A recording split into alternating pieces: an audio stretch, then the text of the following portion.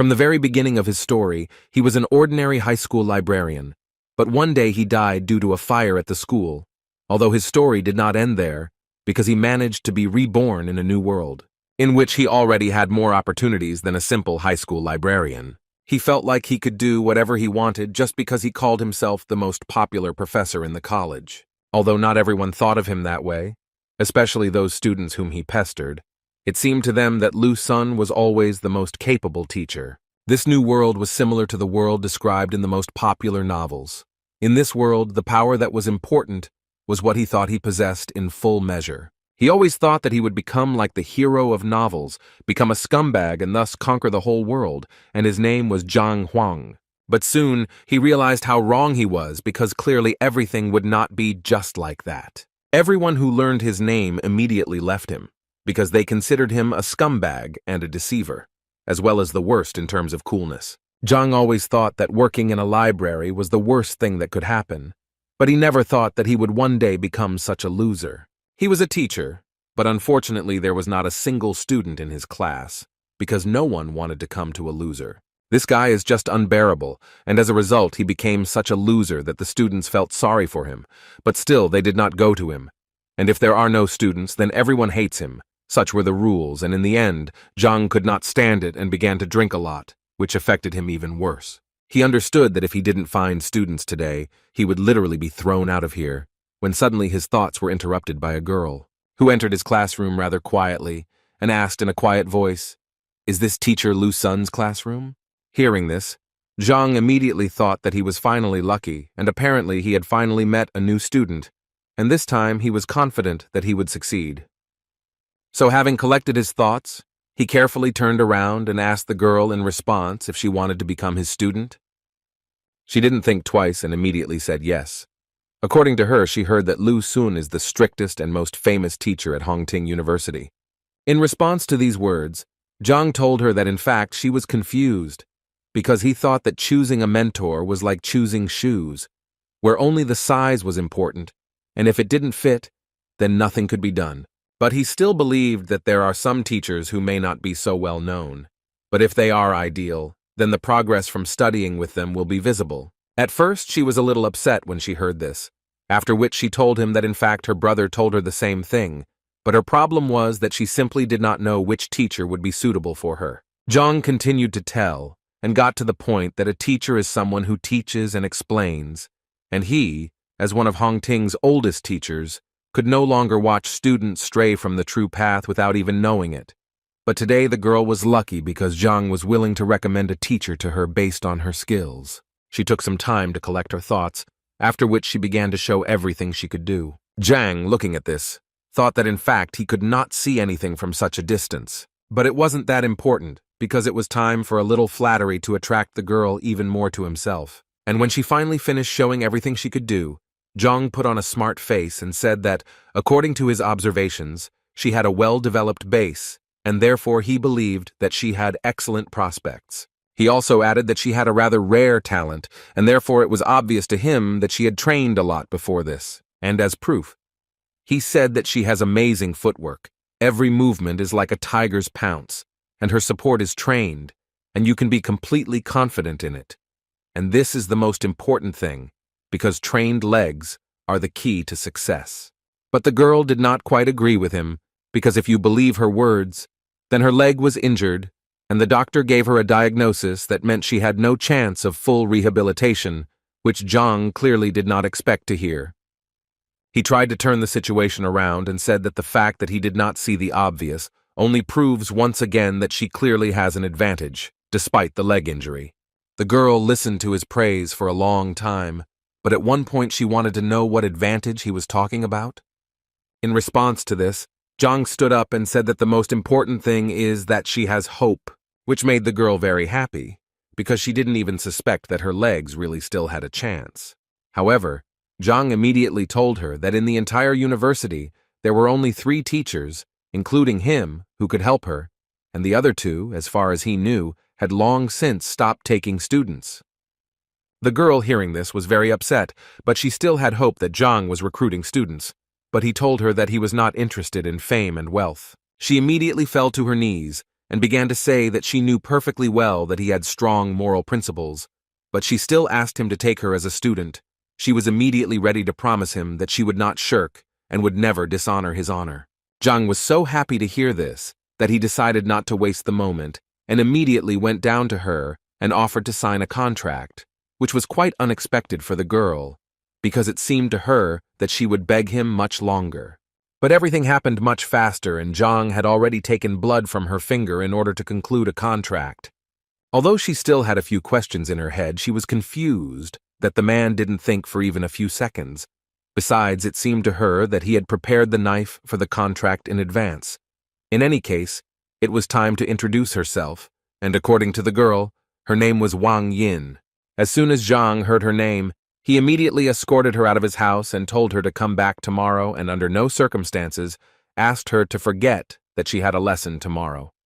Zhang was so happy that he finally found a student, and now he could not worry about expulsion, and at this stage it seemed to him that this was also some kind of success. Now he thought that he could relax, because now that he had one worry gone, he could finally take care of his student. But suddenly his thoughts were interrupted when his head began to spin very strongly, after which he seemed to fall into the ground and began to fall into an endless abyss. After some time, he woke up and realized that he had lost consciousness, but now he was more interested in what was happening. When he came to, he realized that he was right in front of the entrance to the library of the Heavenly Path. The first thought that came to Zhang's mind was that he had died again, although it seemed to him that this was simply impossible. On the other hand, he suspected that perhaps this was some kind of punishment for him, because he had spent his entire life in the library, and now he was back in it again. In any case, he decided that he needed to go in there, because as it seemed to him, it definitely couldn't get any worse. His first impression of this library was quite good. He immediately noticed for himself that this library was much more luxurious than the one in which he had worked for a long time. Besides, there were so many books here, and his old library was usually donated by old people, so it was not so rich. But he still didn't understand why he needed this pile of books at all, and how they would help him win the battle. Although Zhang always believed that until you check, you won't know for sure, so he decided to open several books. He assumed that these might actually be first-class wrestling textbooks. But when he reached out his hand to get one of these books, his hand literally went through the wall, and he realized that everything around here was not material. Zhang was angry because he was being mocked again, and all these books were fake. You can't even take them and read them. After a while, once Zhang regained consciousness, he was able to leave that place, but in his head, there were still thoughts about what kind of place it could be. The only thing he was finally convinced of was that the library was absolutely unsuitable and a waste of time. In any case, he thought that it was useless to think now, and first he decided to have a snack, after which he planned to return to searching for new students. Suddenly his thoughts were interrupted by someone's cry, which was clearly calling Zhang. It was one of the teachers at the academy who called Zhang to remind him that today students choose their own teachers, and that quite a lot of new guys had joined him, which apparently could not be said about Zhang. This man humiliated Zhang in front of everyone, so he had to respond and say that in fact it was not necessary to brag to him. Besides, it was not even his business. But this man did not stop mocking, and at one point he even started shouting that this was Teacher Zhang, the only one of all the teachers at the university who received 0 points in the teacher rating. It was really embarrassing, because the students began to look at the man with disdain. 0 points in the rating, it is really very little. Zhang had no intention of standing and talking to them, nor did he even intend to respond to them. So after they had finished talking, he made it clear to them that it was time for him to go. But apparently the second teacher didn't want to let him go just like that, and therefore decided to remind Zhang that he was not a respected teacher. Zhang responded to this by saying that he really didn't care, because he was famous, and even the red-haired teacher's newcomers knew him. But if we take Chao Xiong, he wasn't famous as a teacher, and even considering all this, he still had the courage to show off. Their dialogue was interrupted at one point by a female voice, which said that Teacher Zhang was not really like everyone else said. It was Wang Yin, who also added that the teacher was very good, because he not only accepted her as a student, but also gave her hope for recovery, so she believed that he could easily become number 1. But she was interrupted by a man who stood next to her. He reminded her that the master told her to go to Lu Sen, but she did not listen and went to this idiot. So he asked the girl to think better of it and refuse his patronage before the young master found out. Chao Xiong did not miss the opportunity to once again point out that Zhang was incapable of anything, because even his student, who had just come to him, already wanted to leave him. This clearly did not please him, because he remembered how difficult it was for him to recruit her so as not to be expelled from the university. This man who was next to Wang Yin came over with the girl to tell Zhang that she wanted to leave his class. Zhang did not play it modest and reminded the girl that too many students wanted to become his disciples, and therefore he asked her to think again before making a final decision. And while Wang Yin was thinking, Zhang also turned to the girl's brother to tell him that students who leave their teachers have a rather bad reputation. Moreover, none of the teachers would want to take her, so he also asked him to think again whether it was worth leaving Zhang's class. But before the man could answer, Zhang literally pressed him and began to say that there was no need to worry here, because he noticed that Wang Yin was very capable, and therefore if he was allowed to teach her, then she would achieve a lot together with him. Although in his mind he was only thinking about how not to let the girl go, because then he would be kicked out. Chao Xiong decided to intervene at this point to say that if Wang Yin left Zhang's protection, he would gladly take the girl to himself. Zhang immediately turned around and told him that it was impossible to lure students away in broad daylight, and therefore he would be forced to report to the administration, in response to which Chao Xiong suggested that he simply fight and thereby arrange an open day. The university charter clearly states such an option. This was an unexpected offer, because Zhang understood that although Chao Xiong had a bad character, he was a much better fighter and teacher, and he would clearly lose here. But on the other hand, if he refused, Wang Yin would definitely leave him. So he decided that he should at least try to do it. Otherwise, he would definitely not gather students, so he agreed to this proposal. A few minutes later, on the training ground, Chao Xiong was introducing the students to the rules of the university. They demonstrate students to each other, and then talk about their mistakes and shortcomings, and the one who shows the student the most effective path to progress is the winner. The first one will be the young lady Wang Yin, who will first have to demonstrate a series of strikes to them. Wang Yin dealt quite a strong blow and during this time tried her best to show herself from the best side. After this blow, Chao Xiong noticed that the girl had a well-developed upper body, but it still seemed to him that her legwork was clearly lacking, and, given what he saw, she clearly had a leg injury. Although Zhang didn't show it, he was shocked that Chao Xiong noticed it right away. By doing this, he once again proved that he is much better than Zhang. After the first series of blows, Chao Xiong came closer to the girl and whispered in her ear that he would tell her what could be done with the leg. While he was telling all this to Wang Yin, Zhang tried to understand what they were discussing there. He clearly did not hear what they were talking about there. Chao Xiong advised Wang Yin to imagine that her foot had grown into the ground, like a root, and now the girl was going to try to do as Chao Xiong advised her. And as soon as she did this, she immediately noticed that the support in the form of a root clearly helps her accumulate more strength in her hands. In this way, she was able to release almost all of her energy with just Chao Xiong's advice and delivered a blow that was a full 10 units stronger on the local scale. This clearly surprised the other guys, who didn't expect that in 1 minute her striking power would increase by 10 units.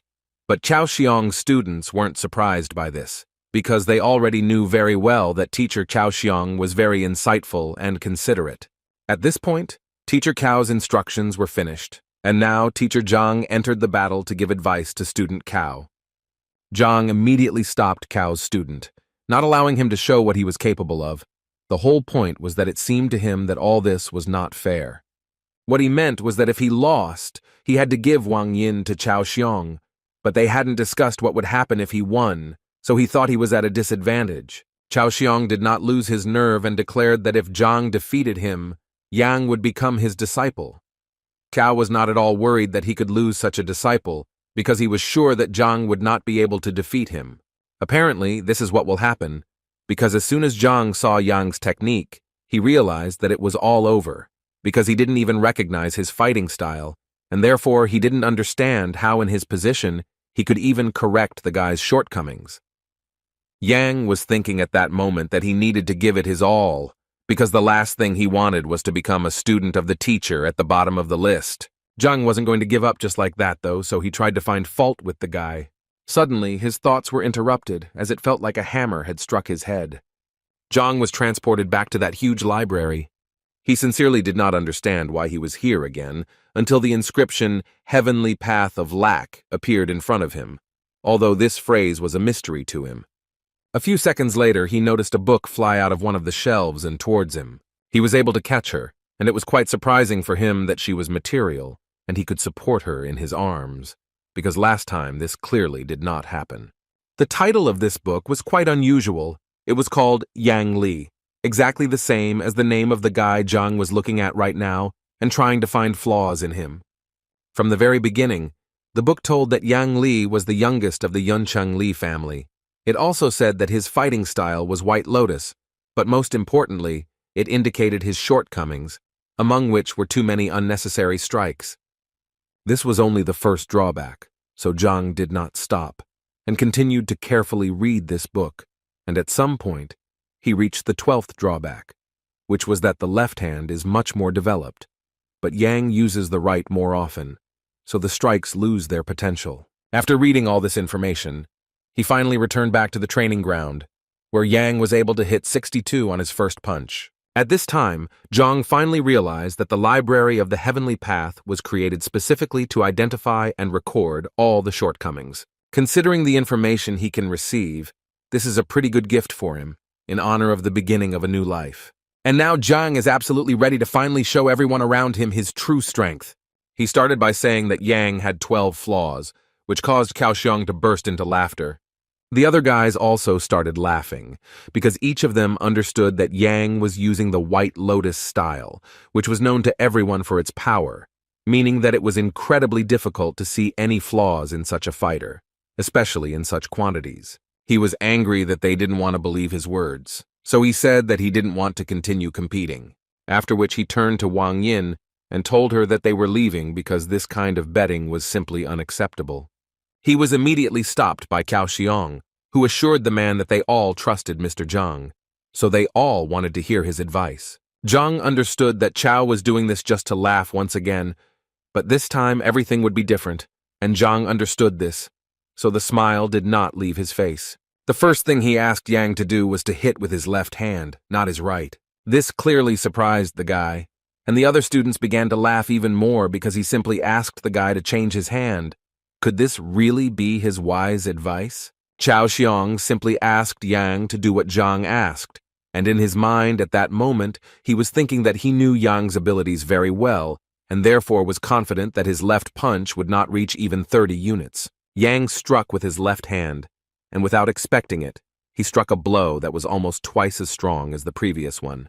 Chao opened his mouth and stood like a statue in surprise at what he just saw. As a result, Yang got the number 123, and this greatly surprised all the children and teachers, including because even teacher Lu Sen had not achieved such a result. Yang himself could not believe that he was able to deliver such a powerful blow. Zhang was very glad that his advice had worked after all, and now he was once again convinced that the Library of the Heavenly Path was given to him for a reason. After these thoughts, he turned to teacher Chao to inform him that his result was only 20%, but Zhang's advice helped Yang double his strength. This made him say through the pain that Yang Li was now Zhang's disciple, no matter how sad it was for him to say it. At this point, he decided to end his speech and ordered his other students to leave. In his mind, he thought that he was lucky only this time, but he assured himself that he could find a way to take revenge on Zhang. Zhang, meanwhile, threw his stone to Yang so that he would hurry up and verify his identity on his stone. At that moment, Yang was thinking that it probably couldn't get any worse, and that most likely the other teachers wouldn't accept him if he ran away. So despite his disappointment, he bit his finger and thus signed the contract with Zhang. A few hours later, rumors were circulating throughout the academy that teacher Kaoxiang had recently competed with teacher Zhang, who was at the very bottom of the ranking list. At first, it was a laughing matter, but then the laugh turned to surprise when they heard that Zhang had won because he had been able to give advice to Yang, who had doubled his punch. The girl became interested when she heard something like this. She immediately wanted to know how someone could do something that even teacher Lu Sen couldn't do. Her friend believed that this was not just luck, because it increased the impact by 100%. In any case, the girl didn't believe it, and her main reason why she was in this university was because she wanted to get to teacher Lu Sen, and so she didn't understand how they even dared to say that some loser from the bottom of the list was superior to Lu Sen. So she decided to go and teach him a lesson, and Zhang was thinking that when he saw someone's skills, the library in his head automatically generated a book with shortcomings, and now that he had such power, he was confident that he could become stronger. Suddenly, his thoughts were interrupted by a girl who entered his classroom without permission, and rather brazenly asked if he was Mr. Zhang Huang. He was slightly dozing when she entered, so her words perked him up, and he wanted to know what was going on and why she was here. The girl immediately started talking about how she came here because she found out that he was able to increase Yang's punching power by 100%, but she didn't believe it, and she wanted him to prove it and give her some advice so that she could also double her strength. Zhang, without thinking twice, refused her, which angered the girl because she thought that he was not busy with anything at the moment. He told her that at the moment he was recruiting students, and not just helping out for the sake of little and rude girls. These words clearly angered her, and she wanted to know what he wanted from her then? Zhang thought it was obvious, and he said directly that he had one condition under which she would become his student. She thought that in this way he was deceiving the students again, and it seemed so low to her. She thought that first she would become his student, and after she revealed herself, she would break the contract with him and move to Lu Sen's group. Therefore, she agreed with this idea, but immediately told him that if she finds out that he is deceiving the students, she will tell everyone about it. Her friends followed their dialogue closely and could not believe that the girl really wanted to become his student, and it seemed to them that this was very terrible. So they immediately got together and ran to tell her family about it. Zhang suddenly said that he had changed his mind, and now he did not want to take her as a student because she was terribly impatient and he preferred attentive students. Inside, this made the girl even more angry, and she wanted to expose him more than anything. So she put on a sweet face and asked him not to be angry because, according to her, she sincerely wanted to become his student. So she asked him again to accept her. He told her that if she wanted to become his student, she would have to clean here so that not even a speck of dust remained, and he also asked her not to forget about the toilet outside. Thus he assured her that he would test her patience, and if he was satisfied, then she would study with him. The girl showed with her whole look that this was clearly too much. But Zhang did not give in to her, and said that if it was so difficult for her, then she could always turn around and leave. But in his mind he was thinking that she clearly would not be able to play such games with him. And apparently he was right, because at that very second the girl suddenly changed her mind and took the broom, while assuring Zhang that she would do everything. She started cleaning with the thought that she had never had to retreat, and this time she was ready to do it. She would just wait for the moment and take revenge on him for everything. After some time, she was finally able to clean up as Zhang had told her. But that wasn't all. He also wanted her to prove her identity so that he could be sure that she was indeed his student. She happily took his stone and said that she was actually already looking forward to all his instructions, although she was mentally thinking about how to restrain herself and not rip his head off. After she did everything Zhang asked, he finally told her that he first needed to look at her strike to see what level she was at. The girl was clearly surprised that he needed only one blow because she did not understand what could be seen in one blow. While the girl was making that very blow, Zhang was already in the library of the Heavenly Path to read a book about this girl. He found it quite quickly, and within a few seconds it was in his hands. The girl was the daughter of the Lord of Bayun City. She had the highest level of mastery of the basics. Her fighting style was white jade kung fu, and with all this, she had as many as 27 shortcomings. Considering such a number of mistakes, Zhang immediately thought that there was nothing special about the girl, until he saw that with such a number of errors, she was punching the number 123. Zhang first decided to praise her, and therefore said that her strength was worthy of the daughter of a lord. The girl was pleased to hear this.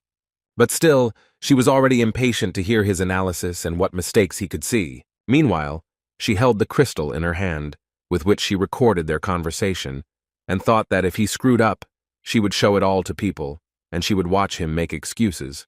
But the girl had to change her mind when Zhang told her that she was sick, although she immediately began to deny it and become embarrassed. He in turn assured her that he was not scolding her, but simply saying that she was physically unwell. The girl still continued to deny it, and in response told him that he didn't know what he was talking about.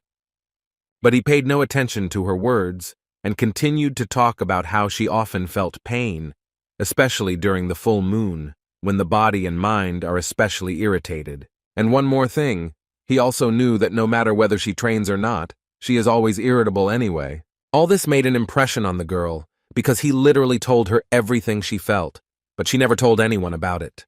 Zhang smiled and said that there was really no point in being surprised because he was quite an experienced teacher. She lowered her head and asked him with embarrassment, "Is there a solution to her problem?" Zhang immediately told her that the solution was actually simple. All she needed to do was come to his class tomorrow, where he would definitely explain everything to her. He also didn't forget to say that he wants to see complete trust.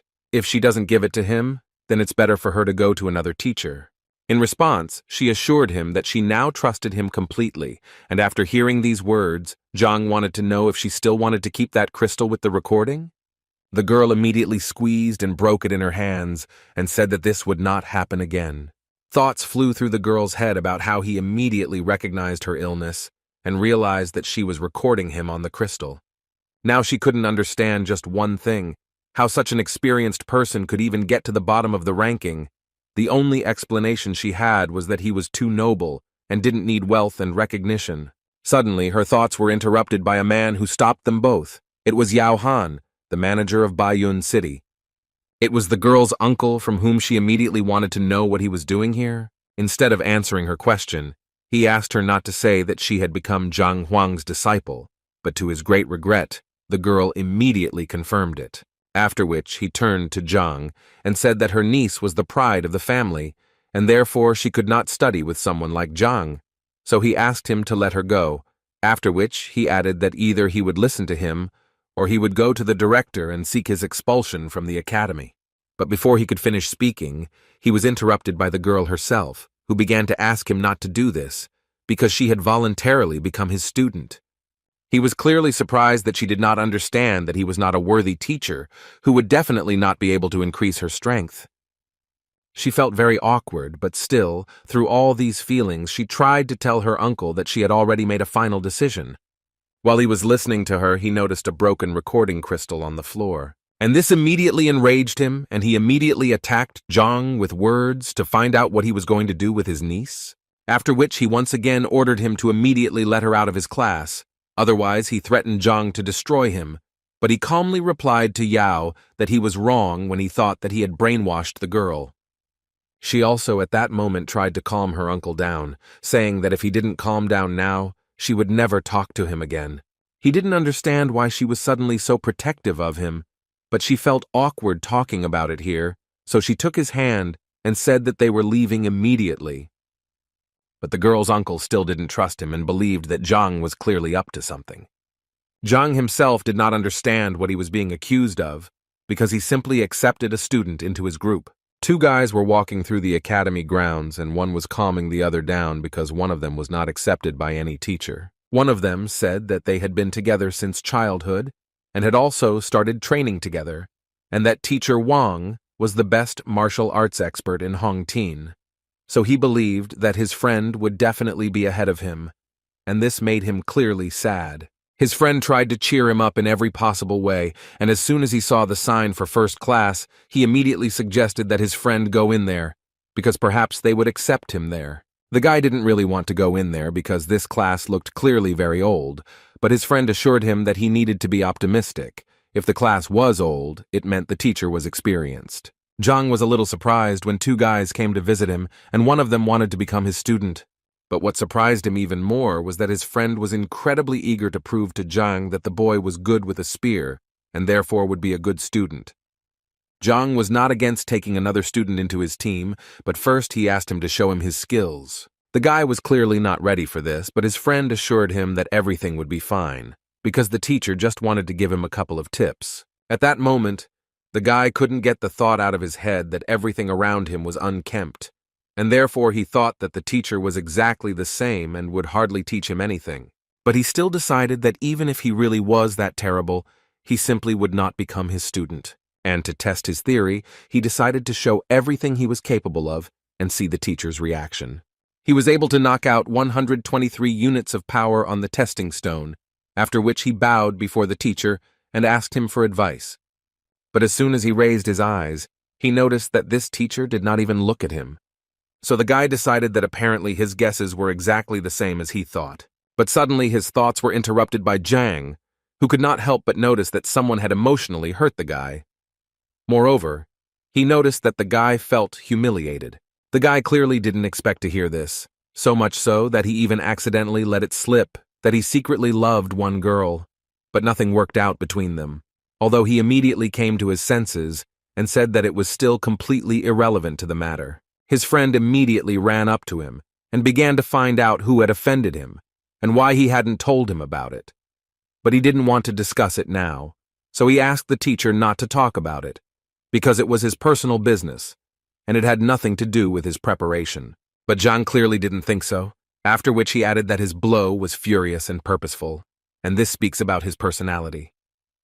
Zhang immediately noticed that he only thinks about the present, without thinking about the future. Although the most important thing is that this injury made him indecisive, and he became very afraid of failure, and because of this, his punch is much weaker. The guys were very surprised that Zhang was able to see that he was in love and what kind of character the guy had in general.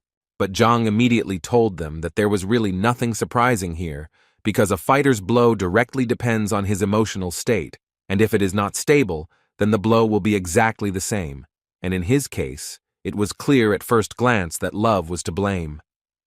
The boys stood with their mouths open at how quickly Zhang found his true problem, because even the weapons master Wang did not see it. Zhang interrupted their state of shock to give the guy some advice, in which he told him that in order to gain respect in a relationship, you need to be strong, and he asked him to think about how he looks from the outside if he doesn't respect himself. Now he asked him to sort himself out, let go of the resentment and learn from his mistakes. In this way he should become much stronger. And now that he heard it, Zhang asked the guy to hit him again and see what he was really capable of. The only thoughts in his head were that he shouldn't insult himself, and all he needed was to believe in himself. It was with these thoughts that he struck his blow at the stone being evaluated. And what was his friend's surprise when the force of the guy's blow increased almost twofold and amounted to as much as 200 units. After this, the guy realized that his teacher should be Zhang, so without thinking for long, he knelt down in front of him and began to ask him about it. And Zhang himself was not against helping the young guy, so the first thing he asked him to do was to verify his identity on the stone. This guy's friend was a little jealous, because the thought immediately occurred to him that if he only knew that this teacher was so cool, he would also go to him. But he was confused by another question. If there had always been such a cool teacher in Hongtin, then why had he never heard of him? So he decided to ask the teacher his name, and when he introduced himself, the boys realized that this was the name of the worst teacher in the academy. Zhang confirmed the guy's guesses on this matter with a smile and said that he really was that same terrible teacher. They hoped until the end that the man would deny this information, but not only did he not do this, he also confirmed this information with a smile. His new student clearly didn't understand why the teacher was so self-critical. In response to this question, he said that in fact, this world is full of price tags and there is nothing wrong with that, although he thought mentally that if it were not for the library of the heavenly path, then he would most likely remain a loser, because without it, he does not have any special talents. Zhang's student, upon hearing this, immediately wanted to pay Zhang tribute, but he stopped the guy and said that in fact it doesn't matter. Just like his bad reputation, all that matters is to study hard and go towards your goal. The boy happily said goodbye to the teacher, and his friend couldn't help but notice that in the end, everything worked out well for the boy, and now he also has a great teacher. Zhang also smiled with joy, because he understood that today was actually a holiday for him too, since he had 4 new students. Moreover, for the first time in his career, his registration plate has expired, which he will have to get from the logistics building if he wants to continue recruiting new students. As soon as the man entered the building, he immediately noticed that it was quite deserted, but his opinion changed dramatically when he heard voices that said that their first teacher, Zhang Huang, had appeared in front of them. This voice belonged to Kan Biao, who was the head of the logistics department. And as soon as Zhang noticed him, the big guy decided to find out what he was doing there, because everyone knew that he had problems recruiting people. Zhang immediately remembered how Kan Biao always bullied him because due to his reputation, he did not earn much. And considering all this, Zhang immediately thought that perhaps because of this big guy, he originally only had 4 tokens. In any case, the first thing he did was tell the big guy that he was out of registration tags and would like to get some more. These words caused the big guy to laugh incredibly hard, because he did not understand how a teacher like Zhang could run out of tokens. Zhang actually expected this reaction, so he challenged the guy to a bet if he didn't believe him. Qianbao was always interested in bets, so he immediately agreed, but before that he wanted to know first what he could put on the line. Zhang was prepared for this question, and therefore immediately answered him that he wanted to put his face on the line, which meant that the loser would receive 3 slaps in public from the winner. Chan was pleasantly surprised by Zhang's creativity, so he agreed to this idea without any problems. But he still decided to add that if Zhang loses, he will receive 3 slaps from each of them, and not just from Qian. His 3 assistants went to get a book that contained information about the student's affiliation with teachers, and with the help of this book, they were going to find out if he was lying. But after a few minutes, their faces changed because they suddenly found information that actually confirmed that the 4 students recognized him as a teacher. Qianbao clearly couldn't believe this, so he ordered that the book be brought to him immediately so that he could personally verify it. While he was reading this, he convinced himself and the other teachers that if this was true, then the guys who went to Zhang were complete fools. But when he started reading the detailed description of each of the disciples, a smile appeared on his face because he noticed that Wang Yin had a leg injury, and it seemed to him that all the others would be the same. This satisfied face did not last long, because then he saw that among his students was the daughter of the Wang family, which was one of the richest in Tianshuan. But that wasn't all, because it was even more fun later. There was Zhao Ya, who was 7th in the entrance exam and was the daughter of the Lord of Baiyun City, and right behind her was Yang Li and Zheng Yang, who were among the top 100 fighters. After learning all this, Qianbao concluded that Zhang had simply brainwashed these children, and otherwise they would not have even looked at a loser like him. Zhang had no intention of proving anything to them, and immediately said that in fact it was their business whether to believe him or not. But it would still remain true, and considering all this, he said that it was time for them to fulfill their promise. But apparently, they weren't going to do it from the very beginning, because they started telling him that they wouldn't do it, and he clearly wouldn't do anything to them for it. And if he did try, they immediately told him that they would simply beat him up, and he would regret that he ever came here. Zhang received all these words with joy. Deep down, he even wanted them to refuse to carry out the punishments. One of them even came out of the crowd and said that Zhang was not worthy of even touching his face, let alone slapping him. But he couldn't wait to teach Zhang the lesson he clearly deserved. At this moment, Qian was thinking that Zhang was only 3rd ranked, and he clearly wouldn't be able to withstand a 4th-ranked master. It was simply beyond his capabilities. In total, as was known, there are 9 combat ranks. The higher the rank, the more difficult the transition to the next. Also, each rank is divided into initial, intermediate, advanced, and peak levels. Therefore, given this information, it was clear that even if Zhang was well-versed in other people's skills, he was only at the level of a 3rd-rank master, and with such skills, it would be really difficult to win. While Qianbao was thinking about all this, blood appeared in front of him, which made him very angry, because he immediately asked them to deal with it cleanly and without unnecessary aggression. But he didn't even expect to hear that it wasn't Zhang's blood. And when he began to turn around, he noticed that they apparently had problems. Zhang had managed to knock out one of the teachers with just 1 blow, and now he stood and slowly called the rest of the boys to him. Qian was bursting with anger because he sincerely did not understand how this was even possible. After all, Li Yuan was definitely a rank higher.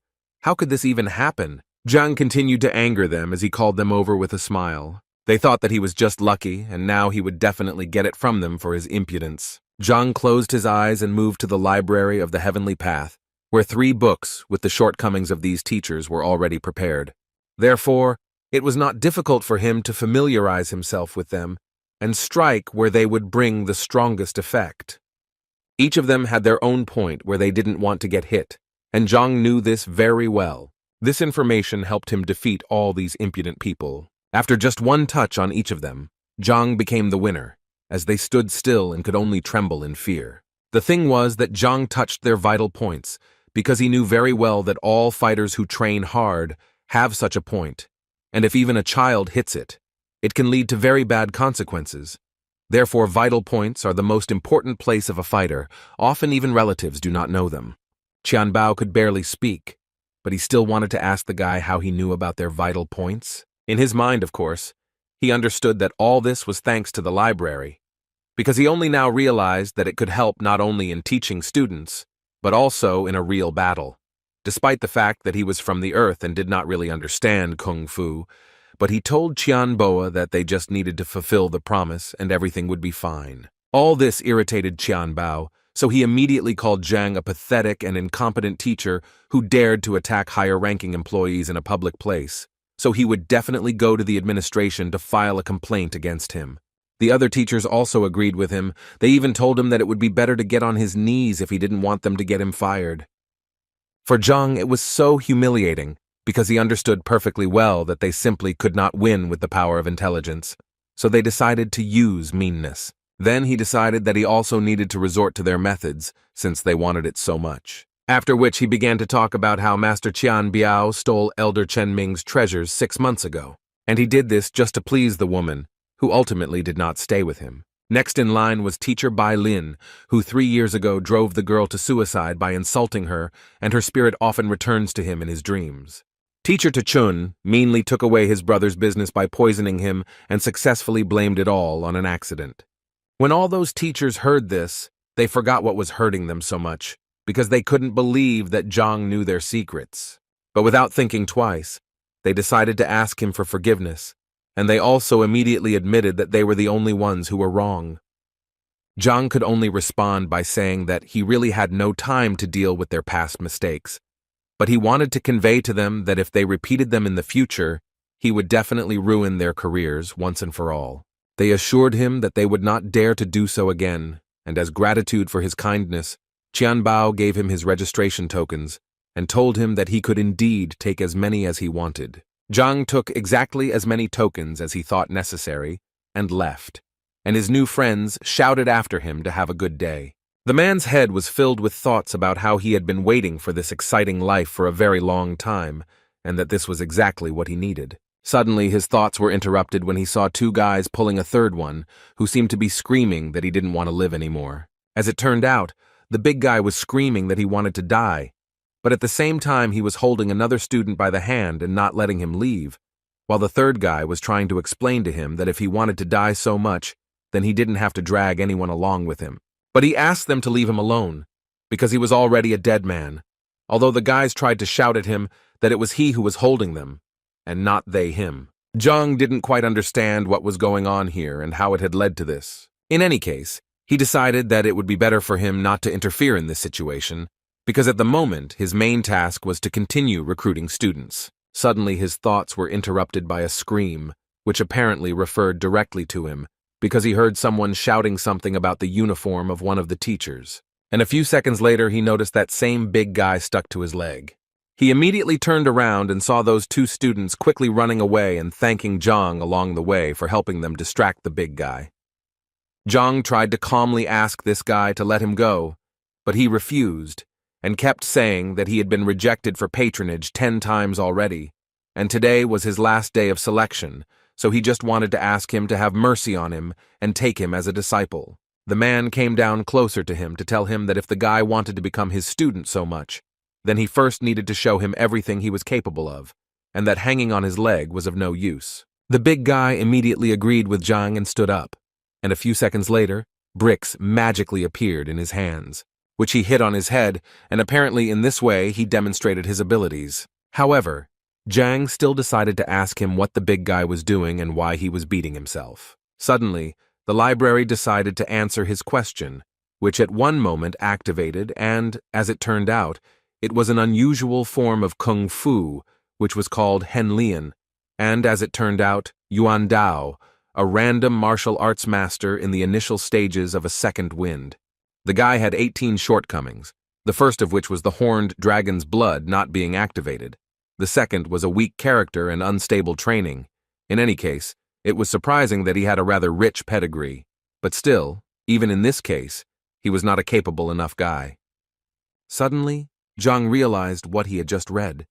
Could it be that the guy had something to do with the power of the imperial blood? In this world, the birth data of the body and blood are of great importance, and if a fighter has a heritage, he can improve much more actively than his opponents. Thus, there are several types of bodies: the purest body, the yin body, the yang body, the golden body. In the same way, one could say that there are several types of blood: ancient blood, new blood, ancestral blood, and variable blood. The blood of the horned dragon is one of the ancient bloods. It is said that when it is used at full power, the fighter becomes invulnerable to weapons and cannot be broken by anything. It could be said that this was one of the best bloodlines in terms of protection, and Zhang could not even imagine that such a big guy would have such enormous potential, although it would be incredibly difficult to reveal it. In any case, he had an understanding that this guy definitely needed to be taken into his class. So he immediately gave him his token to make a deal with him, and the big guy was in seventh heaven. He was so happy that he finally had a teacher, but Zhang immediately asked him to stop rejoicing, because they had a lot of work ahead of them. Suddenly, their dialogue was interrupted by Shang Bin. He was the grandson of the elder of the Shang Academy, and one of Shenbi's admirers. This guy, as soon as he saw Zhang, immediately told him that the teacher was not very good, and was recruiting exactly the same kind of students for himself. The girl who stood next to him was called Shen Biju. She was one of the best teachers in the academy with a huge number of fans. Moreover, one could say that Zhang was once a big fan of hers. And now Zhang didn't understand who Shang Bin was talking about and who he called trash. Shang Bin smiled and told Zhang with great confidence that he was talking about him if he didn't understand. Zhang put his hand to his nose and began to say that if Shang Bin was talking about him, then he simply did not understand why it stank so much, and he did not forget to notice that this smell appeared only after Shang Bin appeared. He immediately became enraged by this insult and began to shout that he had no right to speak like that at all. But then he noticed that even Shen Bi was laughing at him, so he immediately decided that he needed to be more cool-headed, because he definitely couldn't embarrass himself in front of her. Therefore, he decided to remind Zhang of his place in the ranking, which absolutely everyone knows, and he also knew the big guy who stands next to him. And if you believe Shan's words, then the strength of this guy's blow was only 15, and he was only good at defense. He also did not forget to add that the guy was last in the entrance exams. And as a conclusion, he said that this is a pretty good coincidence. The teacher and the student from the end of the list finally came together. As soon as the big guy heard the name Zhang Huang, and that he was in last place on the ranking list, he realized that he had probably asked him to become his teacher in vain. Zhang did not intend to react sharply to all these words, and decided to tell Shan that if he had finished speaking, then his personality could leave. Zhang personally let him go. Although this angered him, he still decided to listen to Zhang. But first he turned to Shen Bi and told her that they had better leave here. Because communicating with this scum was dangerous, it could negatively affect her beauty. Before leaving, Shen Bi decided to say a few nice words to Zhang, so she said that last time, although he was at the bottom of the list, she asked him not to give up and work hard, and then he would definitely succeed. Zhang understood that she thought that since he took this big guy in, it meant he had given up on himself, but he still answered her that he was pleased to hear such words from her. But he could still guarantee that this big guy was an uncut diamond, and if he trained him correctly, he would most likely shine. Shen Bi did not argue with him, and said that she would look forward to this moment, after which she turned to Shang to tell him that she was already quite tired, so she would like to rest a little without him. Shang again decided that Zhang was the only one to blame for this, so he promised him that the time would come when he would have to answer for everything he had done. While they were talking there, the big guy decided to run away very carefully. But Zhang noticed this and pretended that the big guy simply got confused and went in the wrong direction, because in fact his class was in a completely different direction. The guy tried to say that he was too weak, and therefore he would not want to ruin teacher Zhang's reputation, and therefore he would not mind if the man suddenly decided to let him go. Zhang came up close to him and said that these were meaningless words, because he had already dripped blood onto the token, and therefore from this second he would live as his disciple, and then die also as his disciple. After this conversation, Zhang went to his room to think about the fact that today was his last day of recruiting students, and apparently his limit would stop at 5. But in reality it was also not bad.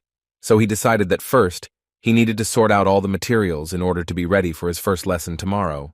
He thought that before he trained according to the principle of 9 paths of Hongting, and each level, there corresponded to the essence of 9 ranks. Many in Hongting train, according to this system. And it seems he is the last of all the teachers left at rank 3. Everyone has already reached at least rank 4, so he needs to pull himself together and catch up with them as quickly as possible. But his training methods were not quite suitable for this, so he decided to visit one place where he thought he could find a method to train more successfully than the last few times. The essence of unifying the true key is to gather the spiritual energy that is around them, and this process is very slow and difficult, since the spiritual energy needs reconstruction to reunite with the true key of the body, and some masters study day and night for at least 3 years to achieve an acceptable result. And all this clearly did not suit Zhang. He most of all did not want to do this for years. Besides, his classes were tomorrow, and if the students found out that their teacher was not even capable of high-quality qi collection, then they would definitely drop out of school. He knew that he could search for several paths through the library of the heavenly path, but the catch was that there were more than 1,000 of these flaws, and he literally couldn't remove them all in such a short period of time. So he thought that maybe he could gather enough information about other teaching methods, so that he could use the strengths of one system to make up for the weaknesses of another. And for this he came to Elder Shin Mo, who was quite surprised to see the guy here, because it was already late, and at such a time no one visits the library. Zhang explained to him that the thing was that he was about to cross the 3rd rank, but he had a few questions, which was why he came here. The elder took this information with a smile, and told him that there was actually nothing wrong with his slow cultivation, since the university always needed fresh blood like him. Therefore, he told him that the information about the 3rd rank was on the 4th row, for which Zhang was very grateful to him. The elder always knew that Zhang was actually a good boy. He just always lacked ability, and so he sincerely hoped that his results would not be so dismal. As soon as Zhang entered this library, the first thing he noticed was that there were quite a large number of books in it. It even seemed to him that the university library was no poorer than an ordinary modern library. And besides, he almost immediately discovered a row with the books he needed. He took the first book that suited him, and was slightly surprised that this book described a technique that had more than 3,000 shortcomings, and it was a little unclear to him why this system was so popular then. It seemed simply impossible to him to correct so many mistakes. But at one point he realized that now was not the best time to despair, and thanks to this, an idea came to him, the essence of which was that he did not have to correct all the shortcomings.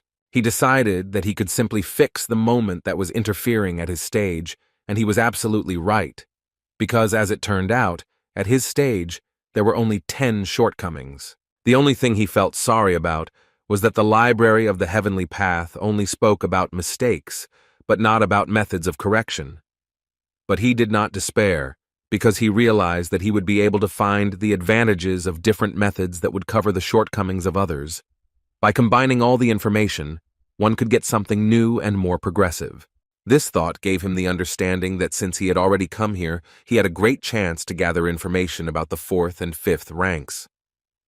He sat for quite a long time at the books, until he had become familiar with everything he wanted. After quite a long time, Zhang left the library with the thought that the information about the 4th and 5th ranks had been found, and now he understood that it was time to return to practice. The elder was surprised that Zhang was able to finish so quickly, and so decided to offer him a copy of one of the books to take with him. But Zhang assured him that his question was not really deep enough to warrant taking copies. After which he thanked the elder for his kindness and left.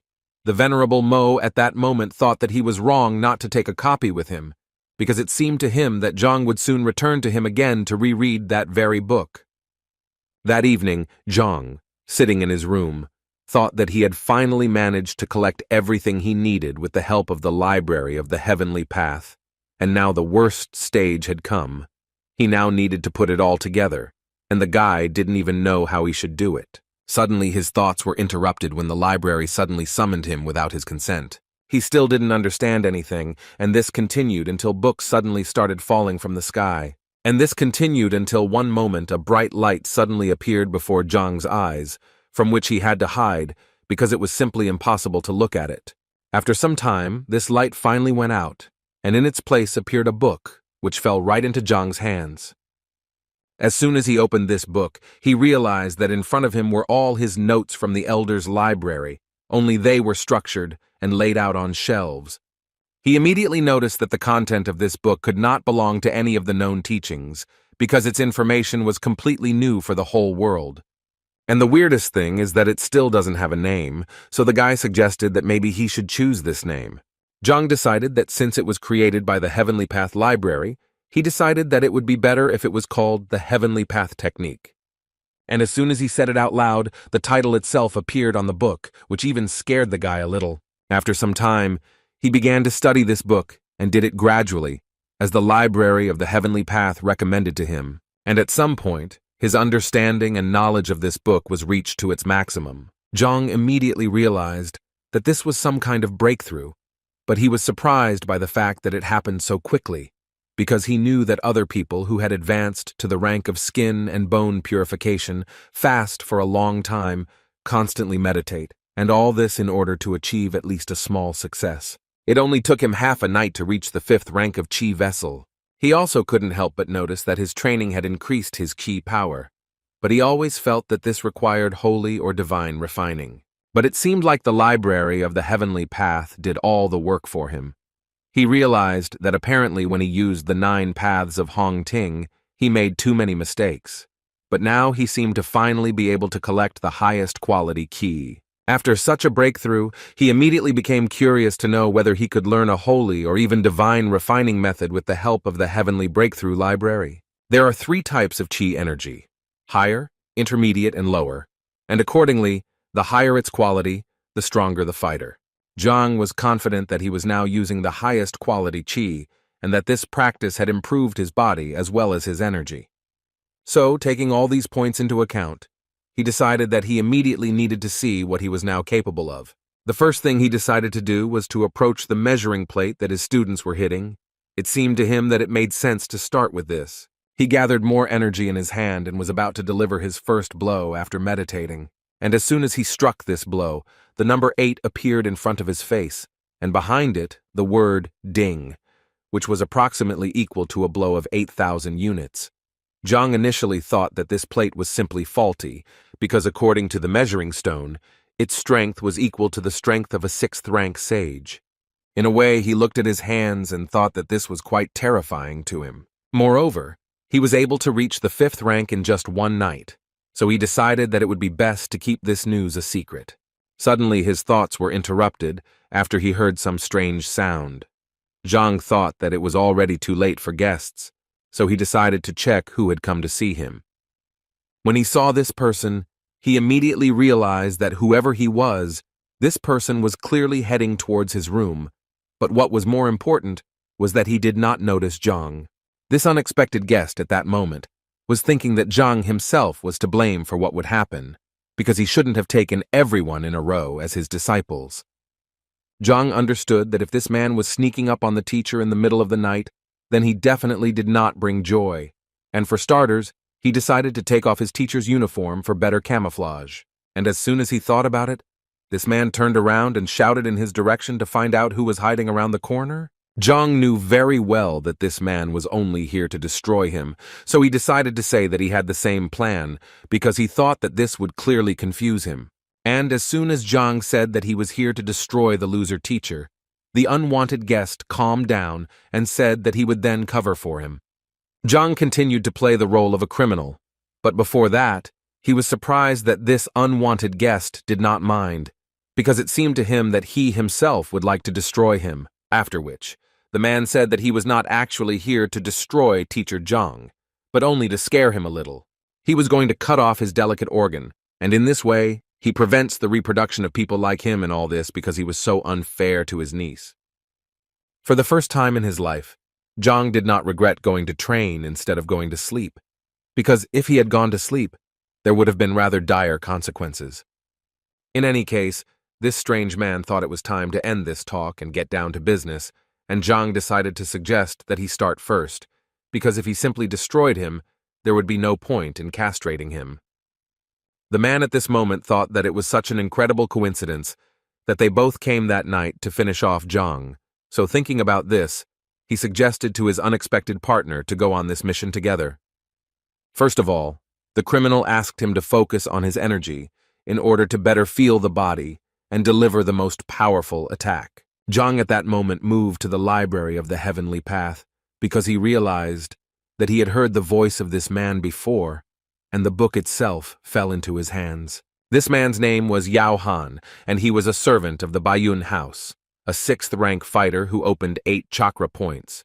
Zhang immediately understood that Yao was Zhao Yao's direct assistant, but he did not understand what he had done that this mercenary came to destroy him. In any case, he decided to ignore the fact that he was already 6th rank and that he was beating 12 dings on the appraisal stone, because if he didn't teach him a lesson, then he couldn't be called Zhang Huang. But he still understood that this clearly had to be done not in direct confrontation, because then he would definitely lose. So he decided to outwit Yao a little, and at one point shouted at him to look at the sky because there was a UFO flying there. Yao didn't understand what a UFO was and how it related to their case, but he didn't even think that this was all a common trick from Zhang, who deceived him in such a childish way. Zhang did not miss this chance, and delivered a fairly strong blow from behind that sent the man flying all the way to the nearest wall. It seemed to him that the 6th rank should be much stronger, but apparently the fact that he knows all the weaknesses of his opponent decides a lot in this regard. Yao didn't quite understand why the guy suddenly attacked him, because it seemed to him that they both wanted to take revenge on Zhang. But apparently Yao was very much mistaken when he decided that he had an ally in such a matter. After that, Zhang dealt several dozen blows to his opponent, and realized that in fact, all this was not as difficult as it might have seemed to him. This guy is an assistant of the Yao family, and Zhao's uncle, so he did not beat him very hard. But before leaving, Zhang knew that he first needed to divert suspicion from himself. An idea immediately came to his mind to blame everything on Shan, although Zhang believed that it was his own fault, because if he hadn't approached him today during the day, he wouldn't even have remembered him. After which he turned to Yao to tell him that Zhang had angered him during the day, so he wanted to teach him a lesson. Zhang pretended to be talking to himself, but Yao heard everything perfectly well, and thus Zhang made it clear to him that he was Shan. After which he made a menacing face and ordered Yao to get out of here immediately. This scene made Yao think that he saw this man talking to Zhang today, and he also knows very well that they often quarrel with each other, and in the end he said something for Shen Bi, so he was sure that it was that guy. Zhang thanked himself again for deciding to train today instead of just lying down and resting. Also, tonight gave him the understanding that he needs to become much stronger if he wants to survive in this world. The next day, in the morning, all his students gathered, except Zhao, and when he asked the guys why she was not there, they quite confidently answered him that she was simply late and would arrive a little later. He decided that they would start without her, after which he began to talk about how his teaching methods were different from others. According to him, individuality was important to him, so he would work on the style of each of them. And he decided to start with Wang Yin because it was she who became his first student. Although the girl agreed with him, at that moment she was thinking about how yesterday, after she returned home, she found out that teacher Zhang was really a liar. So she mentally didn't want to deal with him, although she couldn't tell him that yet. Zhang at this point asked her to come closer to him and show her blow again, because he had to look at it more closely. Wang Yin felt that there was too little space for this, but Zhang assured her that it didn't matter. The thing was that when he looked at her power for the first time, he did not yet have the library of the heavenly path, and therefore he did not quite understand what shortcomings the girl had. So she had to deal another blow, which was quite strong, and so Zhang immediately decided to praise her. Wang Yin then wanted to say something to her teacher, but he did not let her do it, because at one point he simply interrupted her. And he began to say that if he was not mistaken, then her leg was injured 2 years ago in battle. Wang Yin didn't even understand how he could know all this. Zhang ignored her questions and continued to talk about how there are 3 points in a person's leg that are responsible for strength, speed, and agility. and it seemed to him that her opponent had hit the point that was responsible for strength, and this led to it closing and the blood beginning to flow in the opposite direction. At this moment, Wang Yin thought about the fact that one of the best doctors they invited said the same thing, but he couldn't do anything because this requires a master of at least the 8th rank. So she asked him without much hope, could he cure her? But the answer completely changed her expression, because Zhang said quite confidently that for him it would be just a couple of trifles, although the girl had thought all her life that her injury could not be cured now, and the teacher said that for him it was a mere trifle. According to Zhang, he called her here specifically to cure her, and to begin with, he would like her to relax her body and sit down. Wang Yin noticed at that moment that for some unknown reason she suddenly became confident in her new teacher. Her thoughts were interrupted at one point by Zhang, who, quite unexpectedly for the girl, threw a small needle at her. The girl immediately thought that this was a technique that required strict control over the flight of the needle so that it hit the target accurately, and this technique was known as air acupuncture. But this technique required at least the 5th rank. That's why she couldn't believe that the worst teacher at the university could even reach the 5th rank. But Zhang continued to carry out his technique all this time, and he had just begun the stage of introducing true qi into Wang Yin's body. It was an incredibly painful process, and the girl had to endure it, but her head was still filled with the fact that this was indeed the teacher's qi. She immediately realized that this was the purest qi, like spring water without a single impurity, flowing through her body, but she still could not get out of her head the fact that such energy simply could not be in a 3rd-rank master. Besides, no matter how much she studied this matter, she had never heard of such a mastery of refining true qi. In any case, the most important thing now is that she feels her legs more precisely and distinctly than ever. Wang Yin felt as if he had turned some kind of lever, and now she could feel them. The girl had been waiting for this feeling for so long, and finally, when she had almost lost hope that she would ever be able to cure this disease, the teacher was still able to cure her, and he did it so simply that she couldn't even believe it.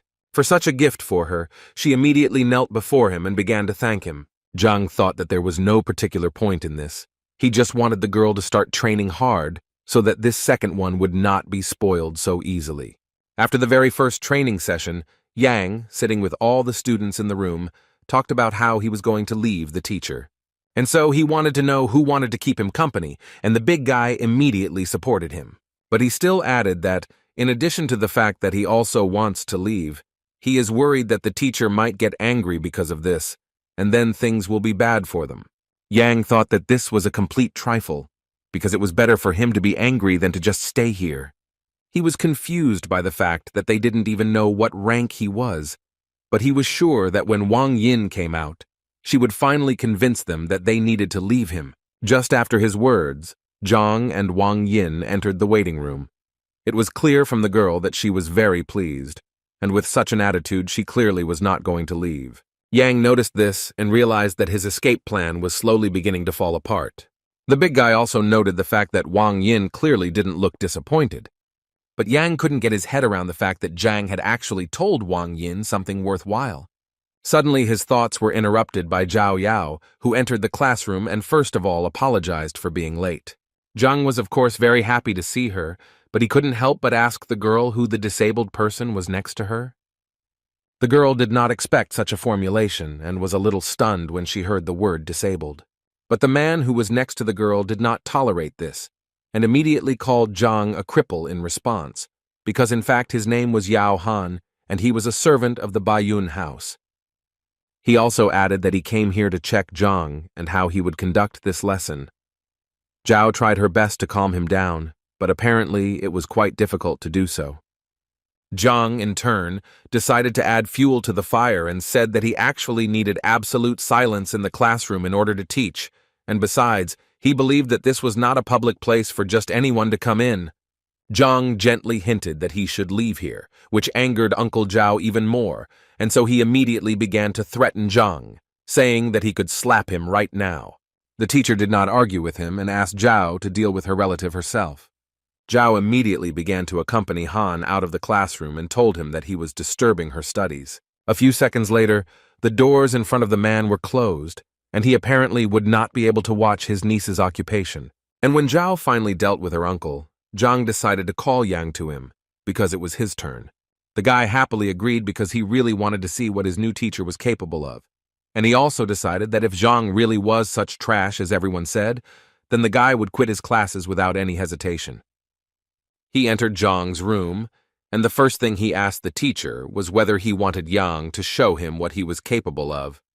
But before he could finish his question, Zhang answered him that it was actually useless and that he already understood everything. Zhang explained to the young master that at the moment the Feijoa strike is at the beginner level, although the Kowloon strike is at a high level. Yang was slightly surprised that Zhang knew that he practiced Kowloon, because absolutely no one knows about these trainings, not even his family. Zhang replied with a smile that in fact everything is quite simple. Yesterday he saw in his Feijoa Kunul style. This shocked the guy even more. He couldn't believe that Zhang was even able to see such a thing.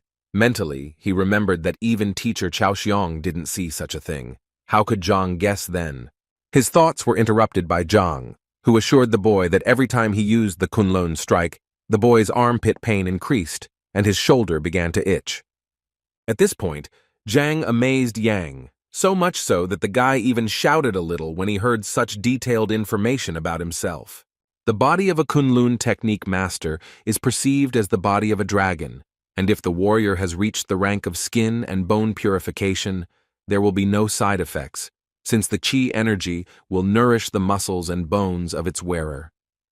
But according to Zhang, Yang is currently only at the second wind rank, and his body is still too weak, so the Kunlun is injuring him, and if he continues, the injury will become even worse. Yang was speechless and clearly didn't know what he had said to his teacher. He simply remained silent and waited for Zhang to continue. Therefore, the teacher continued to say that if he continues in the same spirit, his arm will atrophy, and it will be impossible to save it. Zhang also suspects that the guy is already at the stage when his sleep is disturbed, and at night the spasm is felt throughout the entire arm. Yang realized that he was in trouble, so without much thought he knelt down in front of his teacher and began to ask him for help. Zhang went down to him and first of all asked him not to worry so much, because in fact the solution to the problem is quite simple. He only needs to stop using Kunlun and focus on his rank for now, and Zhang will definitely find a solution to this problem. There was so much hope in Yang's eyes, and in his head he was thinking about how wrong he was, but now he understands how lucky he is, because his new teacher is the greatest. The other guys were waiting impatiently for Yang to leave Zhang's room, and finally he came out, and they were waiting for him to decide that the guy would leave this teacher. But Yang, hearing these words, immediately pounced on the big guy to tell him that he really didn't understand what he was talking about. After which he added that if he was destined to learn from this man, then that is exactly what he would do, and now that he was already here, he saw no point in retreating.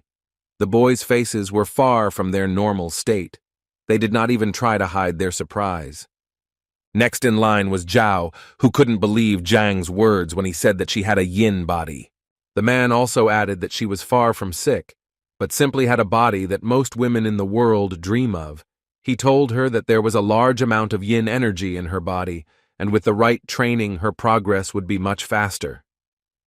The only thing Zhang regretted was that no one had noticed this before, and she had been practicing white jade kung fu all this time, and considering that she was adding yin energy to her own, it could only mean that she had a direct path to illness. He believed that the only way for her to get rid of the pain was to change her training method to one that suited her better. Zhao began to worry, because she did not know any other training method except her own. Zhang reassured her, saying that in fact there was no problem with this.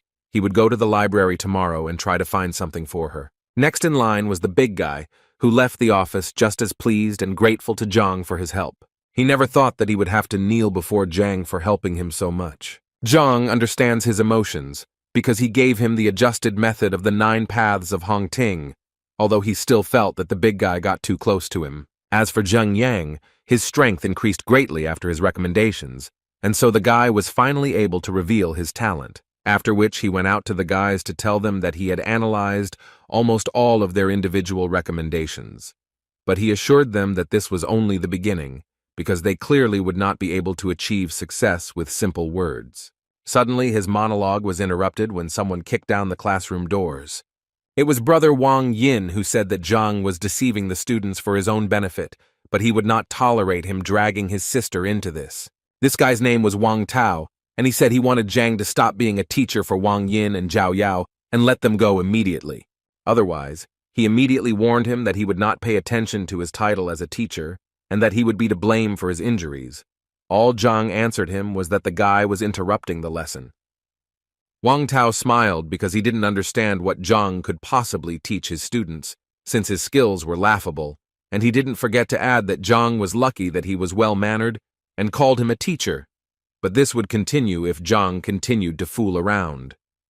Zhang got tired of putting up with this and created a huge fire tiger which scared Wang Tao quite a bit.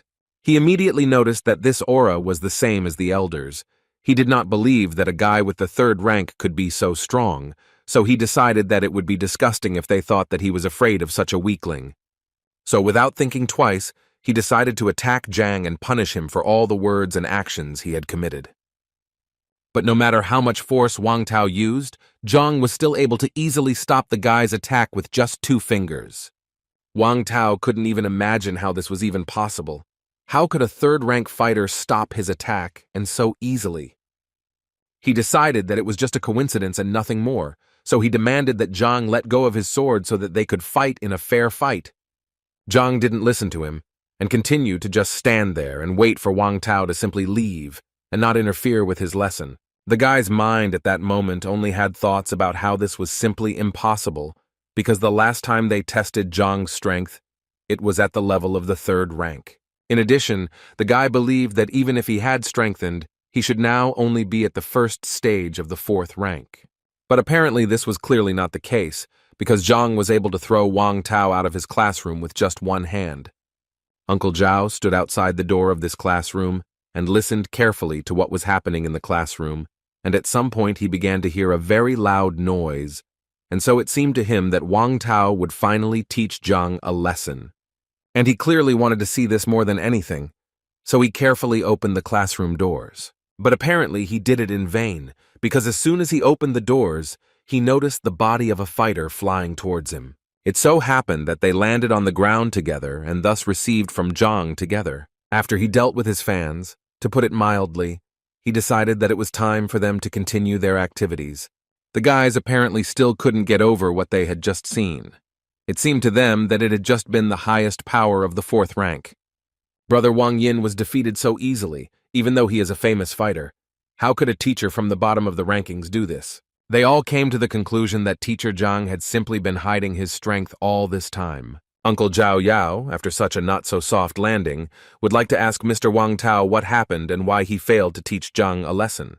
Wang Tao couldn't think of anything better to say than that he had just used a new technique and was just lucky because he hadn't fully mastered it. So today, according to him, luck was on Zhang's side. It seemed to his interlocutor that something was clearly not right here, and even with the new technique, Wang Tao should have won. The guy also decided to add that the university has a strict rule not to interrupt classes, so he decided to wait a little this way. The man agreed with him and added that since they had free time, he would like to ask Wang Tao about something, and the guy was not against talking, but mentally he asked that their topic of conversation not concern Zhang. And his question was that he would like to know if there is a teacher named B in this academy and if she has any fans. Wang Tao first noticed that the name had the word B in it, so he immediately assumed that he might be talking about Shen Biju, who is the local ideal of beauty and therefore has many admirers, and the most obvious of them is Shang Bin. But he also did not forget to say that Zhang also ran after her. Hearing this, the man thought to himself that now all he had to do was find out that they really had a conflict back then. Shang Bing sat in his office and listened to Chao's tales, who told him that Zhang had deceived his student and that's why he decided to turn to the grandson of the academy elder. Shang Bin slammed the table and immediately said to forget about it because he was going to solve this problem himself. In his words, he always wanted to teach this Zhang a lesson, but in his mind he understood that if he attacked him there, it would lower him in the eyes of the precious Shen Biju. But now, he has a good reason. And now he is ready to do everything for this, and as an assistant, he decided to take Qiao with him because he was going to make a cripple out of him. When they arrived at Zhang's class, they saw Wang Tao standing there, and next to him was some unknown man. The first thing Shangbin wanted to ask Wang Tao was why he was here and not training. Wang Tao decided that there was nothing to hide, so he told them that his sister had been tricked into going to a teacher, and that he had come here to sort it out. Shangbing was quite surprised that Zhang dared to lie even to Madame Wang, and now he was more than sure that this guy needed to be put in his place. Wang Tao also introduced Mrs. Zhao's family assistant, Yao Han, whose ward was also deceived. Shangbing's face changed even more when he heard that Zhang had managed to deceive the Yao family as well. In that case, he decided that they needed to go together and teach this scoundrel a lesson for everything he had done. Zhang, meanwhile, told his students that the Hongting 9-path system, although basic, still had many flaws. It was the first time the guys listened so attentively to someone's lecture, and all because they really thought it was very informative, because he could point out the shortcomings of even the most effective methods. Some of the guys even thought that even his father could not compare to teacher Zhang in teaching. Suddenly, he was interrupted again by the same people, but now Shangbing was also with them, who took Chao with him. Zhang didn't understand what they were doing here, but he guessed that since they came in here so pleased, it meant they clearly weren't going to praise him. Shangbing was the first to speak when he said that he didn't expect Zhang to stoop to cheating, and he still couldn't believe that he had deceived Miss Wang Yin and Miss Zhao Yao. Zhang was tired of enduring all these senseless accusations and suspicions, so he immediately replied to Shangbing that if he had any business with him, he would listen to him after class. But Shangbing seemed not to hear him and continued to walk over, only to say at one point that he wanted Zhang to let these disciples go right now, otherwise he would have to force him. Zhang didn't want to let anyone go, so he decided to first ask Shangbin what he was going to do, because it seemed to him that the respected Shangbin didn't know that fights between teachers were prohibited in Hongting. Shangbing responded by telling him that the university rules were made for order within these walls, but he was breaking them, so for his sake, Shangbing would make an exception. Zhang knew that perhaps he was doing this because he was hurt by the words he said to him yesterday, and so Zhang felt that Shen Biju would be angry when he found out about it. Shangbin was surprised that he wanted to catch him doing this anyway. He had already decided to teach him a lesson, so he didn't care about such nonsense. Uncle Zhao was shocked by what he saw, because he realized that this was the same Shangbing, a fan of Shen Biju, and it was he who had a conflict with Zhang yesterday. So connecting all these facts, the man assumed that he was the person who hit him last night. Therefore, without thinking twice, he decided to take revenge on this scoundrel who attacked him from behind. Shangbin clearly didn't understand what was happening, and he immediately asked Han to calm down, because he didn't even imagine why he had just been hit. Han didn't understand why he was even asking him about this, as if he didn't understand that he deserved it. Shangbin really didn't understand what was going on, but he still told Han that if he hit him again, then he would hit him back in kind. But before he could finish speaking, Khan immediately attacked him and began to literally beat him for what he had to go through yesterday. Chao and Wang Tao also did not understand what was going on and why Han suddenly went berserk and started beating Shangbin. Zhang stood aside at that moment and enjoyed the fact that his plan worked as it should, and the fight began when he needed it. Wang Tao decided to stop Han so that he would finally tell what happened that the man suddenly decided to attack Shangbin, but Han continued to break free from his hands. He said that he was not finished yet. Shangbin's face was too swollen. It was clear that he was in a lot of pain, but even in this state, he threatened to take revenge on Han for everything he did to him.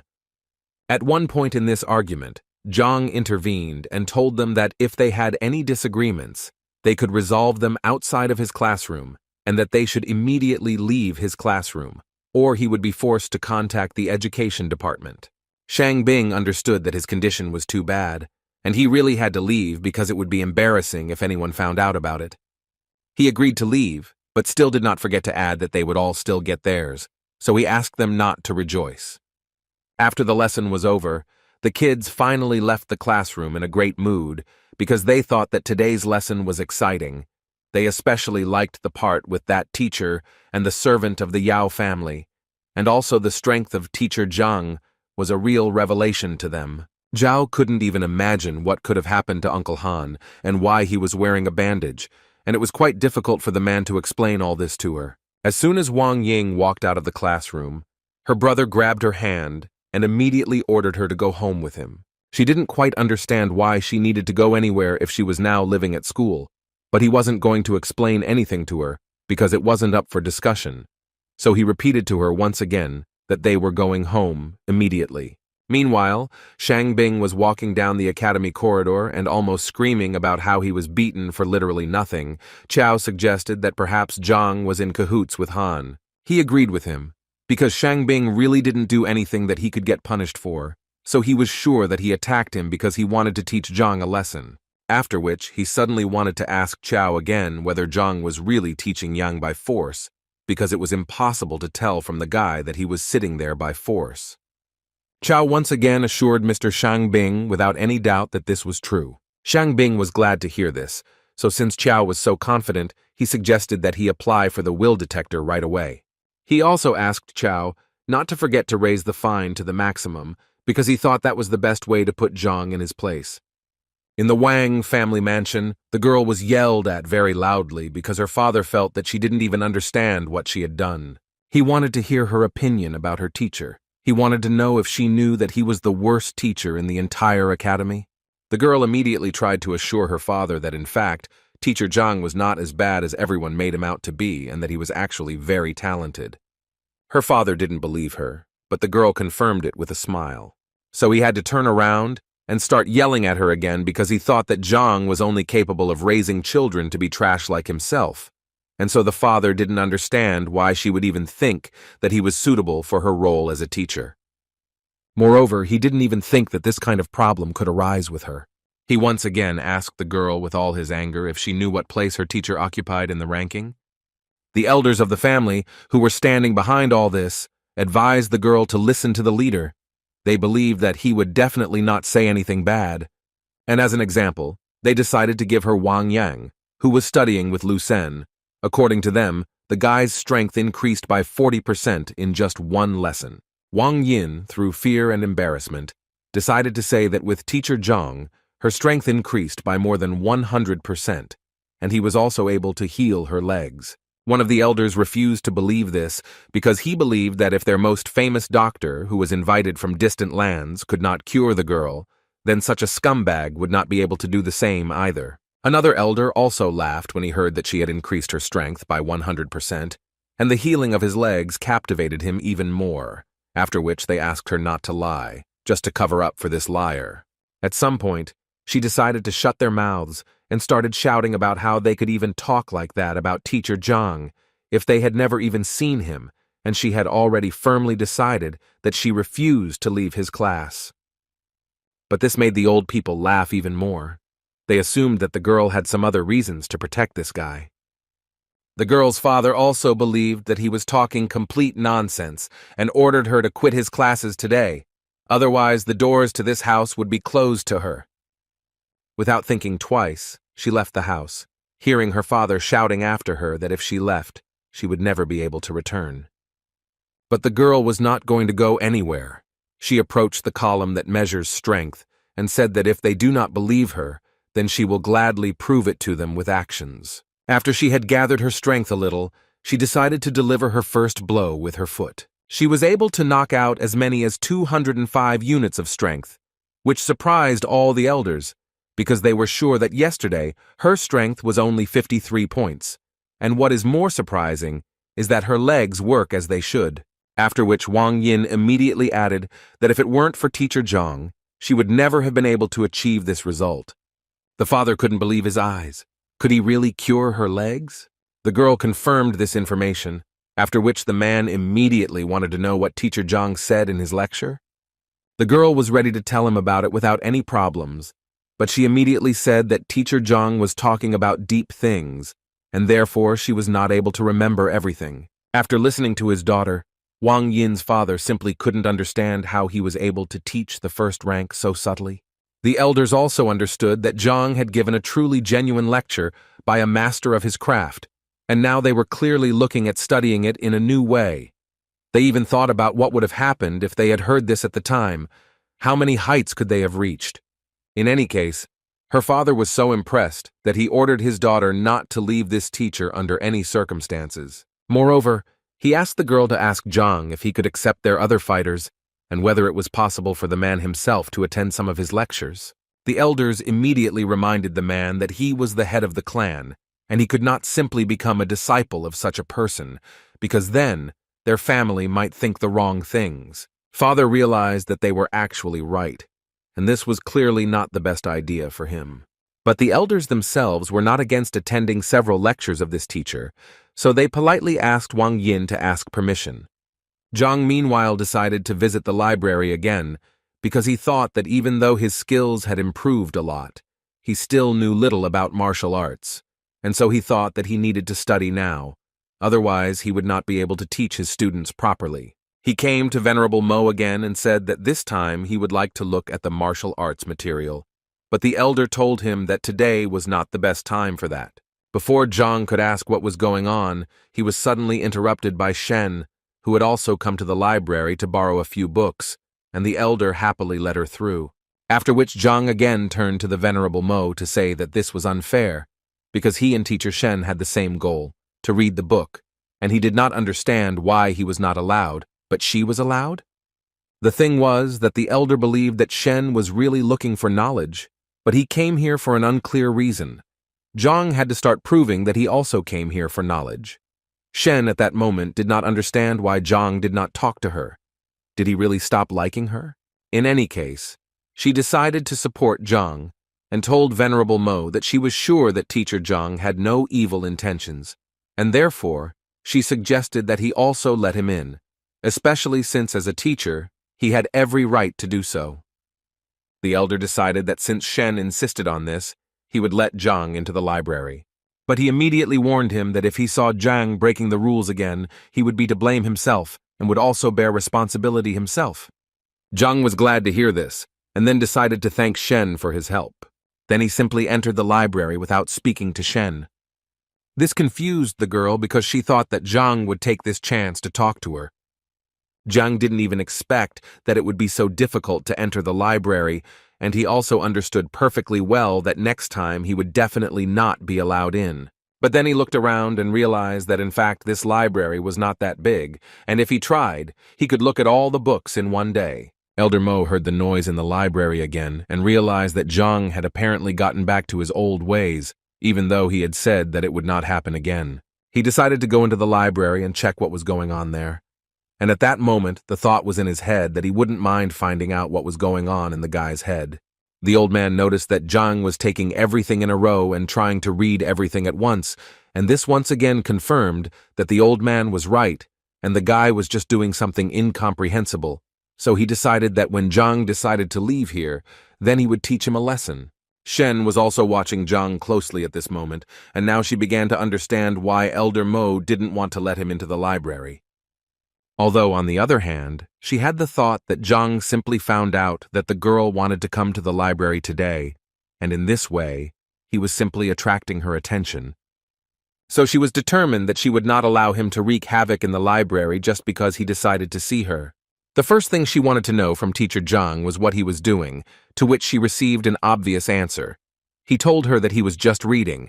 She became even more angry about this, so she decided to tell him that he definitely didn't look any more attractive this way, and she didn't like the way he was behaving, so she asked him to leave the library immediately. Zhang answered her that he imagined how difficult it was for her, but still continued to pretend that he had not heard her, and continued to read all the books in a row. Shen was already very angry and started yelling at him that he apparently didn't understand what she told him. So she decided to repeat that if he continued to do this, then in this way, he definitely wouldn't attract her attention. Zhang got tired of listening to her nonsense and asked this crazy woman not to bother him, and if she was so bored she could always go to the corner and draw there. The main thing he asked was to leave her alone. The girl couldn't believe that Zhang was talking to her like that, but still, in her head, there was a thought that he just decided to play smart, and that's why she wanted to see how long he could last. As a result, 6 hours had already passed, and Zhang was still leafing through the books, and the girl finally realized that if he wanted to attract her attention, he would have clearly stopped doing this already. During this time, Zhang still managed to do the impossible. He still transferred all the books to the Library of the Heavenly Path. Also, during all this time, he was finally able to find a suitable training method for Zhao Yao. After he turned around, he noticed that Xin was still there, although it was already about 7 o'clock in the evening. But on the other hand, he understood that he really didn't care about her at all, and since he had done everything he wanted, it was time for him to return. But suddenly, just before leaving, Elder Mo stopped him and told Zhang that he was not going anywhere. After which the elder told him that from that moment on he was forbidden to enter this library, and he really wanted Zhang not to return here again. Zhang pretended to be surprised by this and asked the old man the reason for this decision. Elder Mo started yelling at him because he immediately realized that Zhang was just leafing through books and not reading them carefully, and he also never made any notes, so he thought that the man was just having fun like that. Zhang understood that the old man was essentially angry that he was reading too fast. But on the other hand, Zhang understood that he no longer needed to go to the library. So on the other hand, he didn't care what this old man said. And with such thoughts, he answered Mo, saying that he was completely right and Zhang would quickly leave here.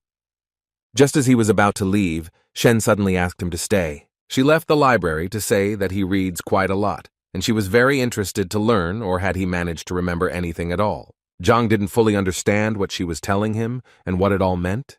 She immediately started telling him that she had just seen him reading 8 ways to improve medicines, so she wanted to ask him something about the contents of the book.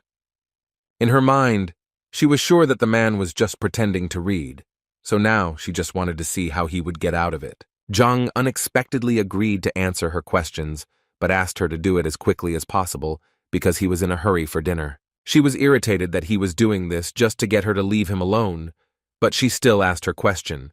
The gist of which was that if you use all the herbs separately, then there may be difficulties in making pills, so it is better to mix all the ingredients at once, and the question was that she did not understand the meaning of this phrase. Jin sighed and said that she remembered it with a mistake, because it would be correct to say that only the correct order of adding herbs will help her make good quality pills, and the meaning of this phrase is that the ingredients must be added separately and in a special order. The girl was surprised by his answer, because in fact, she initially made a mistake in the phrase in order to expose him, but she did not even suspect that he would be able to give her the correct answer. But she also understood perfectly well that it would be impossible to do this if he had not really read this book. She didn't know what to say until Elder Mo intervened in their conversation, who also decided to ask his question about this book, and he wanted to know how Zhang understood the phrase, "Qi travels through the body, the mind travels through the world."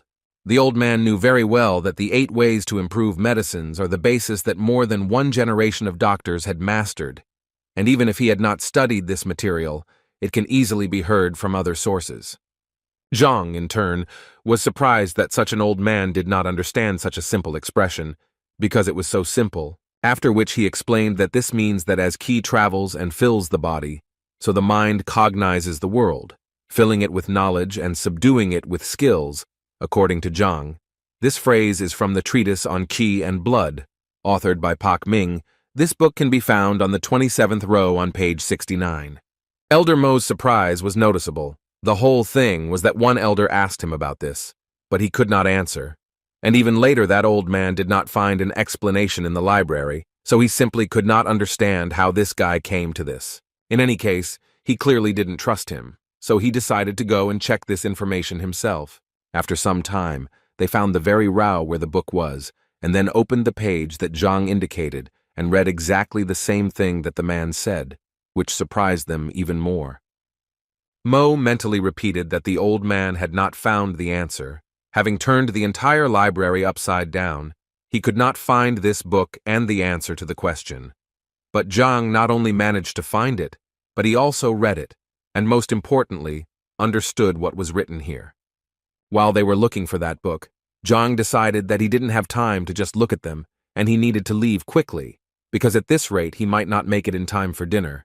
But Shen decided to stop him again. Elder Mo almost lost consciousness from the realization of what he had learned. Questions were spinning in his head about why this guy was then the worst teacher, because with such an ability he could clearly be the best of the best.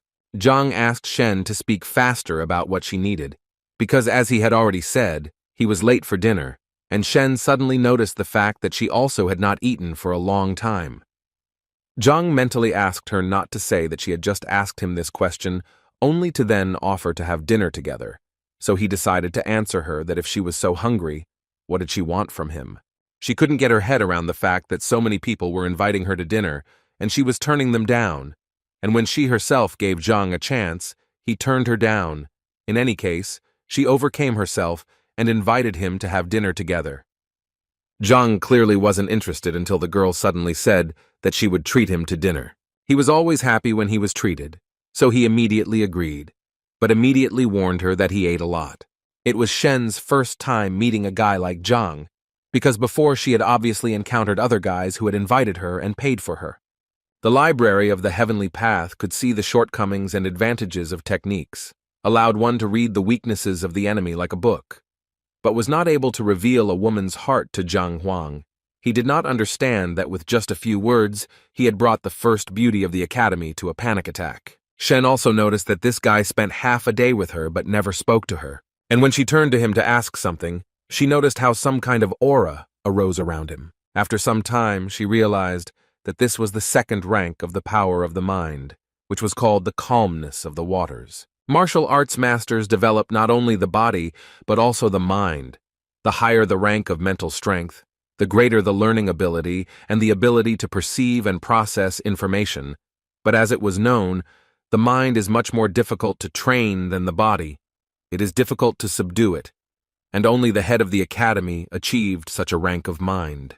And considering all these facts, Shen realized that his teacher test results were simply fake, and he did it in order to comprehend the second rank of reason with the help of other people's reproaches and bullying. She realized that this guy was essentially a real tiger in a pig's skin, whom she would try to tear apart. Zhang at this moment thought that he had simply decided that this was a beautiful place, but now he realized that he had received the second rank of intelligence. He was very happy to realize this, because he was reborn into a new life. Moreover, with his new training method, his body was filled with the purest qi, so this was no longer surprising to him. With these thoughts in mind, they quickly reached the very restaurant where they would have dinner today. At that moment, Zhang was thinking that he always ate in small restaurants and canteens, so he didn't expect that she would bring him here. And at that moment, Shen was thinking that she was incredibly interested in finding out how much longer Zhang would pretend. Today, Chao and Shangbin were relaxing in this same restaurant, and he was still very angry about the situation that happened to him. But Chao asked him to calm down, because they had already applied for a will detector. Therefore, all that was left was to wait for the moment when they would be punished for what they had done, although Shangbin understood that the heavenly lion was his grandfather's favorite, and he would hardly be able to control it. But Chao thought that it was not necessary to do this, because they could just give him something to drink and feed him, and then it would be much easier for them. At that moment, their order, which they had been waiting for quite a long time, was brought. Shangbin also told the restaurant owner that he had a lion in his backyard, and he wanted them to make sure it was fed. Afterwards, Chao told him that he heard that Hongting Pavilion was a very prestigious restaurant, and its owner was always cold to his customers. But now, for some reason, it was the opposite. Shang explained to him that the pavilion was so famous because its creator, Hong Tao, was a strong and influential person. The only thing Shang didn't understand was why Hong Tao didn't become one of the elders of the academy. As for their warm welcome, it's all because his grandfather was a good friend to Hong Hao, and so his family is always welcome here. Chao suddenly interrupted Shang and asked him to look in the other direction, where he thought Zhang and Shenbi were walking. And he turned out to be right, because it really was her. But what is she doing here? And with this loser, Shan also did not forget to note that he invited her here so many times, but she never agreed. Chao felt very sorry for the gentleman, but he immediately asked him not to despair, because according to him, he knew how to open the eyes of Madame Shenbi and show what kind of trash Zhang really was, and in the same way, they could raise his authority in her eyes. After some time, Zhang was very happy because he had not eaten so well for a long time. It was incredibly delicious.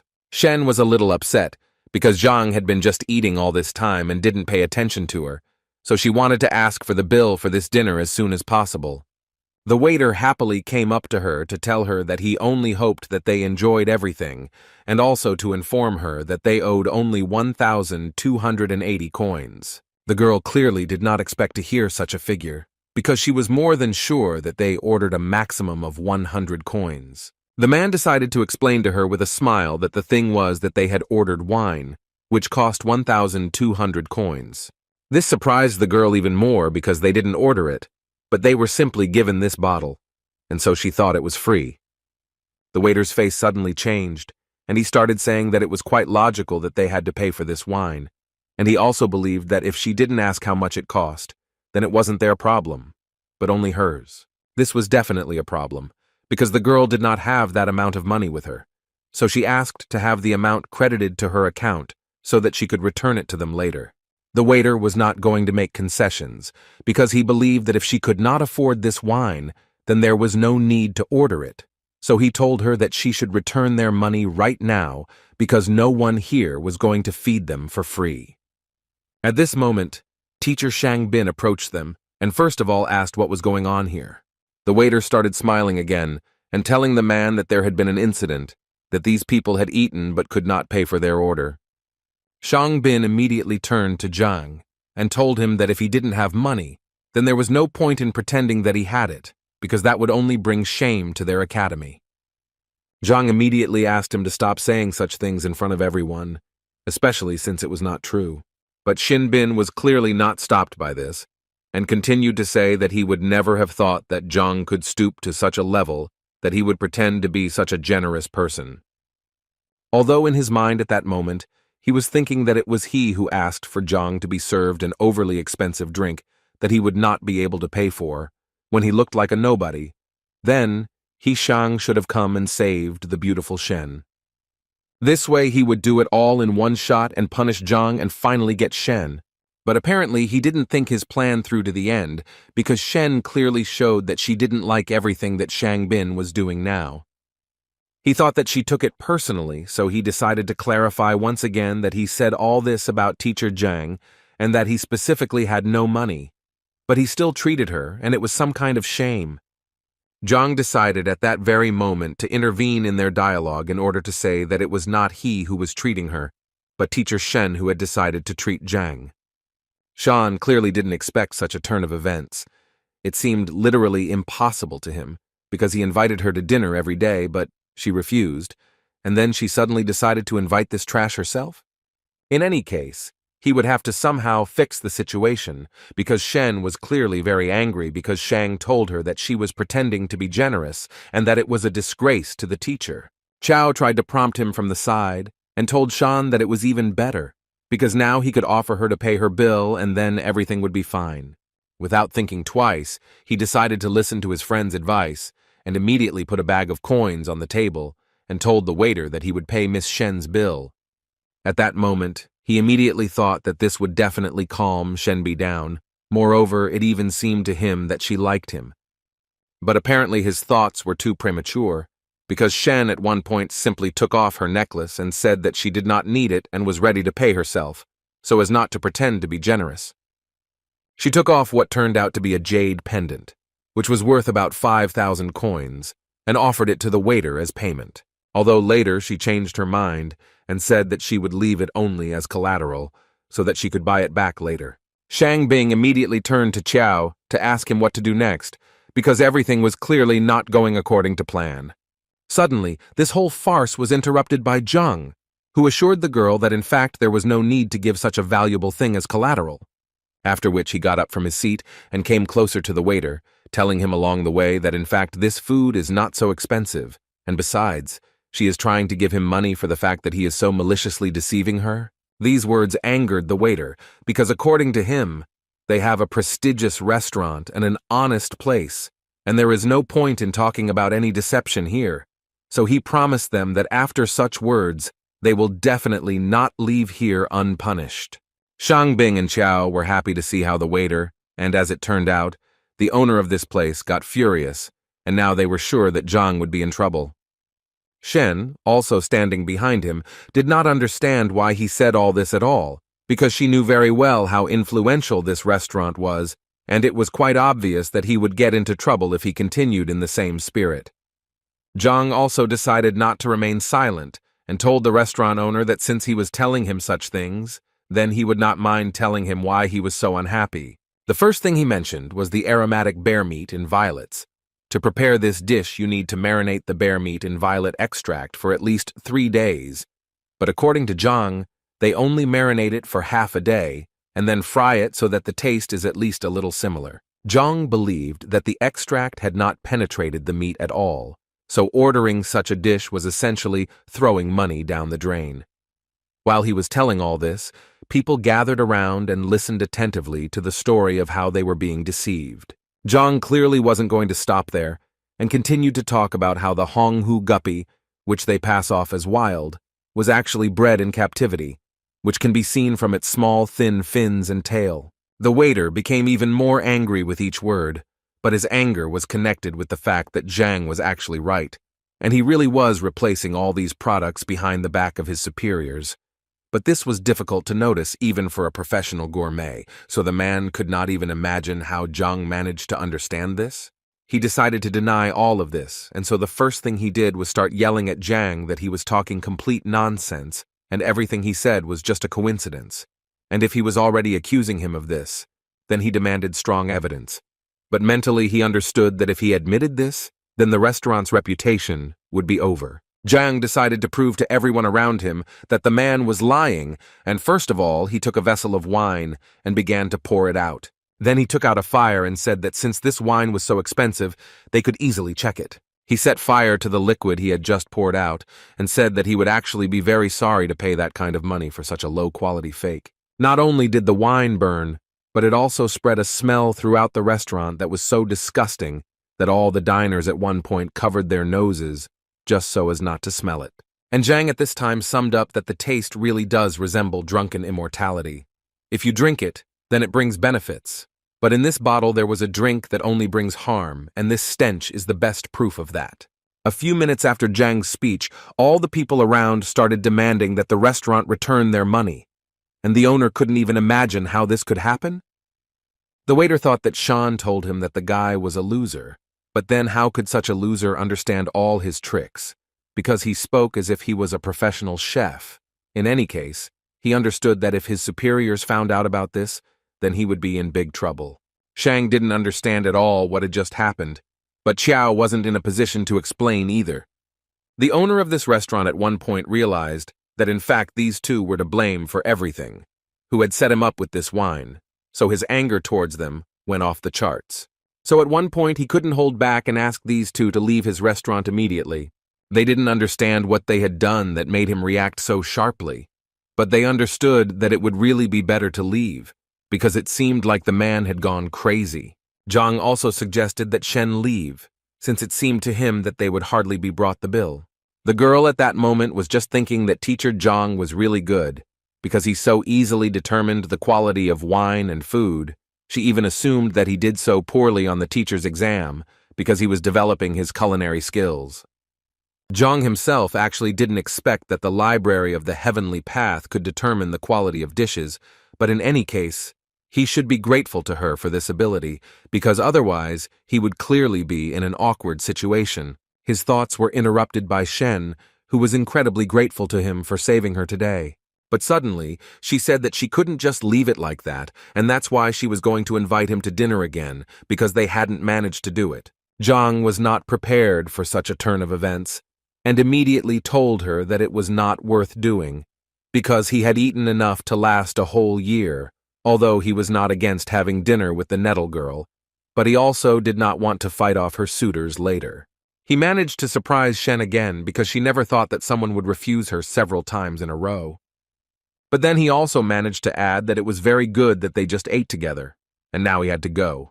And this literally finished off the girl. Suddenly, he was stopped by Shang, who ordered Zhang to stand in the place where he was now standing, and was going to make sure that Zhang would not leave here in one piece today. Shen immediately wanted to ask him what he was planning to do and why he had rolled up his sleeves, but instead of answering, Shang asked the girl to step aside because this should be decided only between him and teacher Zhang. But she wasn't going to do it, So Shang decided to shout toward Zhang and tell him that if he was a real man, he wouldn't hide behind a woman's back. Although Zhang himself did not understand what was wrong with hiding behind a girl's back, moreover, he calls it conflict resolution, and he did not see anything wrong with hiding behind a woman's back to calm them down. Everything didn't go according to Shan's plan again.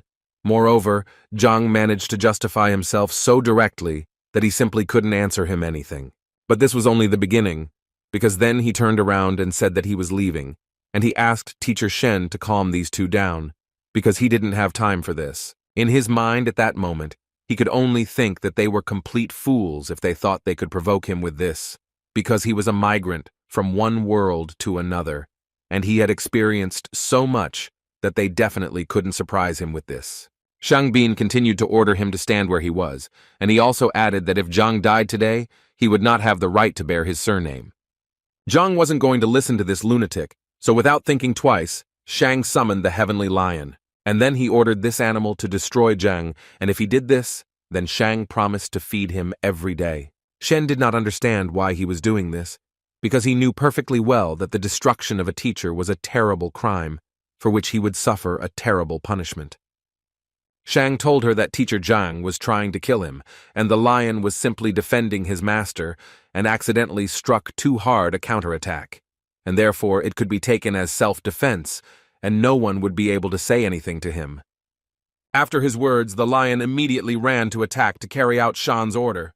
Shen understood what consequences this could lead to, so she obviously began to worry about Zhang.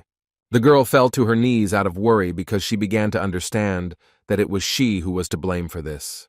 Shang Bin interrupted her thoughts by starting to shout at the girl that Zhang had definitely already died and that there was no way to fix it, and all of this made him incredibly happy. But suddenly his euphoria was interrupted by Qiao, who noted that something was clearly wrong there and it was apparently too early to rejoice. Shang started yelling at him because he was sure that this time everything went according to plan and there was no point in panicking, but Qiao asked him to just look there and everything would immediately become clear. But when Shang finally looked in that direction, he realized that Qiao was indeed right, because Zhang had literally tamed a huge heavenly lion, which now definitely wasn't going to eat him. Shang couldn't believe his eyes, because he always thought that the heavenly lion was his grandfather's pet. This animal was very proud and would get angry even when it was simply touched, not to mention stroking its head, so he didn't understand why this powerful animal was groveling in front of Zhang like a loyal dog. He decided to test his luck once again and ordered the heavenly lion to immediately gather and carry out the order, namely, to destroy Zhang. But the lion did not hear a single word of Shan. He enjoyed the presence of Zhang, who was scratching him. Teacher Zhang got tired of listening to that madman's screams, so he politely asked his new friend to shut him up. The Sky Lion was ready to destroy Shin without any problems and therefore immediately attacked him. Qiao immediately ran to Shang Bin to ask him how he was and if everything was okay with him. Shan was literally already crying because he didn't understand what was happening here, because this lion was his grandfather's pet, who always listened to him, and now it was as if Zhang was his master. The lion continued to suck up to his new owner, and Zhang himself was not averse to praising him and saying that he was a great guy. Shen was also very interested to know from Zhang how he managed to do this. According to Zhang, it was all quite simple. He thought that this heavenly lion was very accommodating, although he did not deny that Zhang seemed simply beautiful to him, so he did not continue to attack him. Although Shen knew very well that he was a heavenly lion, and if he would respect anyone of his own free will, it would be another male heavenly lion. In any case, Zhang thought that it was time for him to go home, and it was time to say goodbye. He also told the lion to go home, and that they would definitely see him again. Zhang continued to be amazed in his mind at the abilities of the heavenly library. He couldn't even imagine that it worked on animals too, and as it turned out, this lion had quite a few shortcomings, so it was easy to tame him. Shen asked him not to leave so quickly, because he had not yet explained to her why the lion obeyed him. Zhang was tired of being followed by so many troubles, so he asked her to leave him alone, because he really wanted to live a long life.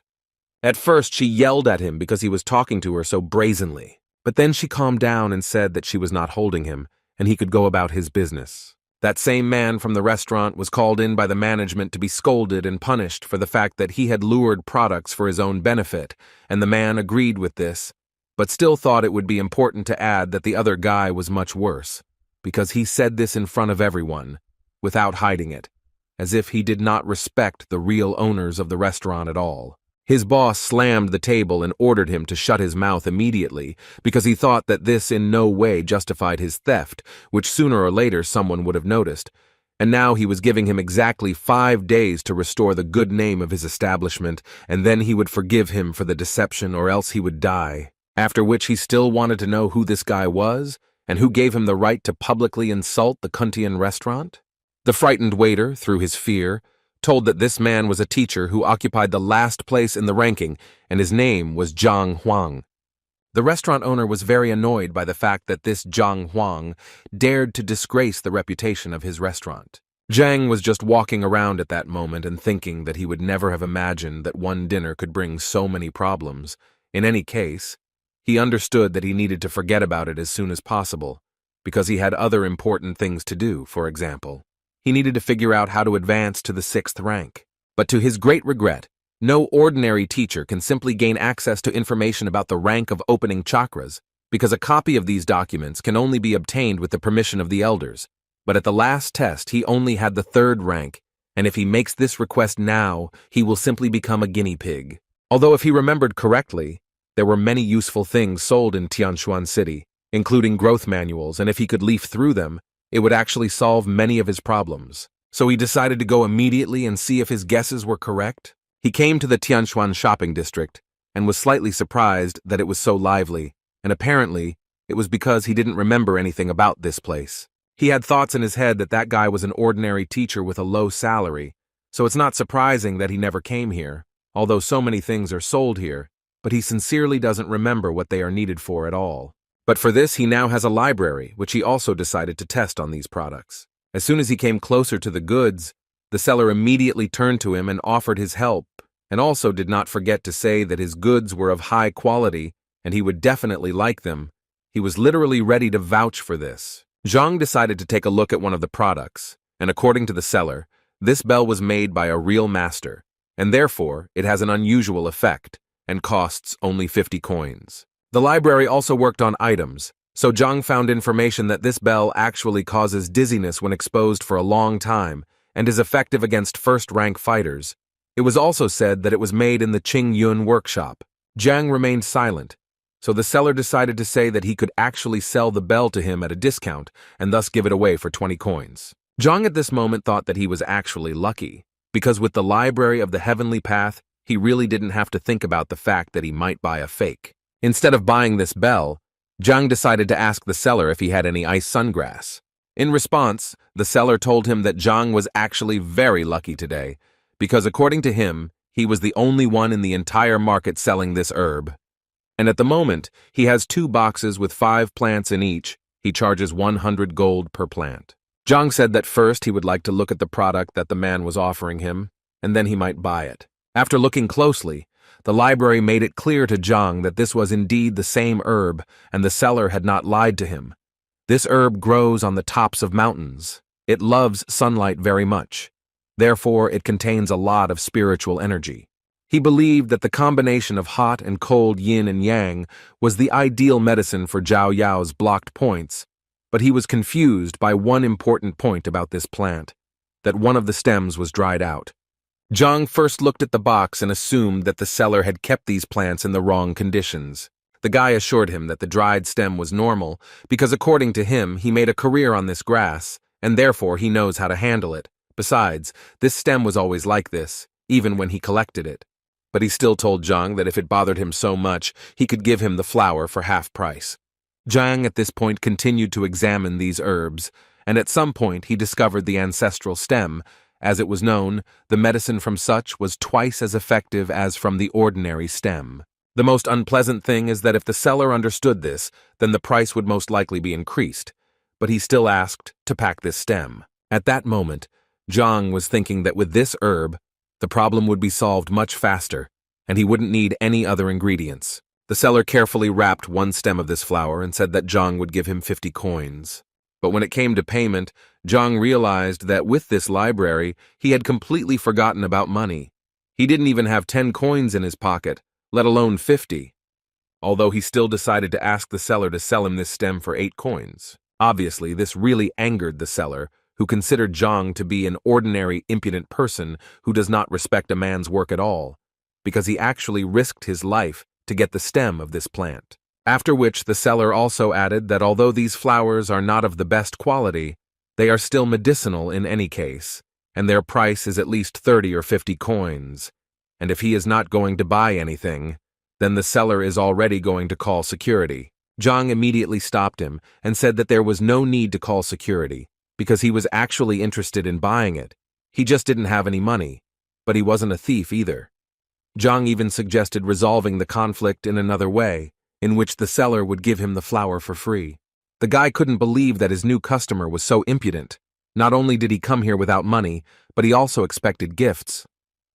The seller decided to play this game and said that he would give him the flower for free, only if Zhang made him think that he was a sage. Zhang immediately told him that there was no need to call him that. He simply suggested hitting him.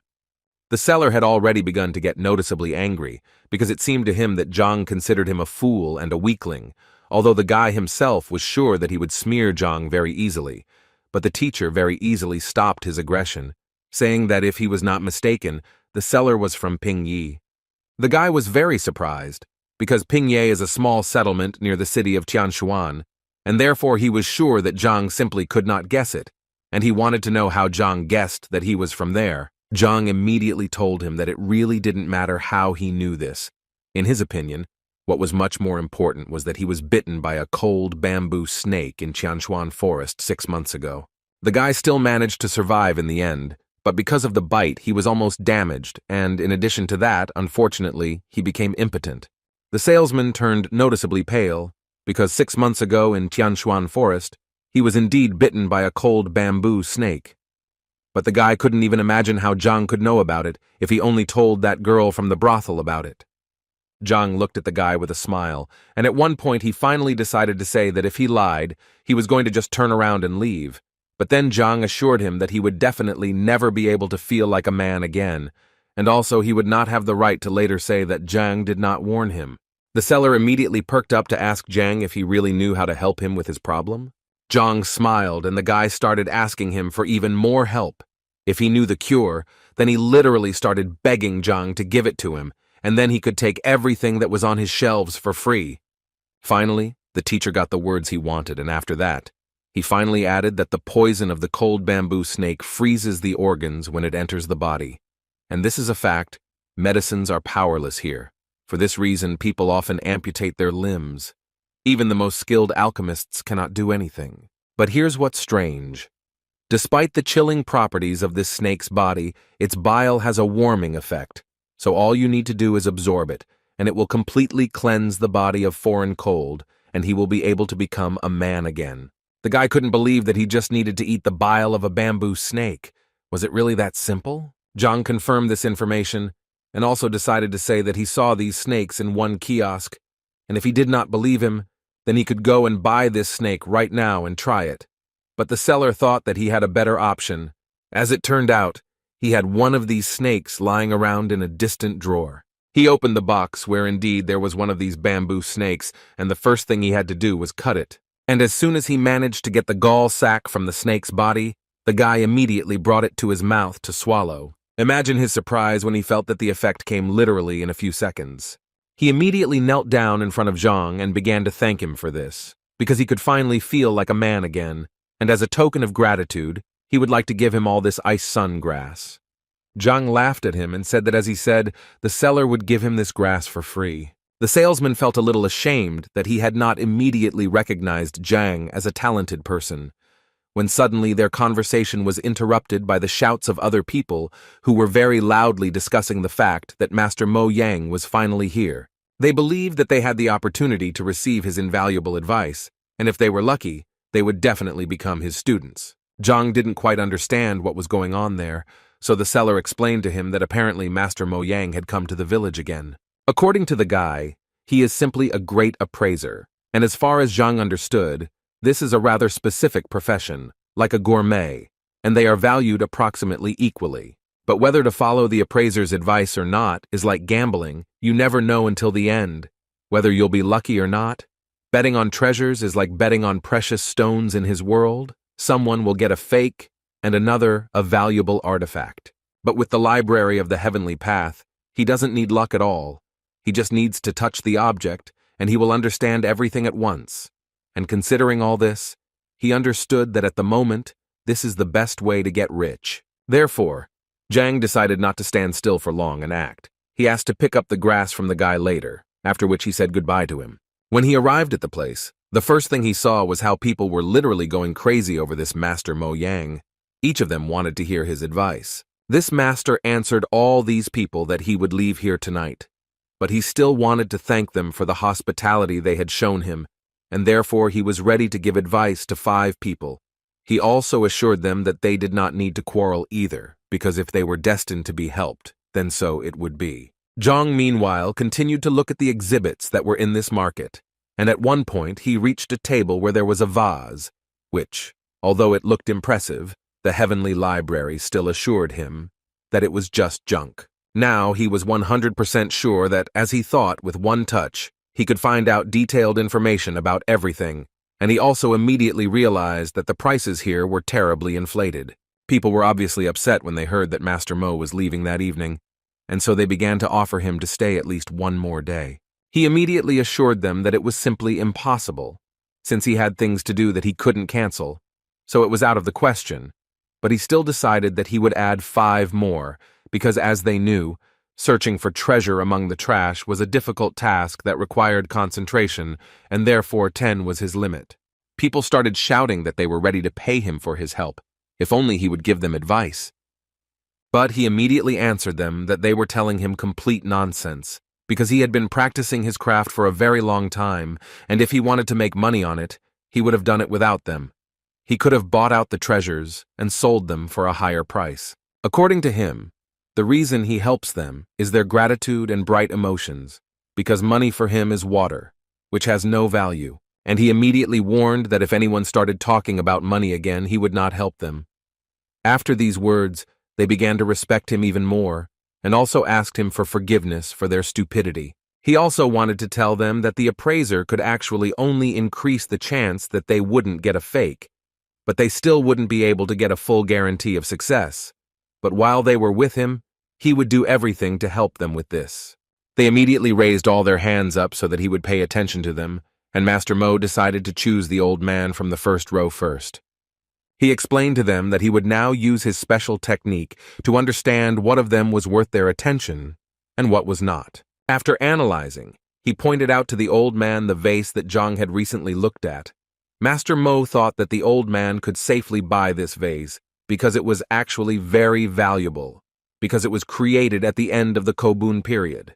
The old man got his money without any problems and was going to buy this vase because Master Mo himself advised him to buy it. Zhang watched this process when suddenly he noticed that he had just looked at this vase, and if he was not mistaken, then this was a normal phase from Qing Yun's workshop. As a token of gratitude, the old man immediately brought some coins for Master Mo, who happily took them, and Zhang began to understand that he had definitely not made a mistake in this vase. Suddenly, his body was transferred to the library again, which Zhang did not understand, because Master Mo did not seem to have dealt him a combat move. But the book on this person was still flying towards him. In this book, it was written that Master Mo was originally an appraiser's apprentice, working as an informer in the Liuzhu kingdom, and eventually making his way into the appraisers of artifacts with the help of his generalizing voice, which clouds people's minds with words, convincing them of the master's greatness. Zhang took another look and noticed that this man really did look refined and highly moral, so much so that he even managed to deceive him. But now he understood that if there are scammers, then there are also their victims, and apparently the majority of this crowd are victims.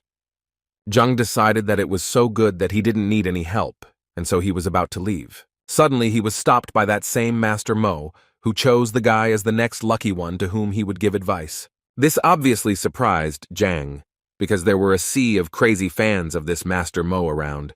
So why did he decide to choose Zhang? Zhang decided to immediately answer him that he certainly appreciated his kindness, but he did not need his help, although the old man did not think so, because he saw that the guy did not know what to choose, and he really did not want the guy to become a beggar at such a young age, so he asked the guy to think again. Zhang understood perfectly well that if he listened to this master, he would definitely be left without money, so he assured Master Mo that he definitely did not need his help.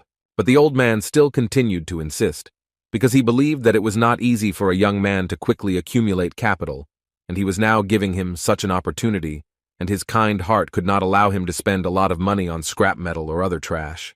His fans began to admire him even more after these words. At one point, Master Mo said that he was almost certain that the guy was now probably thinking that he had finally gotten a great chance to get the treasure, and he also felt that he would not be able to protect it because they would most likely want to take it away by force. Zhang, listening to all this, became more and more convinced with each passing second that this old man was too proud, and how could he even come up with such nonsense? Master Mo continued to tell his fans that he had chosen this young man, and no matter what treasure he got, he would always hope that none of them would covet him. Otherwise, he would consider it an insult to him, and then he would be merciless. After which the old man turned to Zhang again and asked the boy to rejoice, because if he gives him the last place, it means that this is his destiny, and he in turn believes in karma most of all, and because he gives these treasures completely free of charge and only with good intentions. The old man even prepared a valuable item from one of the sellers, whom he asked to calculate the exact cost of this item. According to the seller's bills, they wanted only 30,000 coins from Zhang, and all the people behind the guy literally pressed him and said how lucky he was, because as soon as he bought this thing, he would almost immediately become richer and then acquire a whole fortune.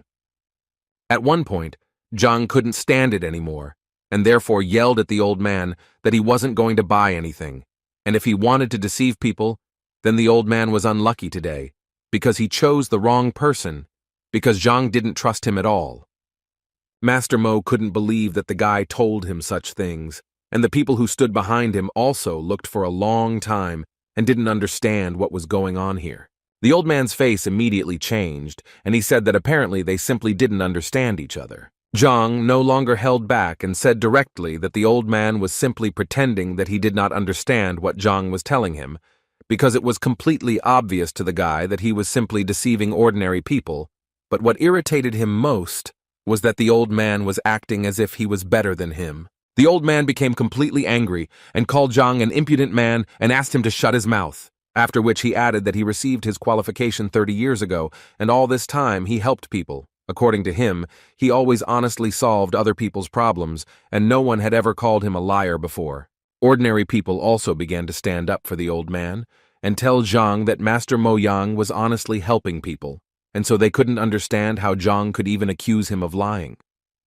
Then the old man said that the guy was extremely lucky that he was a kind person, and if the guy now asks for forgiveness, then so be it. He will forget about his offensive words. But Zhang thought that they needed to do something a little different, because in fact his words were very easy to check. You just need to reveal what this swindler had just sold to the person, and people would immediately understand everything. The old man pretended to be very surprised, because according to him, it would take at least half a day to clean the artifacts that he advised people to do. But as he said, he had urgent matters to attend to, and he simply could not wait that long. But from Zhang's face, he saw that the guy was literally holding back from saying that he was supposedly using his busyness as an excuse to leave early, because he would be ashamed of his actions. At that moment, Zhang was thinking that he was quite a professional liar, because he had already thought up an escape route in advance and said so. Suddenly, their conversation was interrupted by one person from the crowd, who suggested that since this guy claims that the master is a fraud, then he himself apparently has knowledge in this craft, and if this is really so, then he had better demonstrate it. The old man smiled and agreed with this gentleman, because if the guy was so confident in his words, then he probably conducted a lot of evaluation research himself, since he dared to insult him. Master Mo Yan decided that he would give this guy a chance, but for this, Zhang needed to choose one artifact, and if it was of value, then it would be possible to continue the dialogue with him. Zhang agreed to this condition without thinking twice, because he understood that with the library of the heavenly path, he would be able to easily name a truly valuable thing. But before that, he decided to ask the seller if he could pay for the artifact after polishing, when its true price would be clear. The seller immediately refused him, because according to him, you have to pay in advance. This rule was made so that there would be no liars who would refuse to pay if the value of the goods did not cover its original cost. But suddenly, this seller was interrupted by Master Mo, who asked him that this guy pay in a way that would be more convenient for him, and if this young man wins, then he will pay for him, and if not, then he will simply apologize, as he said. Zhang was more than satisfied with these conditions, so he waved to the teacher and said that he would definitely not refuse help, and was grateful in advance to the old man. Master Mo thought that he had never seen such rude people. After this, Zhang began to examine the objects, and the first thing he did was approach the object that he had already looked at, and if it were not for the lack of money, he would have bought it. But since the old man was paying, he saw no point in refusing. Without any doubts, he took this stone in his hands and threw it into the hands of the seller and said that he chose this particular thing. After which he immediately asked to cleanse him here in front of all the people, so that no one could accuse him of lying.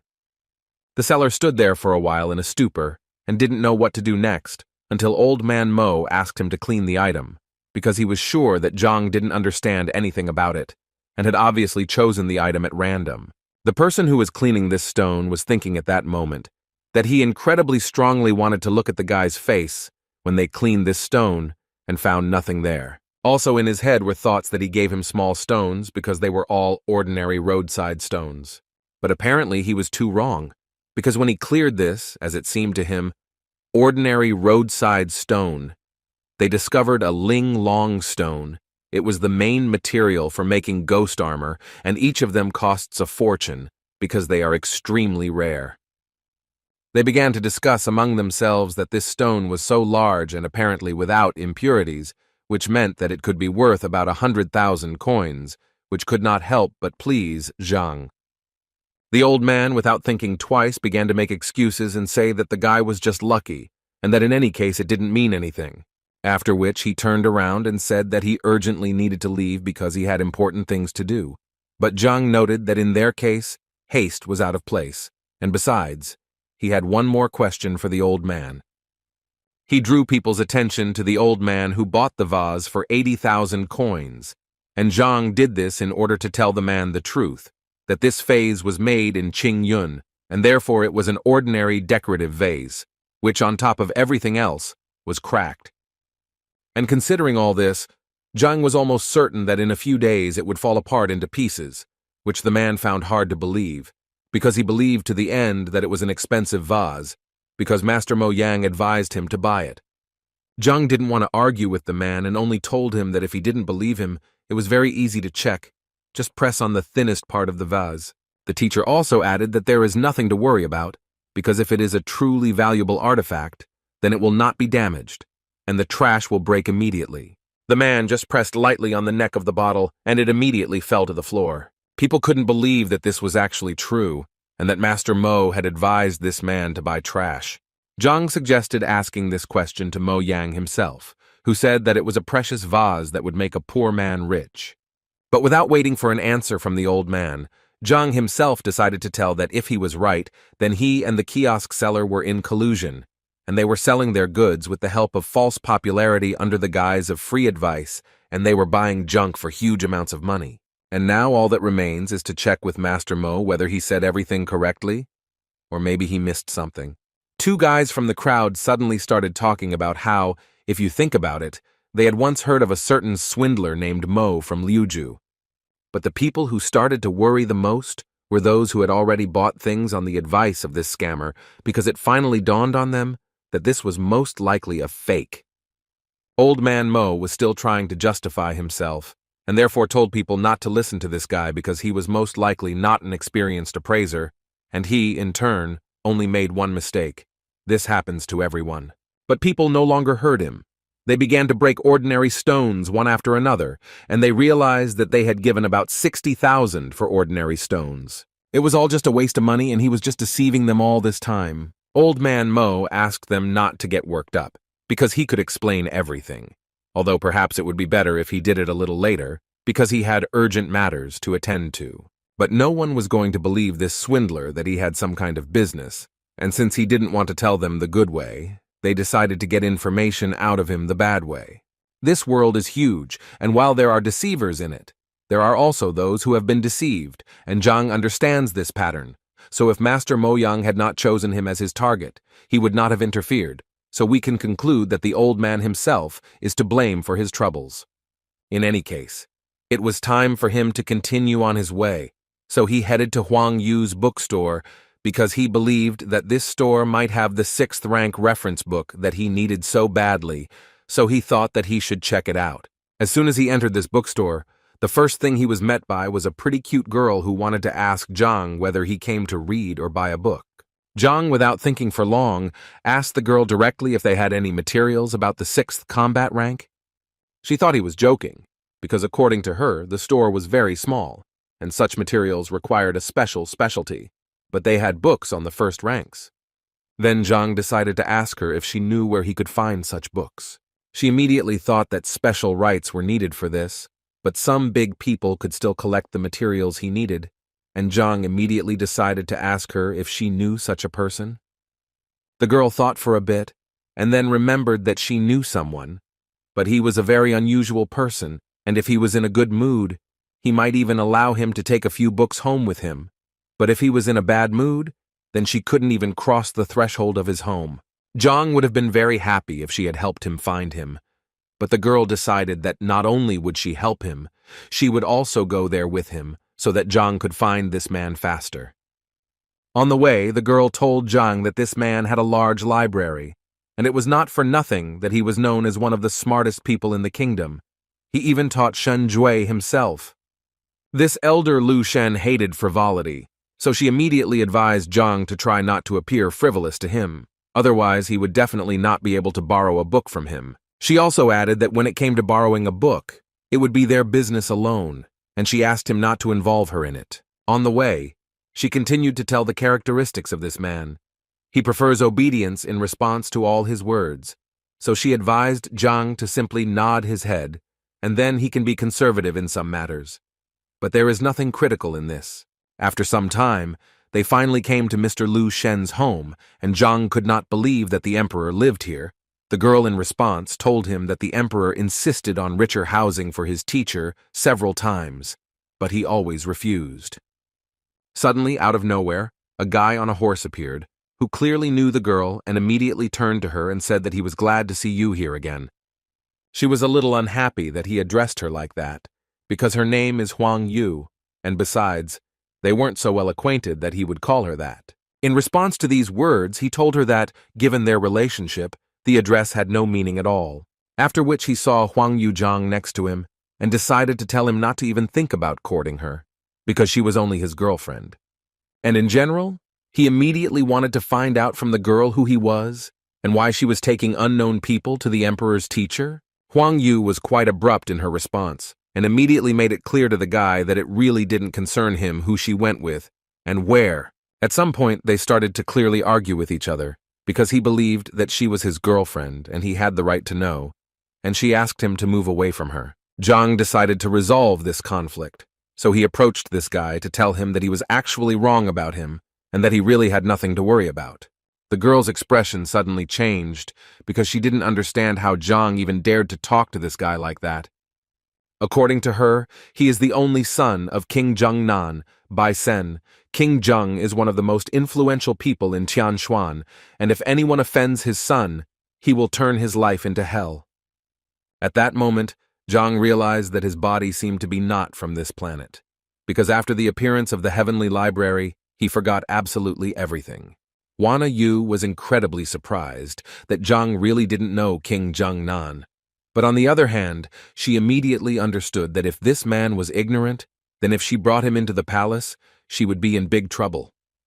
Suddenly, her thoughts were interrupted by the opening of the doors of this palace, from which Chen Bo, who was the master's assistant, came out, and the guy immediately asked to take them to the teacher. When Zhang entered this palace with his new acquaintances, he immediately noticed that it was incredibly beautiful there, as if all these walls were painted with ink by hand by the most talented artist. As it turned out, this was exactly the case, so the guys were surprised that Zhang knew about this and suggested that perhaps he was an artist. The master's assistant told him that their master used his soul as a pen and the yard as a canvas, and to arrange everything around like a painting was a really good idea. They reached the waiting room where the assistant asked them to wait while he called the repairman.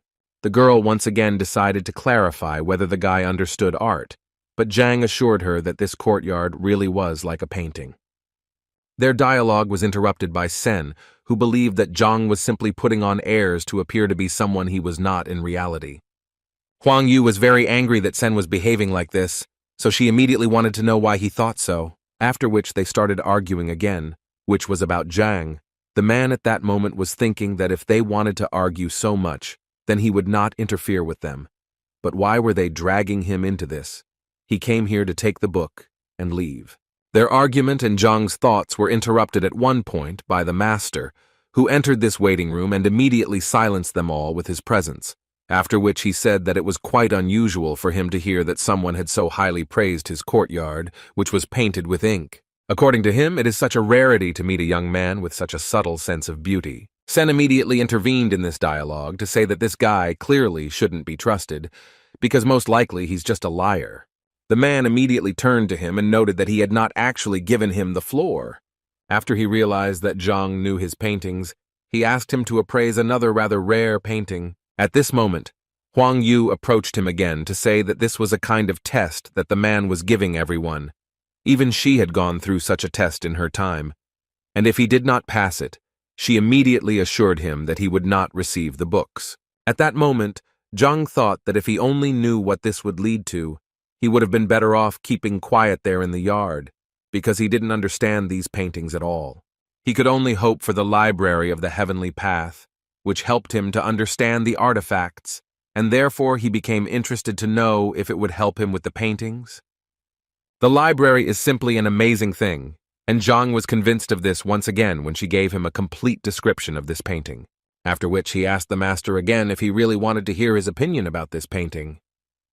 The man, without thinking twice, immediately told him that he would be grateful for his opinion, and Zhang said that he would please him, because in fact, he had one comment, after which he said with complete confidence that this was simply a nightmare come true, and this was one of the most terrible pictures he had ever seen, which the guys clearly did not expect to hear.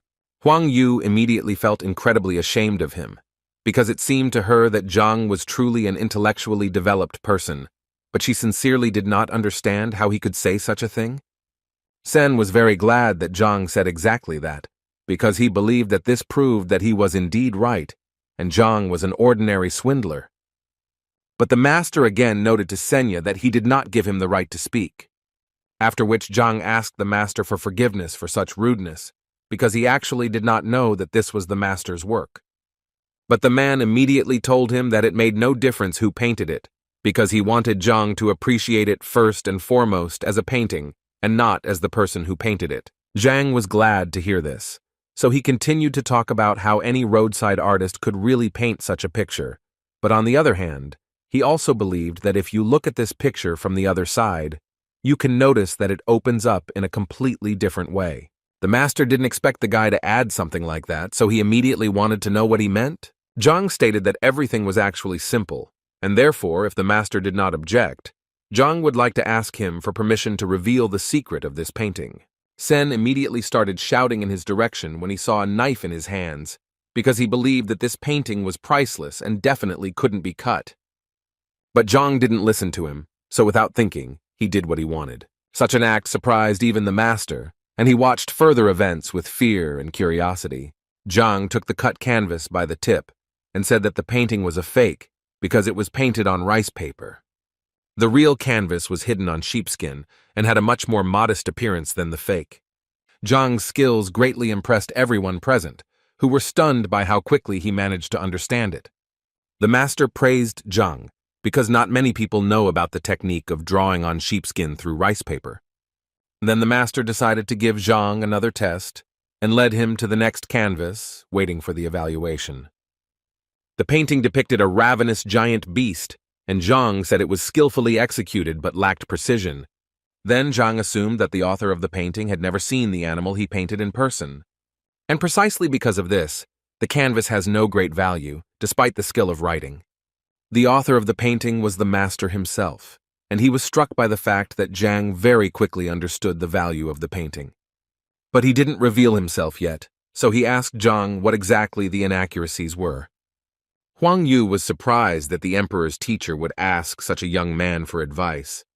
Zhang fondly explained that Qi Xiong, the beast depicted, has a streamlined body shape that resembles a blade, and this condition is not observed in the canvas.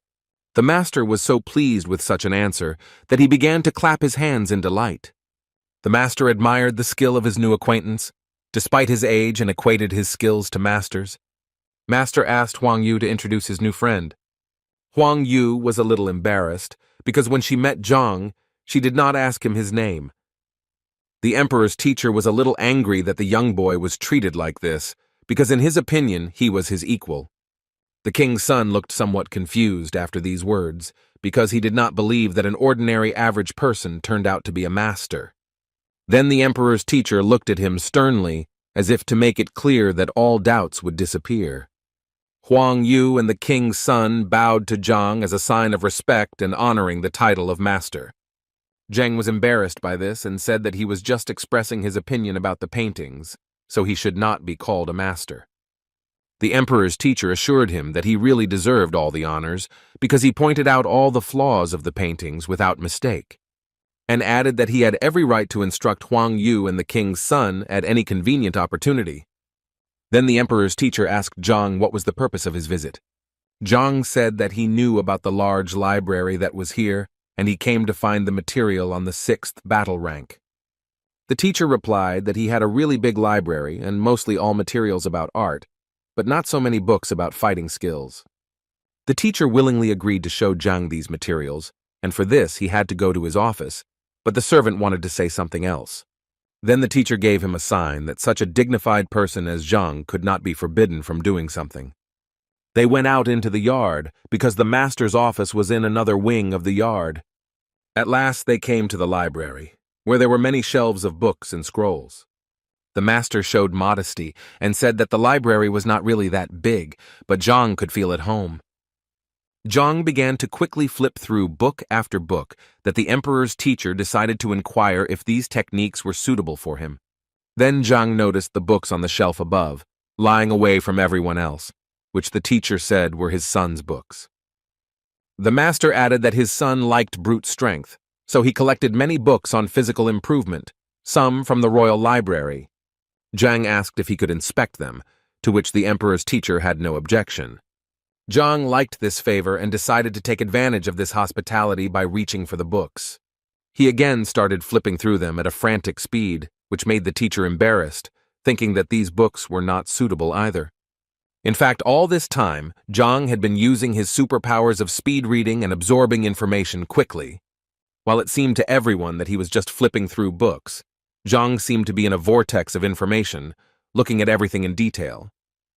Zhang held the last book on the list in his hands and took his time to unfold it, as if carefully examining the binding. Holding the book in his hands, he felt warmth and energy envelop his body. Every muscle in his body was filled with the long-awaited energy of Qi, which made Zhang strong and resilient. Zhang unfolded the textbook and realized that the strength of Qi was highly dependent on the strength of the body.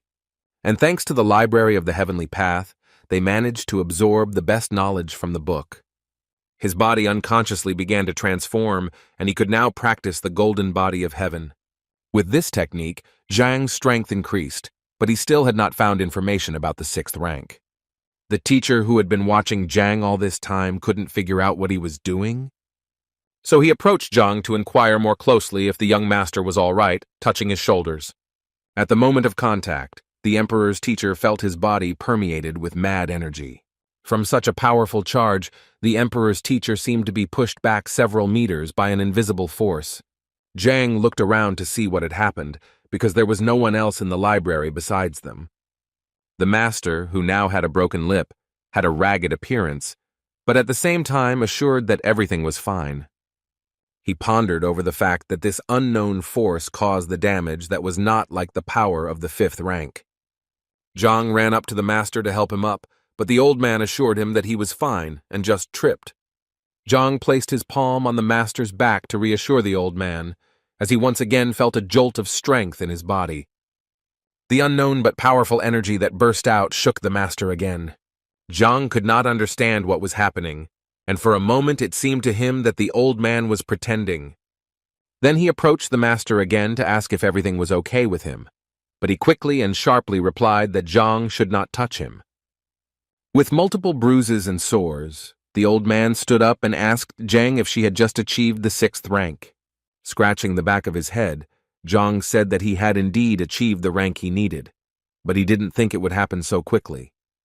The old man, moving away from the blow, sat thinking that he had come across cases in literature that described a rapid rise in rank. But it seemed strange to the master that the young man just looked through the books in a matter of seconds and got a new rank. However, the old man assumed that Zhang could accumulate a wealth of knowledge and was only missing a few phrases. In the meantime, the king's son asked Huang Yu how she knew Zhang, and she replied that they only met today. The king's son was interested in the information whether Zhang really was at the 5th rank, to which Huang Yu answered in the affirmative. Such information pleased the boy, because he was eager to meet Zhang in a duel to compare forces. The emperor's teacher entered the living room, grunting, and with his appearance he somewhat confused those present. Despite the multiple bruises, he repeated the same thing, that everything is fine with him, and there is no need to worry. The old man asked his servant Chen Bo to bring a column to measure strength. The king's son asked Zhang about the rank so that he could confirm his guess. When Zhang said that the assumptions were correct, the king's son began to brag about his strength and asked for a duel. Upon hearing this, the emperor's teacher realized that this was the best way to test Zhang's new power. Huang Yu tried to stop Bai Sen, telling him that he was not Zhang's level and would be defeated. Then the old man intervened in the dialogue and said that he is not against a duel if you know the measure and do not harm each other. Bai Sen smiled and assured the emperor's teacher that the match would be held according to all the rules. So Zhang and Bai Sen stood in a stance, preparing for a duel that would show the true strength and skill of the boys. Bai Sen swung with all his might to strike Zhang. He was convinced that victory would be easy. Zhang swung back, wanting to test his strength to see how much his power had grown since the emperor's teacher's library. Their fists collided in a duel and each of them tried to win the match. But Zhang thought that Bai Sen's punch was weak, and he doubted whether his opponent really had a peak of the 5th rank. Bai Sen flew several meters after the impact, while Zhang remained on the spot safe and sound. If it weren't for the wall behind Bai Sen, the boy would have flown much further, but it stopped him. Huang Yu, along with the emperor's teacher, opened their eyes wide when they saw Zhang's strength. Zhang was worried about Bai Sen's condition for a moment, so he asked if he was okay. Bai Sen, who was aware that if he did not resist with all his might, he would lose the hand he engaged in a duel. But he didn't show that there was anything wrong with him. Then Zhang suggested another duel. Bai Sen said that this was not necessary because he considered Zhang to be strong, and in such a case the duel would not be equal. It seemed to Zhang that Bai Sen was too lazy to fight, and that he had not even used his full strength. Meanwhile, the servant informed the master that the force-measuring column was ready. The servant also noticed that Zhang managed to defeat the king's son, but he could not understand how it happened. The master told Zhang that Bai Sen needed to recover and treat his wounds, while in the meantime he suggested that Zhang check the strength on the column. Zhang replied that only yesterday he measured the strength and got a result of 4 Dain, so today it is unlikely to be greater. The master heard Zhang, but still insisted on his point, so he made an inviting gesture to the column. Zhang began to warm up in front of the column and pondered that even though he had used the golden body of heaven, his strength had not increased much. In fact, he had measured his strength in the morning and had gotten a result of 8 din, so he decided to hit the column at half strength. Swinging, Zhang delivered a powerful blow to the stone column, which made a characteristic dull sound. After the impact, the number 4 appeared on the pillar, representing Zhang's strength. Zhang turned his back to the column and invited the others to see that his power had actually not changed. But the facial expressions of those present did not agree with this statement, because there were clearly not four. Huang Yu asked Zhang to come back so that he could see for himself the extent of his power. Zhang couldn't understand why the four dings caused surprise in those present, but he still looked back. What was his surprise when there was no number on the column now, but the number 49? Zhang asked the master if the column was working properly, because all this action looked like some kind of nonsense. The master explained to Zhang that the meaning of his metamorphosis was that his body was not used to the new power, which is why he won the duel so quickly. Huang Yu and Bai Sen opened their mouths when they saw that Zhang had advanced to the next rank and raised his strength to a ding. Zhang himself could not understand how this happened, because the transition to the sixth wound means the opening of chakras, each of which adds 1 din. Even Master asked Zhang how he managed to open 45 points so quickly. Zhang replied that he had not increased his rank, but he had definitely managed to pump up his body. The master asked Zhang what he meant by pumping the body and did Zhang eat any fruit before that. Zhang scratched the back of his head as he recalled the morning's events and replied that he tasted some strange fruit at the market. The master then said that what Zhang tasted was very similar to the pearl fruit, which gave power similar to the 6th rank. Zhang was confused, because before that he did not believe in the existence of such things, but it seems that he caught luck. Master invited Zhang to sit down to ask him more about his personal life. Zhang told that he was a teacher at Hongtin. Then the master replied that it was no wonder why he was so strong. The emperor's teacher asked Bai Sen and Huang Yu to seek advice from Zhang. Bai Sen was more than happy with such advice, because finally he will be able to properly train his fighting abilities. Zhang thanked the emperor's teacher for his hospitality and apologized for staying so long. The teacher, in turn, apologized for having so few books on the 6th rank, but he gave Zhang advice on where to find them. Zhang smiled and thanked the teacher again for such generous help. The teacher laughed at Zhang because he liked his modesty, so he advised him to come more often. Zhang went outside thinking that the visits to Master Lu Shen's house had been successful. With his new strength, he could now defeat anyone with a 6th rank, as his punch was about 90 din. Thoughts about ways to pump up strength and power were interrupted by the steps of some people walking towards Zhang. When Zhang looked around, he saw a shadow that flashed and hid behind the walls of a nearby building. Zhang exclaimed that he noticed the stranger, so he can safely show himself. It turned out to be an appraiser with his gang. The appraiser began to threaten Zhang that he would not leave him alone until Zhang reimbursed all the losses. Zhang stood and sneered at them, saying that he could cover all the expenses with only the goats from his nose. The evaluator was very angry at such an answer and threatened Zhang that he would not leave him a wet spot. Zhang stressed that he does not lack confidence to make such statements, as he has just undergone a metamorphosis. But the appraiser didn't care, so he ordered his henchman Dead Zhang to have sex with Zhang immediately. The stout grandfather Zhang, who was twice as big as Zhang, asked if Zhang wanted to say something for the last time. The salesman with a short mustache pointed out that if Zhang died at the hands of grandfather Zhang, he would not be able to pay the damages. But this did not bother the appraiser. Even if he dies, it can be considered a worthy revenge. Grandfather Zhang prepared to launch his powerful attack, but Zhang didn't even blink at this moment. He grabbed the stout man by the hands and pressed his thumbs on certain pain points. Jean's grandfather was so upset by this reception that he could barely hold back tears from the pain. But in a moment he gave up and roared at the top of his throat from the pain that twisted his arms. Zhang mused that this was a great chance to practice and get used to the new abilities, which were extremely powerful. So while Grandpa John recovered from the previous attack, John delivered another one right under his breath. And the stout man was thrown hundreds of meters away by an invisible, powerful force. It seemed as if smoke was coming from Zhang's hand after such an attack, and the teacher himself still did not believe in his strength. The appraiser's expression took on a mask of deep surprise at such an attack, and he understood that he had underestimated Zhang. Then he yelled at his salesman to solve this issue immediately, because the appraiser himself was in no hurry to fight. The salesman began to accumulate strength and prepared to demonstrate his 6th battle rank. Zhang carefully observed this phenomenon and understood that in Hongting this boy would be a respectable person. The appraiser would get his Posipak to attack already, and hoped that after that he would have no more problems. The seller who had accumulated mana was ready to deliver his fatal blow to Jang. He straightened his shoulders and prepared for a leap that resembled the flight of a falcon.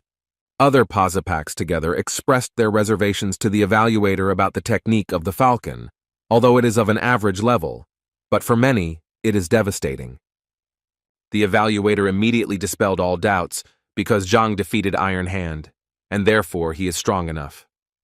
So the only option to finish off Zhang as quickly as possible, according to the evaluator, is to use the powerful falcon technique. Zhang, who was watching this scene carefully, was a little disappointed because he had hoped that it would be a worthy match. Posipaka with a short mustache flew at Zhang, preparing to deliver an incredible blow. However, to Zhang, such an attack was like swatting a fly, which caused the appraiser and the others to open their mouths. Zhang raised his leg up and thrust it directly into the groin of the so-called falcon, the pain of which caused the falcon to writhe in agony. He immediately fell to the ground and curled up, whimpering because everything hurt. The appraiser was enraged and ordered his last two henchmen to finish off Zhang immediately. They immediately rushed into battle swinging sticks and using various combat techniques.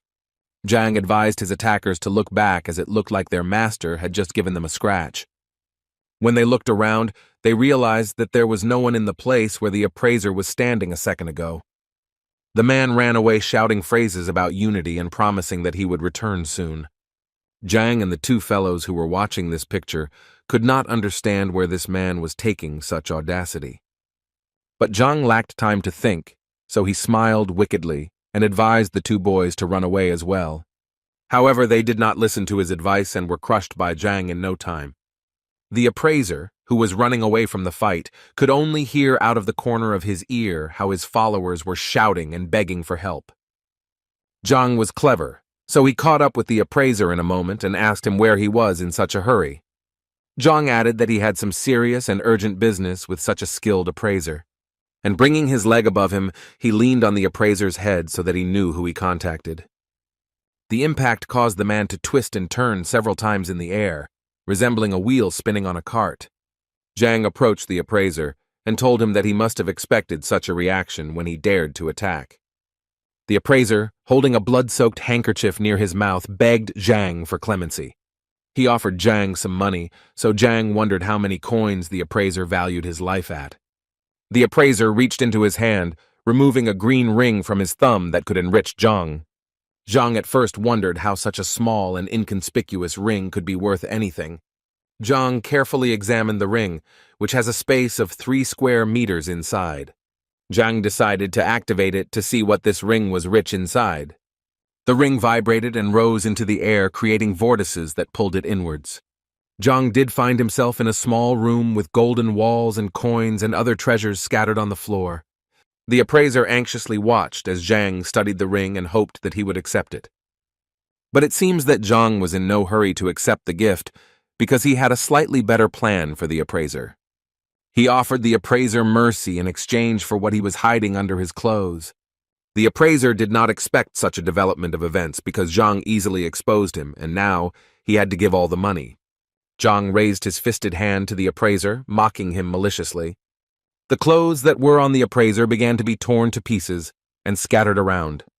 Now the appraiser, beaten, was sitting on the ground completely naked, covering himself only with a mantle. Zhang was holding a pile of money in his hands. Counting them, he couldn't believe his eyes that he was now rich. The appraiser hoped that now Zhang would let him go, because he took everything he could from him and stripped him to the bone. Zhang mocked the pitiful Mo Yan, who was a professional liar who often pretended to be a famous appraiser. All Mo Yan was interested in was how Zhang knew so much about his life, and who the hell was this Zhang?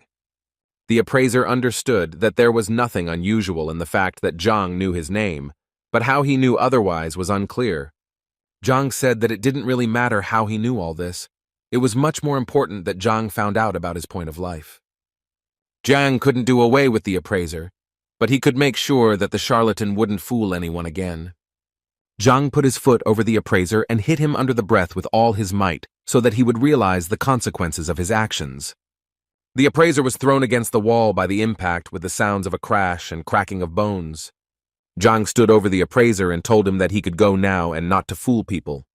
The appraiser was lying on the ground, creaking, writhing in pain, covered in bruises and sores. Meanwhile, Shang was kneeling before his grandfather and begging him for a favor. He complained to his grandfather that he had assured him that the lion would be obedient, but everything turned out to be the opposite. After all, during the fight with Zhang, the lion was supposed to attack Zhang, but instead it harmed Shang.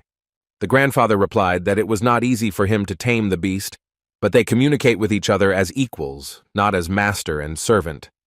But what surprised the grandfather was why he listened to an outsider, because in any case, he had to protect his grandson. While Shang continued to complain that he had become docile like a dog in Zhang's presence, the lion sat proudly and unmoved. The grandfather smiled at this situation and told his grandson that he would deal with this problem later. But Shang could not calm down and wanted Zhang to be dismissed from the academy and banned from being here. The grandfather smiled again and gave his grandson the go-ahead that he should not worry because he will fix everything. But the old man understood that Zhang was lucky to a certain extent, because the man did not believe that he would have at least one student, let alone 5. Shang proposed the idea because he knew that Zhang had forced a boy to become his apprentice, and he advised Grandpa to simply intervene in the situation at the right moment and suspend teacher Zhang. Grandfather asked his grandson if he was really sure of such information, to which Shan nodded approvingly. The old man said that in that case, he would invite an elder from the Teachers Guild to observe the process. If the elder reveals signs of lying, then there will indeed be an opportunity to suspend teacher Zhang. Shan was filled with angry and happy emotions because very soon Zhang could pay for what he humiliated Shan. Meanwhile, Zhang thought about the fact that he had read about 10 books from Master Lu Shen yesterday, but had not found what he needed. From what Zhang read, it was not possible to compile a single technique, and this upset the teacher. But he decided that things would get better in time, so he pushed open the academy door as he stepped inside. Opening the door, he saw a company of 5 people happily waiting for Zhang. Zhang could not believe his eyes, because for a moment it seemed to him that this was a sweet dream that he did not want to interrupt. It was Zhang's disciples who were smiling at him, knowing that he was finally back. Such joy seemed somewhat suspicious to Zhang, as if they were completely different people, but he still greeted them. Rummaging through his pockets, Zhang called Zhao Yao over and said she would be the first. He gave the girl a wooden box in which there was a herb from which you could prepare a healing tincture. When Zhao opened the box, she saw a stem of ice sungrass in front of her, and then Zhang took out a stack of thin books that contained techniques developed taking into account the individual abilities of the students. He handed out a book to everyone and wished them success in learning sometimes not easy techniques. Each of the students started reading the book, and they were surprised that they were hearing about such things for the first time. Enthusiasm knew no bounds, and the accessible methodology was easily learned, as if the author was a teacher himself. For example, Zhao was surprised by the fact that the past technique was created by an 8th-rank fighter, but the new one is better than the one she practiced before. Zhang interrupted the intrigue and admitted that he had written these techniques in one evening, but had not had time to come up with a name for them. So Zhang invited the students to come up with names on their own, and this news was extremely shocking. The students did not expect that the teacher gave the opportunity to come up with the names of techniques that might later become popular. Zhao was bewildered by the teacher's generosity, so she asked him one more time whether he had made a mistake in entrusting her with such a serious task. Another student couldn't get over the generosity of Zhang, who wrote as many as 5 manuals and gives students the opportunity to come up with a name. For the students, this is really a whole holiday because in the entire history of Hong Tin, no student has been given the honor of owning the equipment created for him. After such generosity and wisdom of the teacher, the students certainly did not doubt their patron. So the students decided to thank Zhang for his hard work and incredible generosity. All 5 students knelt down and began chanting words of thanks in unison, which puzzled Zhang. Zhao, on behalf of all the students, swore that the knowledge Zhang had given would not pass on, and that those who broke the oath would be punished. Zhang was amused by such an oath, because the works were created with the help of the library, and it would be good if they did not know about them. Meanwhile, a girl with blonde hair was spinning circles in the yard, lost in thought. It was Lady Shen, and she looked worried, because one question had been bothering her for a long time. And she finally dared to take a brave step and resolutely stepped forward to meet the answers. When she approached the gate, she met a strange stranger on her way. A man with a long beard and hair in a ponytail looked excited and worried. Lady Shen came closer to her husband and decided to ask him who he was and what he was doing here. The man looked around, looked at the girl, and advised her not to be confused by him and to go on her way. Such rudeness was not to Lady Shen's liking, and she suspected that something was amiss. She had flashbacks and thoughts that this man had been sent by Shang Bin to finish off Zhang after the failed duel. Then Lady Shen decided to warn the bearded man that harming a teacher in the territory of Hongtin is a crime. Such words incited even more anger inside the man, because just the day before yesterday he was beaten because of a quarrel between two teachers over a girl. The man added that the girl's name was Shen Bi, so Shen herself advised the man to leave as soon as possible, otherwise he would be in trouble. So realizing that her teacher Zhang was in danger because of her, Lady Shen rushed into battle. The man, despite all his injuries, was preparing for defense, especially in his opinion, he will definitely be able to resist the girls. Lady Shen struck the first blow with a wide swing of her leg, but the man blocked the blow at the last moment. Shan was walking in the fresh air with his friend, and he was just interested in how the conversation with his grandfather went. Shan was smiling, because soon Zhang and his student, who chose a path not of their own free will reveal themselves when caught under the will detector. The red-haired partner was amused at such news and added that after Zhang disappeared, Shen Bi would turn his attention to Shan. Shang remembered that awkward evening at the restaurant when Shen Bi went to have dinner with Zhang. Shan's partner added that he needs to be patient a little, and then luck will smile on Shan in the form of dinner with Shen Bi. Shan laughed at these words, but promised a worthy reward to his partner in case of success. Their fascinating dialogue was interrupted by the sounds of a fight, which was close to where they were walking, and the red-haired boy was the first to pay attention. Shang took a closer look, and saw that Lady Shen was fighting with Yao Han for reasons unknown to Shang. The red-haired boy guessed that Shen Bi knew that Yao Han had beaten Shang, and this guess made Shang pale. Then the boy continued his theory, and was convinced that there were no other reasons, considering that Shen is always calm. Shan's heart began to pound with a frenzied force, as if it was about to burst out of his chest at the thought that Lady Shen Bi liked him. Shan fell silent for a moment and did not take his eyes off the epicenter of the fight. Such a state alarmed his red-haired partner. Then Shang shouted at the top of his voice in anger that he would not allow anyone to harm Shen and let her suffer because of him. The red-haired boy wanted to add some advice to Shan, but he was already rushing into the fight with all his might. During the fight, Yao Han noticed out of the corner of his eye that Shang was now approaching and assumed that he was in cahoots with Shen Bi. Shen Bi, in turn, assumed that Shang was conspiring with Yao Han to deceive her once again.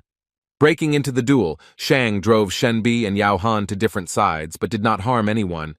Shen Bi, who was catching her breath, mused about the fact that Shan had acted out a scene where he was in the role of a savior. Yao Han, who was already in a bad mood, now looked even more angry. Shan raised his fist and shouted at Yao Han that how dare he raise his hand and hurt his beloved girl. Yao Han grabbed the monster by the scruff of the neck and blocked every blow, causing Shang to lose strength.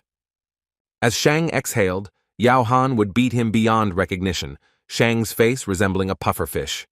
The red-haired boy begged Lady Shen to step in and help Shan or he would die. Lady Shen asked the boy why she should help Shan if this is a well-planned scene. The boy denied everything and said that they were not setting anything up. Then Lady Shen hesitated a little but decided to help. Yao Han realized that it was time to give up because he had struggled against Lady Shen when he was wounded, and now the advantage was not on his side. He tossed the battered and mutilated Shan towards Lady Shen and said he was retreating. But before leaving, he swore that he would take full revenge on Shan and Shen Bi. While the red-haired boy ran up to Shan, trying to help him at least somehow, Shen stood immovably looking in Yao's footsteps. The red-haired boy was panicking over Shan because he was not regaining consciousness, and Shen thought that the performance was delayed. Suddenly, the door to the palace opened and a disgruntled Zhang came out and asked what was going on. Then Shang came to his senses and began to mutter something incomprehensible, as if threatening Zhang. The red-haired partner realized that it was difficult for Shan to speak, so he told everything himself, that the will detector was waiting for Zhang tomorrow.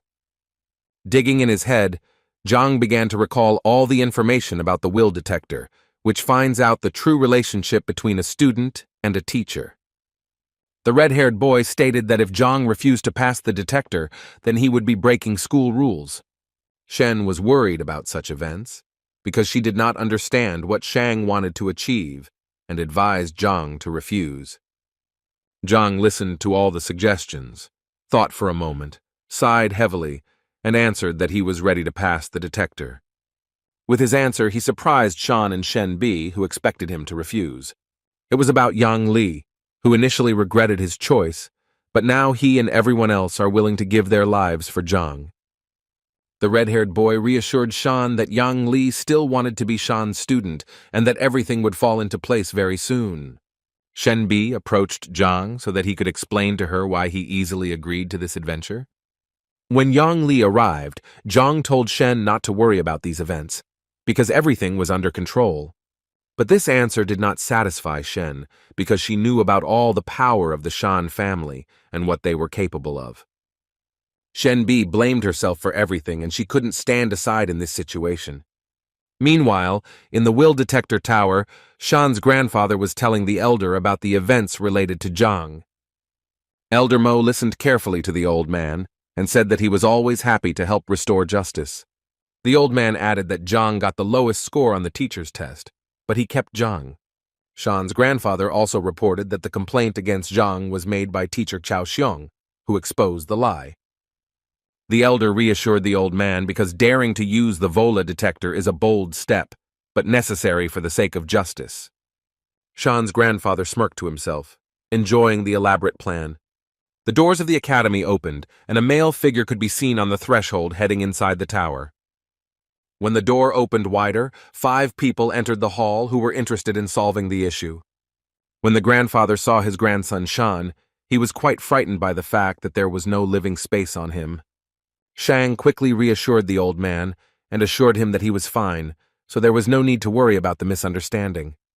The grandfather rummaged through his pockets and took out medicine for his grandson, which was supposed to improve his condition somewhat.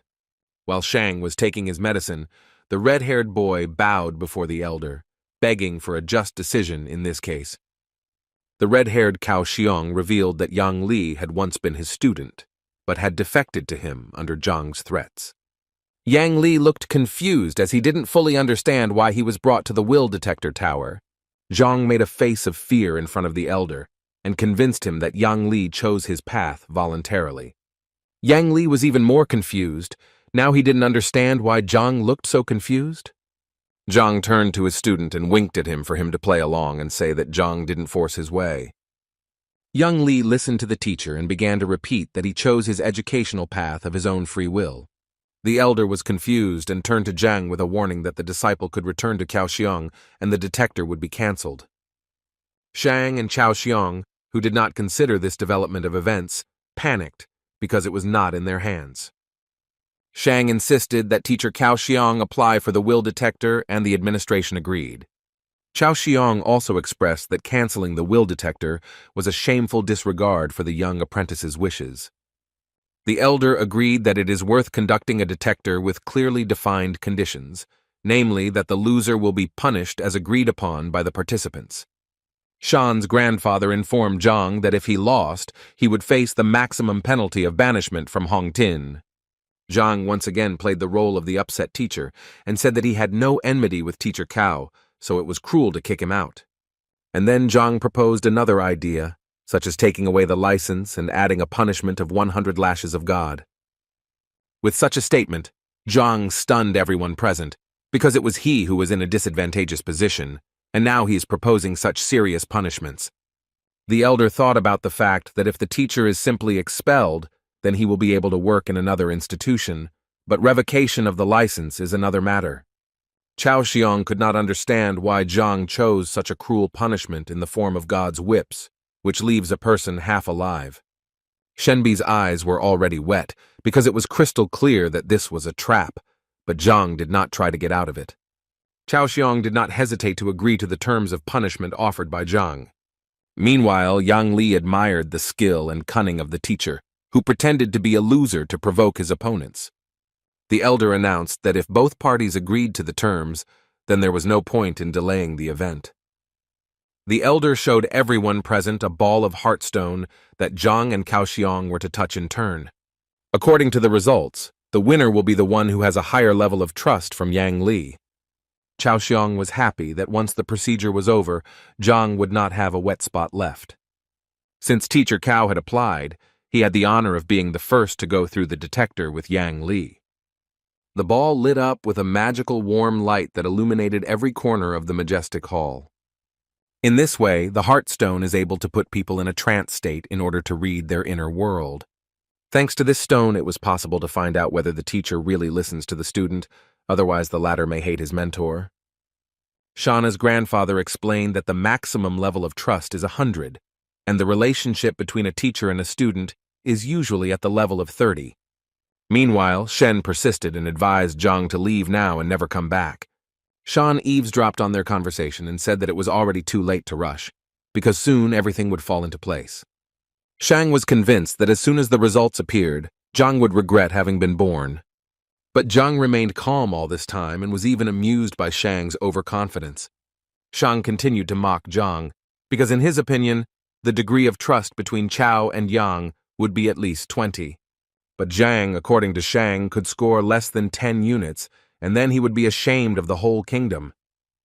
Shen was very annoyed by such comments from Shang, but she was even more annoyed by Zhang's excessive calmness. Shauna's grandfather asked the elder how much in his opinion there is trust in these two teachers. Then the elder replied casually that Cao could get a result of 20, but Zhang was threatened with even a negative value.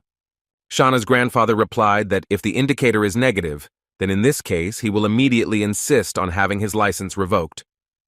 Shan squinted through his bruised eyes, which made his eyes look even more puffy as he noticed the results. Chao was looking forward to the results because very soon he could get rid of the annoying Zhang. A pillar of bright warm light rose from the orb and produced a result of 10 units.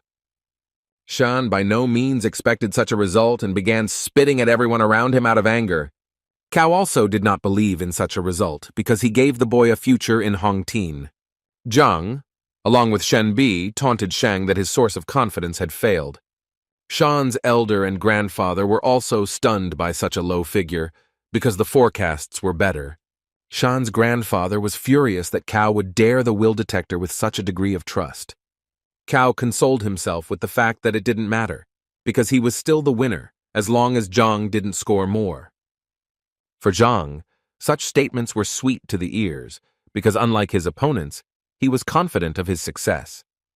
So Zhang walked up to Yang Li thinking that the sooner this performance ended, the sooner the student would return to class. So Zhang and Yang touched the orb together, and in an instant, everyone was blinded by a bright light that was much brighter than Chao's. Shauna's grandfather and the elder opened their mouths, because these two had not yet had time to touch the bullet, when the result already appeared above the flash. Shenbi, Shang, and Cao were no less surprised, especially Cao, who had just managed to get off the pedestal. The huge number 64 flaunted above the bright pillar of light.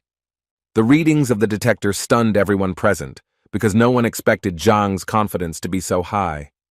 Chao did not believe that Yang trusted Zhang like a father, and what was the basis for such a high level of trust?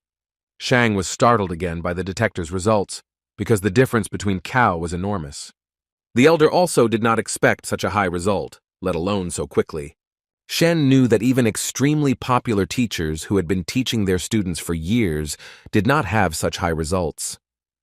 So Zhang was convinced of his undisputed victory and asked the elders if he confirmed this fact. Cao continued to resent the result and exclaimed that the heart orbs had broken and produced a false result. Shang also believed that there was meaning in Teacher Cao's words, because the students cannot trust such a clumsy teacher so much. Shang then gave the example of the great teachers Lu Sen and Wang Tao, who, despite their abilities, do not have such a high level of trust.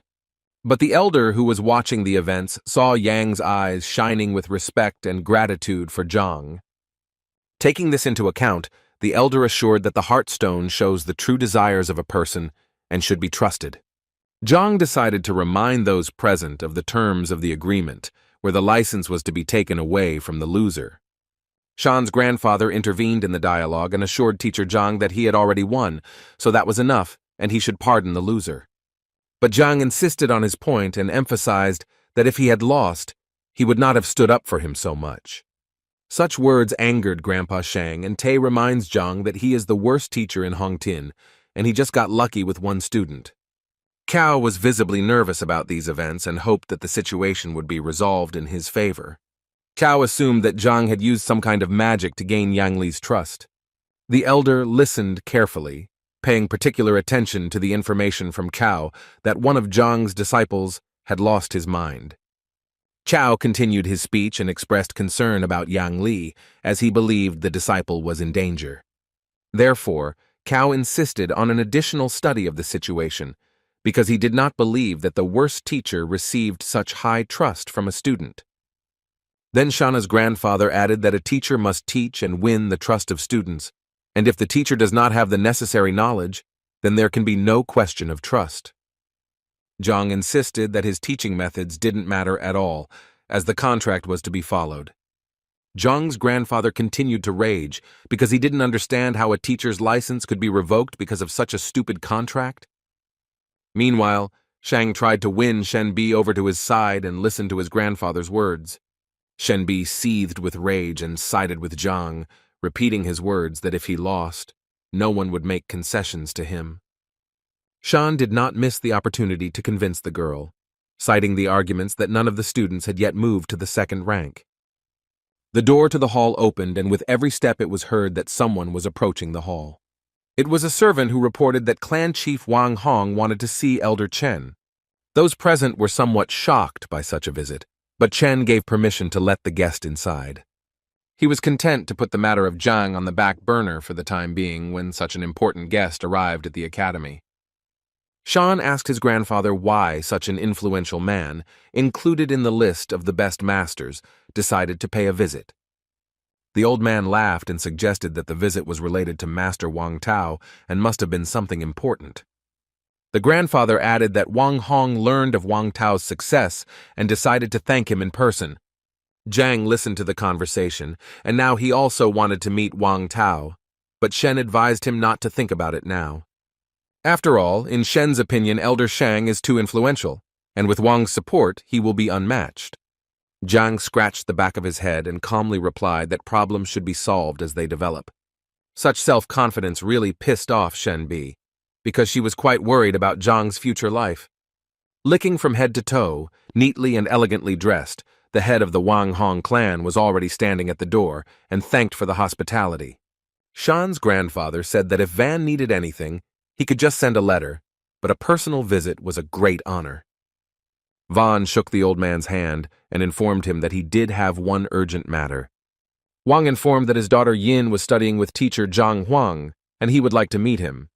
Elder Shang then said that by a lucky coincidence, teacher Zhang Huang is right here. Shang, together with Cao, assumed that Zhang had come to an end, because it is possible that he had deceived Wang's daughter. Zhang squinted and listened to every word of the dialogue, carefully pondering what was said. Wang turned and strode toward Zhang, looking quite serious and possibly a little angry, and in a moment he got down on one knee, saluting Zhang and expressing sincere admiration for his skills. Elder Shang opened his mouth wide, thinking that Wang would be making claims to Zhang instead of bowing.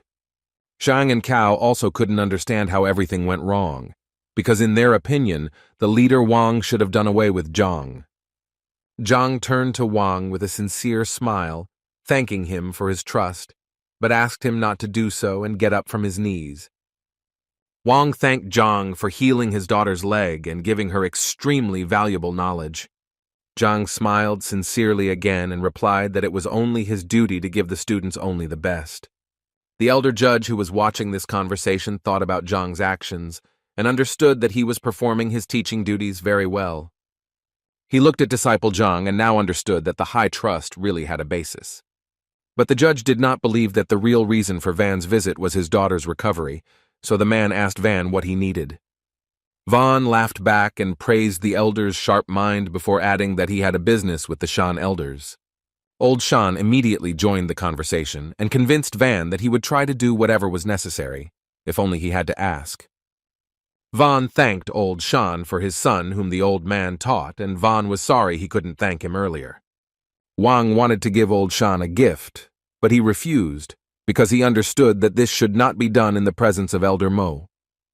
Wang noted the honesty and decency of Old Shan and added that he still had a conversation about certain changes in his son's practice. Van told the old man that his son had realized that he was not entirely comfortable with Master Shan, causing the latter's eyes to crawl up his forehead. So now Old Shan needed to let the boy go, and it seems he wasn't quite ready to take that step. But although Van expressed his request calmly, he was firm in his convictions. Old Shang had no choice but to argue with Wang, so he complied with Wang's request. Giving back the pendant to his son, who was now free, Old Shang understood the shame he would suffer by doing this deed. Van took the pendant from Old Shan, while Tay assured him that it was normal for young people to struggle to find the right teachers. Wang smiled back, then turned to Zhang and asked if he could take his son into his class. Such a request shocked everyone present in the hall, because recently Zhang almost fell under the tribunal, and now one of the best masters is sending his son to study. Such a request especially touched the ego of Old Shan, who had lost a student who could have gone under the care of the worst teacher. Younger Shang also worried about his grandfather and could not understand why Venerable Wang would make such a choice. Zhang smiled modestly and replied that he didn't think it was a very good idea. After pausing, as if thinking, Zhang replied that he had to refuse the offer, which shocked everyone present. Shang Jr. thought Zhang was a complete fool because a member of an influential family asks him for patronage, and Zhang refuses. Shenbi and Huang calmly asked Zhang whether he had thought this offer through, because such generosity should not be refused. The one who got the most out of Zhang's answer was Old Shan, because he was traded for some loser. Elder Mo wanted to change Zhang's opinion, but what he was creating was not in his head. Actually, Wang himself did not expect to hear such an answer because the offer seemed attractive. However, Zhang remembered some events from the past and assumed that Wang Tao had not told his father that he had somehow attacked Zhang. However, Wang immediately began to say that his son had made a mistake and did not know about Zhang's majesty, for which he was ashamed. The dialogue was interrupted by Cao, who exclaimed that Venerable Wang did not need to be asked twice. Cao emphasized that Zhang was not withdrawing because of the assault incident, but because of something else. Cao said that Zhang had 3 martial arts ranks while Wang's son was at rank 4. Shan supported his friend, because it is unacceptable for a teacher with a lower rank to teach a student of a higher rank. Old Shang added that he was respectful of Wang's son leaving his class, but he deserved a better teacher. Wang then thought about the fact that his daughter was getting good knowledge from Zhang, but she never spoke about the teacher's rank. Cao taunted Zhang that he should take off the crown and surprise only the novices with his 3rd martial rank. Old Shang confirmed Cao Xiang's words and added that Zhang could not teach anything without experiencing it himself. But Wang remembered one of his daughter's stories where Zhang stopped Wang's son's sword with 2 fingers. Younger Shang said, with a mischievous smile, that perhaps this story was made up just to protect Zhang's reputation. In Cao's opinion, such a story looked like a complete fabrication, because the teacher at the bottom of the list could not possess such power. Yang intervened in the conversation, because he himself witnessed these events, so everyone who spoke against Zhang is slandering. Elder Shang also convinced Wang that this story was nonsense, and that such fables should not be believed. While Old Shang was persuading Wang that Zhang's reputation should not be raised in this way, a servant came to the hall again. The servant reported that a young man had arrived who wanted to meet with teacher Zhang and was waiting for permission. Old Shang scrupulously reacted to the news and wondered why Zhang was so in demand. Stammering, the servant added that the guest waiting for an audience is King Jiangnan's son, Bai Sen. When Old Shang heard who was waiting, he shouted that he immediately let the distinguished guest into the hall. For Elder Mo, events took on new colors, because the king's son is a master of martial arts. but he wants to meet one of the weak teachers. Shenbi was surprised at Zhang's influence because Bai Sen is a very influential person in the kingdom. As soon as No Bai Sen appeared in the hall, everyone greeted him with honor, bowing as a sign of respect. However, Bai Sen did not seem to be interested in those present. He noticed Zhang and waved at him. Zhang asked with a meticulous look and a simple voice, "What did Bai Sen need?" Bai Sen ran up to Zhang and told him that he was leaving the city soon, and that he really wanted to learn all of Zhang's skills. The faces of those present reflected surprise. Why does Bai Sen communicate so well with Zhang? Old Shang was angry and advised Zhang to choose his words, because before him is a royal person, and etiquette must be followed. After that, Old Shang apologized to Bai Sen for Zhang's ignorance, because he did not understand who he was talking to. Bai Sen yelled back at the old man to get away from here until he lost his head. Bai Sen Zhang was a master and the equal of his mentor Lu Shen, so there was no point in dishonoring his honor. Hearing this, everyone who tried to humiliate Zhang in every possible way felt the ground go away from under their feet. Old Shang analyzed what he heard and could not believe his ears that a certain Zhang was of the same level as the mentor of the king's son. Younger Shang, together with Cao, simply turned pale from what he heard and almost lost consciousness. Elder Mao also wondered how it was that Master Zhang was considered so strong. Bai Sen said that everyone present heard the information correctly. Zhang's strength is 3 times that of Bai Sen. Bai Sen added that if someone wants to contradict his words, he should keep his mouth shut if he wants to live. Otherwise, if Master Zhang demonstrates his power, none of the people present will say hello. Those present in the hall began to whisper among themselves. How did it happen that Zhang was stronger than Shan, and how he had drained his abilities so quickly? Only Zhang stood modestly in a corner, and was somewhat embarrassed by these dialogues, because he did not really want to show off his strength. After hearing the information, Wang began to urge Zhang to accept his son into the class. Bai Sen yelled at Wang to hold back the horses because Bai Sen also needs a teacher. Zhang replied to Wang that his son could come to class tomorrow as a free student, and Zhang would think about enrolling later. Bai Sen kindly inquired of Zhang if there was anything that needed to be settled that the king's son would be happy to help with. Zhang reminded Elder Shan that now that the will detector had been passed, it was time to pay the bills. Cao contradicted Zhang and said that he would not be able to do anything despite Cao's loss. After all, it will not be possible to take away the license just like that, and the maximum that the light of Cao is 100 whips of God. Zhang inquired as to why Cao was so confident, to which Cao replied that there must be good reasons to revoke a license. Cao also appealed that there was nothing to complain about in his teaching, and that he never put students in danger. Zhang didn't listen to Cao very carefully because it was just chatter to him, so he wanted to know Elder Mao's opinion. Mao confirmed Cao's words, and there must be good reasons to revoke the license.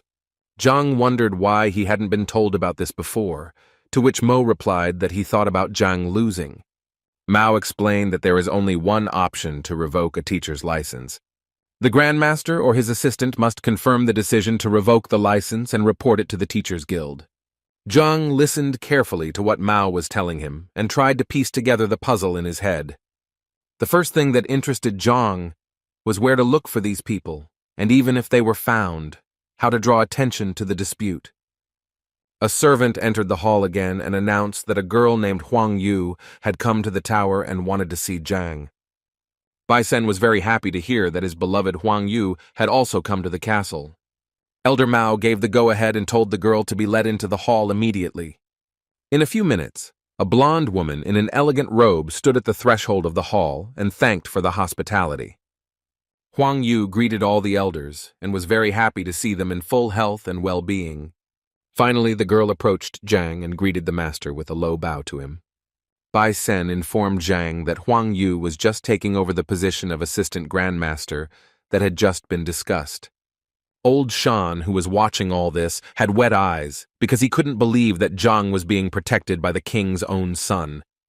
Chao, along with younger Shang, were already on the verge of a nervous breakdown at the fact that Zhang was familiar with such highly respected people.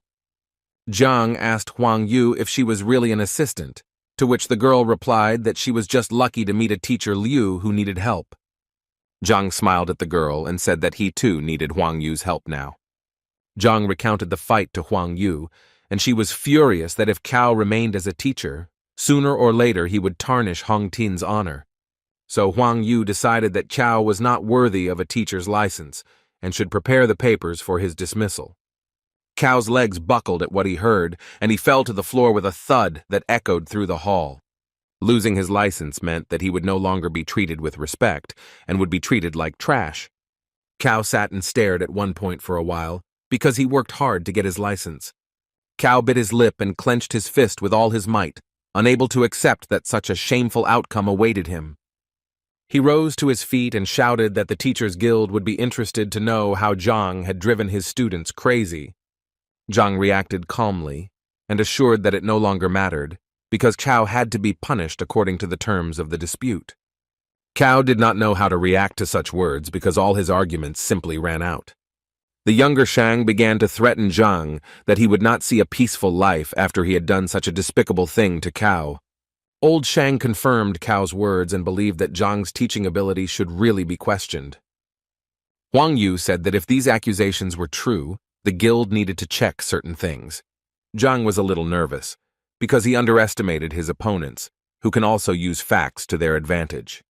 Zhang began to think about how he could get out of this situation dry, because now everything was against him.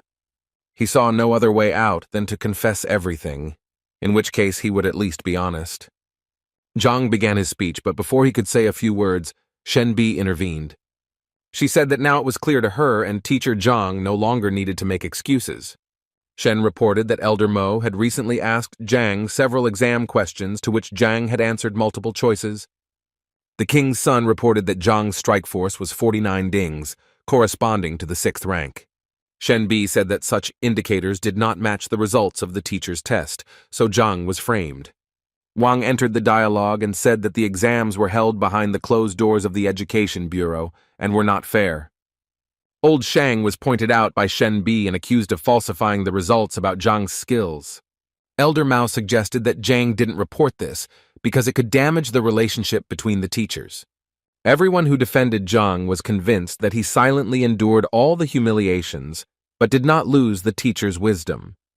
According to the defenders, teacher Zhang suffered for the sake of good relations in the team and bore the burden of ignorance. Old Shan did not have time to realize the verbal attacks that flew at him like bullets. Zhang was embarrassed by this situation and only wanted to say that his skills were not fully assessed. Old Shang became defensive and said that he had no reason to interfere with an ordinary teacher. Elder Mao, who had been listening intently all the time, said that he already had enough evidence to draw conclusions, while Old Shang was simply protecting his grandson. Sooner or later, Zhang would stand out among the other teachers, and so that Zhang would not overshadow grandson Shang, Old Shang acted in advance.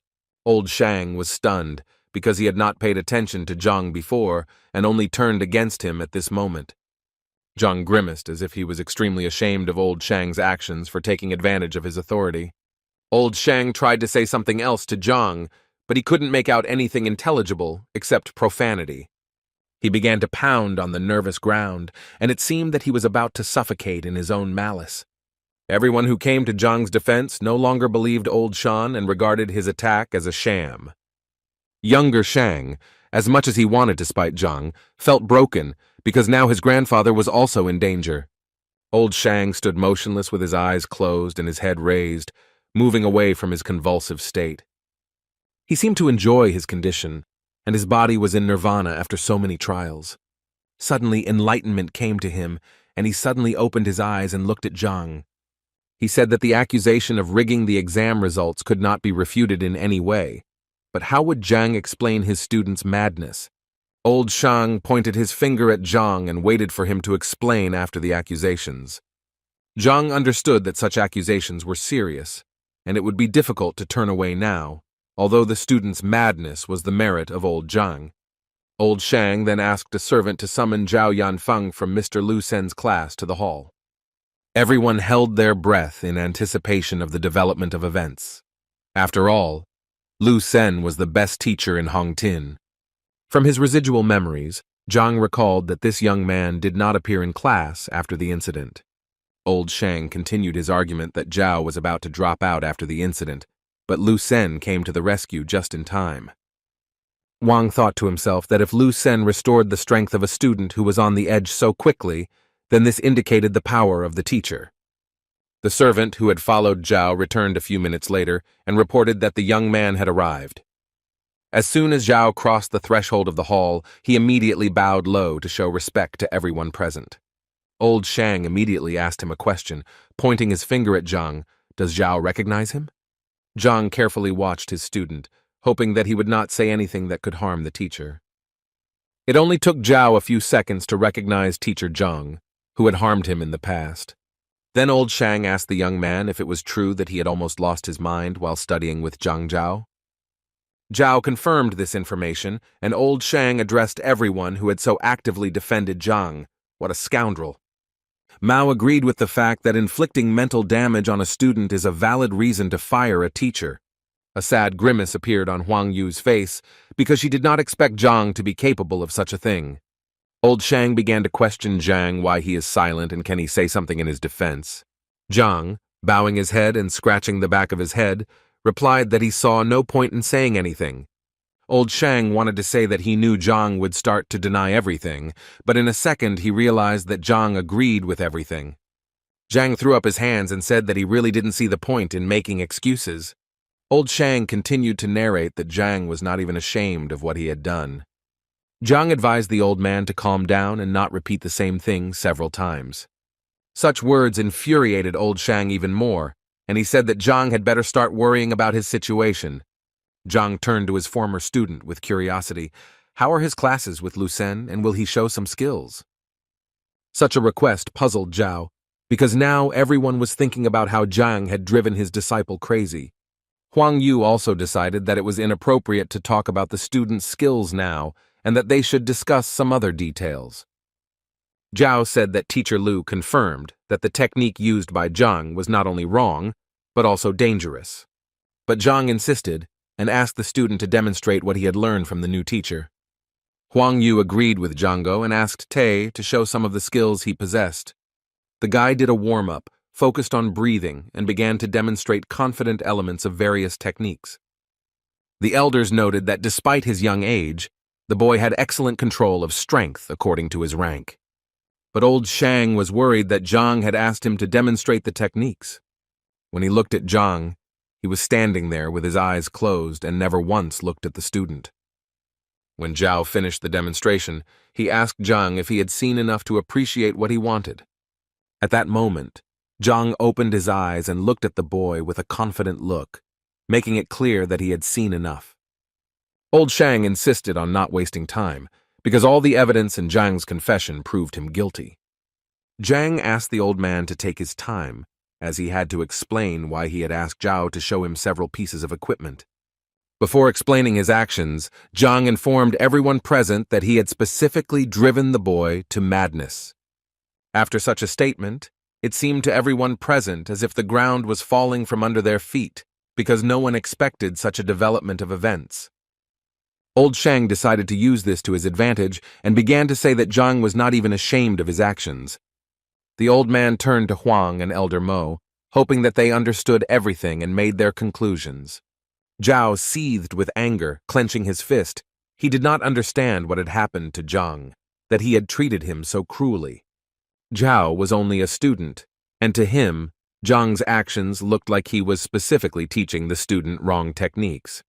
Zhang, with a displeased expression on his face, let it be known that Zhao had misunderstood everything. Such actions angered Zhao even more, and now it seemed to him that Zhang had taken up the old ways. Zhang asked Elder Mo and Huang if they noticed anything suspicious when Zhao was demonstrating the technique. They shook their heads in denial, and then Zhang explained that Zhao had an innate stiffness of points. Huang Yu thought about this statement because people with such a disorder have narrowed acupuncture point passages and cannot release qi energy. Elder Mo was very surprised at Zhang's suggestion because it was a very risky move. Zhao also did not believe this because he did not experience any obstacles during the training process. Zhang advised Zhao not to jump to conclusions and think about whether the boy faced difficulties before he lost his mind. Zhang gave the example of the fact that every time the boy tried to gather energy, his body seemed to be torn to pieces. The boy was surprised by what he heard. Wang and Shenbi listened carefully to Zhang, and even though his speech seemed silly at first glance, they still assumed that there was a destiny of truth. Only old Shang was categorically against these judgments, because the stiffness of the points did not matter now. The fact is that the boy was hurt. Zhang advised Shan to take his time and give him a chance to complete his judgments, and then asked how to characterize a person who has lost his mind. Old Shang was surprised by the question but explained that the energy that bursts out, it cannot be controlled and a person loses his mind. When the old man realized what Zhang was getting at, he got angry and did not believe that it was invented to destroy the blocks. Huang Yu and Elder Mo wondered how realistic such a tactic was, since its use was very risky. Zhang then asked Cao if he still felt as if his body was being torn apart during the discharge of qi energy. Zhao was surprised again, because when the state of insanity passed, all the difficulties also went away, but the boy attributed these merits to Lu Sen. Zhang advised not to rush to conclusions and explained that the force in the body of a fool is extremely powerful and capable of destroying barriers.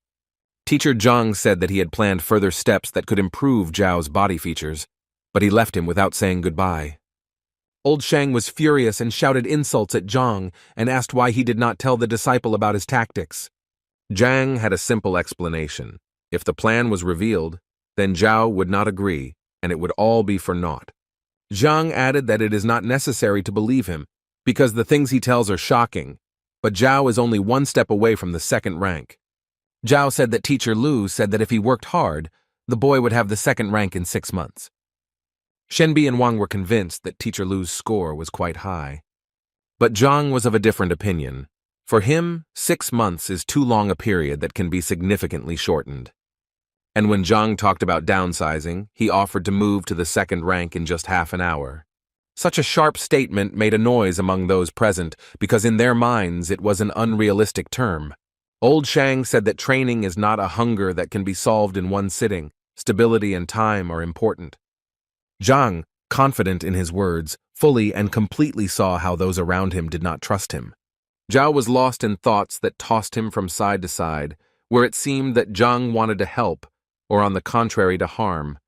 Zhang approached the boy and put his hand on his shoulder, saying that he did not blame the young man for distrust, but now Zhang could help.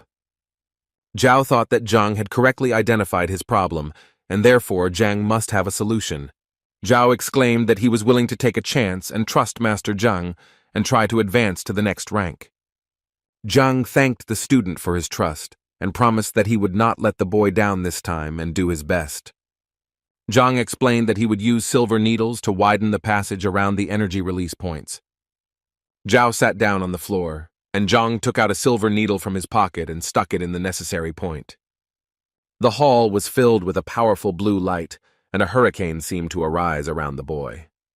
The boy looked at his hands and could not believe that what he had dreamed of for so long was finally realized. Despite the fact that Zhang promised about 30 minutes, the boy mastered the new rank literally in an instant.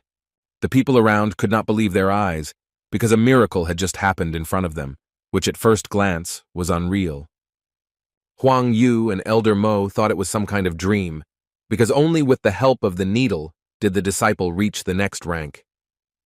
When the reincarnation was complete, Zhao bowed low to Zhang and continuously thanked Zhang for his help. And then he apologized for letting the teacher down and being so rude to him, hoping he could go back. Vaughn, who was carefully watching the reincarnation, remembered how much effort he had put in to get to the next rank, and the boy did it in an instant. Wang told Zhang to forget about the request with his son, because now he also wants to become Zhang's disciple. Bai Sen yelled at him to get in line because the king's son was also very eager to learn from Zhang. He attracted Zhang's attention in every way and even promised to renounce his title so that Zhang would take him under his care. Zhang, who could barely get a word in, asked everyone to slow down and promised to talk about it later. Then the teacher turned to Zhao, wondering if he had made a mistake this time. Zhao apologized for the 100th time for his reckless steps, and promised that from now on he would fully trust Zhang. Zhang asked old Shang if he could say something when he had been actively making accusations before. The old man collapsed from all these events because Zhang proved his innocence, but Shang had no way to defend himself. Elder Mo preempted old Shan by saying that any words would be superfluous. Mo announced his verdict that Shang Bin had tried to frame his colleague, so he is now suspended pending a judicial investigation. Mo also added that Kaoxiong deliberately defamed Zhang and will now be suspended from teaching. Elder Mo reminded old Shan of the fact that for falsifying the exam results, he was removed from the position of school principal. Old Shan fell to his knees and felt completely broken just because he had succumbed to his grandson's mischief. Mo apologized to Zhang, but promised that he would not be bothered by unworthy people again in the future. Zhang assured the elder that everything was fine and added that sometimes there were difficulties. Elder Mo concluded his conversation by saying that after the verdict was given, Zhang would receive a message from the guild. Zhang and his defenders were leaving the tower, where they had experienced many stormy events in the past few hours. Younger Shan and Old Man were sitting on the floor and were literally broken in every sense. Now Zhang had new plans for life, to become a famous teacher, that is, a grandmaster, but for this he must first become a student. Zhang returned to Huang Yu and asked the girl how he could become grandmaster's disciple. The girl said that everything is arranged quite simply, no tests are needed for this, just to catch the eyes of the grandmaster. Zhang asked Huang Yu how she managed to run a shop and be a student. The girl smiled and answered that she lacked life experience, so she chose a crowded place to observe the world and society. Zhang recalled the requests of Huang Yu and Bai Sen that Master Lu Shen had referred to Zhang. Bai Sen explained that Lu Shen had the ruler's ink canvas painting, which he would give to whoever won the competition. Zhang mentally analyzed the painting, which was painted by Master Mo Chenzi in an exquisite style. Bai Sen and Huang Yu were very pleased to receive this painting as a gift because it really touched their hearts. That's why the two turned to Zhang, who they thought was very good at art.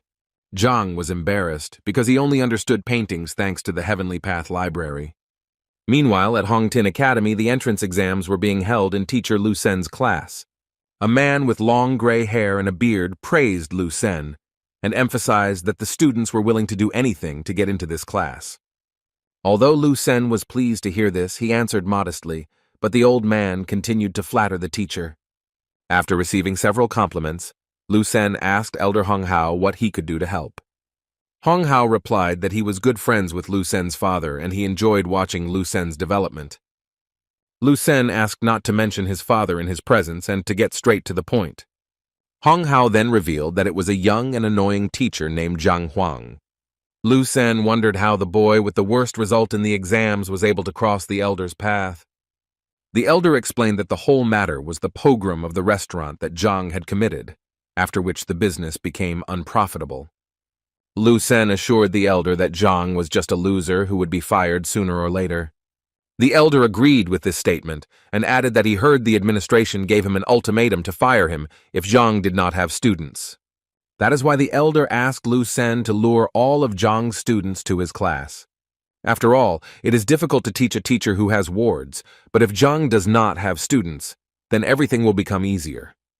The elder insisted that Lu Sen put aside his doubts and recall the incident of poor Zhao who had almost lost his mind. Lu Sen listened to the elder and replied that he would announce a new set of disciples today.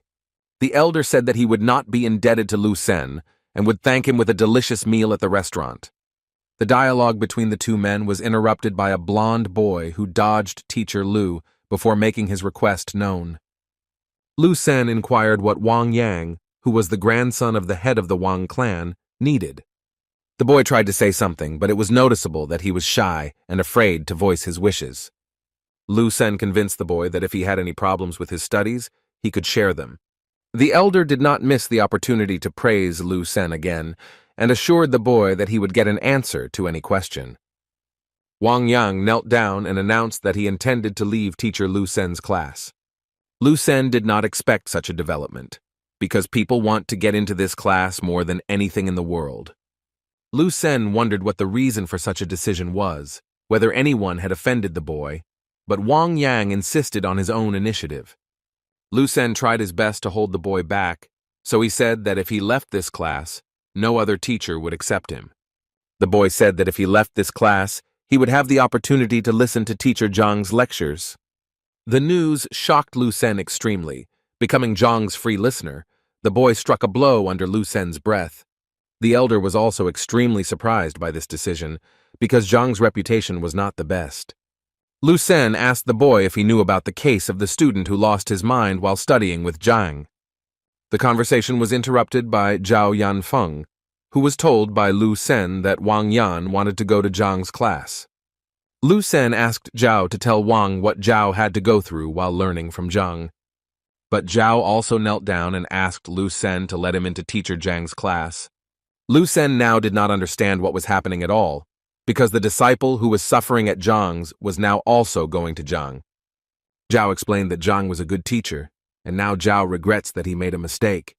Lu Sen paled at this and could not understand why Zhang's thoughtless actions turned out to be good deeds for Zhao. Without thinking long, Lu Sen agreed to let the boys go, trusting that they had thought their decision through.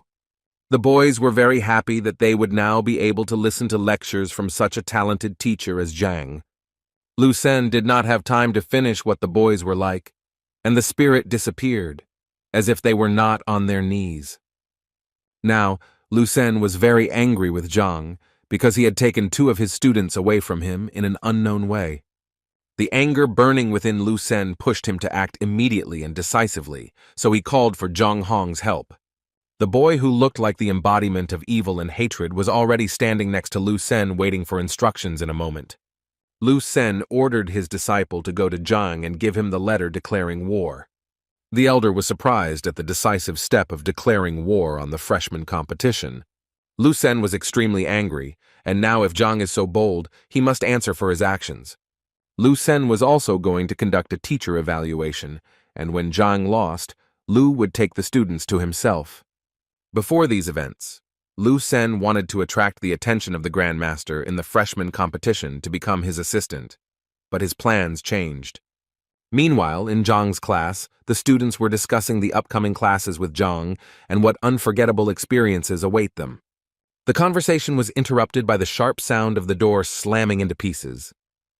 A red-haired guy was standing at the door, and he smashed the door of Zhang's classroom. He barely touched the ground with his fingertips, and all he was interested in was Zhang's whereabouts. The students of Zhang's class were outraged by this development of events and were already ready to defend the honor of the class and their teacher. One of the students recognized the red-haired guy as Zhu Hong, who took 4th place in the entrance exams. Holding the envelope addressed to Zhang, Zhu Hong was happy that he was so popular. He told a female student in Zhang's class that the envelope contained a letter from Lu Sen summoning Zhang to the teacher's evaluation. Zhu Hong tossed the envelope at the disciple's feet, adding that Lu Sen was angry after the recent events and therefore declared war on Zhang. Zhang's students were confused by such a statement because in their opinion Zhang was the best teacher. Zhu Hong was about to leave when one of Zhang's disciples decided to stop him. Zhang's student accused Zhu Hong of speaking disrespectfully of their teacher and smashed the classroom door. Zhu Hong laughed at the boy, especially his apology for his actions. In an instant, Zhu Hong, like a butterfly, began to reproduce his graceful and decisive battle technique. After that, he kicked Zhang's student directly in the face, who was not ready to block the blow. The boy flew away in a flash for several meters, brushing his face on the lawn near the classroom. Zhu Hong, who didn't have a single scratch on him, stood proudly and declared that Zhang and his disciples deserved no mercy. Such statements really affected Zhang's student, and she decided to teach him a lesson in good manners. The girl attacked Zhu Hong first, but he immediately blocked her brave strike. And with the next step, he counterattacked the girl, and so quickly that the student did not have time to understand anything. Zhu Hong's blow was accurate and strong. He also kissed the girl in the face, and she flew away with a cry of pain. The boy who wanted to help the wounded Zhao Yao didn't have time to look back, as Zhu Hong was already behind him. He tricked Zhang's disciple and also hurt him without leaving the right to counterattack. A girl with pink hair from Zhang's class ran up to her injured colleagues and tried to help them. But Zhu Hong approached her like a ghost, preparing to do irreparable damage. A moment later, Zhu would have realized his plan, but Zhao came to the defense, blocking the aggressor's blow. He tried his best to counter Ju, but it wasn't easy because Ju was quite professional in his technique. Ju taunted his opponent, adding fuel to the fire that Zhao lacked strength and training. Zhao held on with his last strength as Ju Na dealt him blow after blow, eroding his morale in the process. Each attack was extremely exhausting to Zhao, and he was already at the limit of his abilities. At one point, Ju broke through Zhao's defenses and delivered a powerful blow that left Zhao unable to stand on his feet. Zhang's battered and mutilated disciples barely regained consciousness after Ju dealt with each one. Ju stressed that this was just the first lesson, and if they didn't want it to happen again, then Zhang should apologize to Lu Sen. Suddenly, Zhang appeared in the yard with Zhang, who managed to hear Ju's threats. Ju told Zhang that he was just in time because he was talking about the defeat that awaits Zhang. Zhang ran to his disciples to help them and told Ju to return to Lu Sen with the news that Zhang was accepting the challenge. Zhang was momentarily saddened by the fact that he had spoken to Bai Sen and Huang Yu and how his disciples were now suffering. Ju, mocking Zhang and his students, was already saying goodbye to them and rejoicing in his victory. One of the injured students told the teacher that Ju had spoken disrespectfully about Zhang and destroyed the classroom door. The boy asked Zhang if there was any way to take revenge on Ju for the damage caused, when suddenly Ju heard this and stopped abruptly. In Ju Zhang's opinion, he was the worst teacher and such worthless students were unlikely to be able to stand up to him again. Zhang, on the other hand, listened attentively to his student, who wanted revenge for the harm caused to the class and to all those who gain knowledge here. The student wondered if he had any chance of revenge, and Zhang convinced him that it was possible. Yuan Tao was Zhang's weakest student but very capable, so Zhang wanted to show him a technique to take revenge. Zhang, who helped the injured students after the fight, listened carefully to the teacher and understood that he had made the right choice. The girls were also stunned by Zhang's statement because not long ago they simply lacked the strength to stand up, and now Zhang suggests fasting. Ju scoffed at Zhang's belief that he was trying to send such a clumsy disciple into battle to extort reparations from Ju for the pogrom. But Ju was curious, so he agreed and promised that if he lost, he would not only pay for the repairs, but also throw in 1,000 gold coins. Zhang rose to his feet and asked if he had heard, but Ju assured him that Zhang understood everything correctly. In this case, Zhang told Yuan Tao that this is also a chance to earn some money, so it is necessary to win. Zhang convinced the student that he would show him 3 simple steps by which the student could win. Ju just barely held back his laughter at such actions by Zhang, who was about to teach a student right before a duel. Zhang called the other students to whom he was going to tell about the tactics that would bring victory in the future. Yuan Tao had already begun to doubt his own strength, and was he too hasty with his desire for revenge? Zhang encouraged his colleague and convinced him that the boy should trust Zhang. Yuan Tao was encouraged by the words of support. He had already been beaten, so nothing would happen if he was beaten again, especially since he is thick-skinned. Zhang, who gathered his students around him, talked about the winning technique, and all the students listened carefully to his every word. Zhang now decided to demonstrate the technique by standing in a stack, and then sharply threw his left hand forward and spread his fingers. The second step in Zhang's technique was to move the left leg to the right, and thus make a reliable support. And the last, third step is a blow with the right hand. The students were shocked by this technique because there was nothing special about it. Yuan Tao even asked Zhang if he had made a mistake, because it was an extremely simple and low-level strike. Ju, who was watching this, also saw no point in teaching the students such terrible blows, even in his presence. Zhang encouraged the student that if he could repeat these simple steps correctly, he would easily win. Yuan Tao finally put aside all doubts and stood up and walked closer to Ju, preparing to teach him a lesson. Ju gave the boy one last chance to refuse the duel and run away as far as possible, because after the duel, he would hardly be able to walk. Yuan refused, and Ju instantly rose up like a hurricane to launch his lightning attack. Yuan was confused for a moment, but he heard a voice speaking to him, and it was Zhang, giving him hints through the qi connection. Zhang asked Tay to change the order of using his arms and legs, and towards the end he struck with one finger 3 inches lower. Ju still didn't believe in disciple Zhang's technique. so he dodged the first blow with ease. Meanwhile, Yuan did everything according to Zhang's instructions, moving his right leg into the necessary position. Yuan was convinced that one should trust the teacher, and only in this case it would be possible to win. Zhu, who was already celebrating his easy victory, instantly realized that Yuan had not yet struck a single blow. After all, the whole technique was to act on a certain point, which Yuan skillfully used. Zhu was twisted by indescribable pain because Yuan hit the vital point from where the energy was coming from. Zhu winced in pain and barely stood on his feet trying to say something to his opponent.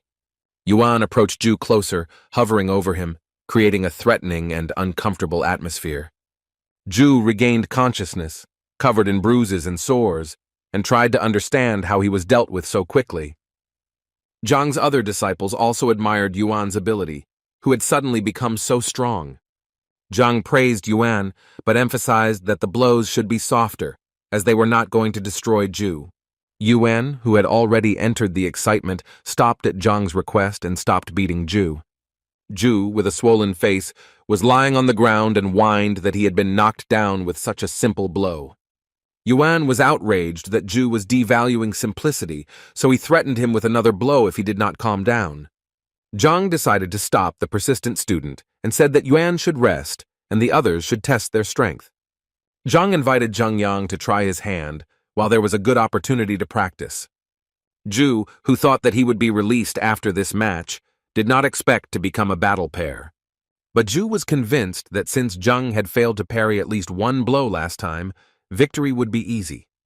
Zhu was now ready to carefully follow his opponent's strikes, but Zhang had only worked out the tactic for one fight. Zhang rushed into the battle. Out of nowhere, he heard Zhang's voice giving him battle tips, so he realized that it was the keys of Zhak. Zhu didn't believe that Zhang's disciple was serious, so the duel should be easy.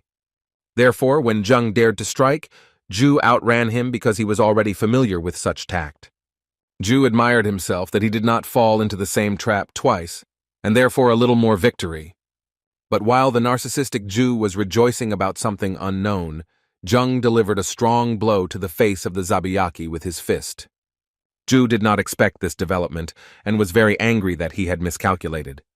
So he tried to strike back at Zhang, but Tai dodged it successfully. Zhang even managed to counterattack, and it was powerful because the boy hit the spot again. Zhu fell to the ground with his hands clutching the spot where the attack had just taken place. Zhu accused Zhang of being mean and that Zhang's disciple had hit a vital point. Zhang did not see anything mean in his tactics because in the battle there was no difference in how to win. But if Zhu spoke of meanness, then Zhang decided to obey honor and struck another blow, but with a fist to the face. Zhu's face now looked like a chipped steak, with a crimson hue and multiple wounds. With such injuries, Zhu had no choice but to admit defeat.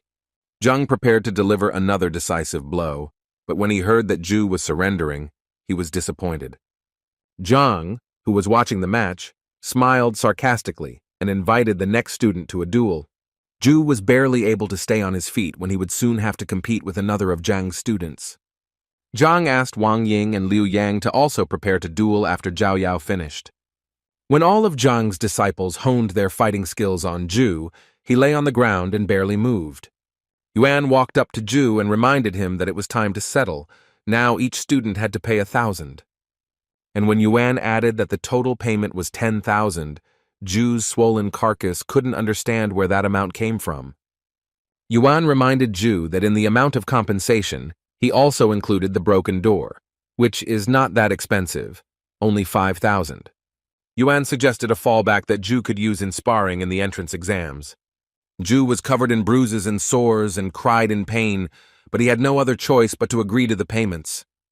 Meanwhile, in Lu Sen's classroom, Hong Hao wondered if Zhang would accept Lu Sen's challenge.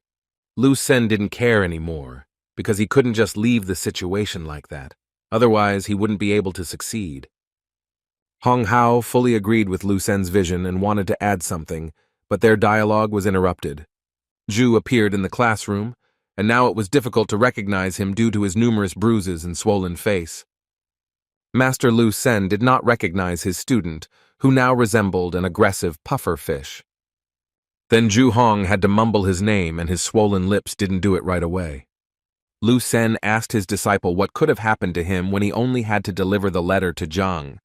Looking at his poor disciple, Lu Sen even assumed that Zhang was able to raise a hand against him. But Zhu quickly denied this information and told me that he got it from Zhang's students. Lu Sen did not expect such a development, because it meant that his former students were also involved. Lu Sen was upset that Zhu was unable to stand up to such weaklings, as he had been paying special attention to Zhu.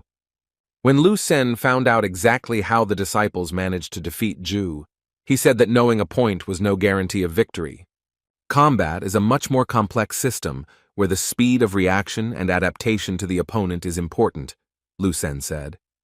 Lu Sen understood that such a tactic was not invented by the students, but by Zhang, so this teacher was not as simple as it seemed at first glance. Lu Sen promised Zhu that he would help him recover, move to a new rank, and shift his life point to fast. The teacher asked Elder Hong if there was any way to influence Zhang through Elder Shang, who works in the Education Bureau. The elder explained that it is not so simple, because there must be good reasons for such a decision. While the elder and the teacher were discussing, an unknown man entered the hall and interrupted the conversation. The young-looking man had blue flowing hair, and he bowed to the elder and the teacher as a sign of respect. Lu Sen greeted Teacher Wang and asked him what he was doing here. Wang announced that he had brought news from the Education Bureau and that the audience might not like it very much. Lu Sen became alert in anticipation and told Wang not to create intrigue and get down to business. Wang reported that from now on, Elder Shang has been released and is under investigation. Lu Sen was now interested in the details of these events, as Elder Shang had held this position for a long time. Wang said he heard Shan was suspected of falsifying a teacher's test results, and it was found out during the will detector. Lu Sen was nervous when he heard about the detector, because he knew that the initiator of the detector was Cao Xiong. Lu Sen then asked Wang which of the teachers dared to accuse Elder Shang of such a thing. Elder Hong whispered to Lu Sen that Shang had good connections in the teacher council, so it was not easy to obtain his release. Wang said that this decision was influenced by a teacher who did not have a very good academic record, Zhang Huang. Zhu, who had been kneeling silently until then, became furious at the mere memory of Zhang. Lu Sen was also not happy to hear that after his disciples went to Zhang, he was now involved in Shan's release. Elder Hong, who was still aloof from the events with the restaurant, was shocked by the news about Director Hong Tin. Lu Sen and the Hong elders now had the impression that Zhang was always one step ahead and taunting them. Meanwhile, in his class, Zhang finished another productive lesson on mastering new techniques. Zhang told his students to go home and practice there, because the teacher evaluation was in 6 months. Zhang told the students that he had no intention of losing, so he hoped that the students would help him. After the lesson, the students gathered in the yard to discuss the events that happened recently. The talk was that Zhang had reached the 6th rank, and even Bai Sen himself wanted to be his student. Zhang said that it was worth using Lu Sen's challenge to vindicate Master Zhang's name, and he urged his colleagues to make maximum efforts during the 6 months to perform with honor. The students were convinced that Zhang was an honest and noble person who had been treated unfairly, and it was time to make amends. Having discussed the plan of further actions a little more, the students sat in the yard and then went to their homes. Meanwhile, Zhang remained in the study collecting thoughts and developing a plan to win before the competition.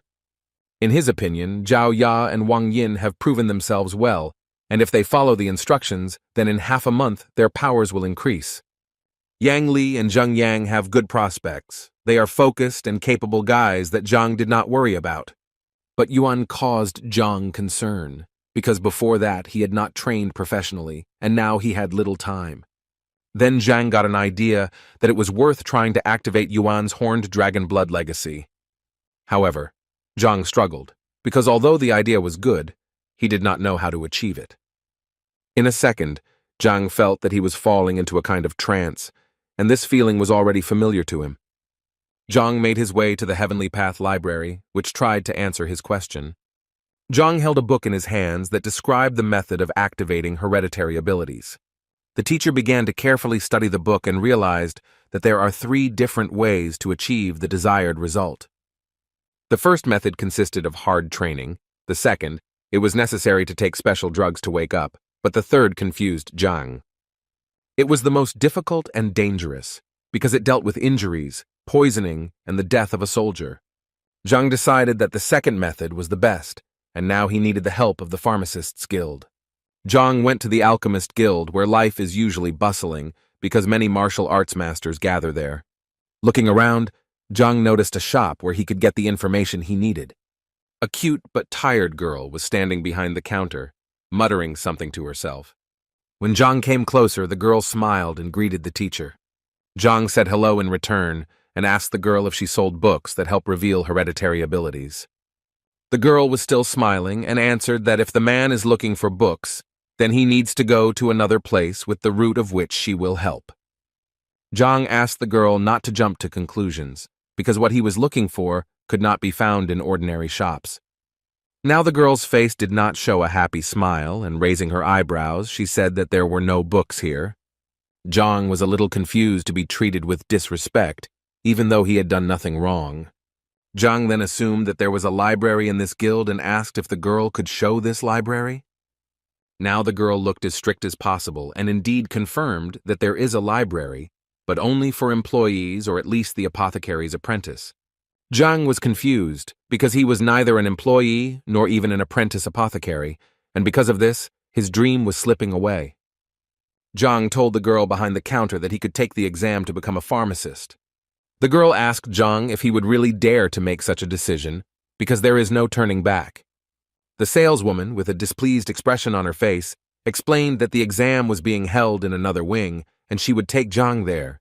On the way, Zhang asked the girl about how the exam is going, what is being tested on it, and how to prepare. It seemed to the girl that Zhang was deliberately pretending to be a fool who wanted to make a good impression on the saleswoman. But she still explained to Zhang that the exam would test knowledge of the properties of more than 1,000 herbs, the history of alchemy, and the origin of the guild. The task seemed very simple to Zhang, so he was ready to start training right now. The girl was surprised that Zhang considers such a process very simple because you need to be able to follow the results of the combination of herbs. So it seemed to the girl that Zhang was just bragging in front of her, because even she with a wonderful memory was confused. The girl led Zhang to the examination hall where a plump man named Li stood behind the counter. The girl introduced Li Jiang and told about her intentions to take the pharmacology exam. Li greeted Zhang and told him that here he would find the necessary books to prepare for the exam. Li also said that 2,000 gold coins must be paid for registration, which are returned in case of success, and remain in the guild in case of failure. Zhang agreed to the terms of participation and reached into his pocket for the money he luckily had after the incident with the appraiser. The girl who brought Zhang watched enviously as he counted bills, because she had rarely seen such large sums. Li told Zhang that the exam would start in 2 hours and he could go about his business in the meantime. Zhang thought about returning home, but this option was a failure because it was a 2-hour journey from Hongtin to the guild. Then Zhang asked where he could find exam preparation books to read. Li pointed to the room behind him and his back and said that everything you need is there, you can just read or buy. Zhang had no need to buy these books, so he decided to just read them. The girl who brought Zhang was still distrustful of him and watched him closely. From the room where Zhang was familiar with the books, there was a constant sound of turning pages. The girl was disturbed by this, and it seemed that Zhang was only pretending to be learning something new.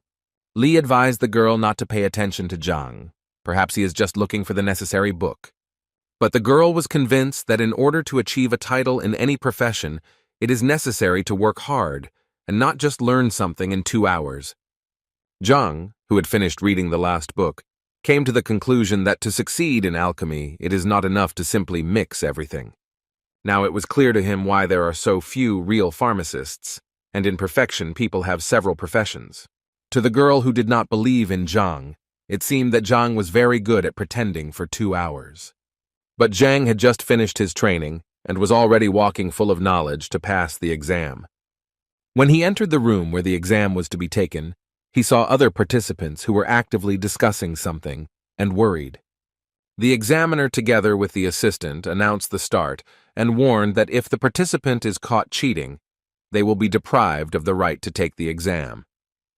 The examiner said that there are 3 stages of passing the exam, where the first is the test, the second is the identification of the ingredient, and the third is the check of the combat rank. So now that the conditions of the exam were known, the examiner wished everyone good luck and gave permission to write the tests for an hour. Zhang carefully studied the exam papers, which had a large number of tests to answer.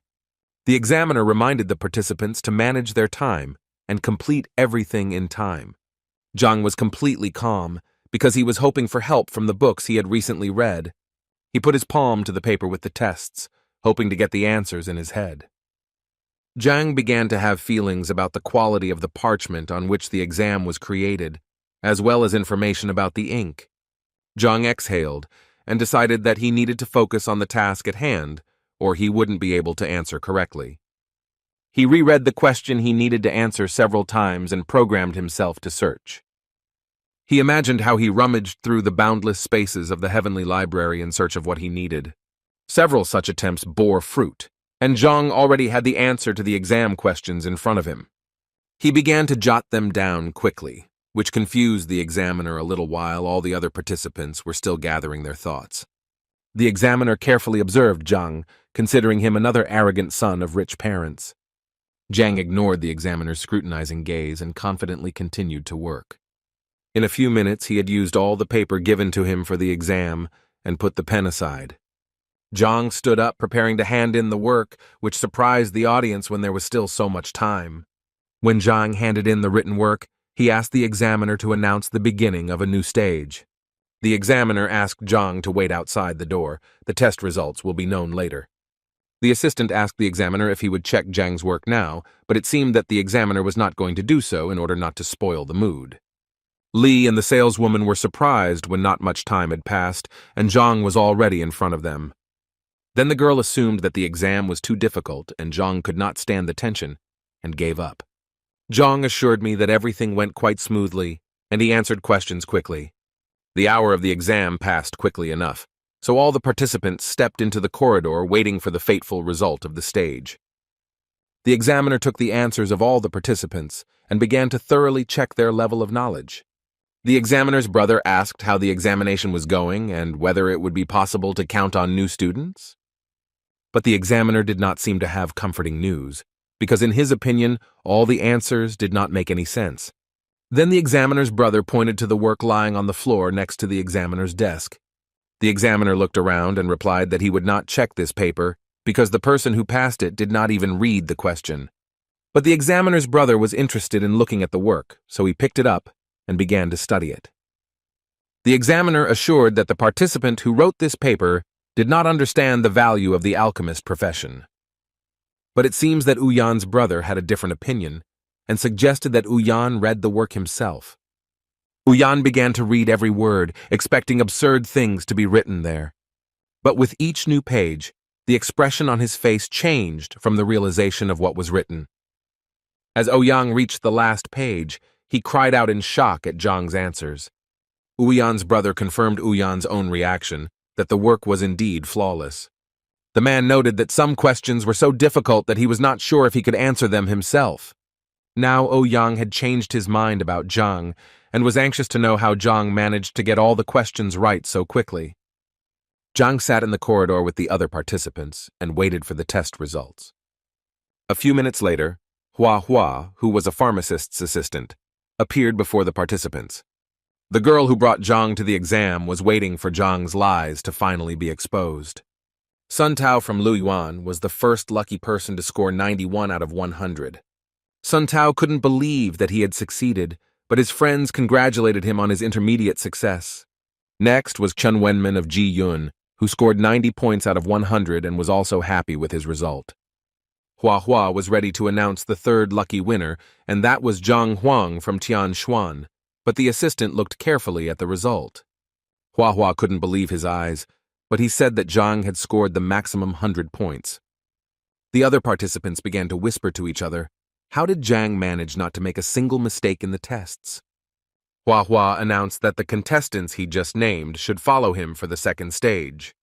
The saleswoman from the pharmaceutical store was happy that the boy she had brought did not pass the exam. But when Zhang got up, she realized that she hadn't known his name before, and now she realized that he had passed the test with flying colors. Zhang smiled at the girl and waved his hand, indicating that it was time for him to go to the second stage inspection. The girl was very confused that Zhang, after reading the book so easily in a few hours, passed the exam with the maximum score. Now she felt like a fool for being so prejudiced against him from the beginning. The second stage of the exam began, and now 10 different samples were presented to the participants. The task was to write the name of the sample, properties, and application while the incense stick was burning. Oyan said that if the contestants want to get to the next stage, they have to pass this test perfectly. Zhang picked up the first sprout and began to study it, but after a few seconds he realized that it was Greenbeard. The information in the Heavenly Library was the same as in the real library. Zhang only needed to pick up the sample, and he already had the answer. Ouyang carefully watched Zhang, who looked quite confident in the second stage as well. Meanwhile, Zhang described sample after sample, detailing each point as necessary. Not even half of the allotted time had passed, as Zhang had already completed the description and was ready to hand in the work. Ouyang looked at Zhang in surprise again, but he had no choice, except how to accept the job. Now, Ouyang decided to immediately check Zhang's work by reading every word that the teacher had written. When all the participants finished their work, Ouyang was ready to announce the result after checking. Only one participant managed to answer the questions perfectly, and that was Sun Tao from Lu Yuan. Sun Tao's pupils dilated to the size of a gold coin at the happy news. But Zhang did not believe this, because he checked the answers to the questions with the help of the Heavenly Path Library. Zhang decided that he had been treated unfairly, so he decided to ask the examiners about the mistakes. Other participants did not expect such a show of audacity, because in their opinion, the decision of the examiners could not be challenged. The examiners also did not expect such a development of events, and therefore looked at each other. Ouyang explained to Zhang that he had made a mistake in describing dragon-scale grass instead of fish-scale grass.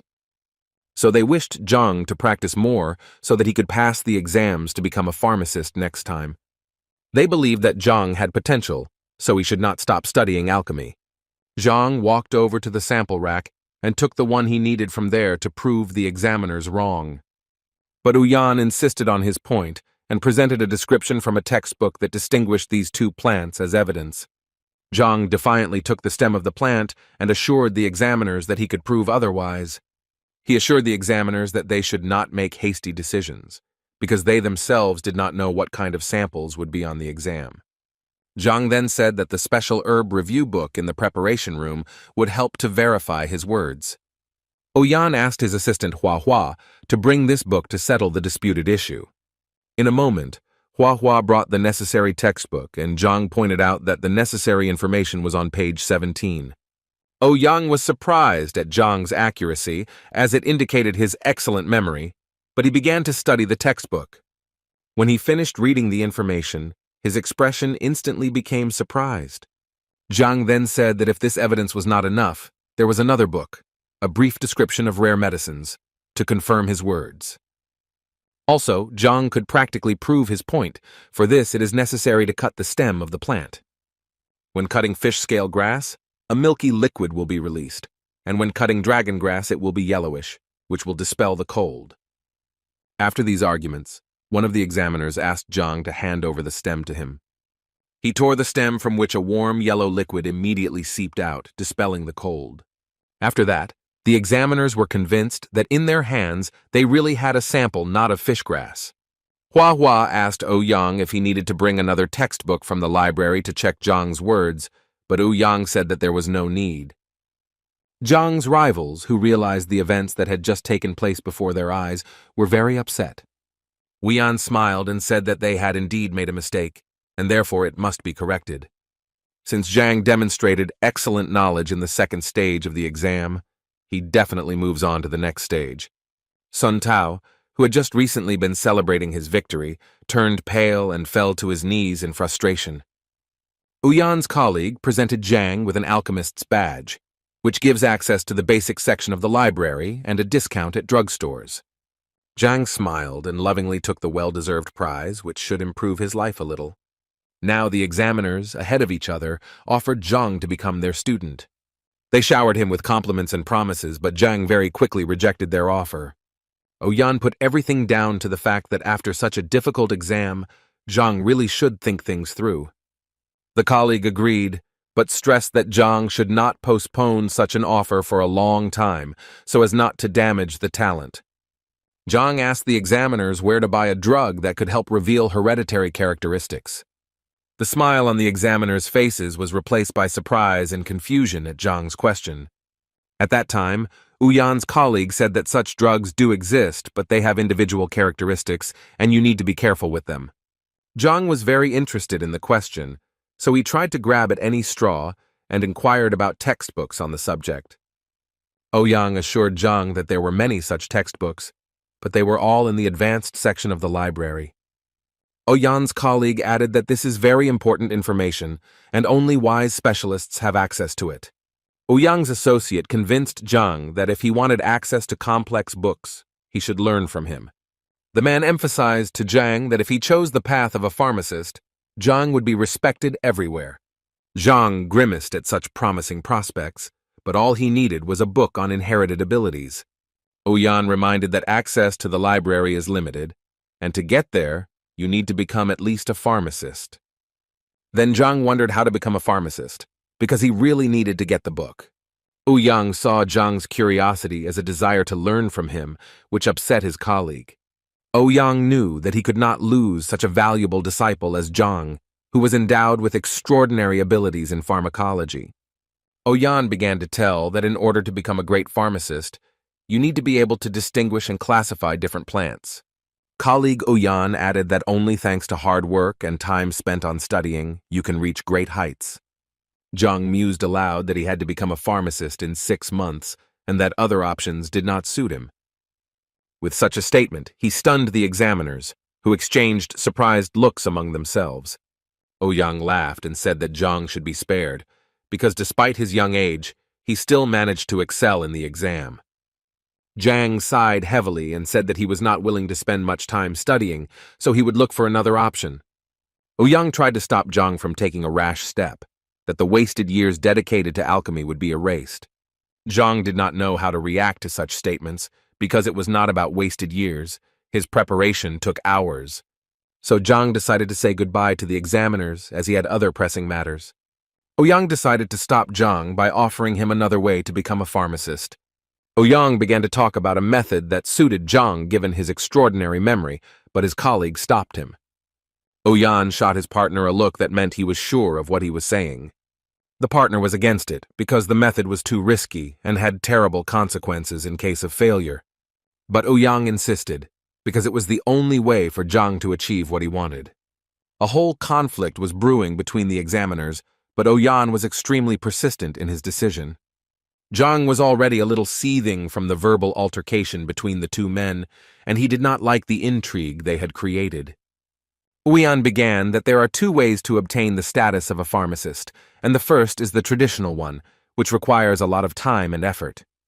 A colleague told about the second method, and this method did not consist in the preparation of medicines, but in a discussion about them. Zhang scratched his temple as he analyzed the information he had just heard, but he lacked the details to comprehend. Then Ouyang continued that the most respected profession is Grandmaster, which everyone has heard about. The examiner said that the Grandmaster knows several crafts at the same time, but Ouyang emphasized that becoming a Grandmaster also requires a lot of time and effort. Colleague Ouyang added that one cannot guide others to the true path without having a significant status. That's why Ouyang decided to talk about a quick way called discussion about pills. Grandmasters don't have the time to endlessly craft pills, but they can demonstrate their knowledge through discussion. Such a skill is also not easy, because you need to be able to protect your knowledge from the attacks of 10 alchemy experts.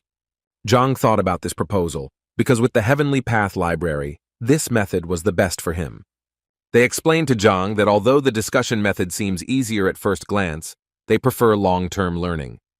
Zhang wondered why most people choose the long way when there is an opportunity to shorten the training. Ouyang explained that there is no way in any profession without practice, regardless of how much time was spent on theory. Zhang thought about his decision, but he also thought that he would never know until he tried. Oyan continued that since the beginning of this technique, more than 1,000 brilliant people have tried their hand and only 5 have become successful. Such statistics scared and saddened Zhang because he was certain that everything was much simpler. Therefore, Oyan once again emphasized the difference between theory and practice, and many generations did not use this method, and it is considered forgotten. Zhang thought positively. If the people who tried failed, it didn't mean he couldn't either. Therefore, the teacher gathered his will into a fist and announced his intention to take part in the discussion about pills and get the title of pharmacist. With this answer, he stunned the examiners because they had not even had time to tell Zhang about the consequences. Zhang looked at the examiners with a childlike, innocent look, hoping that the consequences would not be too dire. It was explained to Zhang that no one would judge his abilities for nothing, especially skilled alchemists. According to the rules, the student who failed the discussion pays each alchemist about 100,000 gold. Zhang carefully listened to the fact that after the payment, there was also a punishment in the form of divine strikes and a 10-year ban on taking exams. Therefore, the examiner emphasized that only because of such cruel punishments, this method has been abandoned for years. So Ouyang reminded Zhang that with his skills, it was better to choose the traditional path while minimizing the consequences. But Zhang behaved confidently and decided for himself that he would take part in the discussion and was ready to prepare for it. With his desire and determination, Zhang stunned the examiners from whom he wanted help in the organization. Zhang only smiled in response and was completely calm, which gave the impression that he was ready to move mountains. The examiner emphasized that Zhang has just become an assistant and has not even studied the program yet, but is already stepping forward so confidently. Zhang just wondered if he could get into the base section of the library to study the material. The examiners were even more surprised by Zhang's next step, because there are hundreds of thousands of books in the library that cannot be read again. Zhang was still smiling and assured the teachers that he could master such a volume of information. The examiners were even more shocked by such information because they did not believe that such a thing was possible. Zhang stood his ground that he is capable of mastering the necessary material, and the teachers just need to organize everything. The arguments with which the examiners tried to convince Zhang were exhausted, and they simply accepted his decision.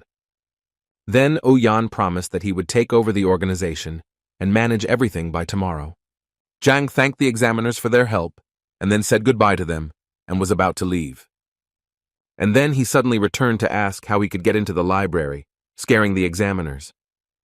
When Zhang finally left, the men began to discuss among themselves whether it was too risky to reveal the method with the discussion. But Ouyang emphasized Zhang's giftedness and special tenacity that could help him. However, Ouyang's colleague did not believe that Zhang's persistence had any basis, and would he regret it? Therefore, the examiners decided to send someone to the library after Zhang to follow his methods. After a while, Hua, who had been following Zhang in the library, returned to the examiners. When the men asked him what he could tell them, he scratched the back of his head and could not find the words. All he could say about Zhang was that he was just flipping through book after book, much to Ouyang's surprise. Hua said that Zhang was looking at books like Basic Alchemy Techniques or All About Alchemy Cauldrons.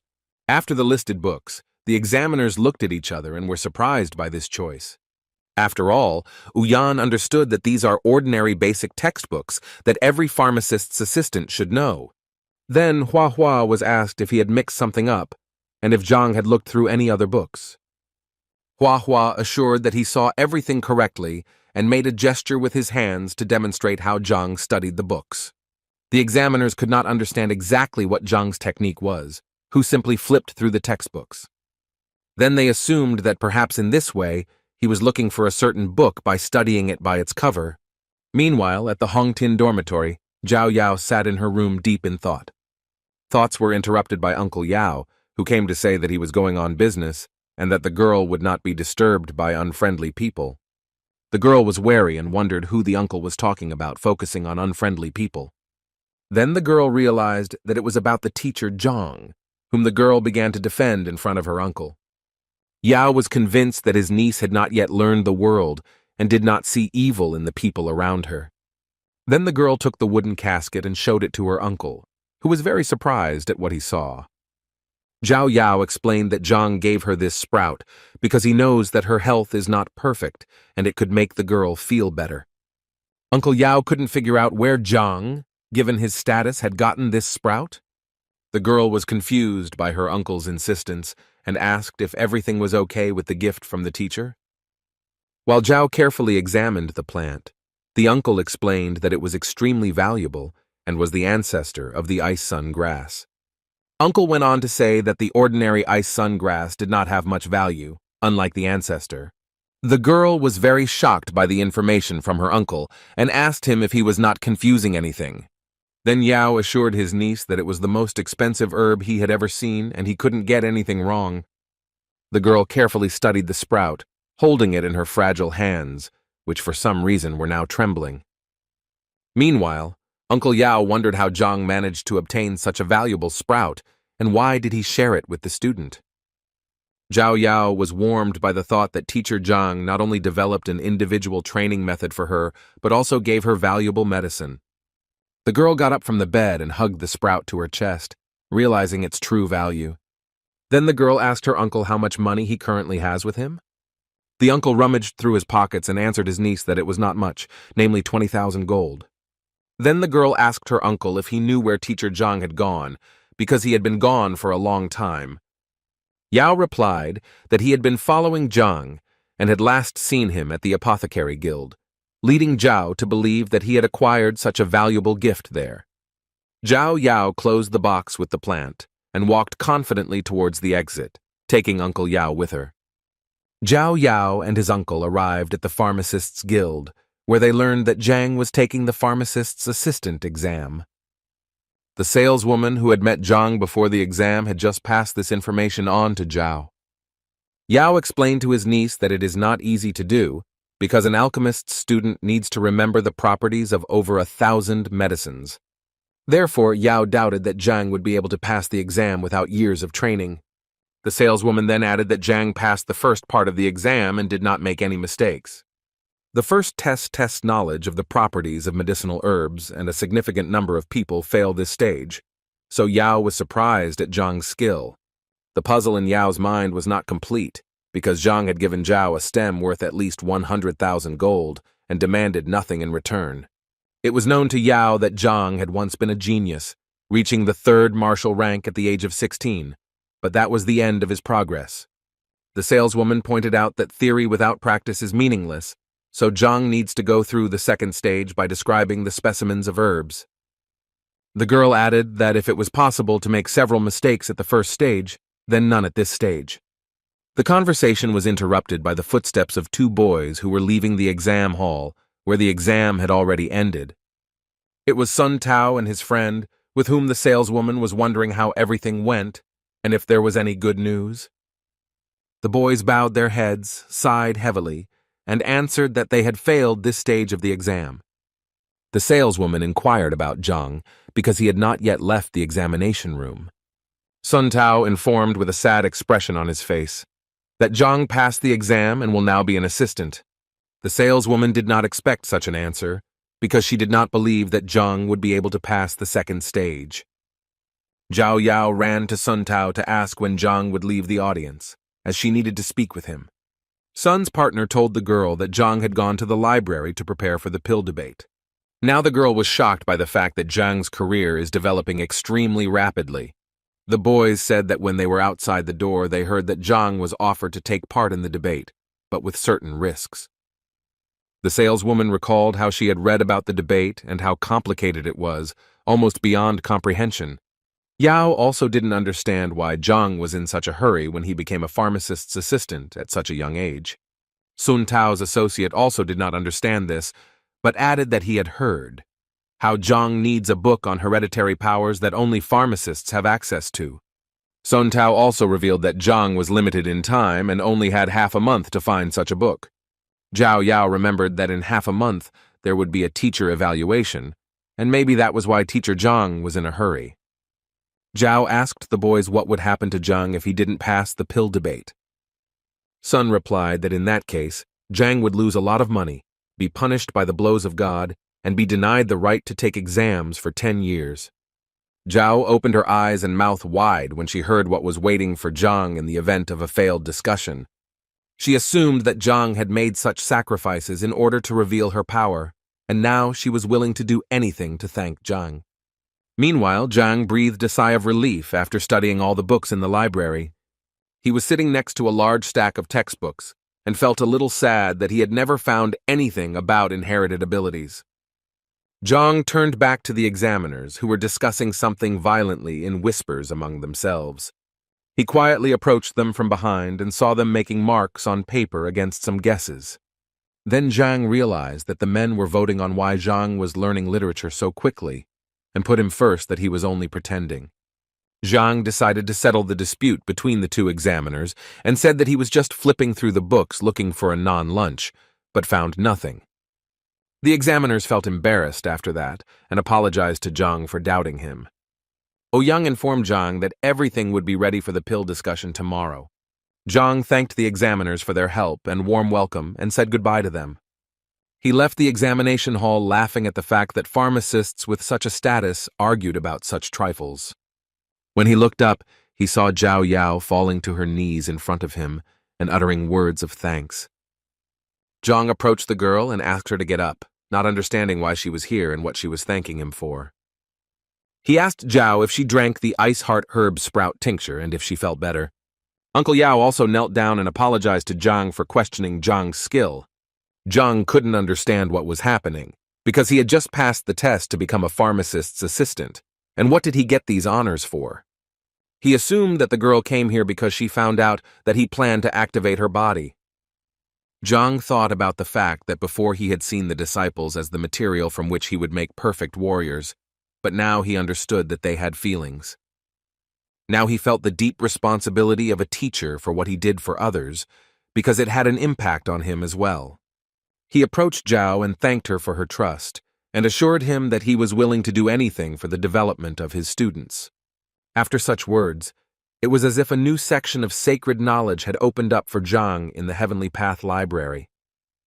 Yao decided to thank Zhang and wanted to give the money for the medicine for his niece, stressing that it was only part of it because he didn't have any more. Yao did not want Zhang to go bankrupt with such generous gifts, but Zhang insisted on selflessness. However, Yao insisted that Zhang accept the money because he had spent an insane amount of 100,000 gold.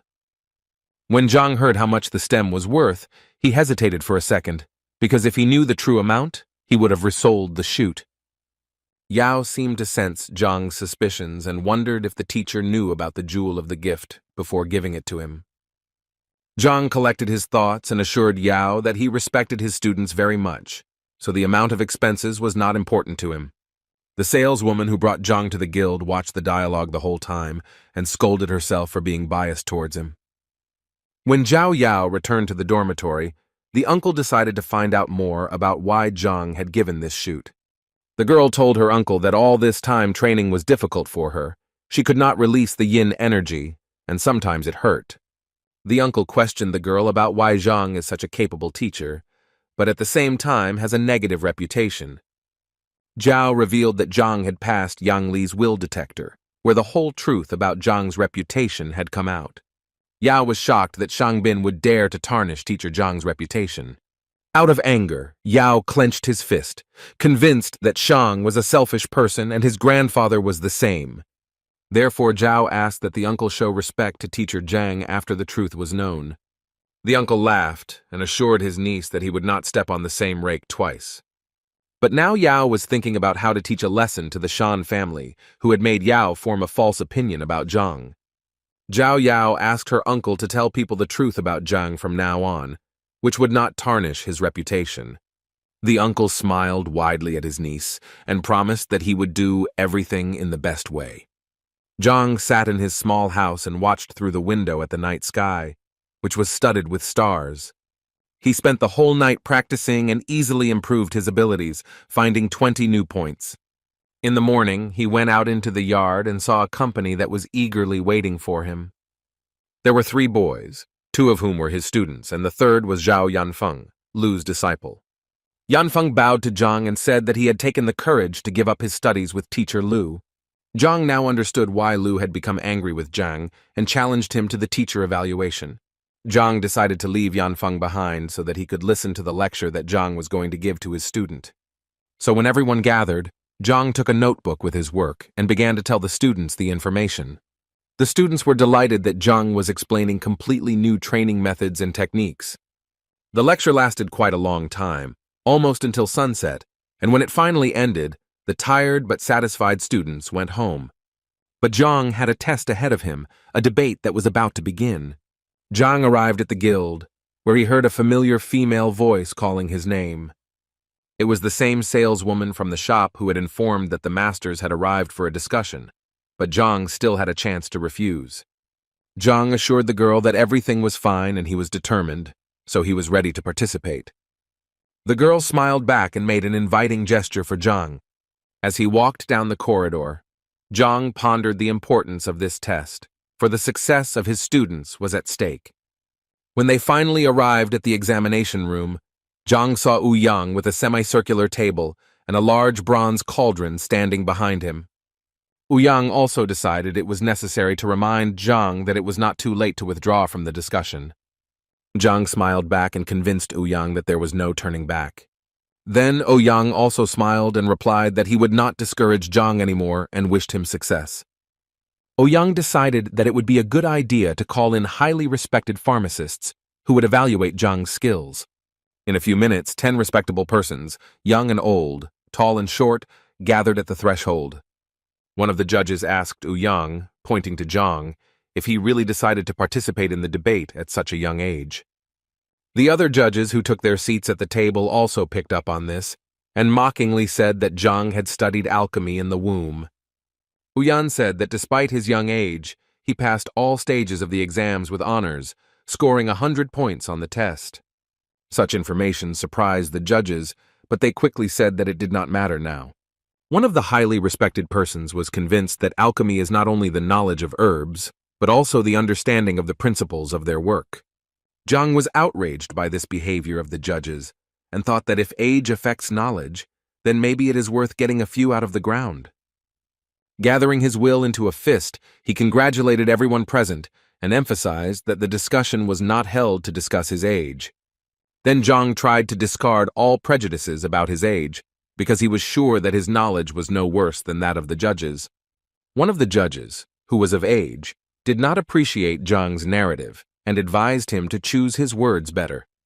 Ouyang urged all the judges to get down to business, since everyone was here to discuss the pills, not to discuss Zhang's age. Ouyang specified the rules of the discussion, according to which Zhang had to give clear answers to the master's questions. He also added that if both sides are not sure of the answer, then you can find out the truth by making a pill. Ouyang also noted that the questions should relate exclusively to pharmacology without secret information. Ouyang made sure that everyone understood the rules, and all the participants answered that they were ready to start the discussion. Ouyang was ready to start the discussion, but Zhang indicated that he wanted to make some adjustments. The masters laughed at Zhang that it was too late to give up or declare defeat. Zhang smiled at the masters and assured them that he was not at all afraid of their questions. One of the masters didn't like Zhang's behavior and became wary, waiting to see what would happen next. Zhang apologized for his behavior, but added that none of the masters himself would have gone through the discussion properly. With these words, Zhang seemed to stir up a hornet's nest, and the masters were already on the verge of being angry with Zhang. One of the masters advised Ouyang to guide Zhang to the true path, because he could pay dearly for such statements. But Zhang suggested that Ouyang raise the difficulty level of the discussion so that the masters would not have any questions about his competence. Ouyang paled at such a request because the discussion itself is a complex phenomenon, and raising the level could turn out to be negative for Zhang. But Zhang suggested that each craftsman prepare a pill, and he would explain the preparation method and point out the shortcomings of the medicine. One of the masters was extremely displeased that Zhang, as a pharmacist's assistant, was going to point out the master's shortcomings. Ouyang couldn't understand what Zhang was thinking, because even though he showed an excellent result yesterday, he was prudent. Zhang continued to taunt the masters that by pointing out their flaws, he could dishonor their honor and skills. One of the masters decided to start a discussion and agreed to accept Zhang's challenge first. It was Zhang who praised Zhang despite his young age for his courage and worthy knowledge that Ouyang had tested. Zhang asked Ouyang to prepare a furnace to demonstrate to Zhang that he was very wrong in his beliefs. The masters noted the skill of Master Zhang, who was quite promising among alchemists, who managed to perfect more than 100 pills in 3 years. Zhang began the discussion with Zhang by saying that he had recently created an alchemical technique that he had named only a few days before. According to the masters, the creation of a new technique deserved respect, because such a master was destined to go down in history. It now seemed to Ouyang that Zhang had already failed the test, because the new method was completely different from the original, and it was impossible to point out the flaws. Zhang remained calm and confident as he waited for Master Zhang to demonstrate his technique.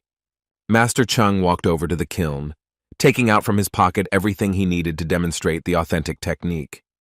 He put on the ring of storage and with a few movements summoned 3 blue flower buds. Returning them in his hands, the master whispered some words that resembled a spell, after which he threw the flowers into the oven. Zhang felt somewhat confused as he could barely make out anything from the master's rapid movements. Zhang understood that he seemed odd to the masters because even a skilled pharmacist could sometimes fail to see the flaws. But Zhang knew that what was invisible to the naked eye was like an open book to his library. When Master Zhang finished cooking, several pills fell out of the cauldron through a special sieve. Zhang said, pleased with himself, that his work was complete and ready for Zhang's evaluation. Other craftsmen who watched the process admired Zhang, who managed to make a simple pill in an unfamiliar but exquisite method. Zhang decided to convince Zhang that he needed to name 3 flaws, and then the master would admit defeat. Zhang smiled and assured Zhang that he was a full-fledged pharmacist with a high status and concept of honor. Zhang nodded in response and decided to begin his speech with the name of the technique he christened 10,000 Flowing Rivers. The master began to get nervous, but he tried not to show his excitement to Zhang and continued to listen to him. Zhang then continued and noted that the master had produced the tranquil breathing pill using 12 techniques. Zhang switched to the Qi link, and now only Zhang heard Zhang declassify that the master had copied several techniques from Master Bai Ming and Ling Thumb. Zhang carefully looked at Zhang's eyes, realizing that he was right, which made it difficult for the master to control himself. Zhang put his hand on the master's shoulder and said in Qi's voice that he specifically did not say anything about the techniques in his voice because it would embarrass Zhang. Zhang wondered if he should continue further, but the master understood that this was a defeat, so he allowed him not to continue. The other masters who watched this spectacle could not understand why such an experienced Zhang gave up so easily. The masters were amazed at how easily Zhang managed to guess the name of Zhang's new technique. So the masters realized that Zhang is not as simple as it seems at first glance. Zhang continued to smile and urged the masters not to waste their time, so he invited the next one. One of the masters loudly hit the table with his fist and said that he would be next, and now Zhang would have no transfusions. The master was unclear as to what had happened to Zhang, but he could not allow the masters to continue to be humiliated. Meanwhile, Zhang sat holding his head, lost in thought that his reputation now rested on Zhang's silence. The next master suggested that Zhang change the rules so as not to fall into Zhang's trap. So he invited Zhang to observe the cooking technique, but to point out the flaws in the process. It seemed to Ouyang that Zhang would not get out of such a trap and would definitely fail the test. Zhang noted in his calm pace that it was not worth wasting time and it was better to get down to business. The master was starting to get angry at Zhang's overconfidence, but he was still convinced that Zhang would be defeated. So the master concentrated all his inner energy, and then with a few movements he created hundreds of tongues of fire around him. Zhang, who had been watching Bai Ming closely, guessed that he was using the multiple mountain hands technique. The masters sitting at the table did not hide their admiration for the skill of Bai Ming, who created a pill to numb acupuncture points. Bai Ming let out a long breath and told Zhang that he could begin his part of the test. So now Bai Ming stood proudly and waited for Zhang to list all the shortcomings of the technique. Bai Ming believed that without Zhang's talent, he would not be able to get the desired approval from him. Zhang showed complete calmness and poise and said that the master should mentally prepare himself for what Zhang would say. Zhang began by saying that this is really a technique of multiple mountain hands in which the herbs are placed in a certain order, like rocks. But for Zhang, the drawback of this technique was obvious, and therefore even if the pills are of good quality, it is impossible to achieve the ideal. When Zhang said that this technique was suitable for mass production by low-level pharmacists, the master's face contorted with rage. Such a technique, according to Zhang, is a dead end, and the pharmacist in such a case will bury himself. Ouyang paled after Zhang's words, because Bai Ming is not only a first-class pharmacist, but also one of the most influential people in the kingdom.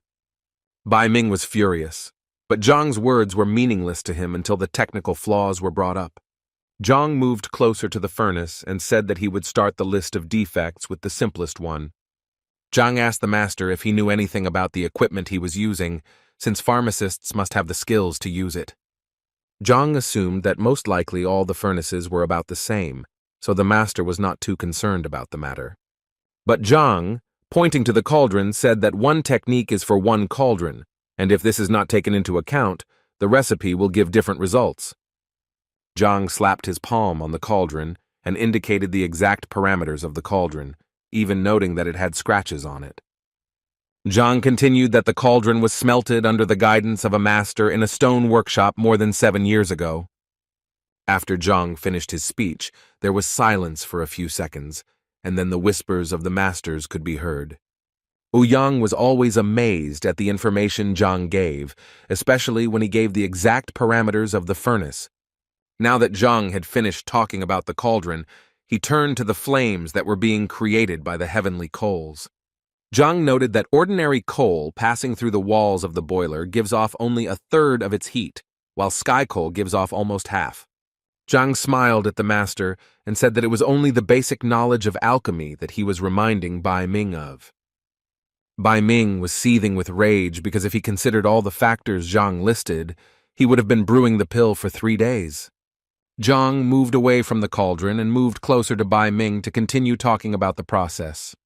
47 herbs are needed to make the pill, Zhang noted, and some of them are not compatible with each other. And if you don't follow the process, the pill will lose its properties. And then Zhang gave the example of heart herb, which is heat-resistant.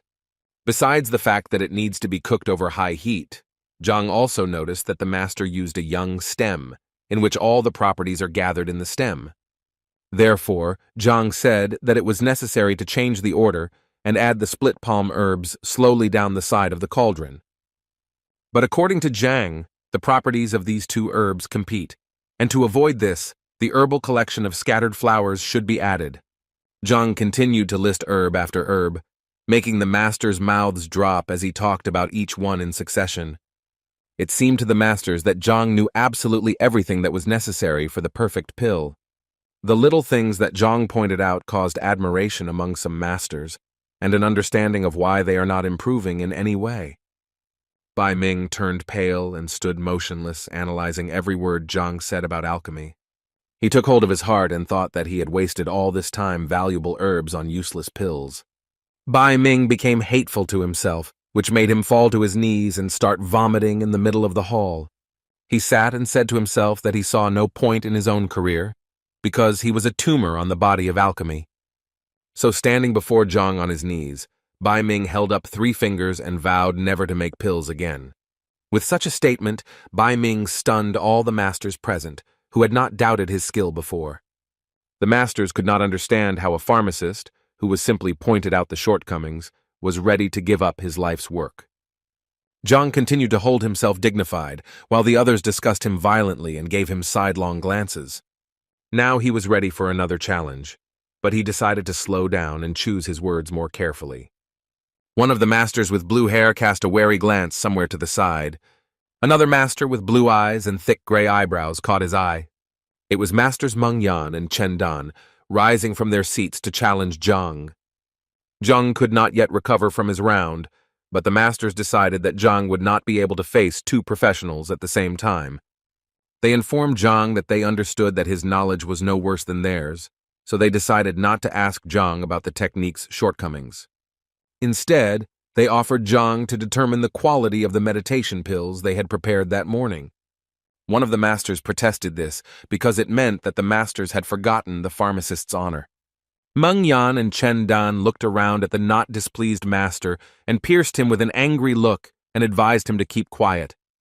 Zhang said he was willing to look at the pills, especially since the debate was still ongoing.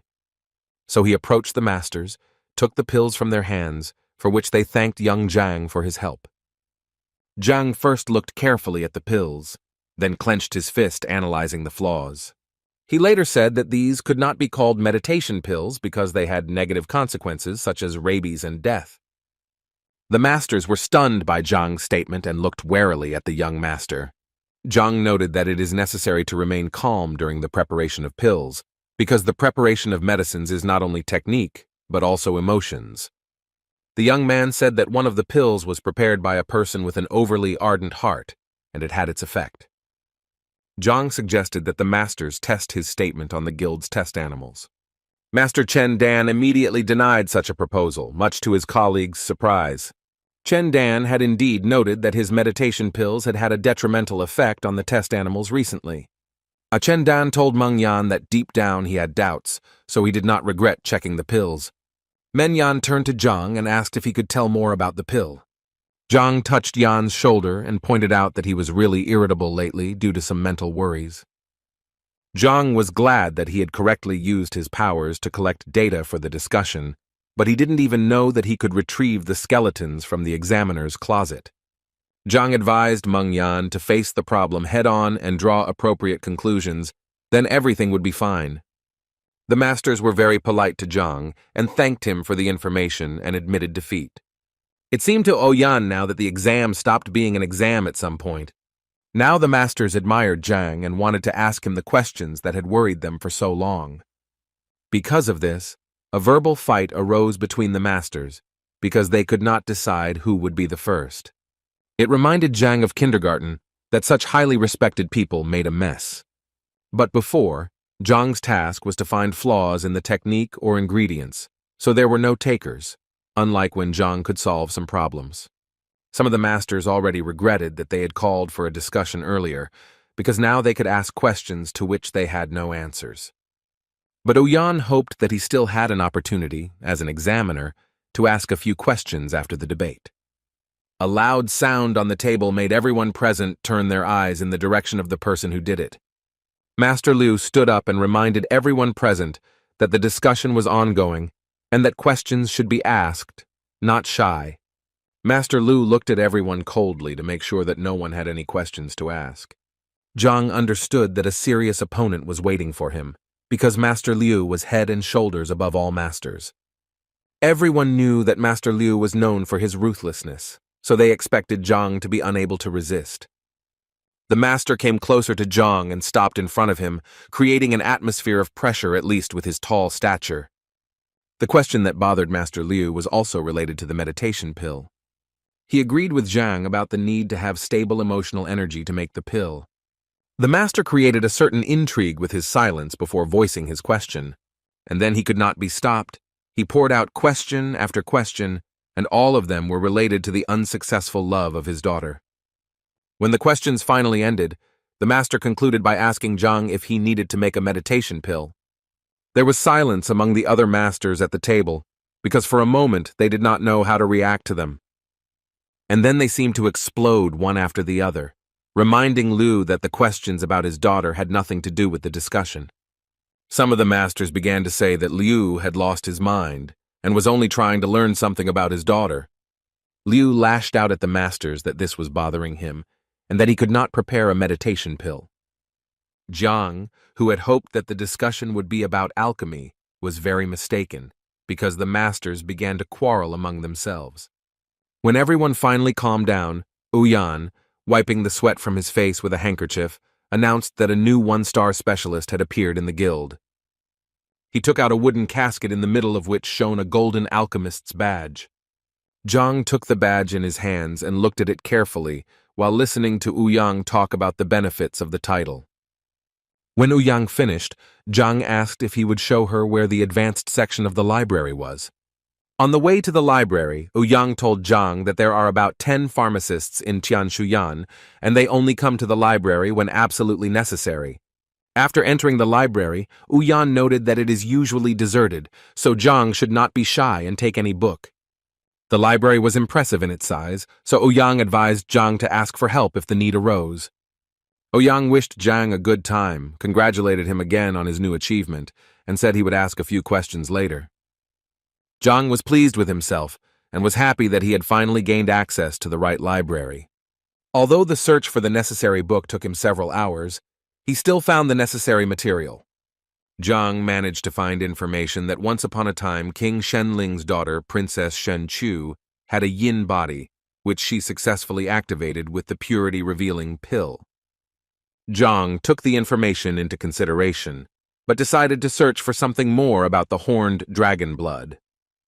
Zhang found what he was looking for, and learned that a single man couldn't unleash energy like this for a long time until he used the blood of the giant rhino. With the help of the Heavenly Path Library, Zhang decided to test all the shortcomings of such methods. The library informed him that only 10% of the power could be activated with the purity pill and the blood of the giant rhino.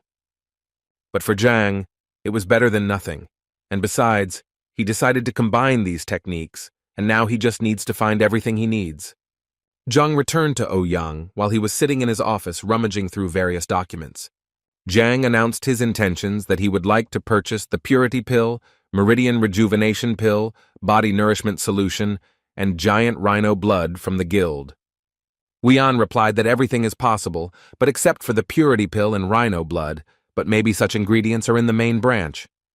But since the main branch is geographically located quite far away, the delivery will take 10 days. Zhang tensed, because there were 14 days left before the teacher's evaluation, and if the materials were only available in 10, then he needed to get himself together. Zhang accepted Ouyang's proposal and asked him to apply as soon as possible.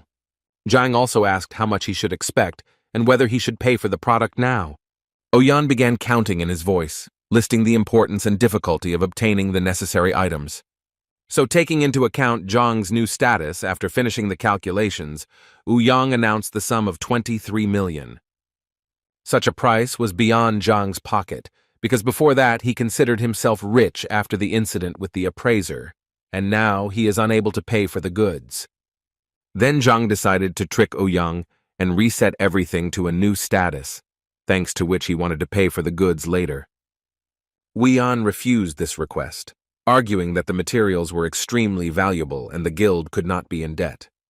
Ouyang combed his beard and thought about how he could help Zhang with the necessary items. Ouyang then suggested that Zhang prepare a meditation pill that has a complex formulation and has a decent price in the market. But Zhang was not satisfied with such an offer, because according to Ouyang's forecasts, Zhang will become rich in 2 months at this rate. In connection with this, Zhang asked Master Ouyang whether he had other offers for earning. Ouyang thought for a second, and it occurred to him that the profession of a grandmaster who can take a lot of money for his advice is very profitable. Zhang smiled at Ouyang and asked him to order everything he needed for him, and in 10 days, Zhang would pay for everything. Zhang thanked Ouyang for his kindness and help, said goodbye to the master, and quickly ran away. The market was rich in its variety, such as the Sunny House, which could be rented and admired in a luxurious place in the middle of nature. A handsome man approached the seller who was so actively promoting the Sunny House. Zhang, who decided to disguise himself as the Grand Master, was a little confused when the boy called him a highly respected person. Zhang expressed his intentions to the seller that he would like to rent the house. The boy salesman asked Zhang about his preferences in order to choose something of good quality. Zhang said he was looking for a clean and large home, conveniently located and furnished and ready to move in. The young man seemed to have an answer for every question, so he said he had a house that fit the bill. Zhang replied to the young man that he did not care about the price, and the young man willingly agreed to show the house of his dreams. When they approached the luxurious estate, the seller told them that the house belonged to a rich merchant who had given the house to his son as an inheritance, but the latter was a lover of gambling. Also now, according to the seller, an estate with a 5-room complex, gazebo and lake for sale. Zhang listened carefully and inspected the house with the help of the library, looking for flaws. When the estate was presented, the seller announced that such a luxurious place was rented for 150 gold per month. It seems that Zhang did not like the voice number, and he was already thinking about how to put the cunning salesman in his place. The guy continued to convince Zhang that the estate is luxurious, and the price for such apartments is cheaper than it seems. As the boy continued to ramble on about what a beautiful estate this was, Zhang got as close as he could, much to the boy's confusion. The boy first jumped back, and then asked Zhang why Tay was looking at him so intently. Zhang explained that in this way he needed to make sure of some facts. The boy threw up his hands and asked if Zhang agreed to the terms of the estate's lease. Zhang was in no rush to pay the rent because he told the boy that the previous owner had gone bankrupt and was trying to sell the house quickly. While the boy was panicking, Zhang continued to pour in facts that the house could not be sold, and therefore it is being rented out, although the price is inflated. Zhang talked about all the details of the deal, including when the deal was signed, who was there, what was on the table, and what music was playing. The guy who was trying to rent out the house as soon as possible was very confused by Zhang's facts. Zhang assured the boy that he should not be nervous, because he called a spade and wanted to rent a house without lying. So the boy agreed to Zhang's conditions, to rent the house for 50,000 and for the other 50,000 to find servants and be a butler. Zhang promised the boy that if he did his job well, Zhang would not skimp on the payments. When the seller saw the money, he immediately wanted to take it for himself, but it was difficult for Zhang to part with such an amount.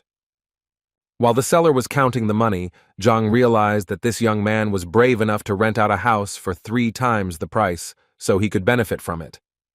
Therefore, Zhang once again asked the young man if he had changed his mind to serve Zhang for a high reward, and the young man willingly agreed. Zhang informed the young man that he would be staying put for a while, so he would need help. The seller, who had just stuffed the cashier with money, smiled at Zhang with all his teeth and convinced him that he could be trusted. Zhang realized that he still didn't know the boy's name, so when he asked what his name was, the young man asked him to call him Sun Qian. But the boy remembered that his friends sometimes call him Xiao Can, like cockroach, so he offered that option as well. Zhang smiled and told Targan that he had the first task for him, which must be handled responsibly. It was necessary for Zhang that the young man found servants before the evening and also spread the news about his residence in the estate. When Zhang introduced himself to the boy as Grandmaster Yang Xuan, the boy opened his mouth wide and kept his eyes on Zhang. Zhang added that he was looking for a certain thing in this area, so the information about his whereabouts should be spread widely. Zhang also promised the boy to help him move to the 4th level for performing high-quality work. To the cockroach, Zhang seemed like a deity endowed with generosity and wealth. After bowing several times before Zhang, the boy stood up and assured his patron that everything would be done to the best of his ability. When the boy left, Zhang sighed at how hard it was for him to pretend to be a very respectable person. After returning to school, Zhang planned to rest, but a group of students was already waiting for him in front of the classroom. Zhang, holding a piece of paper in his hands, noticed Zhang and decided to come closer first. In Zhang's hands was the list of participants from Lu Sen for the teacher evaluation, which the boy handed to Zhang. Zhang carefully studied the list and realized that, to his surprise, Lu Sen had not sent his best students. According to Zhang, in theory, Lu Sen could send his strong disciples, and it would not count as a violation. Zhang, when Zhang finished studying the list, reported that in the ranking, the opponents were about the same place, but in battle, the forces were unequal. Such a statement puzzled Zhang, and he expected a thorough explanation from his student. Zhang explained that Bai Chao, for example, has better progress in technique and his rank is higher. Then Zhang spoke about Du Lei, who has an advantage in accuracy and sharpness of blows, although he is almost on the same place as Wang Yin. Also, Liu Sen's former student recalled that his friend Mo Xiao, whom he had never defeated, had gotten to Master Wang earlier and more skillfully. Zhang remembered that Bai Chao had accepted Hong Shun as his teacher, and Du Lei had been one of the first to go to Zhu Hong's teacher. Zhang listened to all the suggestions from the students and angrily crumpled up the paper with the list of students. He was angry with Lu Sen, expecting that he had sent a uni with a ranking similar to Zhang's disciples, but Sen had played tricks. Zhang understood that even though Zhu Hong and Zhao Yao were almost indistinguishable from each other, he had seen them fight, and if Zhao had not been tipped, she would have lost. According to Zhang, Wang Yin's legs have not yet gained the necessary strength, and of course a fighter with high speed was chosen against her. Zheng Yang was skilled with the spear, so Lu Sen sent a more skilled fighter in the same field. Kun Jie, who is ranked 300th, is scheduled to face Yuan Tao, but Zhang suggested that he could be an aggressive opponent. Zhang strained at every turn to come up with a plan, because Lu Sen carefully selected the participants so as not to give Zhang's disciples a chance. Zhang got angry and threw the piece of paper on the ground. He was furious that Lu Sen wanted to wipe his feet on him. Now Zhang was aware of the even greater importance of earning money in order to purchase the necessary medicines that would improve the students' techniques. After some time, Zhang returned to the house he was renting and noticed that security had now appeared here. As Zhang approached the entrance, the guards bowed to Zhang and welcomed him back. Walking through the yard, Zhang noticed several servants, and this pleased him, because the seller turned out to be a capable young man who fulfilled all his wishes. Meeting the salesman, who was now a butler, Zhang thanked the boy for doing the job. Cockroach informed Zhang that he had spread the word about his whereabouts, and was confident that word of mouth would work properly. Zhang asked his butler to tell him how the information was spread. The boy said that he had sold his shop and told everyone in the trading block that he now served the Grandmaster. Zhang asked the boy if he still had the money he had given him, and the boy assured him that people had agreed to serve willingly after hearing about the Grandmaster.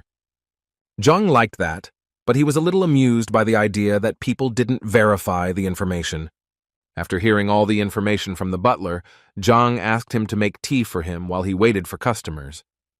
For some time, no one appeared in the estate, so Targan suggested Zhang hang a sign that the Grandmaster lives in the house. Zhang declined such an offer, instead suggesting that the butler take a walk in the surrounding areas. But before going for a walk, Zhang asked Dvoretsky, so that the security does not let anyone in while they are on the walk. And then he asked Targan about the richest person living in the city. According to the butler, it was Lord Lin Tianyu, the owner of a trading firm and a real billionaire. Zhang thought that the purpose of his pretense was to earn a good fortune, and therefore Lin was a suitable candidate to achieve the goal. When Zhang asked the butler where this rich man lived, the boy said he would take him there. Walking through the noisy streets of the town, where everyone was bustling about in search of solutions to their questions, Zhang and the butler came to the Tianyu trading firm. The house was impressive for its expensiveness, having several floors and decoration made of precious materials. Zhang and his butlers walked closer to the lord's estate, looking at the lions made of green southern jade at the entrance. Zhang thought that with $1 million gold in his hands, he was incredibly rich, but compared to the wealth he saw, he felt like a pauper. The butler suggested to Zhang that he could inform Lord Lin of his arrival, but Zhang refused. Zhang came close to the lion and touched it with his hand, so to speak, to study the area. When Zhang finished with his assessment, he offered the butler to sit somewhere while he asked Zhang why they didn't go to the Lord. The cockroach immediately said that he did not mind Zhang's orders, but Zhang told the butler to speak his mind freely. The butler was surprised, because Zhang was a famous grandmaster for him, and therefore the Lord would not refuse a meeting. Zhang agreed that he would not be refused a meeting, but he wanted to force the Lord to come on his own. According to the butler, it sounded like something impossible, because the Lord is a very respectful and concerned man. The butler told Zhang that the Lord had built a large trade network on his own, and some princes and ministers were unable to meet him. Zhang calmly sipped his tea and said that he would demonstrate that the Lord would come to him himself. But in order to implement such a plan, the butler must do whatever Zhang says without objection. The boy agreed, and Zhang asked the boy to take off the head of the precious stone lion. The butler was shocked when he heard Zhang's wish and almost fainted. He knelt before Zhang and began to say that every lion was worth millions, and for such a prank, the boy's head would be blown off. Zhang looked at the boy with a stern and cold look that reflected the boy's mistrust. The boy did not know what to do, but Zhang convinced him that if he smashed the lion's head, he would protect the boy. The boy sat on his knees for a few more seconds, and then gathered his strength and accepted Zhang's request. The cockroach took the sledgehammer lying nearby from the construction site and approached the lion, daring to take a brave step. Swinging with all his might, the boy delivered a powerful blow that blew off the stone lion's head. Passers-by noticed that something was wrong and began to discuss what happened to the boy. A company of 5 guys with red armbands decided to stop the riot. They ran up to the butler, who looked extremely frightened and confused. They knocked Zhang the butler to the ground and began to beat them heavily with their feet. Zhang hadn't expected such a quick reaction, as he had assumed that they would go complain to the Lord first. Therefore, while the boy was being kicked, Zhang decided to stay away so as not to get hurt himself. Hearing the commotion, Lord Lin went out into the yard to find out what was happening. One of the boys told the Lord that he was patrolling the street with his friends and noticed a boy who had injured a precious lion. The Lord leaned towards the beaten boy, recognizing him as Sun Qian, and began to wonder why the boy did such an act. All bruised and with a bruised eye, the boy could barely speak, but still said that this was the order of his patron. Zhang was sitting with his back to the Lord and the others, but he could feel the Lord's penetrating gaze on him. The Lord ordered the boy to stand up and walked over to Zhang, who was still sitting motionless. When the Lord came closer to Zhang, the first thing he was interested in was why he gave the order to crush the lion. The Lord didn't know anything about Zhang, so to get to know him better, Zhang offered to sit next to him. The Lord listened to Zhang's suggestion, but was still puzzled as to why he had smashed the lion. Zhang was in no hurry to explain his predicament, and calmly sipped the fragrant herbal tea. The Lord insisted that Zhang provide a reasonable explanation for his impulsive actions. The butler approached Zhang and informed him that in front of him was Lord Lin himself, who was a businessman. Zhang sat in silence for a while, then smiled at the Lord and inquired about his family. The Lord got angry at such a question that he even broke the corner of the wooden table with force. The butler, who was given the order to crush the stone lion, did not understand why Zhang calmly inquired about the Lord's family. The Lord was angry and did not want to answer Zhang's question while holding the table fragment. But Zhang insisted on his point, so after begging the Lord, he repeated his question about the family. The Lord angrily replied that Zhang should not worry about his family's condition because it was none of his business. After taking a sip of tea, Zhang said that he was obliged to help the Lord save the life of his relative. The Lord still looked confused, while Zhang calmly placed a cup of tea on the table and began talking about southern jade. He talked about how this jade has a noble effect on a person, but the southern red jade, which absorbs life energy, is another matter. After adding a few more negative facts about red jade, Zhang stood up and asked the butler to leave the scene. As Zhang got up and was about to leave, the Lord stopped him to explain in more detail what he meant. The Lord was especially interested in the information about the southern red jade, which could have caused Yu Ju to fall ill. Zhang stopped, and standing with his back to the Lord, said that his wife was just an ordinary person with a second rank. The Lord was now even more puzzled that Zhang knew about his wife's rank and occupation. Zhang reported that the red jade was able to absorb ki energy, and the power of the second rank was unable to resist it, which was why his wife's condition was deteriorating. Therefore, Zhang, passing by, saw a stone and decided to prevent a disaster by breaking the stone. Zhang said that he was in a hurry, so with the connections that the Lord had, it wouldn't be difficult to find Zhang when needed. The street guard asked the Lord if Zhang should be stopped, but he denied it. Instead, he asked the guard youth to call appraiser Chen Yuan to the estate immediately. The assessor came to the scene as soon as possible and was interested in what the immediacy was. The Lord pointed to the fallen head of the lion and asked the appraiser what material the statue was made of. The appraiser sighed heavily and replied that he appraised the monument a long time ago, but he clearly remembers what he said. But when he took a closer look at the lion's head, he was frightened by the realization of new information. The Lord ordered the appraiser not to intrigue and to tell the whole truth about the material from which the lion was made. But the appraiser looked confused and could not find the right words, but Lord guessed the truth himself. He gestured with his hand to use one of his fighting techniques and smashed the lion's head into small pieces. The lord came closer and took one piece of stone in his hands, realizing that even the master himself did not guess about the origin of the stone. The lord was interested in whether red jade is really able to absorb vital energy, to which the appraiser replied that there are legends in which it is said about the negative influence of the stone. The lord turned to the street guard, asking if he knew anything about Sun Qiang. The guard scratched the back of his head and remembered that Sun Qian had sold the shop, saying that he was going to serve the Grand Master. The guard thought that Sun Qian was bragging, so the boy was laughed at when the famous Grand Master took him into service. The lord was upset that he missed the opportunity to make amends with the Grand Master, who could have helped the family. The guard, understanding the sadness of the situation, asked the lord how he could help. The lord ordered the guard to immediately find out where Zhang was staying and then to prepare a transport to his estate. Walking through the streets of the city, the butler did not understand why Zhang, who pretended to be the Grand Master, was returning home. After all, not long ago, Zhang asked the boy to arrange a meeting with the lord, and after the broken lion, they spoke very briefly. When the sun was almost setting, Zhang returned to his estate, where he was kindly greeted by the guards. Zhang told the guards that he was tired and planned to rest, so he ordered that no one be allowed into the estate. The butler, who was still coming to his senses after being kicked, heard someone calling him. It was the lord's guard who brought word to Qian that the lord desired an audience with him. The butler was very surprised that Lord Ling Tianyu had called him for a dialogue, considering the recent events. He ordered the guard to call the lord immediately, while he himself wanted to go find Grandmaster Zhang. But the butler suddenly stopped the guard and changed his mind to call Zhang, because he had gone to rest.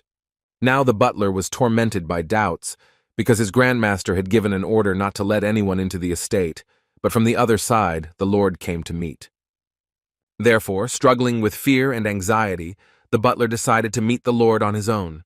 When the butler stepped outside the estate, he saw that not only the lord had arrived to meet with Zhang, but also the appraiser Chen Yuan. The lord informed Sunya to arrange a meeting with the Grandmaster, who impressed the lord with his revelations. The butler did not understand what was happening because he thought that the lord had come to take revenge for the gutted lion, but instead he was in a good mood. But the butler realized that the lord had changed his mind about him because he learned that the boy served the Grandmaster. The butler pretended to be serious and informed the lord that he had to decline his offer because Zhang was resting. The lord was surprised at such a statement because he started looking for Zhang as soon as he left and was there 5 minutes later. The lord now felt that he had angered Zhang, but he did not want to miss the chance to speak with someone who could heal his wife.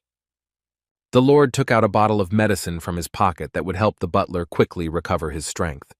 And then the venerable man took out a stack of money and asked him to tell Zhang the news of his arrival. The butler, who saw in front of him a full bottle of panacea worth tens of thousands and a pile of money in denominations of 5,000. But in a moment he was enveloped by the conscience that he could receive such gifts thanks to Zhang's service. Therefore the butler again made a serious appearance, and clearing his throat, informed the lord that he could not influence the situation in any way, and advised him to come tomorrow. The lord, who seemed never to have been turned down because of his status before, was surprised by the butler's statement. The lord still hoped that he would be able to communicate with Zhang, whom he mistook for the Grandmaster. Even the appraiser turned to the butler for help so that he would facilitate the meeting. But the butler was unassailable in his convictions, so he refused all requests. After that, the butler decided to return to the estate and asked the guards to close the gate behind him. The lord, who remained outside the gate, did not lose hope of getting inside and meeting Zhang. The appraiser tried to calm Lord, who was upset that he had missed a great opportunity to talk to Zhang in the market. Together with the evaluator, they did not have a proper plan of action to solve this unfortunate situation. Lord dared to take a decisive step, and therefore informed the appraiser that he would wait as long as necessary, even the whole night. Meanwhile, the butler, who was on the other side of the gate, leaned against it, feeling his heart pounding and his legs shaking. He couldn't believe that he had managed to refuse the request of the richest man in Tianshuan City. He hurried to inform Zhang of the lord's arrival, and was glad that he had quit his office and decided to become a butler. When the butler came to Zhang with the news, he calmly sipped fragrant tea. The butler revealed that the Lord wanted an audience with Zhang, but Sun followed Zhang's order and did not let the Lord in. Zhang, who continued to sip tea, praised his butler for a job well done. Zhang was so calm because he understood that the red jade was not capable of causing serious damage in a short period of time. After finishing the tea, Zhang told the butler to tell the Lord that if he refused to wait, he might not return, and Zhang himself went to train and rest. In the morning, Zhang leisurely went out into the yard, enjoying the wonderful sunny weather, where the butler was already waiting for him. The butler immediately informed Zhang that the Lord was waiting for a meeting all night at the gates of the estate. Such news did not surprise Zhang at all. On the contrary, he felt elation inside from the realization that he would soon become rich. So Zhang asked the butler to prepare a delicious breakfast for him, after which he would meet the Lord. Zhang's behavior seemed extremely strange to the butler, because the owner of almost the entire market in the city had waited all night, and Zhang decided to have breakfast first. While Lord was talking about various important things with the appraiser, a man passed by and noticed Lord. A man whose hair was gathered in a bun, dressed in a yellow kimono, asked his servants who the Lord was waiting for. The man was also interested in the name of the owner of the luxurious estate, which was empty until recently. One of the servants informed the man that Lord Lin had been waiting at the gate all night, and it seemed that was not enough. The man was surprised. What madman made the venerable Lord wait all night and is still making him wait? According to the man, although the Lord was only a merchant, he had powerful connections and annually made a donation to the treasury, and this deserves respect. One of the servants of the unknown man noticed that the gates of the estate were opening and someone was coming out. The man and the servants recognized Sun Qian, but now the mystery was what Sun was doing in the estate. Sun Qian came out to the Lord with the good news and said that his Lord was ready to speak with the Lord. Even though the Lord had been waiting all night, he looked quite cheerful and smiled back at Sun Qian. The Lord took out a wad of money from his pocket and handed it to Sun Qian as a heartfelt thank you. A man passing by opened his mouth at what was happening because he could not understand why the Lord was paying Sun Qian.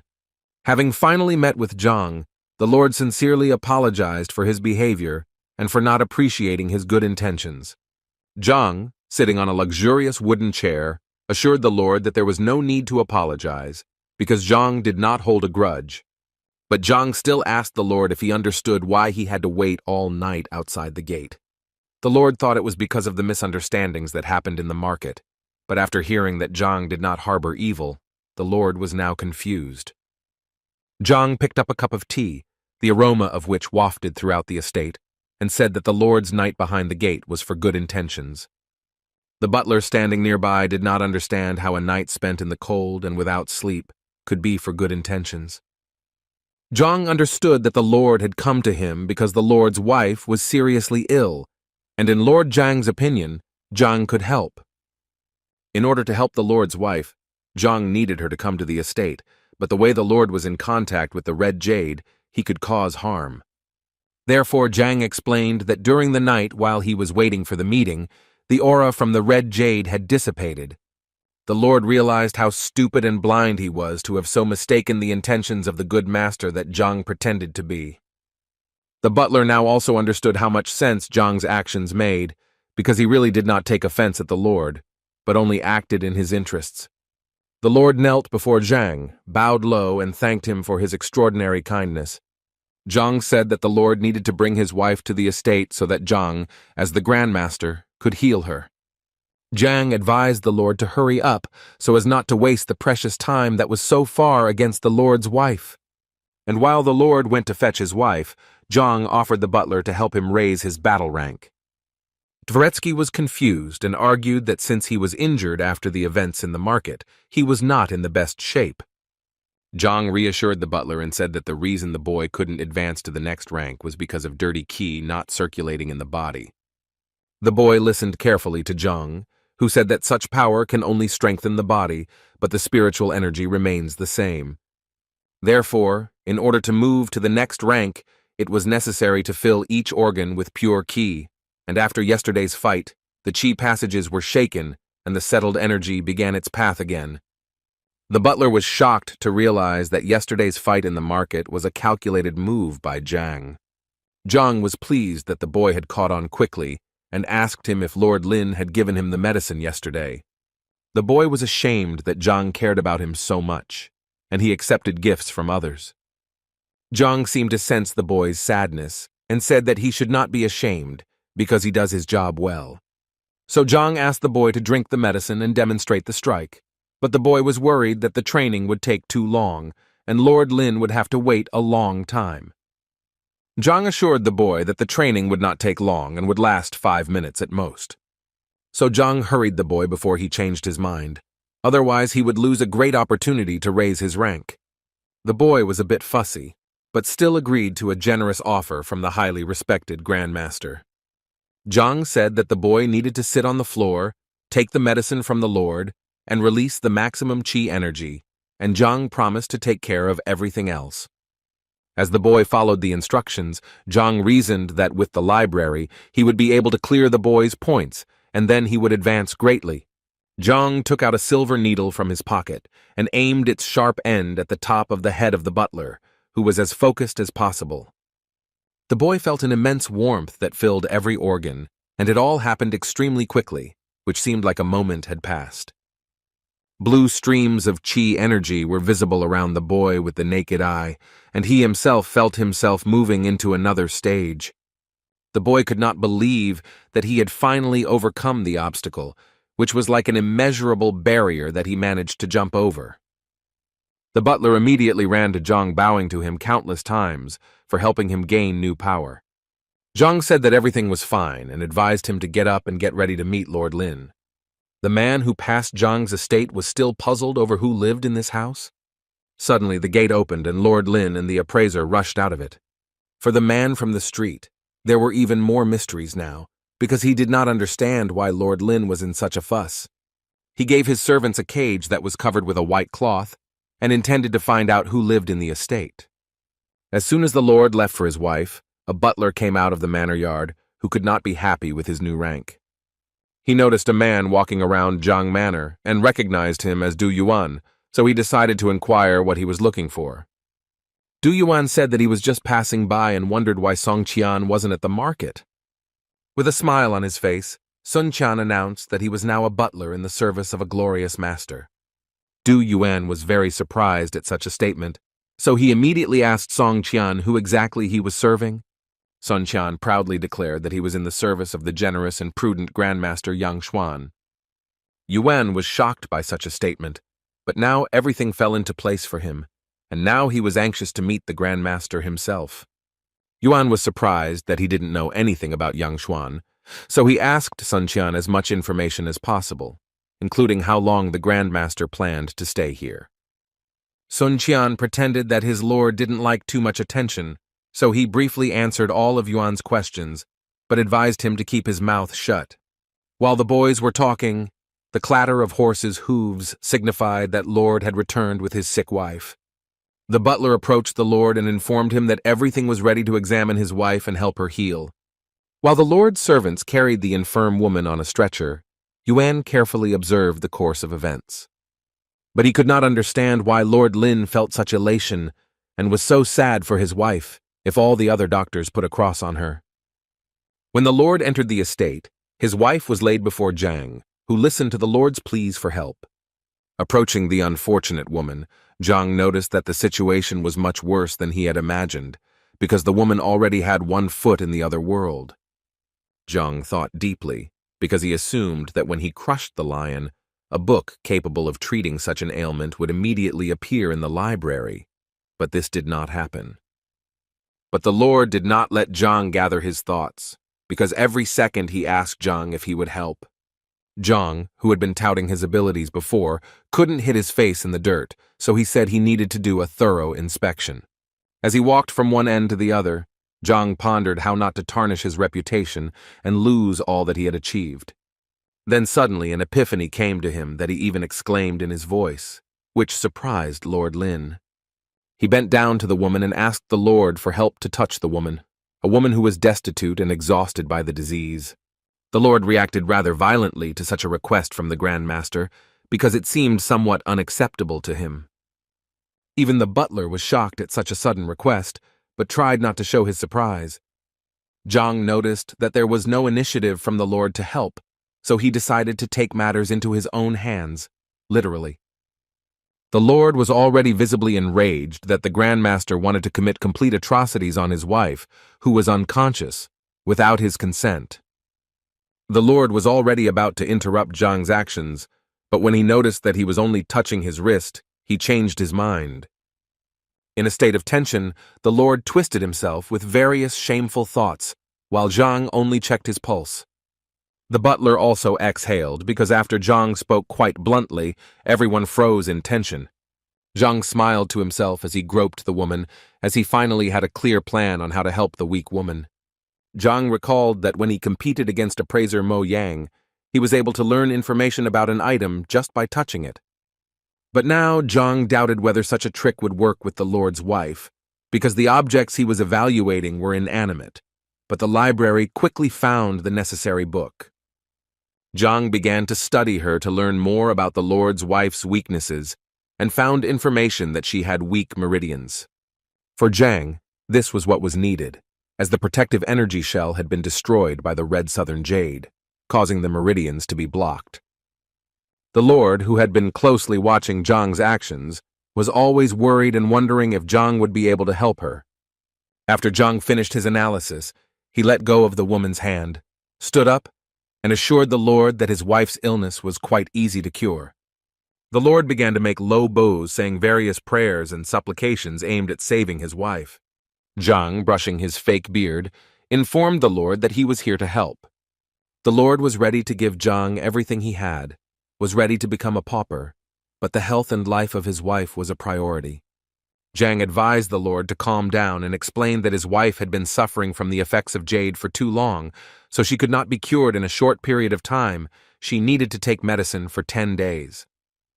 The Lord was ready to obtain everything necessary for the preparation of medicines so that they would only help his beloved. But the Lord immediately understood that it is better to trust the Grandmaster in such a matter, and therefore decided to trust him completely and completely. Zhang nodded in agreement and took out a silver needle from his pocket and announced that he was going to perform the initial procedure. Zhang stuck a needle into the top of the sick woman's head, and blue streams of light appeared around the needle. Within a second, the woman came to her senses, taking a loud and deep breath, which scared the Lord and Zhang a little. The woman was disoriented, but Lord hugged her reassuringly and assuring her that she was in safe hands. Meanwhile, Zhang was already beginning to regret that he had healed the woman so quickly, because he had planned to carry out the treatment for much longer in order to get more money from the Lord. However, the Lord was very happy with the healing of the woman and could not help but admire her, rejoicing that now everything will be all right. The Lord pointed to Zhang and told his wife that Zhang is the Grandmaster, and it was he who healed the invalid. The Lord thanked Zhang again for his help, and Zhang added that in order for the effect to take hold, he would have to take the medicine for a certain period of time. Zhang called his butler, Sun Kun, to see off the distinguished guests properly. The woman could barely move, but she was happy with this effect, because her body became numb during the illness, but she did not lose her desire to go for a walk. When the guests left, Zhang was very sorry that he solved the problem so quickly, but he planned to do it for 10 days to get rich. The butler, after seeing off the guests, turned to Zhang, who was now sadly sitting on a chair that resembled a throne. The butler praised Zhang for healing the Lord's wife, and now the whole town would rejoice at this news. Zhang, who was lost in the sadness of his thoughtless act, asked if the butler wanted to tell him anything else, and if not, then he could be free. Dvoretsky added that before leaving, Lord Lin left money, namely 10,000 bills. Zhang was often glad for such gratitude, but he was still oppressed by the fact that he had overdone it with the women he was treating. Meanwhile, at the Duclan residence, old Du Miao Xuan went out into the courtyard and was sunbathing. He settled into the rocking chair thinking about his life, which was at times embarrassing and at times beautiful. The old man's relaxation was interrupted by his son, who suddenly appeared in the yard, which the old man was not happy about. The son was confused by the fact that he had disturbed his father, apologized, and decided that he would come next time. Father continued to drink his freshly brewed tea and stopped the boy as he was in a hurry with some news. The boy said that there was a grandmaster in the city who healed the Lord's wife in 10 minutes, so the young man assumed that maybe he would help his father as well.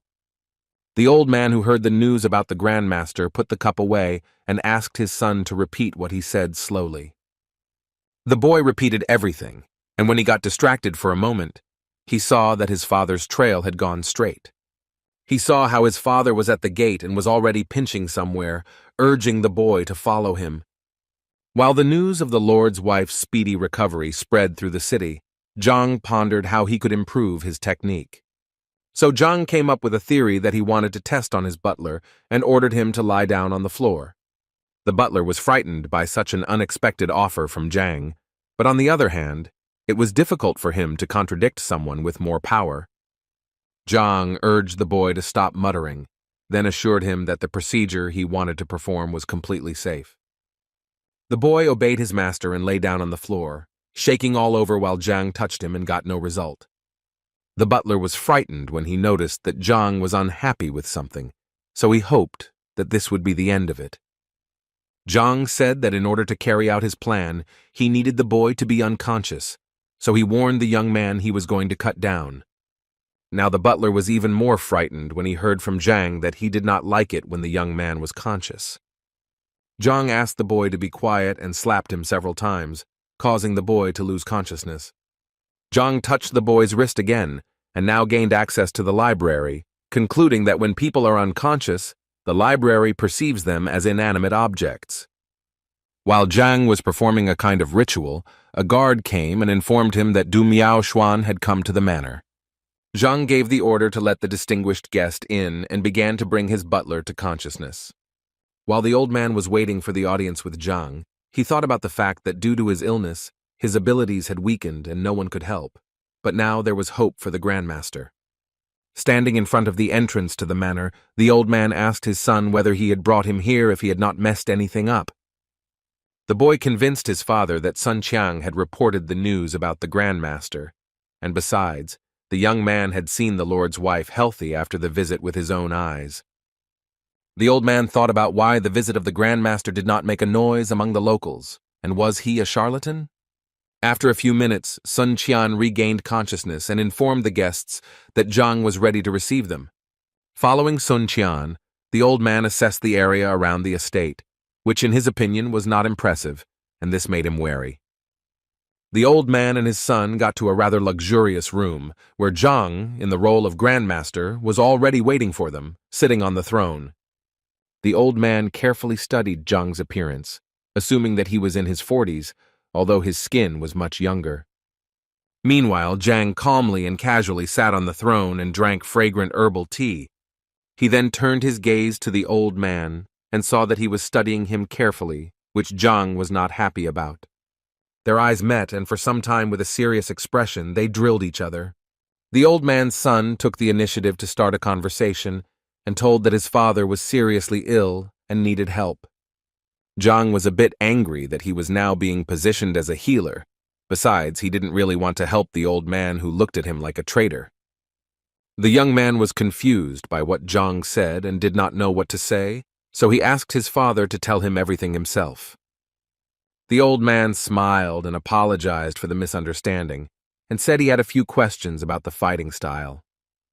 Such a conversation revived Zhang, and now he was more interested in listening to the old man to understand what was going on. The old man talked to Zhang in riddles because he did not trust him completely, because it seemed to him that his son had succumbed to deception. But Zhang was convinced that with the Heavenly Path library, he would be able to uncover any technique without even having time to think about it. The old man said that he recently learned a new style, but did not master it well enough. That is why he asked for help. After that, the old man decided to demonstrate the level of his skills in front of Zhang, who pretended to be a grandmaster.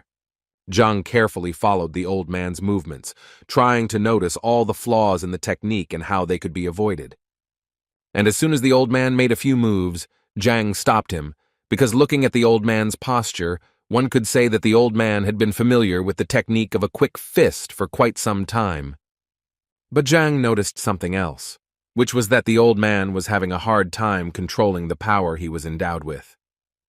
And Zhang assumed that the old man was not who he claimed to be, Zhang even thought that the old man was not human.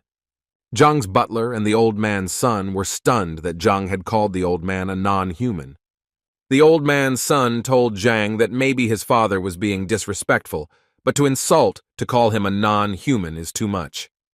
Zhang just smiled and advised the boy to ask his father if he was offended by what he said. The boy looked at his father with surprise, expecting some logical explanations from him. But the old man was just silent for a while and didn't seem like he was going to explain anything, and then he fell to his knees.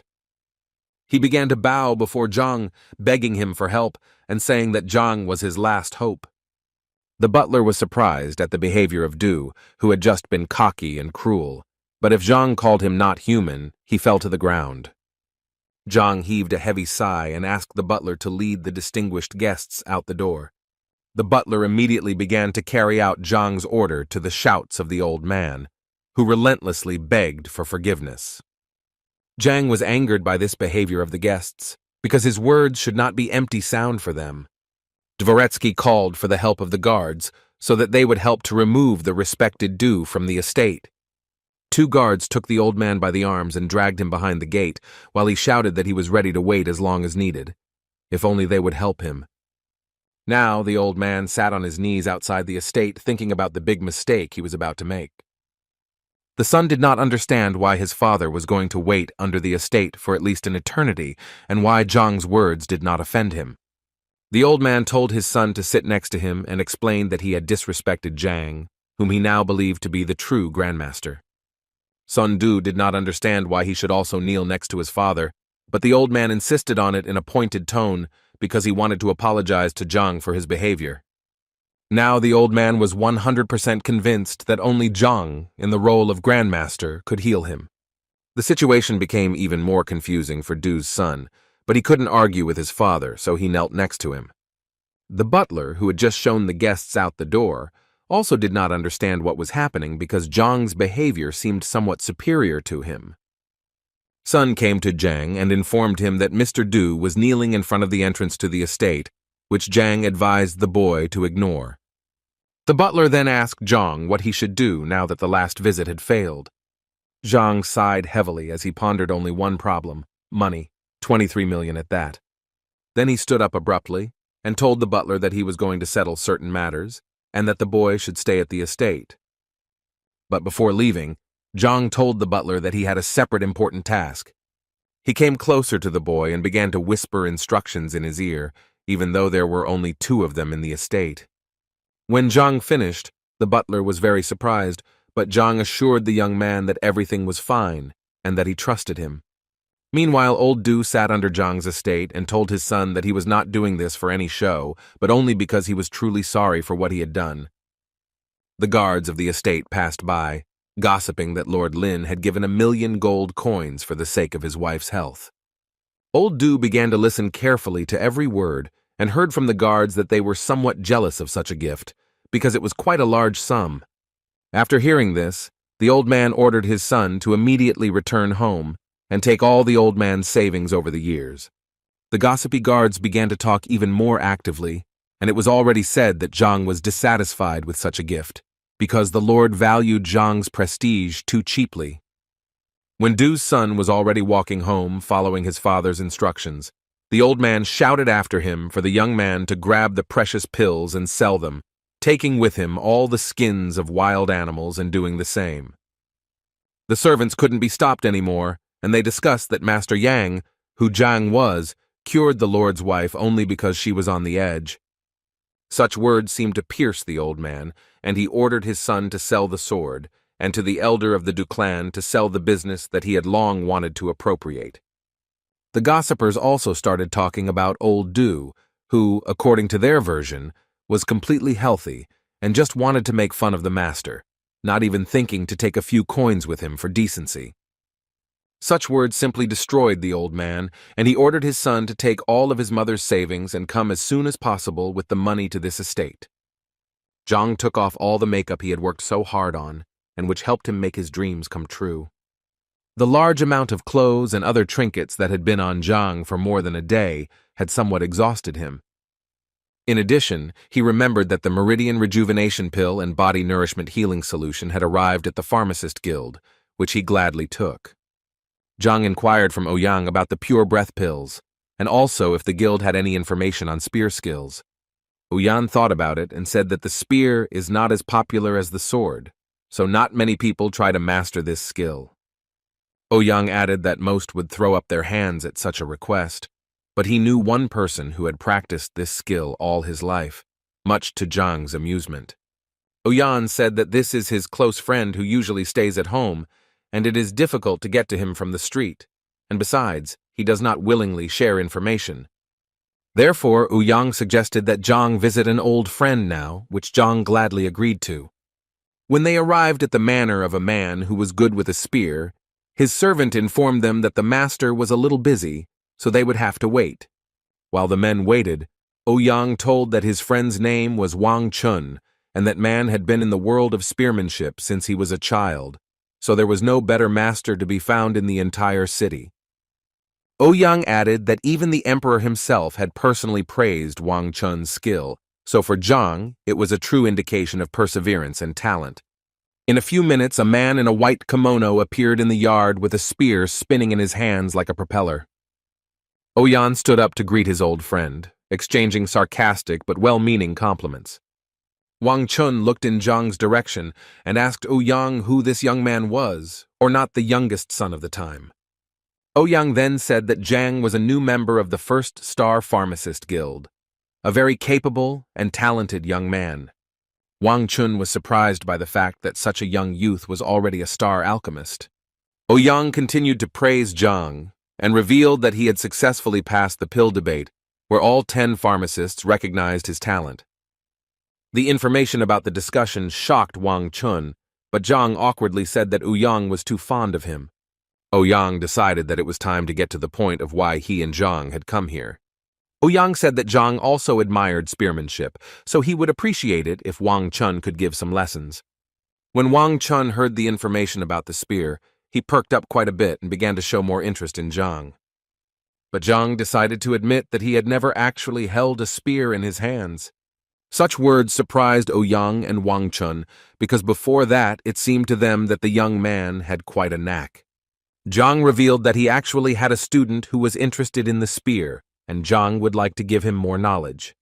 Now the smile on Wang Chun's face disappeared, and he looked quite serious, not understanding how you can teach something to a student when he himself lacks knowledge.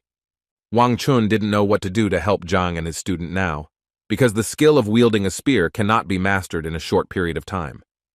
Zhang then offered an alternative, which was that if Wang Chun had books on the skill, then Zhang wouldn't mind looking at them. Wang Chun said that the books had enough theory and needed to be read, but it was not enough, but he would gladly show them to Zhang. Zhang was extremely grateful to Wang Chun for his help and immediately followed him to the library. When they arrived at the library, Zhang noticed a spacious room with many shelves where information from all over the kingdom was collected.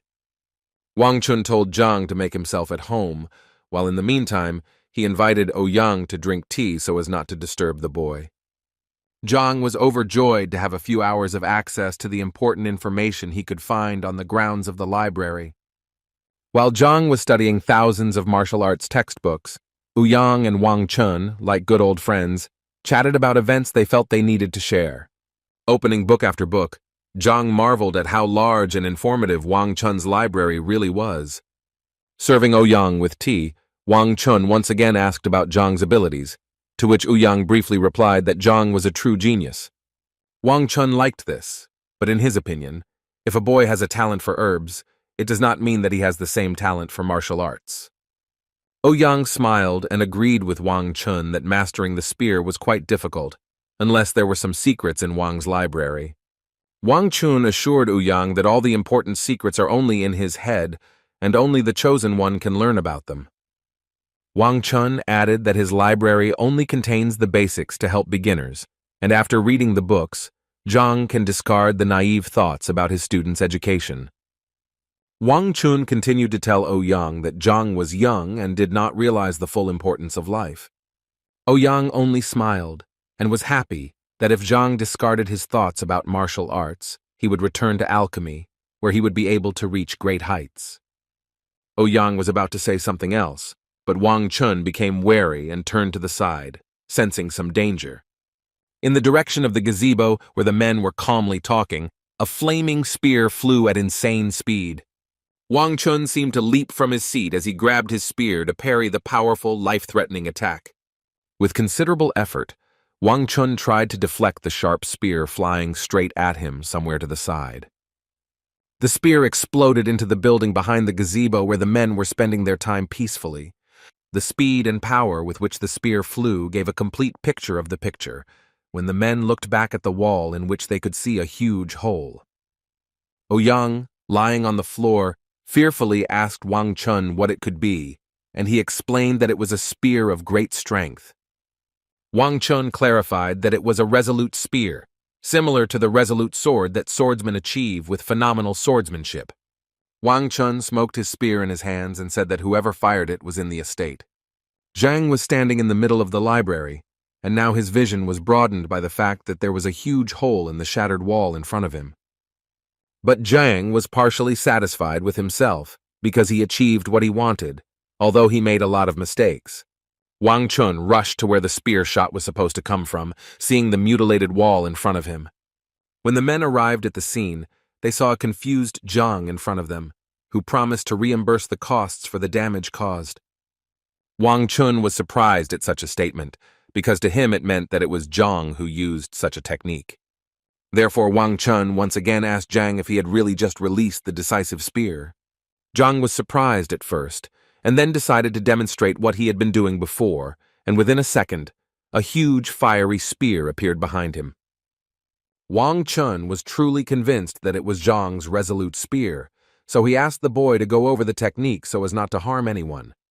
Ouyang, who was standing nearby with his mouth agape, couldn't believe how Zhang had managed to reach the top so easily when his friend had been learning spear skills since childhood. After what he saw, Wang Chun was reluctant to believe Zhang that he had never held a spear before, but Zhang insisted. Zhang was smiling and assured that he understood everything from the textbooks, and he used the resolute spear accidentally without knowing it. Wang Chun fell into a slump because he spent many years to improve his skills. On the other hand, the boy who read the books was able to do it in a few hours. Wian tried to encourage his friend and said that not everyone is born with the same talent. Meanwhile, Zhang tried to find out more about the resolute spear, which he released with ease. Wang Chun explained that the resolute spear is the result of understanding the spear, where it becomes like an extension of the arm and has more power.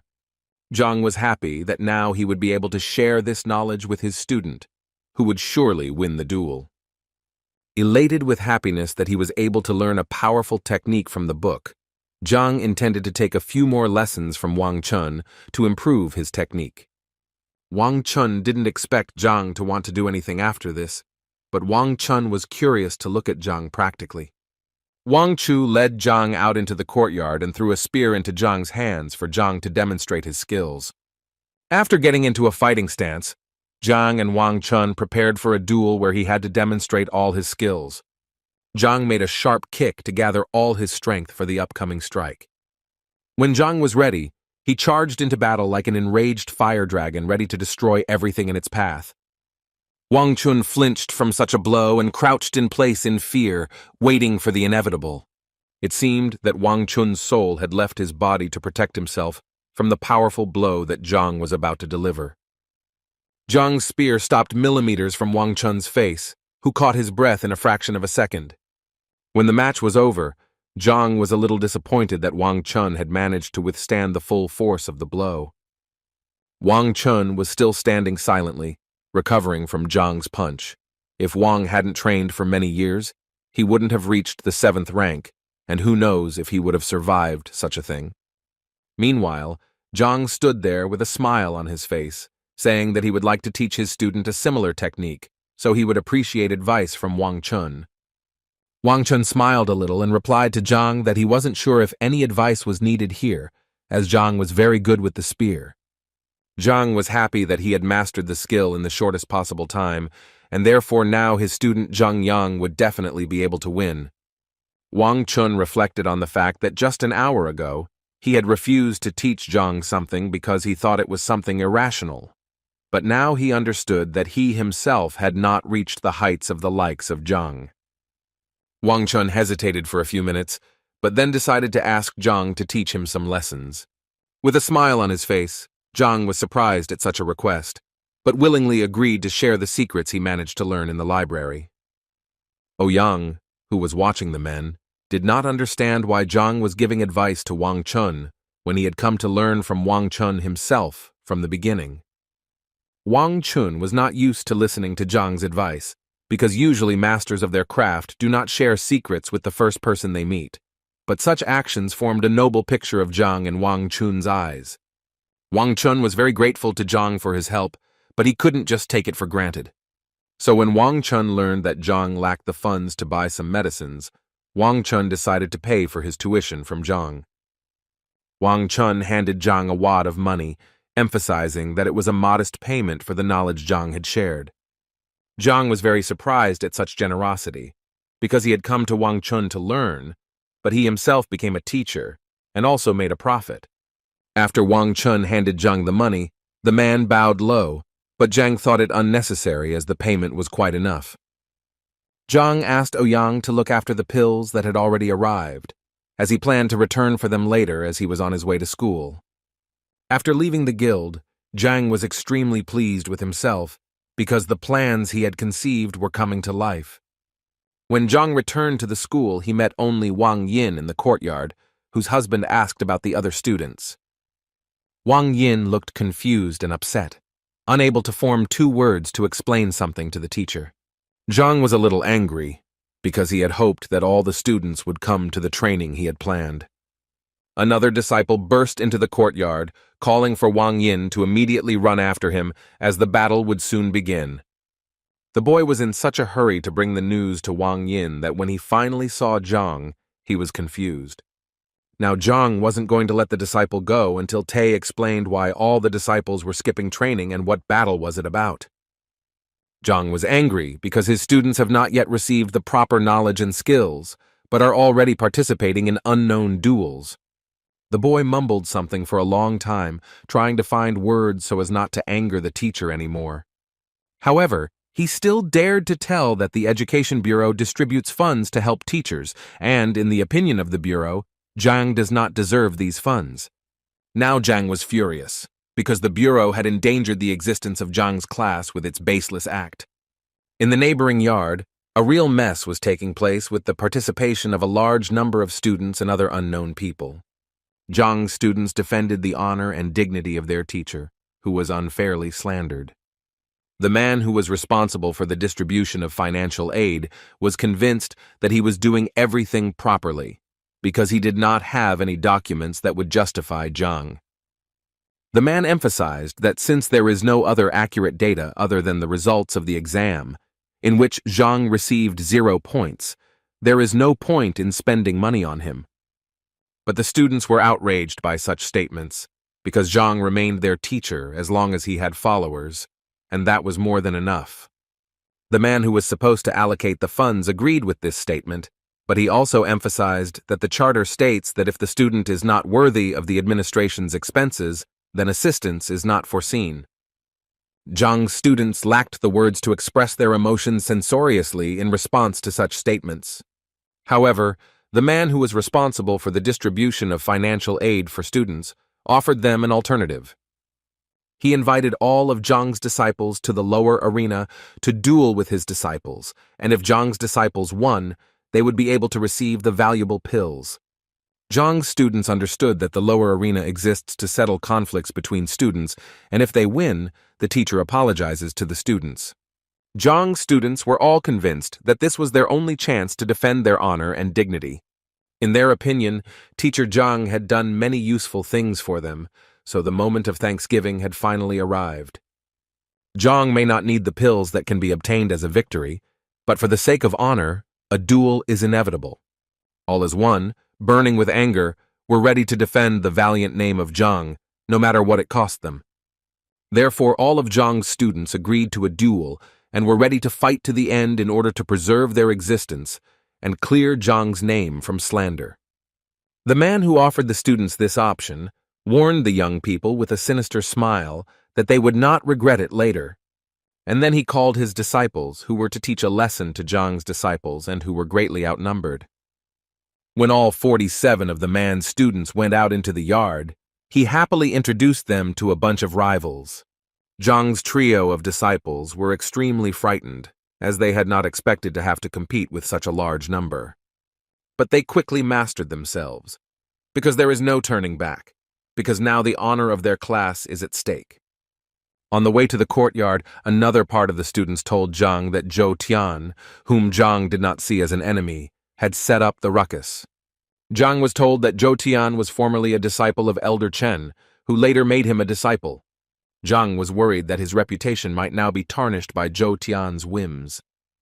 Meanwhile, the duel between Zhang and Zhou Tian's disciples was in full swing, and each was defending himself as best he could. Due to the lack of experience and certain techniques, Zhang's students found it difficult to defend themselves and held on with their last strength. Zhou Tian's disciples sensed this weakness, so in addition to their normal fighting skills, they used mocking psychological pressure. The maneuvers of Zhou's students were more graceful and powerful, where you never know which blow might be the last. With his last strength, Zhang's disciple held on, but he understood that he would not be able to stay in a defensive position for long. When it seemed that the whole world froze and the blow could become decisive, Zhang appeared on the field and intercepted the blow with only 2 fingers. Zhou Tian was angry when he saw such a mess, because Zhang's students themselves agreed to the duel voluntarily. Zhang calmly looked into the eyes of his opponent, as if preparing for an irreparable blow. But Zhang understood that Zhang Yang and his other disciples were too injured and were not ready to continue the duel, so he broke the staff with the 2 fingers he was holding to protect his disciple. Zhou Tian shouted that the students who agreed to the duel on their own should continue the duel to the end. And then Zhou had a wicked smile on his face and offered Zhang to stop the match if his students conceded defeat. Zhang Yang, despite his numerous wounds, was enraged by such a proposal and was not ready to surrender for anything. Zheng grabbed the spear and was ready to defend himself to the last because Zhang, in his opinion, deserved more. Zhang put his hand on the boy's shoulder to calm and encourage the young man, who was also not going to admit defeat. Zhou Tian roared with rage and demanded that the duel between the students be fair so that Zhang should leave the arena. Zhang calmly smiled back and said that he really did not accept the defeat of his students, but he did not want them to continue the duel. Zhou Tian insisted that the duel had started without Zhang, so it must end without him. For Zhang, the decision of his students remained unchanged, and he did not regret that his students decided to participate in the duel. That is why Zhang suggested Zhou Tian move to the upper arena, because the lower arena is quite boring. Zhou Tian's disciples were stunned by Zhang's statement, and some began to say that Zhang had a problem with his head. Zhou Tian thought for a second, as moving to the upper arena meant that Zhang's disciples would have to challenge Zhou Tian himself. Zhang, who was waiting for an answer, urged Zhou Tian to accept the challenge, otherwise it would indicate that he was scared. Zhou Tian laughed as he replied to Zhang that he was burying himself, so Zhou didn't mind watching the sight, so he accepted the challenge. Zhou Tian offered Zhang that if Zhang won, Zhou would give 10 pills of any kind, and if they lost, Zhang would bow down to Zhou. Zhang readily agreed to these terms and hoped that Zhou would not take back his words after the duel. In the past few days, Zhang's students had indeed become stronger. Many had realized certain things about themselves, but Zhang's decision to have the students fight against the teacher looked like a defeat. Zhou Tian gave the go-ahead to his students that they could be free, and he himself asked Zhang about the details of the match. Zhang scratched the top of his head and pretended to do some complicated calculations, then replied that the match would be one-on-one.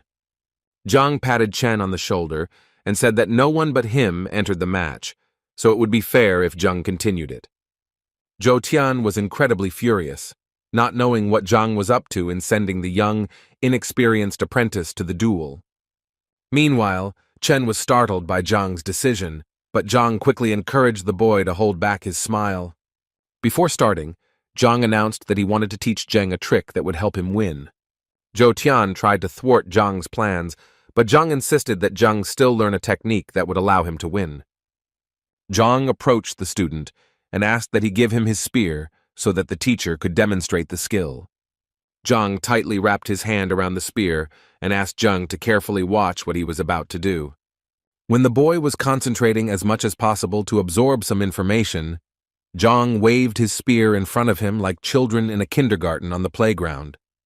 Zhou Tian was surprised that Zhang's childish spear swings were considered some sort of winning technique. In a second, Zhang already handed the spear to the student, wondering if he had time to remember everything. The boy thanked Zhang for the lesson, but he was almost in tears when he realized that he would not be able to properly fight against the teacher. Zhang wished the boy good luck and hope only for himself, and patted his shoulder encouragingly again. After Zhang slapped the boy on the shoulder, he felt his body fill with warmth and unstoppable energy. Zhang, with the help of Qi energy, told the boy not to resist the new power, but instead to synchronize with it. He was explaining to the boy that he was going to teach the boy the breathing method of spear art. Chen listened to the teacher's advice and now felt how each of his potential blows could become many times stronger. When Chen finally regained his composure, he heard Zhang's voice again, asking him to continue pretending to be weak. And it seemed to work, because Zhou Tian mocked the boy for barely holding a spear in his hands. Chen decided that there was no need to pull the cat by the tail and took a defensive position, showing his full readiness. Zhou Tian was furious that Zhang was going to put him in an awkward position with a disciple, let alone teach a useless technique. Zhou Tian shouted threats at Zhang and promised that Zhang would pay for his behavior. Disciple Zhang wanted to replace Chen as he looked tired and weak, but Zhang insisted that he continue the fight. While Zhou Tian prepared for the duel by rolling up his sleeve, Chen professionally acted as the weak competitor. Zhou Tian said that he was not going to show mercy to the boy because Zhang had decided his fate himself, to which the boy agreed and added that he was ready to fight with all his might. Zhou Tian rushed into the battle first, concentrating all his strength as he prepared to deliver an irreparable blow. Holding the spear in his hands, Chen was in no rush to attack or defend because he was synchronizing his breathing, which Zhang emphasized. When the boy felt that he was ready to deliver a decent blow, his eyes, full of energy, opened wide. He swung his spear sharply towards Zhou Tian, and the spear seemed to wrap around a fiery snake that was ready to pounce on anyone who opposed it. Zhou Tian did not expect such a turn of events, so he was very frightened when he came face to face with the merciless snake. Choking with fear, Zhou Tian did not immediately understand what was happening, but in a moment, dozens of spears attacked his body. Each blow left its mark in the form of a bruise or wound, and with them came the realization that Chen was not such a weak opponent. The last blow was so strong that it sent Zhou Tian's battered body flying several meters up. When Zhou Tian finally landed on the ground, barely alive, the disciples gathered around him, not understanding what had happened. Zhang was glad that Chen had managed to adjust to his new power in such a short period of time. Some of Zhou Tian's students helped him to his feet while Chen stood motionless in front of his teacher. Chen reminded Master Zhou that if he won, he would have to give 10 breath beads. Through anger and hatred, covered in bruises, Zhou ordered his disciples to bring these beads. The students asked Master Zhou if he was sure of his decision, but he was persistent and asked not to repeat it twice. When the beads were finally brought, Chen took them and went to brag to Zhang about his gains. When Zhou gave the beads to Chen, he knew that Zhang would never be able to accept them, because they were won only by students. With a look of surprise on his face, Zhang carefully opened the box and carefully examined each bead as if studying it. Zhang turned back to his students, as if surprised that the match had been arranged for such an unnecessary gain. So the next moment, Zhang threw the casket to the ground and crushed it with his foot, shocking his students. Zhou himself was no less stunned, for whom the box was extremely expensive, with each pill worth at least 1,000 gold coins. Zhang took out a small bottle from his pocket and asked his students not to act hastily, because although the beads help to gather energy, they also harm. That's why Zhang handed the students a bottle with pure breath pills in the middle. One of the students could not believe such generosity from the teacher, for which they were infinitely grateful to Zhang for the valuable gift. Zhang smiled back and asked his disciples in the future not to get involved in such petty squabbles. After the words of thanks, Zhang began to distribute a pill to each one so that the students could recover faster from the recent events. As Zhou sat devastated after the duel, his students began to discuss Zhang's generous gift. Such conversations were killing Zhou even more from the inside, tearing his fighting spirit and self-belief to shreds. Zhang decided that time was not worth wasting, so he called his students back to school. When they finally returned to school, the students couldn't help but feel that Zhang had given them such expensive gifts. Zhang reassured them again and assured them that if they helped win the teacher's evaluation, he would take it as a worthy reward. It was a big responsibility for the students, so they promised the teacher that they would do everything in their power. Zhang was very happy that he had such devoted disciples, and after thanking them, he decided to speak to Zhang alone. Zhang took Zhang to a quiet room where he told the boy about the spear technique he had recently discovered. But before telling the secrets, Zhang asked the boy that no one knew about it except the two of them. Zhen was filled with emotions from the realization that what he did in the duel, maybe it looked silly and maybe it was exquisite, but the boy didn't care. Zhang emphasized that all strong techniques contain simple elements, and this should be kept in mind, especially with 10 days left before teacher evaluation. When Zhang was telling the boy all the secrets, Zhang asked the teacher what he called this technique, and since Zhang didn't have time to name it, he left it to Zhang. After a few training sessions, Zhang told the students that he was leaving the school, and that until he was gone, the main task was constant training. Meanwhile, where Zhang was considered a grand master, the city discussed his exploits, and some even watched over the estate. Du Miaoxuan and his son waited patiently under the manor for Zhang to invite them to an audience. Eventually, the moment came, and the butler invited the guests to the estate, informing them that the Grandmaster was ready to talk. Meanwhile, an unknown man was watching these events from around the corner, trying to understand what was happening on the other side of the gate. Old Du, as soon as he arrived at the estate, fell to his knees before Zhang, begging for help. Zhang, who had already put on the Grandmaster's clothes, sat casually and assured the guest of help. Zhang decided to first check if he had made a mistake in his judgment when he called the old man a beast. This time the old man did not object.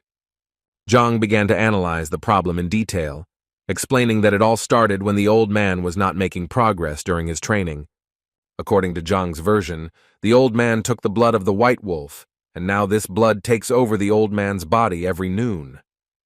When Zhang began to tell the details of how the old man was covered with animal fur every time, but at the same time he was neither animal nor human, the old man snorted, but agreed with everything.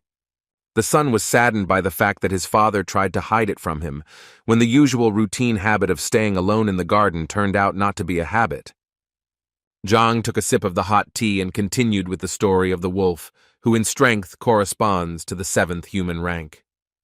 While stirring the tea, Zhang explained that wolf blood was one of the main ingredients for making the Tongshuan pill, which had the effect of unblocking the meridians.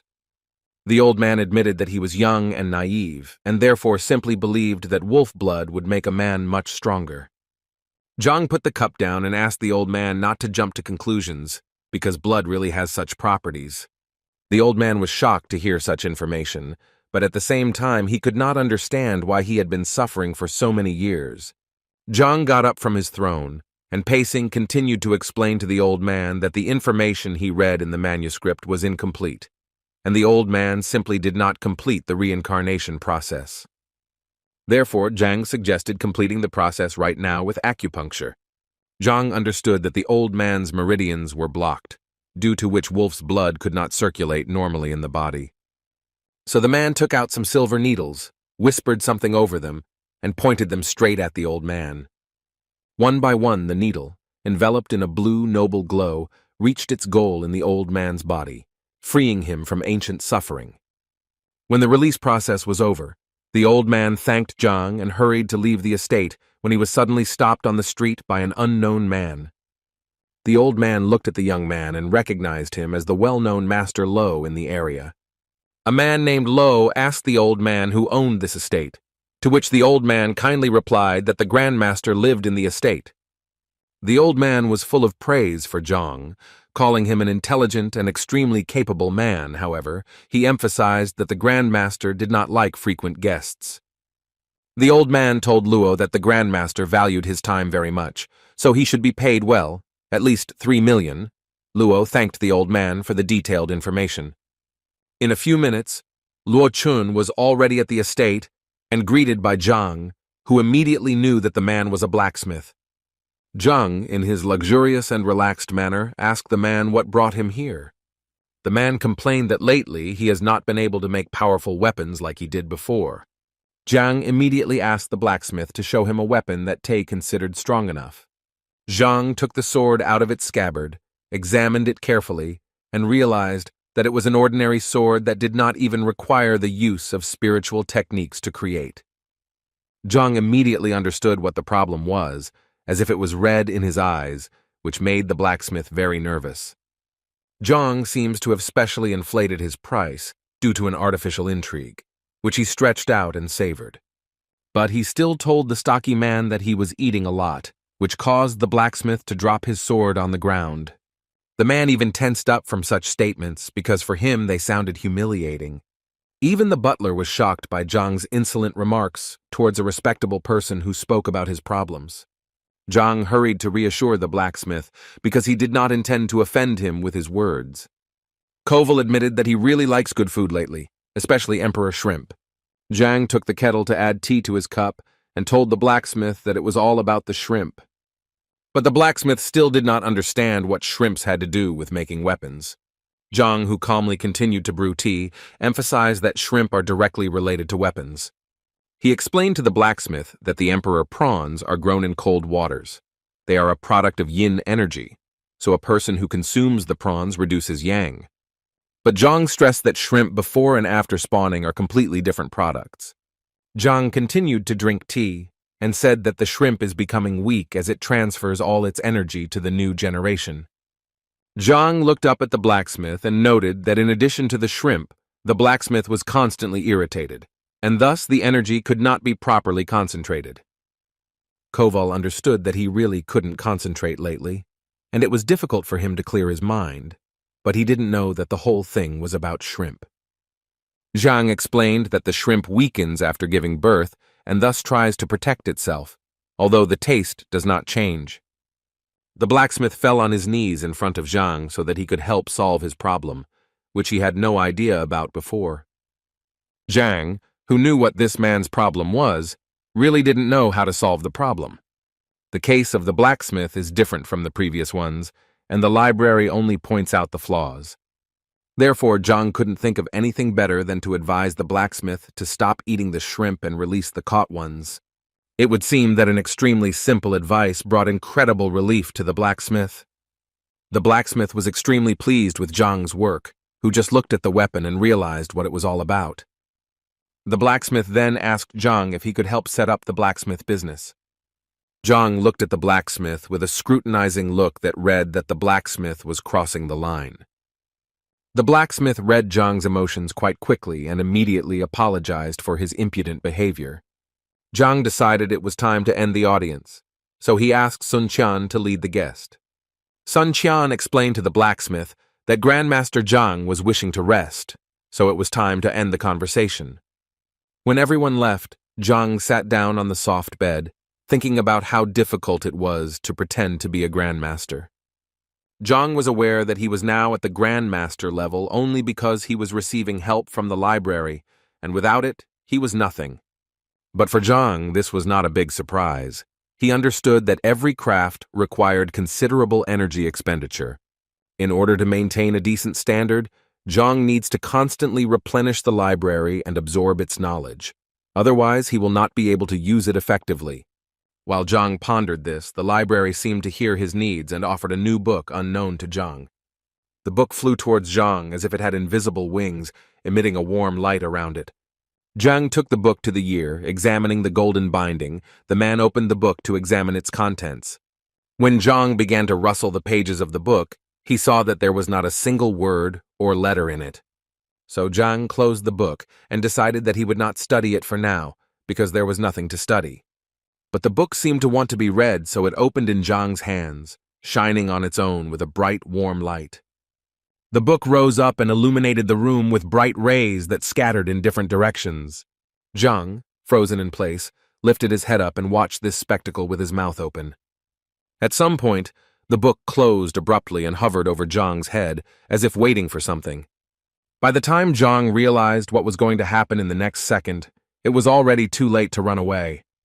The book shot at Zhang with a bright and powerful shaft of light like lightning in the middle of a clear day. Meanwhile, in the estate of a rather famous master, there were rumors that the old man had recently started to feel bad, and the last discussion in pills had generally exhausted him. The old man put aside the quill, the tip of which was still dipped in the ink of the black cuttlefish. The old man raised a letter above him and announced a new rule that everyone had to follow, otherwise they would be exiled. People who gathered to listen to the old man's new prescription tried to calm him down and dissuade him from rash decisions. Suddenly, a thin boy with long hair, who was the man's son, appeared behind the old man. He informed his father that the last hope that could improve the situation was the Grand Master, who appeared in the city. When the old man heard the memory of the Grand Master, he sharply turned to his son and asked him to repeat what he said once more. Son confessed that he had sent a ward who told him that a Grand Master named Yang Huang had not only solved the problem of Ling Tianyu's wife's illness, but Du himself was waiting at his door. The old man carefully listened to every word spoken by his son, expecting new details with every second. Son continued that Du Miaoxuan out of the Grand Master after 10 minutes and raised his rank from 5th to 7th in that time. While the son was telling his father that there was another visit from the blacksmith Luo Chun, the old man grabbed his son by the skins and begged to take him there. The son was surprised at his father's behavior, because a few minutes ago the old man wanted to sell all his property. The father scolded his son for his inactivity and advised him to sell his head, because now the most important thing is a visit to the Grand Master. Meanwhile, on the outskirts of the capital, Elder Tsang tried to make sense of the recent events of the 2 weeks he had spent on business. The servant gave the elder a report for the past 2 weeks and told about the important and those that need the least attention using the gradation of stars. When the elder looked through all the events, he noticed one that did not have a star rating, so he asked the servant how it happened. The servant explained that the event happened recently, and they could not assess it, because the servant wanted to discuss some details. The elder tensed, waiting for the information that the frightened servant was going to tell him. The servitude began since 3 days ago. A man named Yang Xuan arrived in the capital, calling himself Grandmaster and healing Lord Lin's wife. At this, the elder stopped the servant, saying that he was aware of this case, so he rummaged through the records of the kingdom and found no such Grandmaster. When the elder finished the conversation with 1 star, the servant wanted the elder not to jump to conclusions, because there were still details about old Du and his promotion. The elder's opinion changed after hearing the details. He now gave the event 2 stars. The servant also reminded the elder about the case with the blacksmith, which was also crowned with success for the latter. The elder scratched his long beard and decided that the event deserved 3 stars. The servant decided to put the icing on the cake and recounted Ouyang Chen, the leader of the apothecary guild, and Chen Xiao's apothecary to this grandmaster, but he did not let them in yet. The elder came to his senses and said that such a development deserved 4 of his respected stars. The servant either pretended to be deaf or really was, decided that the elder rated the event 5 stars, but accidentally blurted it out loud, which greatly annoyed the elder. While Zhang slept, the events around the Grand Master's skills were gaining a frantic pace, because some people were outraged that it was necessary to pay insane amounts of money for the entrance, while others considered it a necessary measure. After moving from a lying position to a horizontal position, Zhang took hold of the back of his head, which hurt a lot, trying to remember what had happened. His head began to crack every second as if someone was squeezing a ripe watermelon with all their might. In front of him, hieroglyphs began to form in rows, which did not fit into words or sentences, and then, when the delirium stopped, the headache stopped with it. Zhang began to remember what had happened to him. so he looked up at the ceiling to see that the golden book was gone. Meanwhile, the morning sun lit up every corner of Zhang's luxurious estate, which he had rented to carry out his grandiose plans.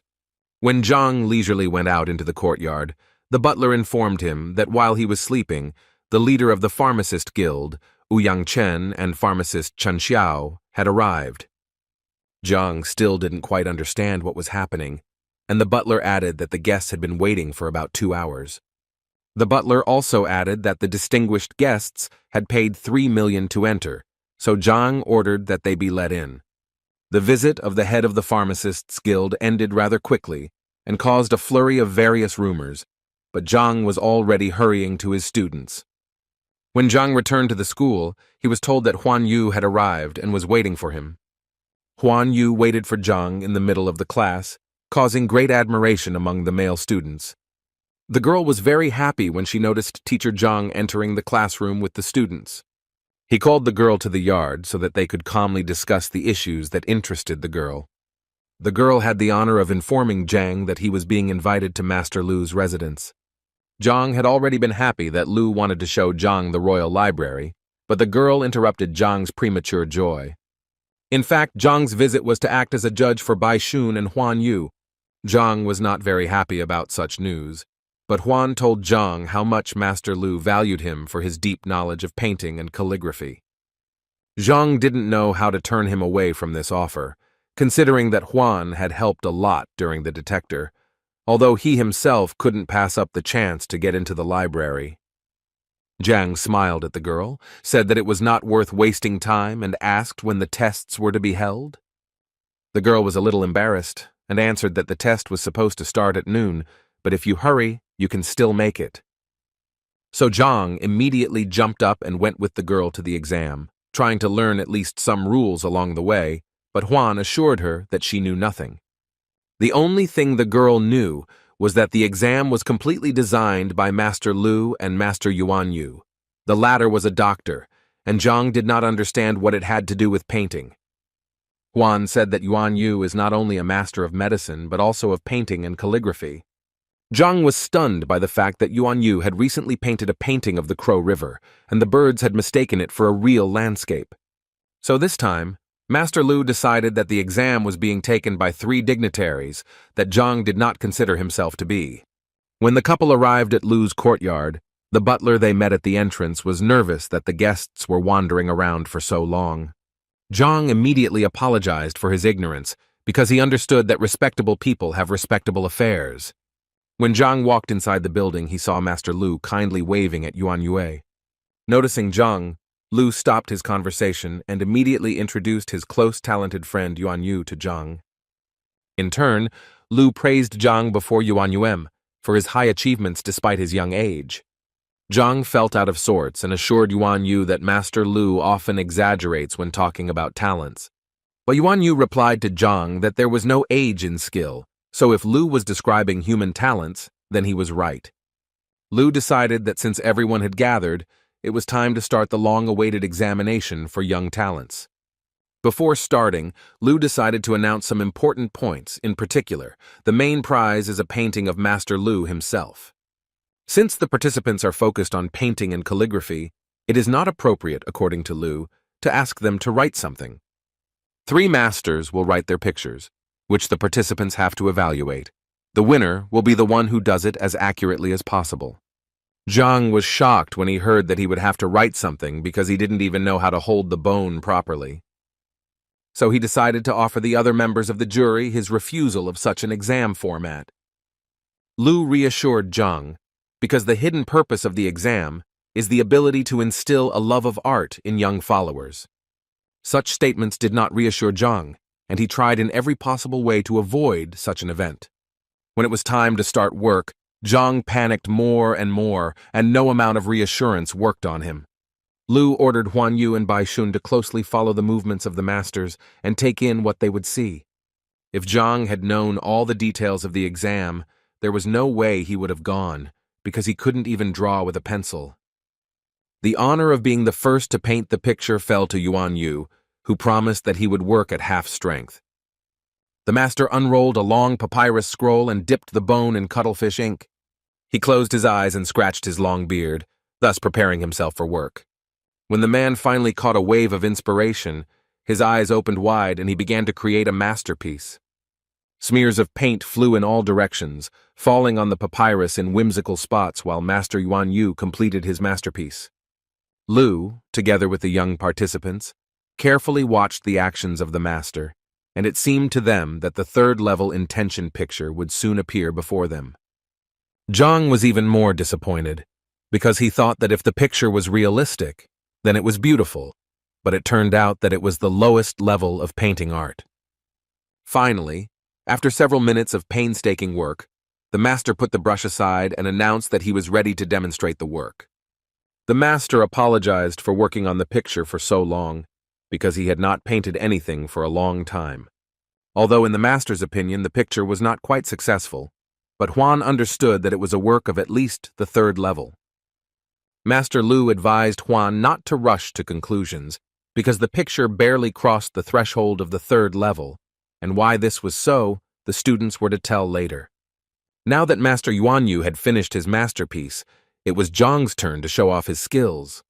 The threat was already literally hanging over Zhang, because his inability to draw could destroy him in an instant, because he couldn't just draw a chicken with a halo and call it a divine phoenix.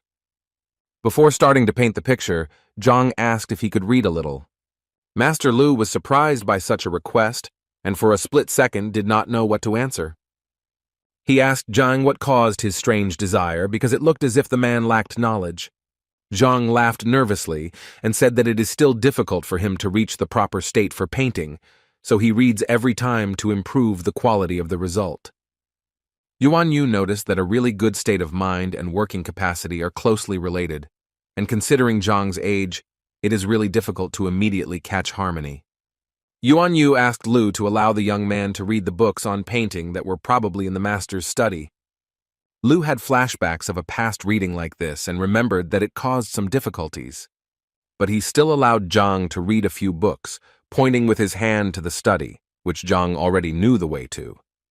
On the way to the office, Zhang pondered how he could get out of the water dry, because the golden book he found made all the knowledge of the reviewed books Zhang's knowledge, but it didn't work like that with art. As Zhang walked towards the library, Huan pondered Zhang's wish in surprise. Lu explained to the girl that it was a rather individual question that was difficult to study, so Zhang's wish was somewhat strange. Yuan Yu did not see anything strange in this, because he perceived it as a kind of ritual. In his memory, there was one expert who, before becoming famous, was engaged in selling firewood. Bai Sen immediately understood who Yuan Yu was talking about, because it was Elder Lu Chai.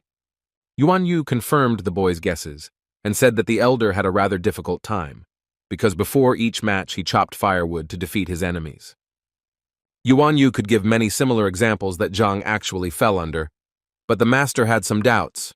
Lu asked his friend not to hold back in his judgments and to voice them boldly.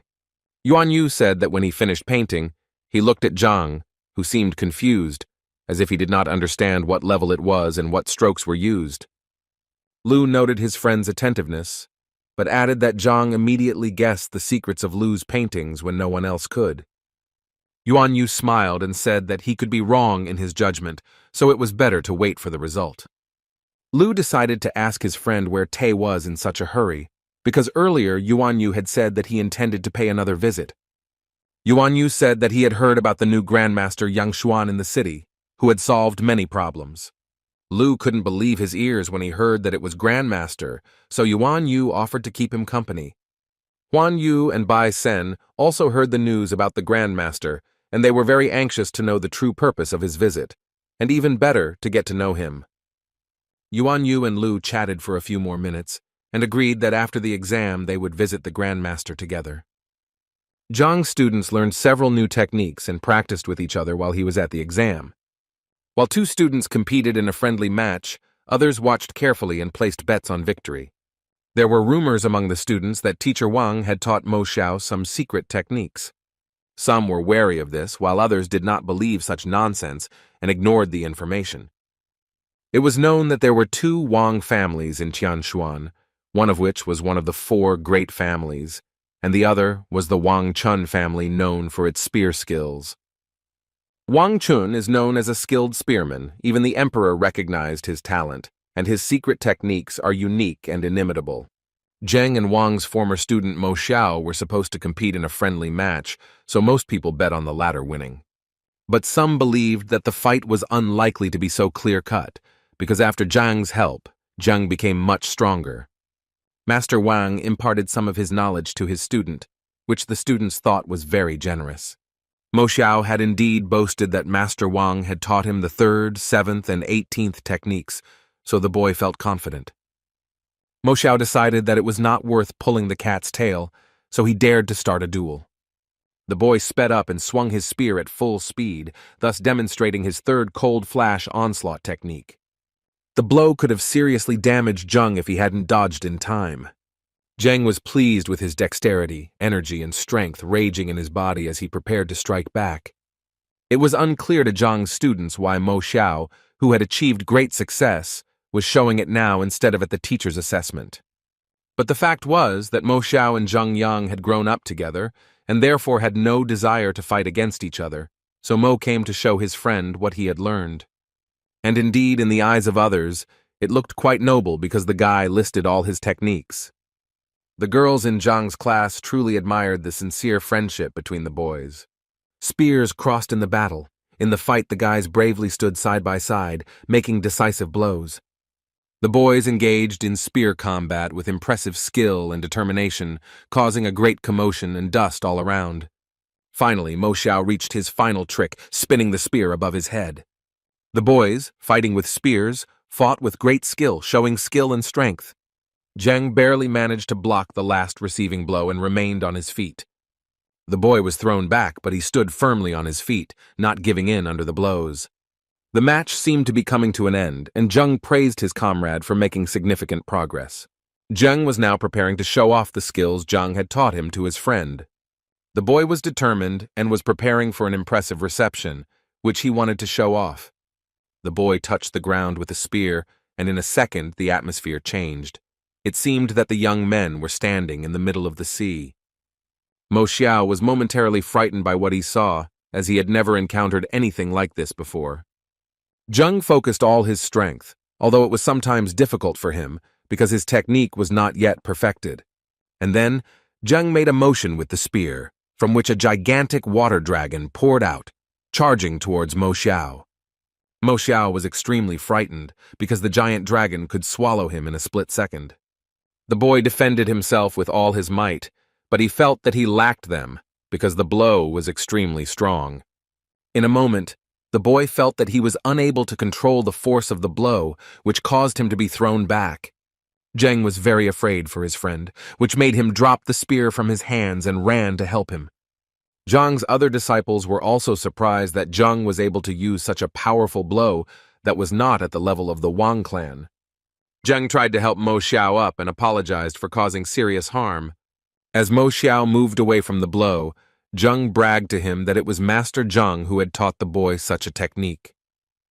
The reception turned out to be stronger than the receptions of the Wang family, at least 2 times, considering that Zheng was not a master in this craft. Zheng reassured the friend that Master Zheng spared nothing for his students, again emphasizing his generosity and mercy. Mo Xiao was so impressed by Zheng's reception that he was extremely eager to learn his name. Zheng scratched the back of his head and admitted that the technique did not have a name because it was created by Zheng recently, and he did not have time to come up with a name. Mo Xiao was stunned by this fact because the technique is much better than the secrets of the Wang clan, but still has no name. Zheng suggested that Mo Xiao choose the name of the reception by himself, but Mo Xiao was against it because it would be disrespectful to the teacher. Zheng laughed and then explained to Mo Xiao that the teacher had allowed the boy to come up with the name of the technique himself. Mo Xiao's jaw dropped, especially when Zheng revealed that this was common practice for Zheng. Meanwhile, Zheng was rummaging through Lu's office looking for books that could save him from his shameful situation. Zheng looked around the spacious study, where there were many books of various categories that improved various skills.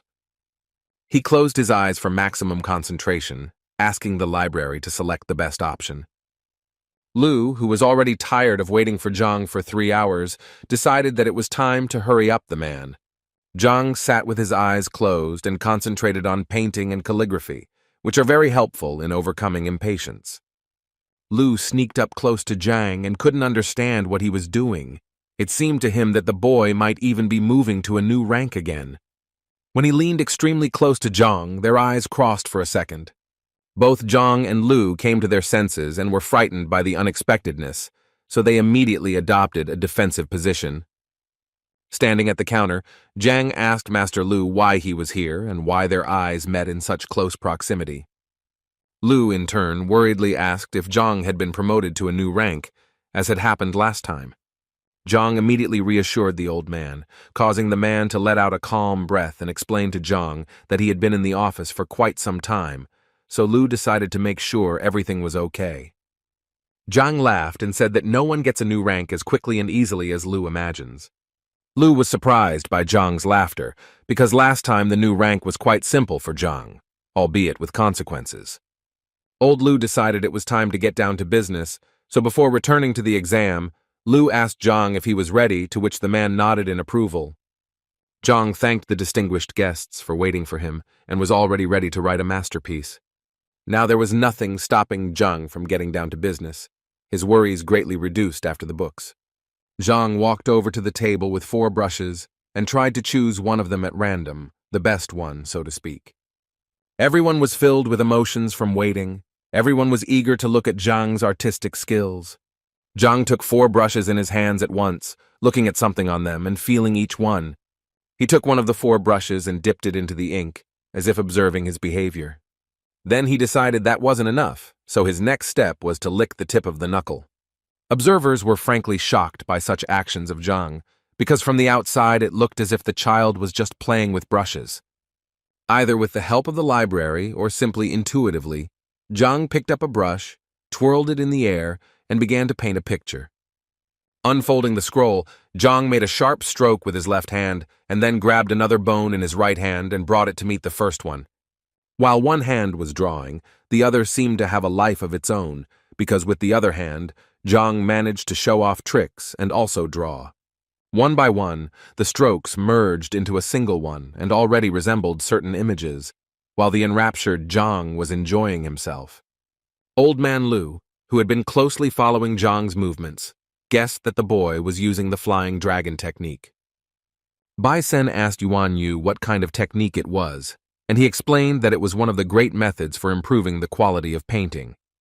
Lu added that during this technique, the brain is divided into 2 parts, and with the help of 2 brushes, the artist draws images directly from his imagination, and when the puzzles intersect, the picture is ready. Yuan Yu noted that despite the speed of this method, the complexity also increases. Lu noted that it is necessary to have a clear idea of the future picture, to divide the mind in half, and to understand the colors of the picture extremely finely.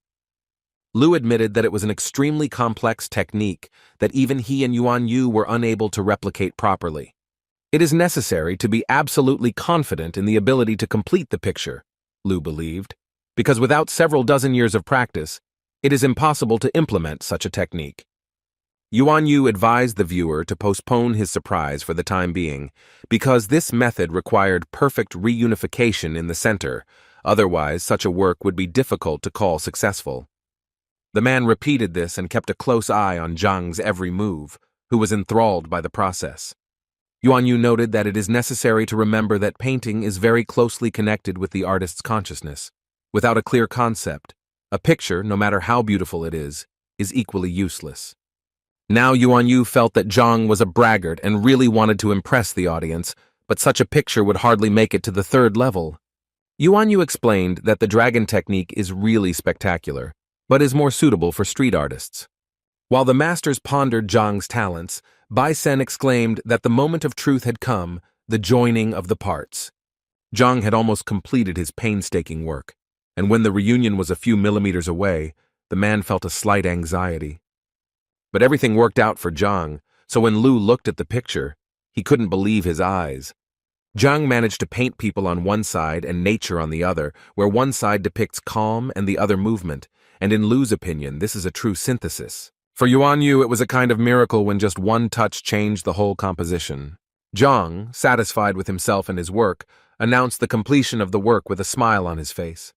Everyone present came closer to the table where Zhang was painting to study it carefully. Only Yuan Yu and Lu did not express their joy. On the contrary, their emotions resembled sadness.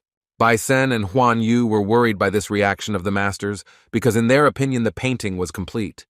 Yuan Yu said that although the work is done and perfect, but the context picture is not followed, although such a technique is difficult to perform. Lu agreed with his friend and reassured Zhang that he was still young and would eventually paint a third or fourth level painting. Yuan Yu praised Zhang for his display of talent, but advised him to remain humble. Zhang laughed and apologized again for being late to such an important event. Yuan Yu told Zhang that he now had a good foundation, so a little practice would help Zhang not waste his talent. Lu agreed with his friend's statement, because in order to create a true masterpiece, you need to have a broader understanding of the world. Bai Sen, who was still admiring Zhang's painting, noticed that some of the creatures had no eyes. Everyone was surprised at this remark, but Zhang took it with a smile and decided to rectify the situation. Taking a brush in his hands, the man painted the eyes of all the people and animals in the picture. Before he had time to put the brush aside, the painting blinded the man with a bright light. Everyone present froze in anticipation. What will happen now? The figures of girls, a man and an antelope began to appear from Zhang's newly finished painting, which looked like ghosts, but good ones. Huan Yu asked Lu if this picture corresponded to the fourth level, but the man, whose mouth was open in surprise, said that it was the fifth. The fifth level is so rare that few people know about it, because it is a real miracle. The images of a man with girls and an antelope made a low bow as if in thanks for giving them life. Yuan Yu couldn't look away, because he thought that such paintings were legends, but now he saw it with his own eyes. Bai Sen was ready to do anything to get the picture that Zhang painted. Zhang was surprised at such a request, but Bai Sen did not want to miss the opportunity to get a masterpiece. Huan Yu lashed out at Bai Sen because in her opinion, Zhang put a lot of feelings into the painting to just give it away. But Huan Yu scolded Bai Sen because she also wanted the painting, but offered Zhang money for it. The boy and the girl got into an argument, where everyone explained why he needed the picture. Lu was not happy about the young people's argument, and it was already visibly annoying him. At one point he yelled for them to stop bickering and show Zhang some respect. He explained to the young people that each picture of the fifth level is endowed with an incredible value that cannot be measured by money. Bai Sen and Huan Yu immediately apologized for their behavior in front of Zhang. But Zhang, who heard the information about the money, asked Lu if it was really possible to sell the painting. Lu was embarrassed, but replied that it was real, because a painting of this level would cost at least 2 million.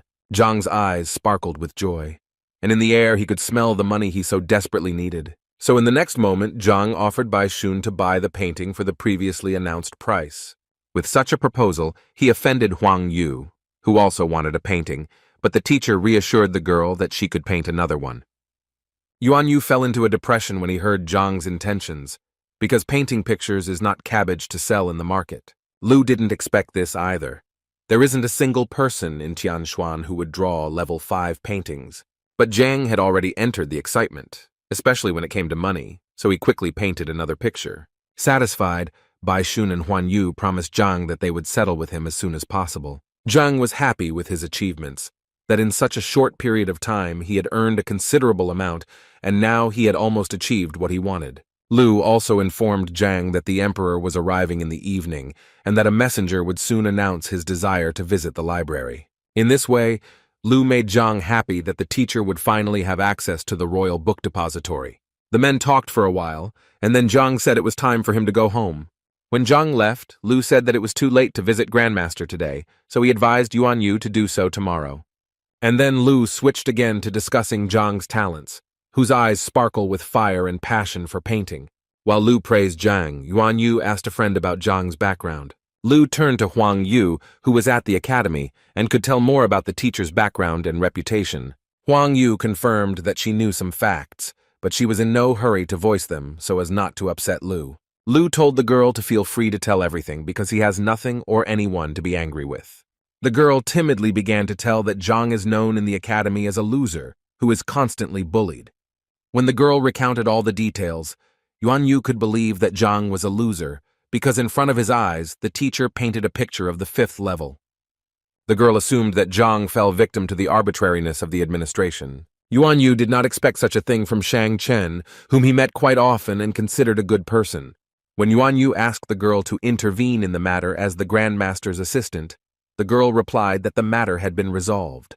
Lu also expressed his concern about this situation and planned to hold talks with the leader Hong so that he would better monitor the affairs of the academy.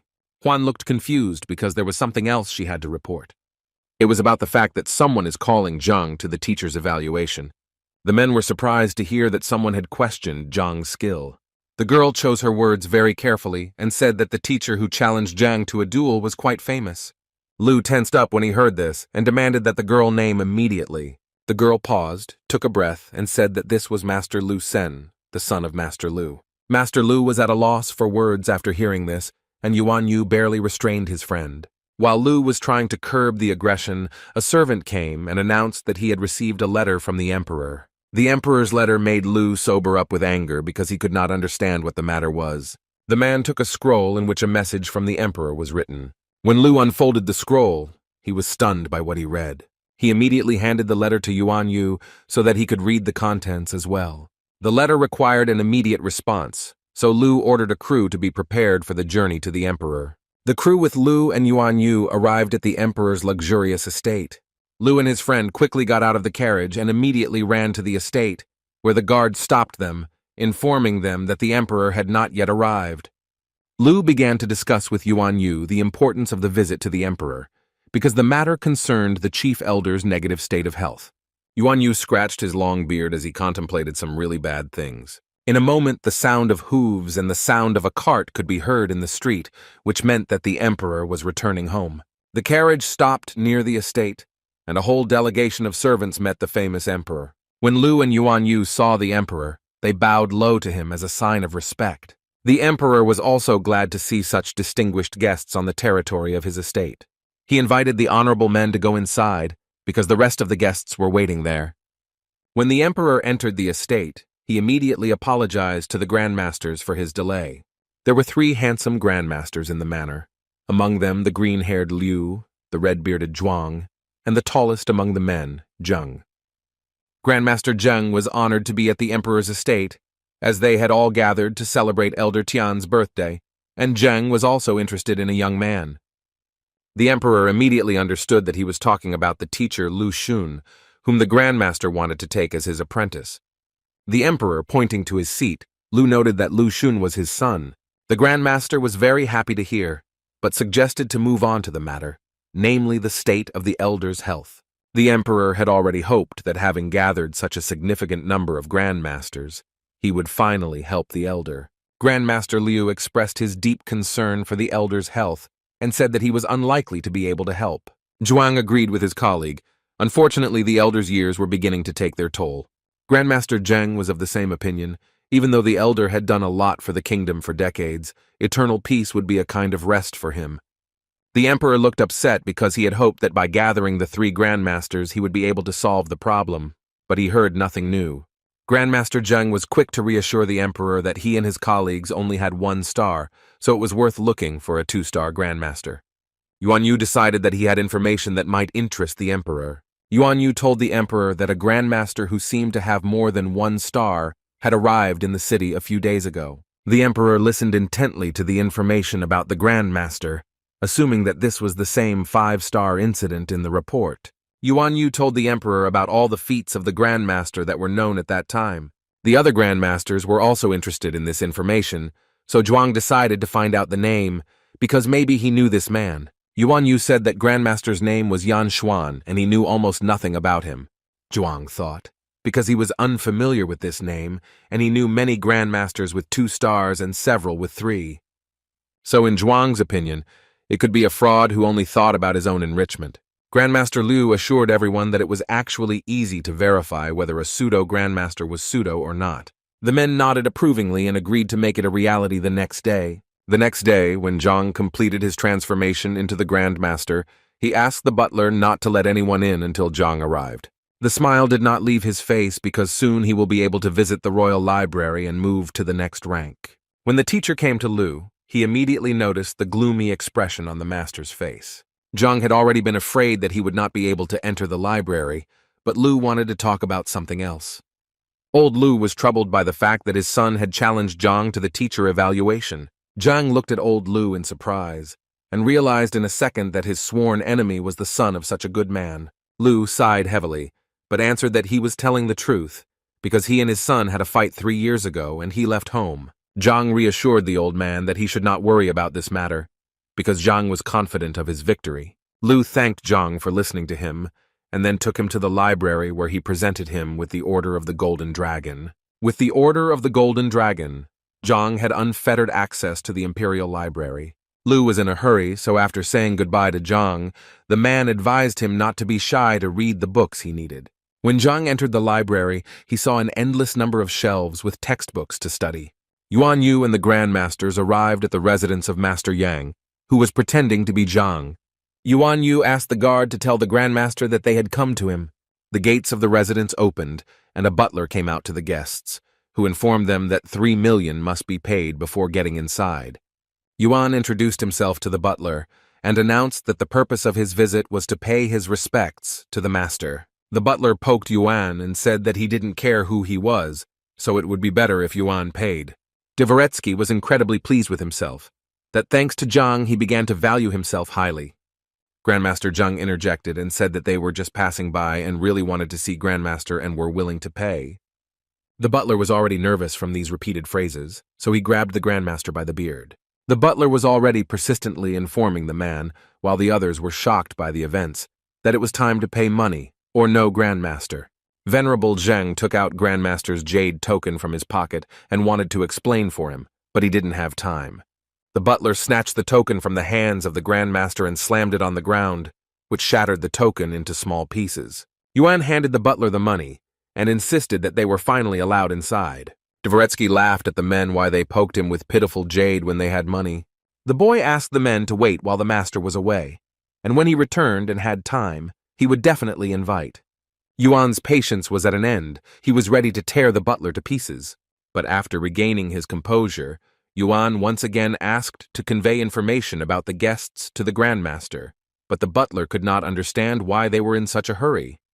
Yuan assured the boy that the matters were quite personal, so he would not discuss them here. The butler was not satisfied with such an answer, because he considered himself quite advanced and had learned a lot from Zhang during the receptions. Grandmaster Zheng decided to check on the boy and asked him about himself. What was wrong? The butler asked the Grandmaster how his family was doing, but he was stunned and didn't know how to respond to such nonsense. Then the butler decided to reformulate his question and asked if the family was still alive. Yuan and the other Grandmasters were overwhelmed by the audacity of the butler who asked stupid questions. The butler himself understood that something was wrong, because when Zhang asked the question a second time, the situation changed, so the boy decided to try again. The butler expressed to the Grandmaster his desire to touch his wife. The boy was already getting nervous because the situation was getting out of control, but he did not lose hope and assumed that the venerable Zheng was a being. Grandmaster Zheng's anger knew no bounds. It seemed to boil from within, and if the other masters did not calm him down through the qi connection, disaster could happen. Zhuang took control of the situation and told the butler that the Grandmasters were standing before him. When the butler heard who was in front of him, he almost lost consciousness on the spot. Liu asked the boy to inform his master about the visit of the Grandmasters as soon as possible. The butler did not know how to put words into sentences, but he himself felt extremely bad and did not know when Zhang would return. Dear Zhang almost exploded with rage and was already one step away from smearing the butler. Liu handed the butler a scroll that looked like gold and asked him to give it to Zhang. So the Grandmasters left, but promised to return soon and meet with a famous colleague. The butler simply froze for a few minutes and contemplated one point, and then his legs buckled and he fell to his knees. From the wave of awareness of the situation, the young man felt as if his soul was leaving his body and would not return. Venerable Liu, riding in a carriage with his colleagues, noted that the Grandmaster really lives in the estate, who is definitely not weaker than them. Yuan didn't understand how the Grandmaster could figure this out if he hadn't even seen the man. Grandmaster Zheng said that it was enough for them to look at the butler, who was hopeless at first glance, but the body structure caught their attention. Zhuang agreed with his colleague, because to be honest, under normal conditions, his limit is the third rank. Yuan understood what the grandmasters were leaning towards, that the boy had no less than the last stage of the fourth rank. Liu assumed that since the boy had been a merchant for a long time and was now in excellent physical shape, Grandmaster's intervention was inevitable. For the Grandmasters, it was a real miracle, not only that the butler had reached such a rank. If the Grandmasters understood correctly, Mr. Butler used his key to clear the young man's meridians. According to the Grandmasters, the key for such a reception must be the purest, otherwise such a thing is impossible. Therefore, the masters decided to behave rather cautiously until they find out the whole truth. Yuan still did not understand the next plan of action because the main bet was placed on a meeting that did not take place. But this was not an obstacle for the Grandmasters. They could check the colleague even in his absence by gathering people who were with the Grandmaster. Meanwhile, Zhang was happy that he was finally able to approach rank 7. The man concentrated and began to reincarnate into a new rank. Zhang was extremely surprised that he was able to open all 108 acupuncture points. If Zhang did something wrong, he would only be able to open about 40 points, and then move to the next rank without getting hurt. But he succeeded in everything, and he was incredibly happy because now his strength is equal to the average degree of the 7th rank. Zhang regretted not finding anything about the 7th rank in the library, although it was not surprising since such knowledge was not easily accessible. But the man still had the opportunity to look at new combat techniques. Zhang came across a book that described quick recovery techniques, so he mastered the technique. The man absorbed knowledge one by one and rejoiced at his achievement. His Heavenly Path library was replenished with new knowledge every second. He decided to look at another textbook that caught his attention. But looking through the book in the library, Zhang realized that only basic knowledge was written in it. Next, Zhang studied a book that described a technique that was similar to teleportation. Meanwhile, the imperial servant was surprised to see the apothecary Chen Xiao outside his house. The apothecary himself did not understand why the emperor summoned him, but he assumed that it was somehow related to Grandmaster Yan. Therefore, the servant decided not to detain the apothecary and led the man inside.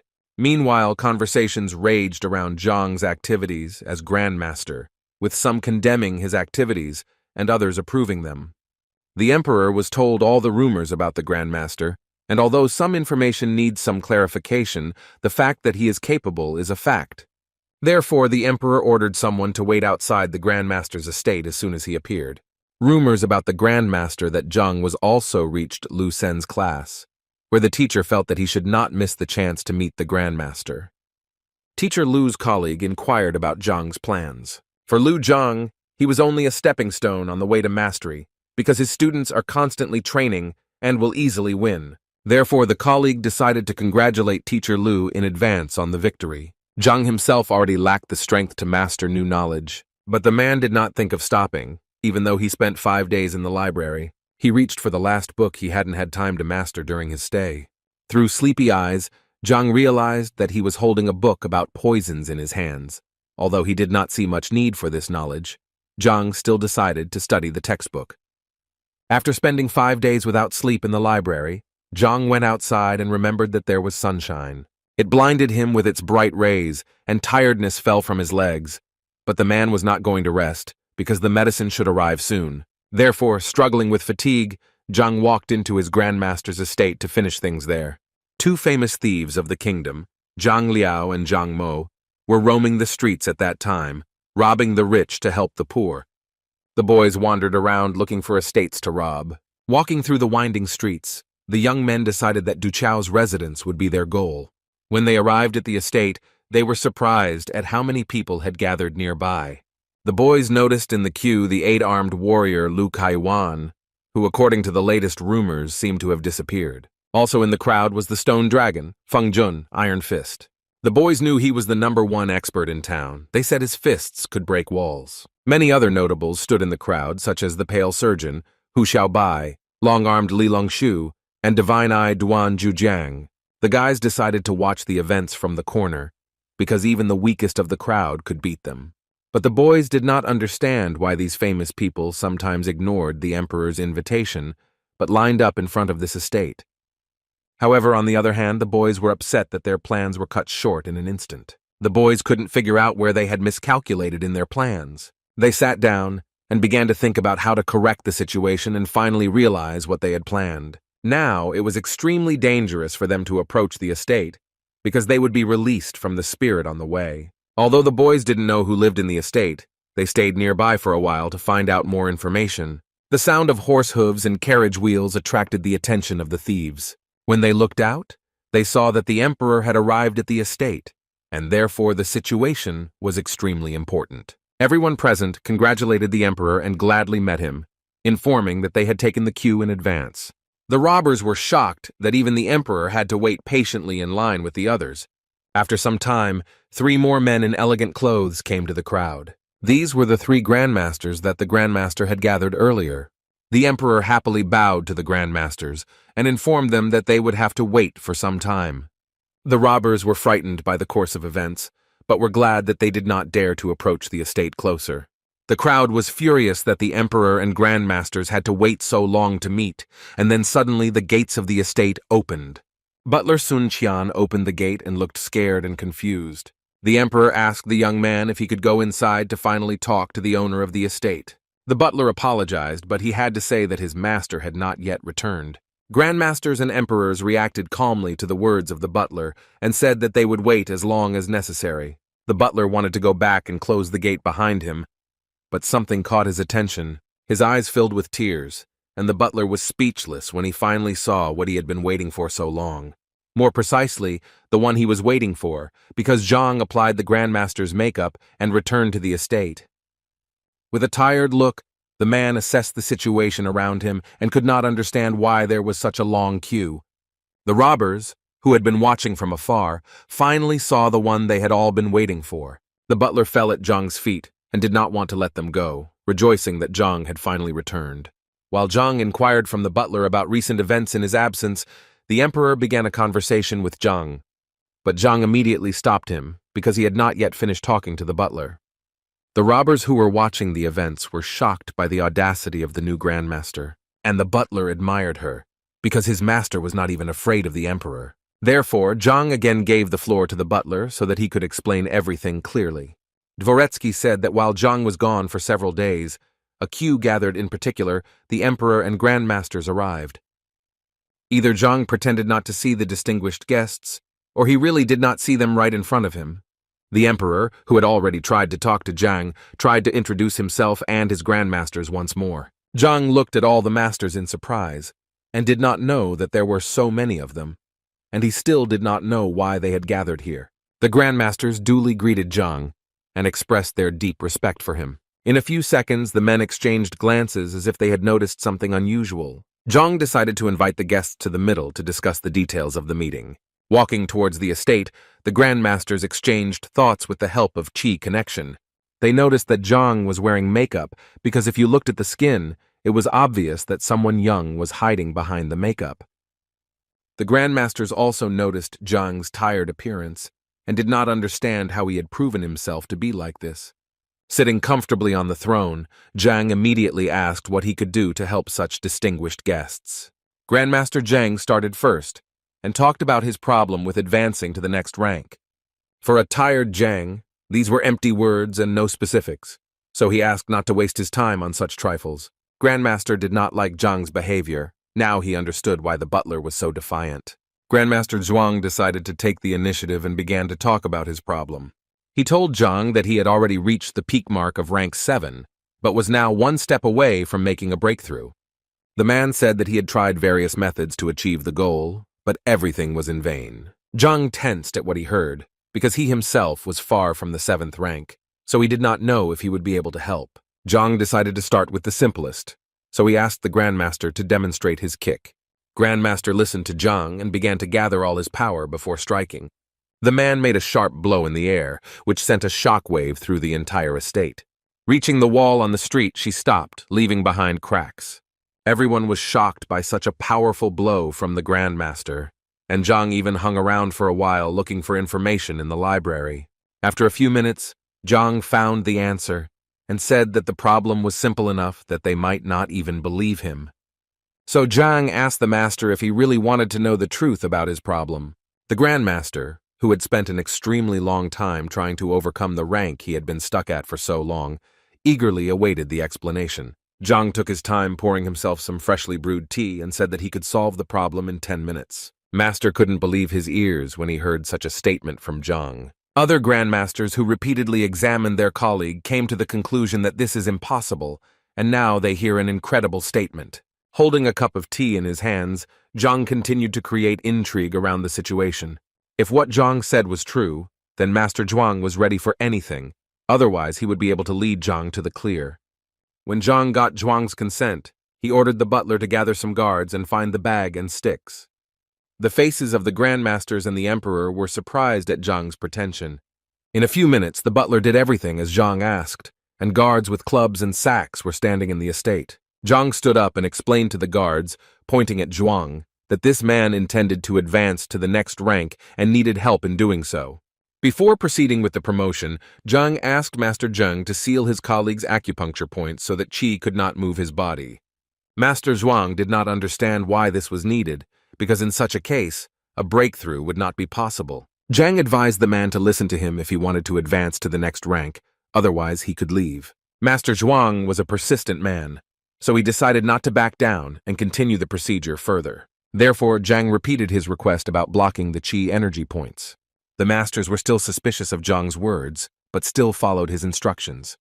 So Master Zheng placed his fingers at the level of Zhuang's collarbones and blocked the acupuncture points. Zhang then asked everyone present to do nothing regardless of what would happen next. Everyone present agreed, and Zhang took the bag in his hands and approached Master Zhuang. He threw the bag over the man's head while he offered little resistance. The emperor was frightened and wanted to intervene, but the other grandmasters stopped him.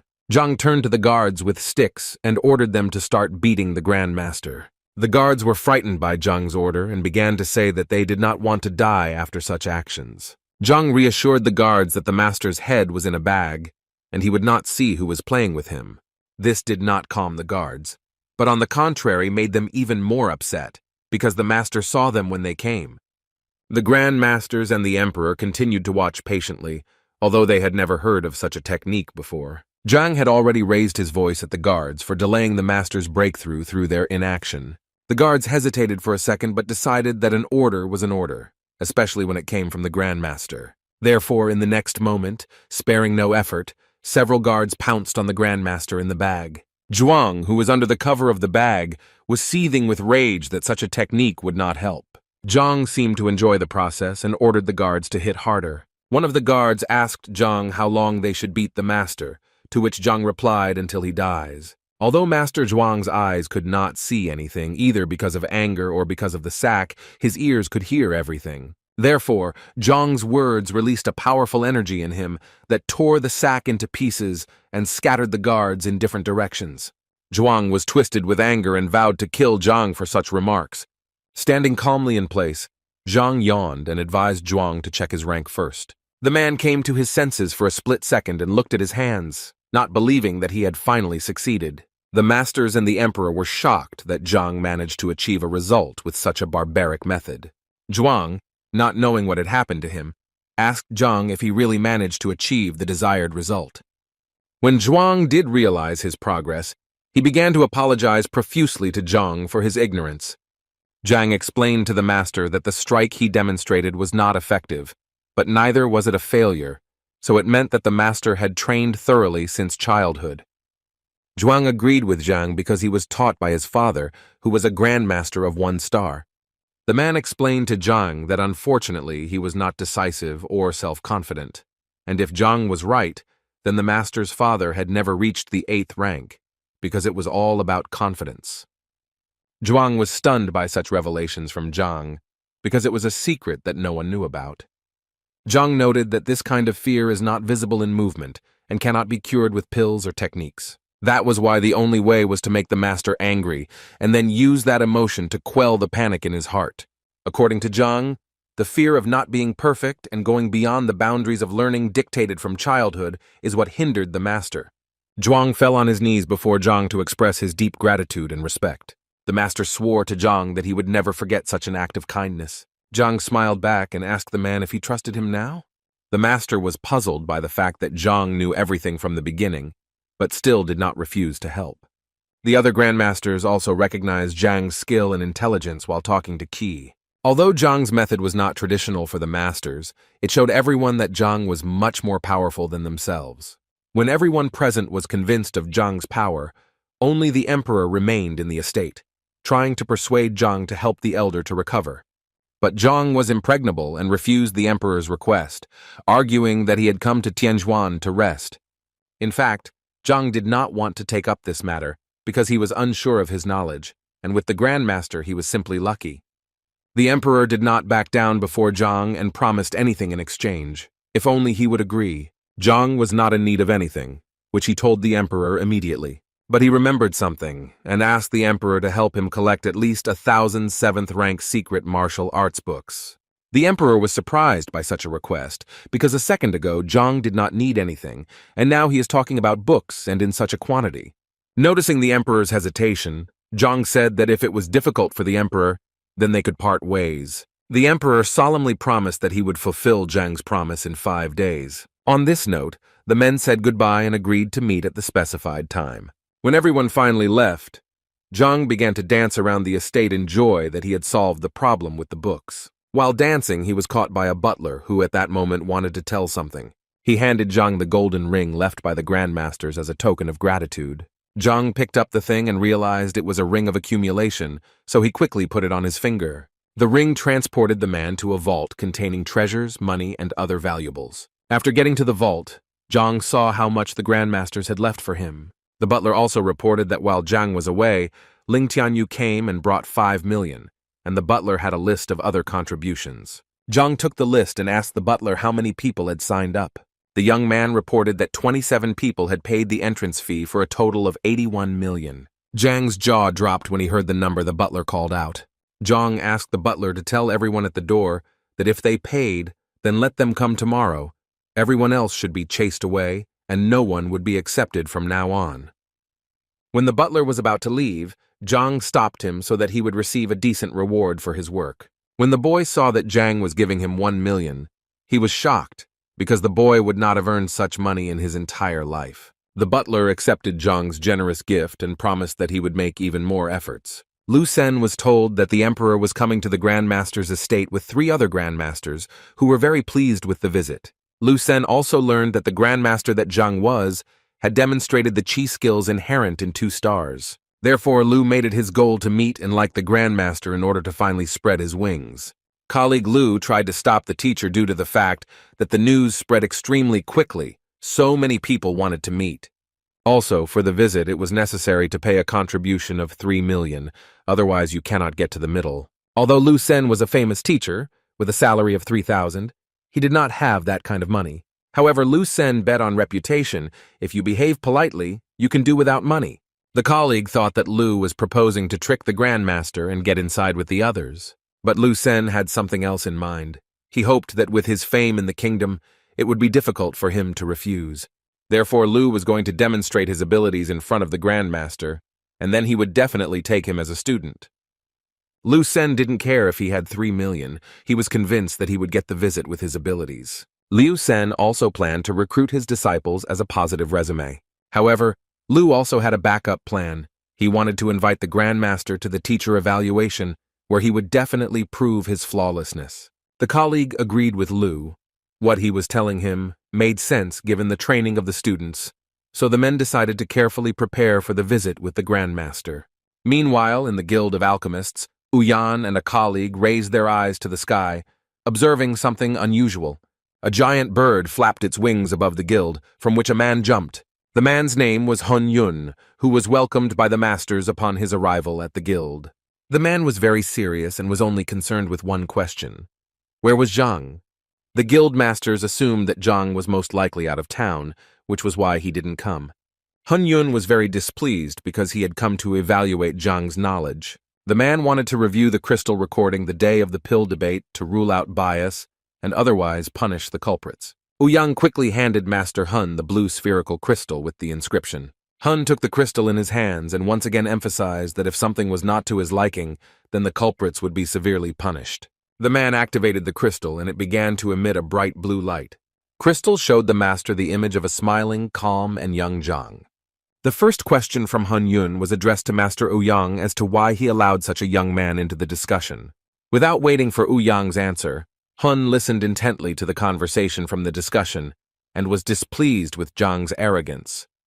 And then he realized that Zhang's knowledge could be equated to that of a high-level alchemist who knew the ins and outs of his craft. Ouyang said that the guild had checked absolutely all of Zhang's words, and they were found to be true. Zhang accurately pointed out the errors in the manufacture of the boiler, as well as the number of breaths required to heat it. Every word Zhang said was something like a defeat for Hun Yun, because the man was convinced that Zhang was right.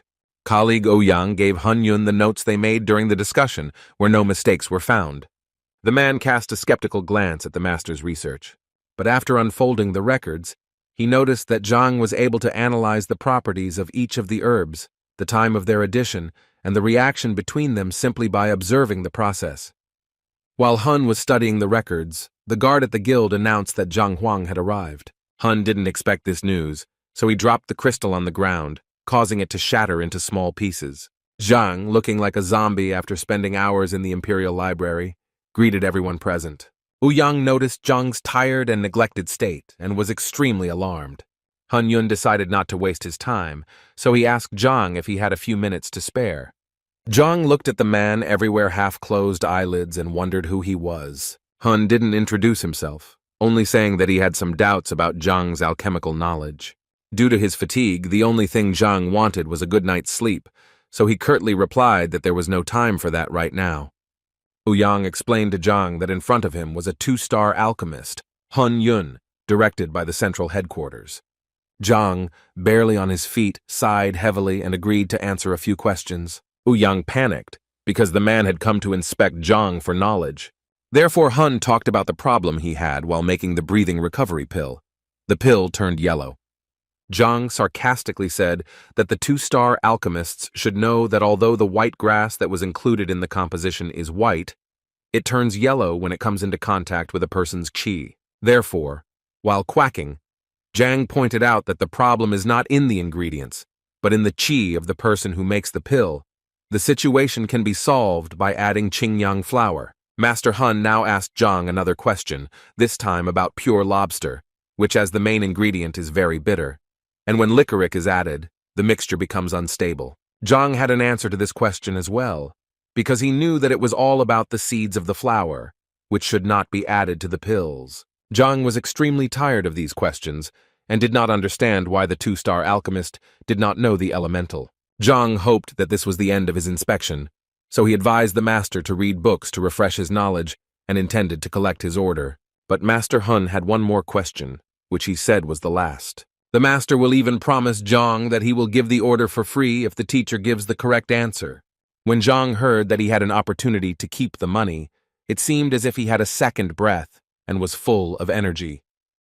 The question from Master Hun was that when he creates the vitality recovery pill, his cauldron explodes. Ouyang and his partner were perplexed by such a question, because not everyone can make such a walk. Zhang tensed because he did not find information about such a pill in the library. Therefore, he suggested that the craftsman take a look at the manufacturing process to find out what the problem was. The master was prepared with everything necessary, and he began the process of preparing the pill. The master took the necessary ingredients for the pill and tossed them into the cauldron, and Zhang felt his tiredness leave him, because the pill, even in the preparation stage, made him feel better with its smell. After some time of preparation, the cauldron began to rumble, and then it completely exploded. And as a result, only ashes from the ingredients lay in the compartment where the pill was supposed to be ready. Pointing to the smoky cauldron, the master emphasized to Zhang that this happens every time. Zhang came closer to the cauldron to smear the ashes, and rubbing between his fingers, Zhang studied everything carefully, and once again asked the master if he was sure of his 2 stars. The master, who was covered in soot and the tips of his whiskers were smoking, waited patiently for Zhang's explanation. Now Master Hun was not asking the question, but Zhang was asking the master about the ingredients of the pills. He did this in order to lead the master to the true path by adding certain instructions in parallel. The master reacted with displeasure to Zhang's behavior because he already knew all this very well. Zhang smiled and remarked that he was not in any way reprimanding the master for the wrong sequence. Zhang will explain that it is not a matter of consistency, but even more of a technique where there was no mistake. Then Master Hun was completely confused, because he did not understand what the matter was, so he waited for an explanation. Zhang replied to the master that he was just special and asked the man if he had consumed the purple flower herb as food before. The man told Zhang that he was allergic to this plant and therefore could not consume it as food. Zhang told the man that since the man was refining himself using the rapid flame formula, and qi in its essence carries the property of fire, there was an overload. Zhang continued that the overload occurs because the purple flower herb has other properties. Thus, Huan cannot use this herb. The man was shocked that Zhang had learned about the rapid flame formula, as it was a technique that was only known to the Huan clan.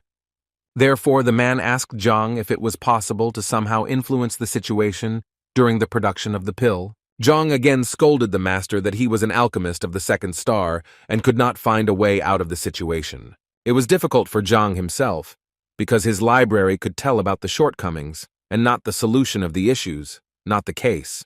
Huan thanked Zhang and concluded that he would look for another plant that would not conflict with his qi.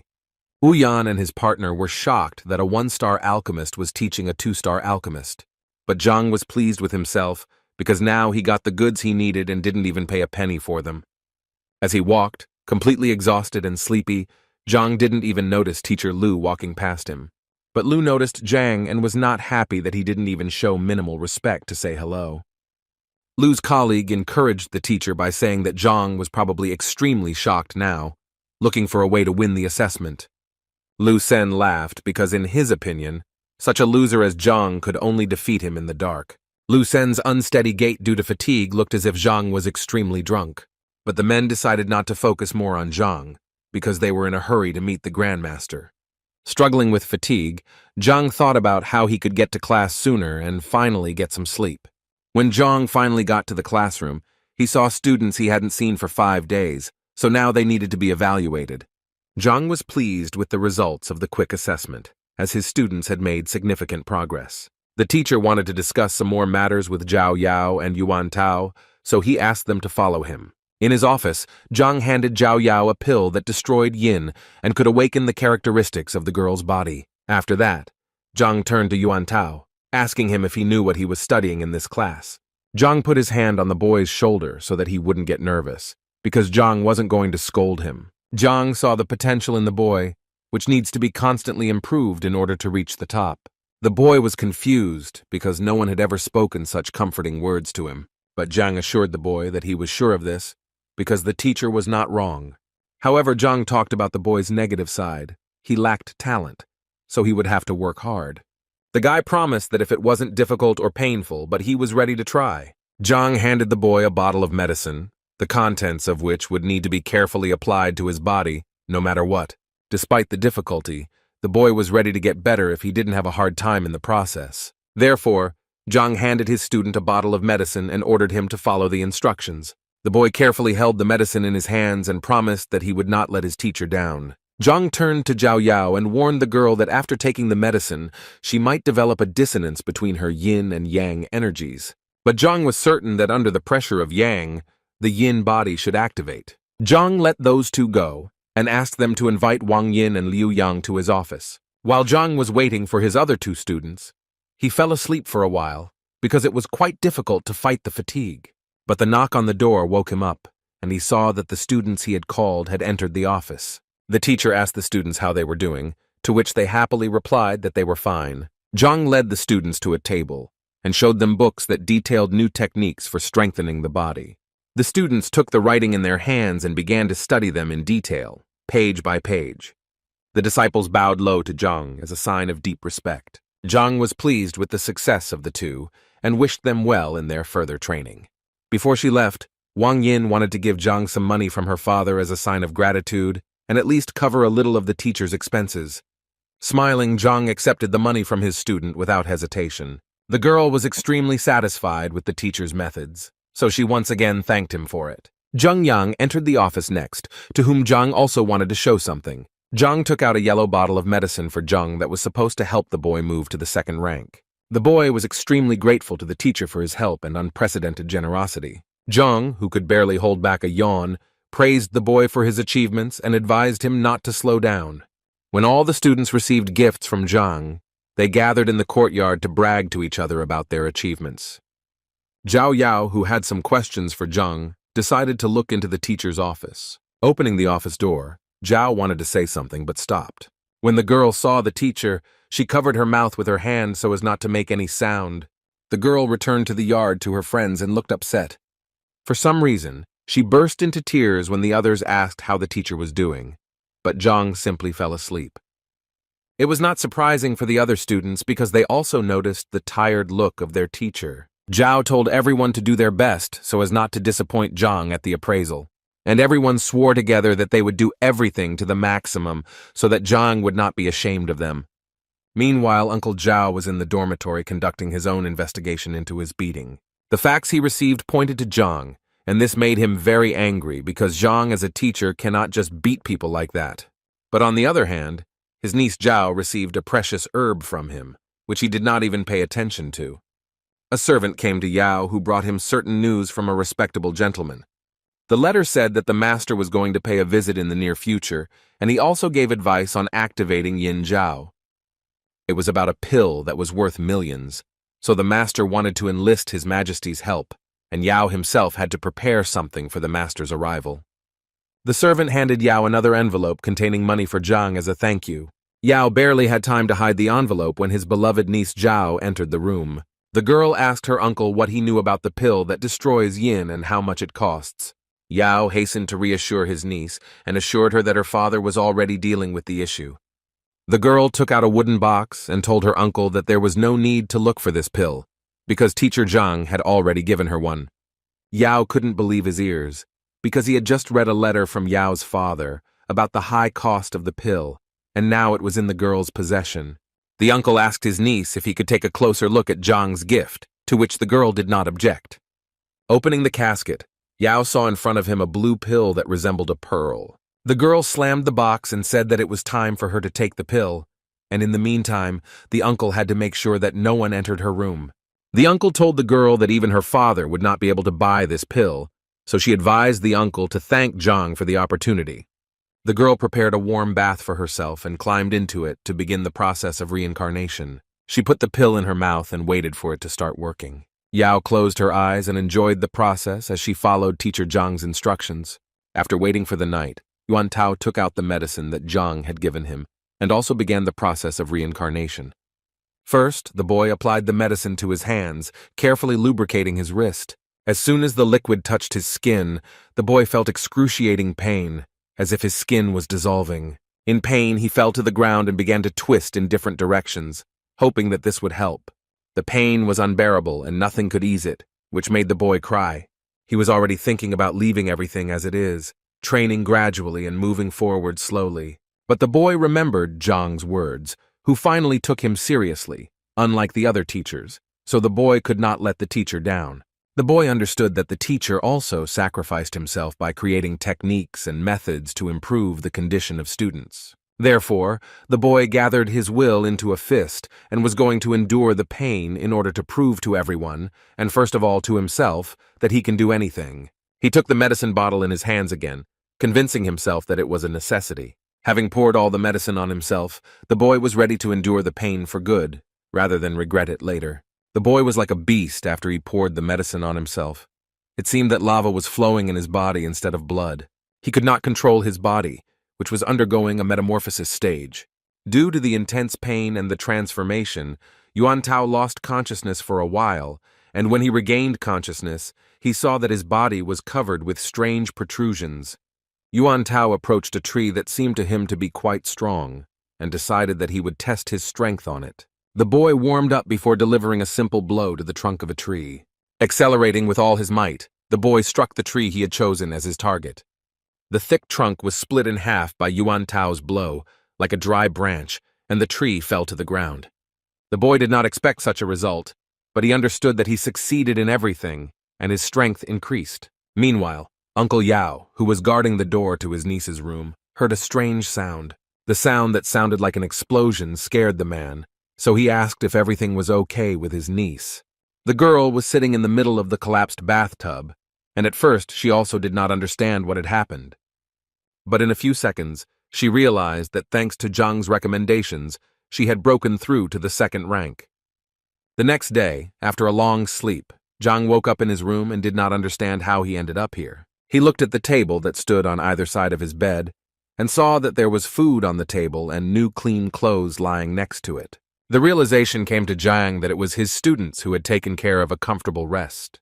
Looking out the window, Zhang saw that it was already noon, so it was time to work as a grandmaster.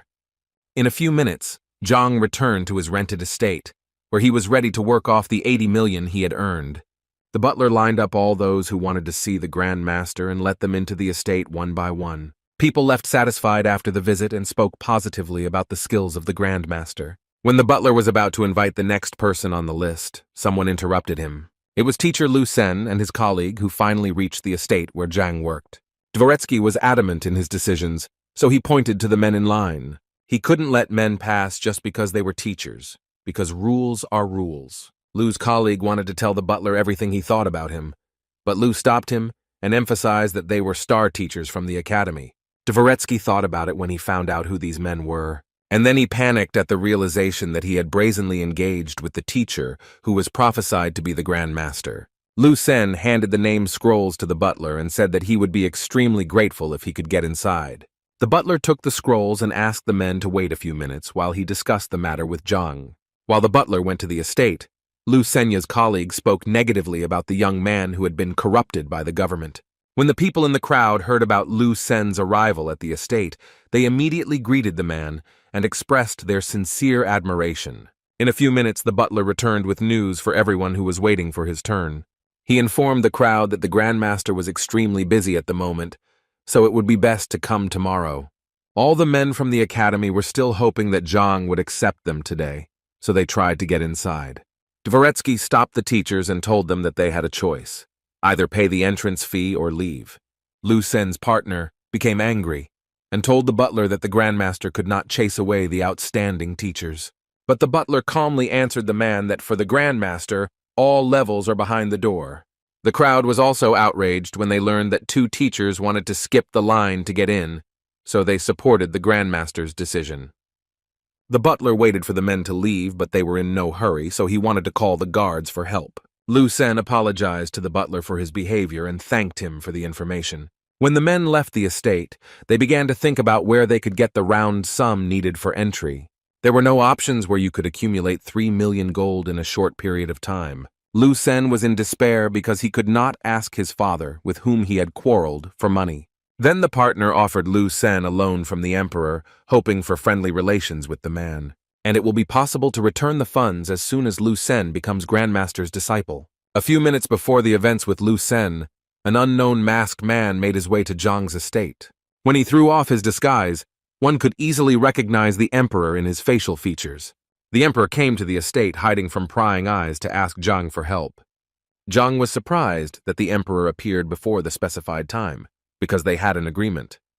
The emperor apologized for his actions, but he took a risk for the well-being of an elder whose health had deteriorated sharply. He noted to Zhang that the elder's state of health is kept a complete secret. Zhang understood that he was the last hope for the emperor, so he agreed to help him. Zhang ordered the butler to tell the crowd outside the door to disperse and return tomorrow. The emperor wanted to keep the elder's health a secret, so he suggested leaving the estate through the black exit. The men moved across the roofs of the houses with extraordinary speed, and the emperor noticed that Zhang seemed not to be running at all. Zhang assumed that the rapid movement was related to the elder's urgent condition, so he could not hit his face in the dirt. Zhang remembered that a few days ago he had learned the heavenly movement technique, but it required high concentration. So if it wasn't difficult, you should do everything possible to be on a level with the emperor. As Zhang moved like the wind, he contemplated ending his activities as a grandmaster, as it was becoming dangerous. In a few minutes, the men moved to the elder's estate and were about to go inside. Inside, Zhang was met by a trio of grandmasters already well known to him. When Zhang approached the elder, at first glance it seemed that the man was sleeping, but his emaciated body indicated that he had been ill for a long time. Zhang now understood why the emperor was in such a hurry, because the elder's condition was really sad. Zhang took the elder's wrist, trying to understand what was wrong with the old man. But Zhang didn't like that the Heaven's Path library didn't activate after he touched it. Zhang thought about the alternatives, because the elder could not demonstrate the blow in this state either. The emperor restlessly asked Zhang whether he could help the elder to recover. Zhang grabbed his beard, trying to find the words to explain, because nothing was clear to him yet. Therefore Zhang asked the emperor for help. He wanted to put the elder into an unconscious state. For the emperor and the grandmasters, such a method was a strange thing, because they did not understand how it would help the man recover. But fortunately the emperor had a similar powder in his bosom. When inhaled, a person loses consciousness. Zhang wondered why the emperor would specifically carry such things with him, to which the man said that there were different situations depending on his political status. Zhang held the powder up to the elder's face for Tay to inhale its contents. The grandmasters were shocked by Zhang's unusual methods in trying to heal the elder. The emperor advised Zhang to be careful with the powder because it was extremely strong, and he feared it would harm the elder. Zhang thought about the emperor's words, because he did not want to harm the elder in any way. Zhang then asked the grandmasters if they had anything that would help increase the elder's vitality for a short time. Grandmaster Zhuang asked his colleague Lu through the Qi connection to see if he knew anything about such things. Lu is surprised by Zhang's method, because he was convinced that patients are usually examined in consciousness. The emperor informed Zhang that the elder had been taking all the necessary medicines, but unfortunately, they were not working. Master Zhang opined that he knew something that could enhance vital functions for a while, but he warned everyone present that this is not a pill, but a poison that will have its consequences. The emperor and Zhang were stunned by such a statement, because it was a serious step. Master Lu was opposed to the poison-making profession, but he also noted that if it had survived for centuries, it must have its own values. Master Zhuang knew that it was difficult to prepare such a poison, because the result had to be a solution with a perfect ratio. According to the grandmasters, the profession of poison maker was rare, but in first-class kingdoms, one could find the necessary person, so the decision was up to Zhang. Zhang was not happy with such an idea, because he knew little about the properties of poisons. But still, he asked the grandmasters if they don't carry similar things with them. Master Lu said that the poison required is unique. It must be prepared without storage, otherwise it becomes toxic. Zhang then concluded that in that case, they needed a master poison maker. Zhang desperately needed the poison to cure the elder, so he didn't even hear any objections from the emperor. But the emperor still brought the information to Zhang that there was no such master in the kingdom, and wondered why Zhang, being a grandmaster, did not know about it. Zhang panicked for a second. He couldn't think that he would make a mistake in such obvious things. Therefore, he pretended to have confused the kingdoms in which a specialist was needed. The grandmasters looked at each other and came to the conclusion that there was no necessary master in the nearby regions either. Zhang asked the grandmasters if they knew what was included in the poison, and if everything was needed, it should be brought immediately. Master Lu assured Zhang that the recipe was quite simple and consisted of 10 ingredients, but the difficulty was in the proportions. Zhang sighed heavily and asked to be told the recipe and start preparing the poison himself. Master Lu had no choice, so he listed all the necessary ingredients to prepare the poison. Zhang truly understood that all of the ingredients were extremely poisonous, and an ordinary person could die in an instant, not to mention a weak elder. Therefore, Master Lu saw no rationality in preparing the poison without the necessary specialist. Zhuang supported his colleague because the risks in his opinion are extremely high. But Zhang was confident in his abilities, so he insisted on doing everything necessary for the sake of the elder. The grandmasters were frightened because none of them knew how to properly prepare poison. Zhang asked the grandmasters to bring all the necessary ingredients and was ready to start cooking himself. The men were excited, because in their opinion Zhang had not chosen the best time to experiment. Even the elder, who was not feeling well but heard everything they were talking about, shed a tear from the information he received. After a few minutes, Zhang was brought everything he needed, and he began to carefully study each ingredient. Master Lu tried to warn Zhang because the slightest mistake could be fatal. However, for Zhang, everything was for nothing. He was confident in his actions and knowledge. So he began to prepare the poison that was so necessary for the elder's recovery. Zhang carefully searched for the necessary book in the library to help him prepare. In a few minutes, he found the ideal option and began to study it. The masters carefully watched Zhang's every step, praying that he would not make a mistake. After reading all the necessary information, Zhang was now as calm as possible. Meanwhile, the elder's condition worsened, and the emperor begged Zhang to do something. Zhang replied that this was exactly what he was doing. and the emperor fell to his knees and begged the man to hurry. Master Lu still doubted Zhang's abilities and did not believe that he would succeed. After all, according to men, it is necessary to observe the correct proportions, and you cannot do such things at random. But Zhang finished preparing the poison, which was green in color, and placed it in a test tube. The masters were surprised how Zhang managed to prepare the poison so quickly without detailed instructions. The emperor, who was desperate, had no choice since the elder was already 1 foot in the other world, so he gave him the poison prepared by Zhang. So the emperor opened the elder's mouth to give him poison to drink. The emperor poured out the contents of the test tube to the last drop in the hope that it would help the elder. After a few seconds, the elder coughed, spitting out the remains of the poison from his mouth. The man began to convulse, his face turned crimson, his eyes blank. The grandmasters found Zhang's poison a failure because it was impossible to choose the perfect proportion at random. The emperor appealed to the grandmaster to step in and do something, but Zhang just watched. However, Zhang still decided to intervene and slapped the elder to make sure he swallowed all the poison. And miraculously it worked. The elder came to his senses, cleared his throat. First of all, the elder reprimanded the emperor for wanting to kill him. And then the man turned back to Zhang and thanked him for his help. But Zhang wasn't done yet, so he asked the old man to demonstrate his punch. The old man began to tell Zhang that while he was in this state, he learned a certain truth. The old man admitted that he was too weak to even think of a breakthrough, but he was happy. Grandmaster Lu supported the elder's statement because no matter how beautiful life is, it limits the elder's abilities. The elder spoke about the same thing, and the only thing he regretted was that he realized the truth too late. Zhang could not stand the elder's temper and slapped him so deliciously that he jumped out of bed. Zhang explained that the poison had a time limit equal to the burning of 1 incense stick. The grandmasters and the emperor were shocked that Zhang had hit the elder, but continued to spoof. Zhang approached the elder to take his wrist again and analyze the problem.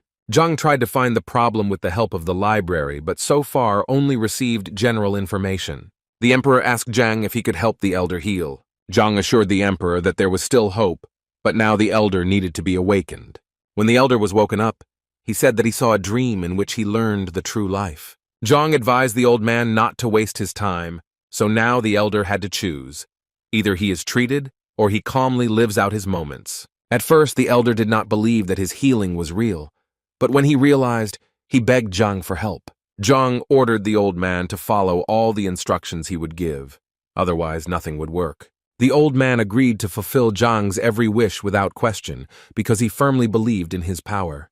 The grandmasters heaved a heavy sigh because the situation was very similar to the one in Zhang Manor. Zhang asked the emperor to invite dancers with graceful figures to the room. The emperor, who tried to understand Zhang's methods, was obviously confused but had no other choice. A few minutes later, 3 attractive girls with a thin body were standing in the room. Zhang needed something else, which he informed the emperor in his ear.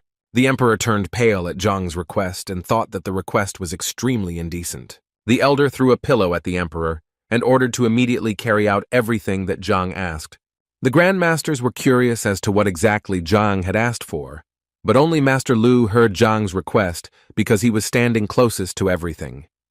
Zhang's method was really exotic and even spicy because he needed an aphrodisiac. The emperor still brought an aphrodisiac, and Zhang asked to tie the elder to the bed with a rope. The emperor apologized to the elder, but hoped that it would be for the good. Now that everything was ready, Zhang gave the emperor an aphrodisiac pill and asked the elder to take it. The situation became more and more strange, and the grandmasters thought about what to stop Zhang, but still continued to watch. When the elder took the pills, Zhang ordered the girls to do their best dance. The girls diligently performed their work, trying in every possible way to attract the elder. But the elder, despite his age, was no longer able to feel attracted to such attractive girls. However, in a few minutes his body was covered with sweat and his heart was beating at a crazy speed. The elder asked the emperor what Tay had given him, and the emperor reluctantly replied that it was an aphrodisiac. The elder was furious, and now in his eyes the grandson looked like a complete traitor. The emperor tried to calm down the grandfather, because he was only doing what the grandmaster ordered him to do. The elder called his grandson various shameful words and accused him of dishonoring his good name. Now the emperor was not a grandson for the elder. He did not want to see him in front of him. The emperor asked Zhang to look at his grandfather, but Zhang took his time and assured him that it should be so. Grandmasters whispered among themselves, discussing Zhang's strange technique, which they had seen for the first time. The men already wanted to stop this farce, but Master Zhuang insisted on continuing the process because Zhang had helped him in his time. The elder behaved like a real savage, and if it weren't for the ropes, he would have pounced on one of the girls a long time ago. Moving to the 8th rank is a difficult process, so the Grandmasters still hoped that such actions would help the elder. The elder literally boiled. Saliva dripped from his mouth, and sometimes it seemed that smoke was coming out. At one point, he tore the ropes restraining him and screamed like a savage to the whole room. The Emperor and Grandmasters could not believe their eyes after what they saw. The man, who had been bedridden for several hours, was full of strength and energy and moved to the 8th rank. The elder immediately chased the frightened dancers out of the room while the others were still in disbelief of what had happened. The elder knelt before Zhang to express his words of thanks for his help. The emperor tried to find out from Zhang how he managed to do the impossible. Zhang explained that Shen Hong's vital functions had reached their limits, and at that moment his will to live had evaporated, which was why he was in such a dire state. Therefore Zhang, thanks to an aphrodisiac and attractive reasons, gave the old man good reasons to want to live, and under the influence of strong emotions, the man made a breakthrough. The old man confirmed Zhang's words. He felt after the aphrodisiac that spark he had long forgotten about. The Grandmasters had to admit that Zhang's method was truly incredible, albeit unusual. Zhang explained that there are many different techniques, but he wants to implement and try new techniques. But in reality, Zhang managed to infuse his pure qi into the pill to open the blocked meridian, but Zhang chose not to tell anyone about it. A servant knocked on the room and informed the emperor that teachers Lu Sen and Wang Chao from the Hongtian Academy wanted to meet with him. The emperor was surprised by the visit of the teachers, but asked the servants to take them to the office, where he would soon receive them. Zhang also wondered why the two men had come to meet the emperor. The elder released his grandson to the audience because now everything was fine with him, and the trio of Grandmasters will take care of everything else. Zhang asked the emperor if he could attend the meeting with him, to which he did not object. When the teachers were led into the office, Zhang recognized the two men he had seen yesterday, when he had barely made it to the classroom struggling with extreme fatigue. The emperor's office was quite spacious and exquisitely decorated. The emperor asked the teacher for what purpose they had come to him. Lu Sen told the emperor that he had come to ask for help, namely to borrow 3 million. When the emperor asked why the man had such a sum, Lu Sen said that he planned to spend the money on a visit to the Grandmaster, whom everyone was talking about. The emperor glanced at Zhang, who was sitting next to him, waiting for him to say something. Zhang asked the teachers why they were so confident that the Grandmaster would accept them and how the men were going to repay the money if the visit was unsuccessful. Lu Sen did not like that Zhang was interrupting the conversation while he was having a dialogue with the emperor. Zhang was not concerned about Lu Sen's honest name, but he was still curious as to how the men were going to pay back the borrowed funds. Wang Chao stood up for his colleague and advised Zhang to choose his words more carefully. Lu Sen assured the emperor that if his visit was not successful, he would return the funds as soon as possible. Zhang informed the men that he had heard that the Grandmaster no longer accepted outsiders, even if they had money.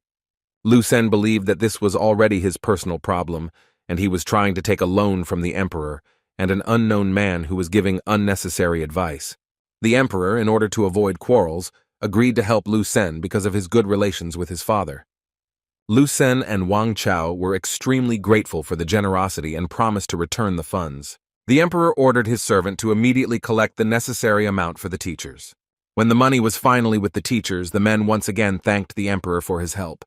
Lu Sen decided to give Zhang some advice before leaving, despite the fact that the man could be sitting next to the emperor. Lu Sen advised Zhang that while others were speaking, it was not polite to interrupt or interfere. Lu Sen tried to find out from the emperor's servant what kind of man was sitting next to him, but he had no answer. The emperor asked Zhang why he didn't admit that he was the Grandmaster, but just calmly observed. Zhang assured the emperor that he was carrying out a kind of educational work, because men at that age are a bit hot-tempered.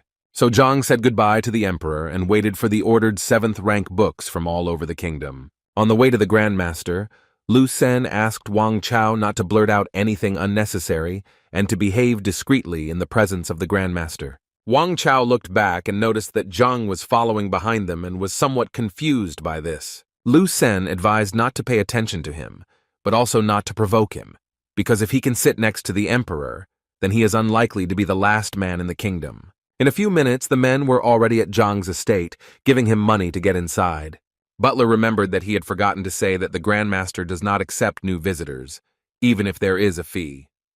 Wang Chao couldn't hold back his emotions and cursed at the butler because he didn't know what he was doing. Lu Sen quickly reassured his colleague and apologized for the delay, but he really needed to meet with the Grandmaster. Meanwhile, Zhang simply walked past the men towards his estate, infuriating the teachers. Now Lu Sen was also furious, because he did everything as the butler said, but he did not get to the estate when some outsider just happened to pass by. The crowd standing nearby looked down at Lu Sen and condemned such behavior. Lu Sen asked the butler who was this man who walked unhindered to the estate. Dvoretsky proudly announced that this is the Grandmaster, whom the men are trying hard to get to. The teachers were shocked when they learned this information and did not know what to do. But Zhang was the least worried about Lu Sen's visit. He was thinking about the unique poison he had prepared for the elder. There was no information about this poison in the royal library, so Zhang couldn't figure out how it got to him. Zhang even speculated that perhaps his predecessor had even died from a similar poison. Zhang was relatively calm, because his qi was restrained by the poison for now, but it was still worth looking into this situation in more detail. Sitting in his room, Zhang thought about the fact that it was time to get rid of the Grandmaster's makeup. Meanwhile, the trio of Grandmasters changed into their normal clothes to look at the work of teachers Lu Sen and Zhang. Such a disguise was necessary so that Zhang would not recognize the men as respectable persons. When the men came to the class, they were upset by the size and realized that Zhang was being treated as mediocre. But the Grandmasters knew that Zhang put his professional ethics above humiliation, so that was commendable. The men came closer to the class to listen to the students' conversation and find out what he taught them. The men managed to overhear some students discussing the ability to tame spiritual energy. The Grandmasters were delighted that Zhang was capable of such deep thought. So the masters continued to listen further to find out more information about the students and Zhang himself. In 10 minutes, the men came to the conclusion that Zhang has a rather serious store of knowledge and teaches students well. They even managed to find out that Zhang knew the enlightenment technique that true sages possess. Master Zhang admired Zhang's skills because he managed to combine theory and practice and create perfect conditions for his students. In the eyes of the Grandmasters, after hearing that, Zhang looked like a real diamond. Therefore, the men were sure that if someone trained according to Zhang's method, the skills would definitely improve quickly in less than a year.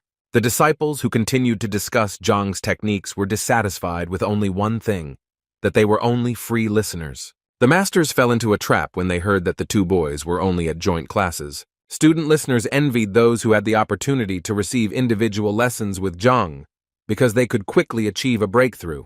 The masters were stunned when they heard that some students had reached the second rank in 10 days. Master Zhuang knew that at the first rank, everyone gathered spiritual energy and spread it throughout the body for the future foundation. Master Zheng recalled that it took him 2 years to break through to the second rank. Master Lu mused that if Zhang's disciples were able to make a breakthrough in such a short period of time, then Zhang's teaching level could be higher than their own. A few minutes later, the masters heard some rumbling coming from the classroom yard.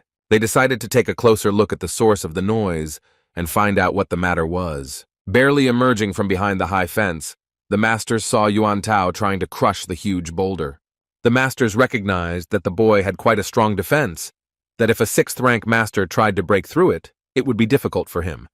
Later, their attention was drawn to a girl who was training with wooden columns. The girl easily, one by one, crushed the columns as if they were paper. Masters noted her powerful footwork and the coordinated movements she demonstrated.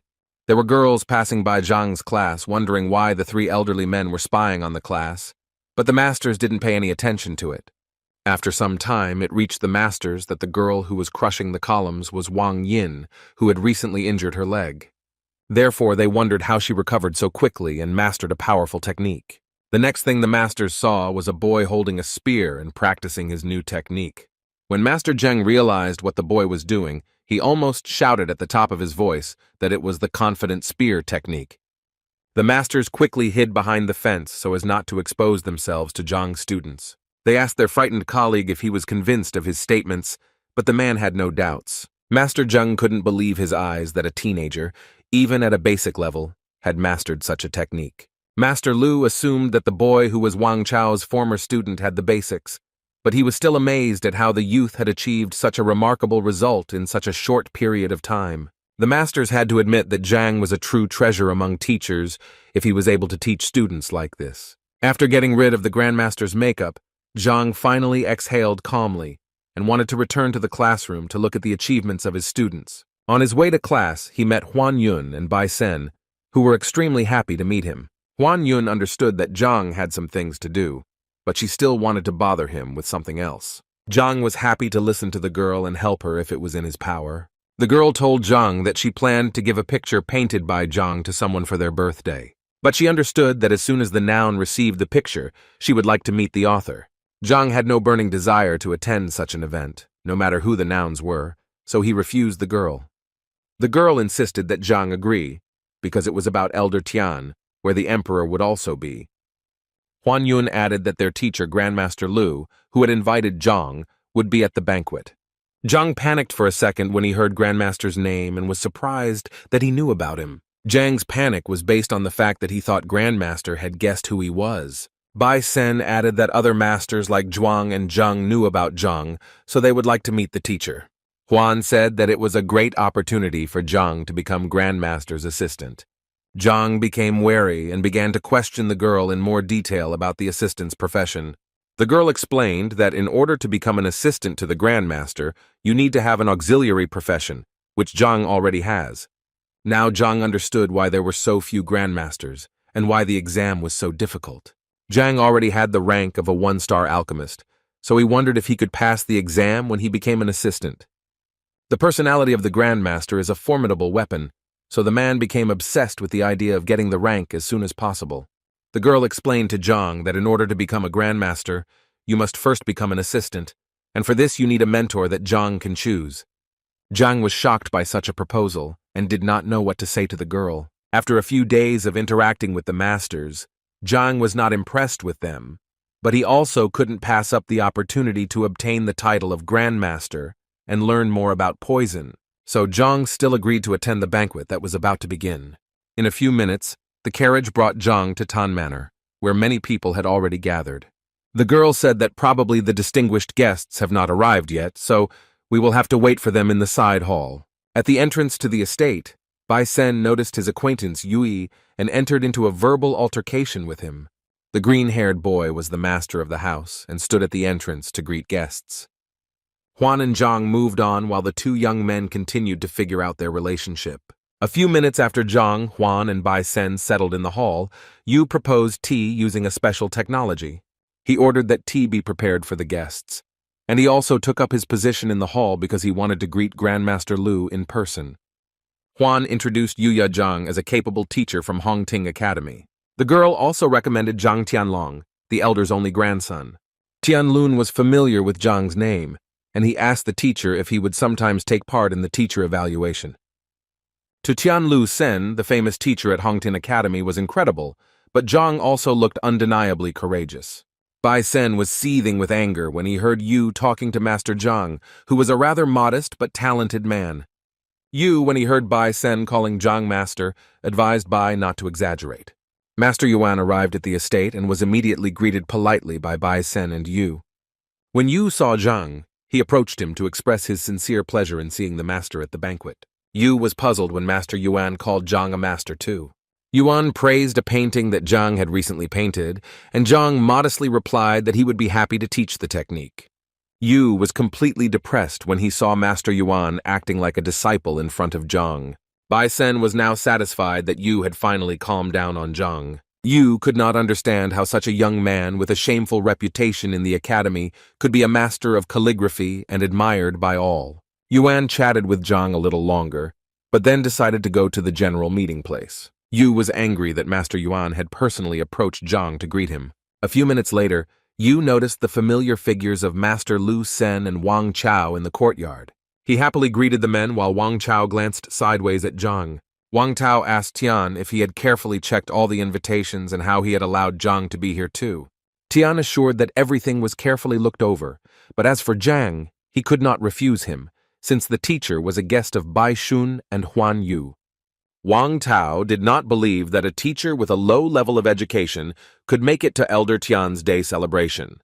Lu Sen apologized for Wang Tao's behavior, but he was convinced that Zhang really didn't belong here. Huang Yu was seething with anger when she heard such remarks towards Zhang, but Lu Sen stood his ground because he was convinced that Zhang's presence could anger the grandmasters. Zhang could not understand why then a star teacher like Lu Sen would challenge a worthless teacher. Lu Sen repeated the same thing, that for him, Zhang was just a stepping stone to climb higher. Wang Tao was also convinced that teacher Lu Sen would show his true strength at the assessment that would take place tomorrow. Yu told Grandmaster Lu's secret that he wanted to take Master Lu Sen as his apprentice. At that moment, 3 grandmasters in elegant clothes were just walking towards the estate. Everyone sincerely welcomed the masters upon their arrival, expressing their deep respect for the distinguished guests. Master Lu was puzzled to find Zhang and wondered if he had been invited to the banquet.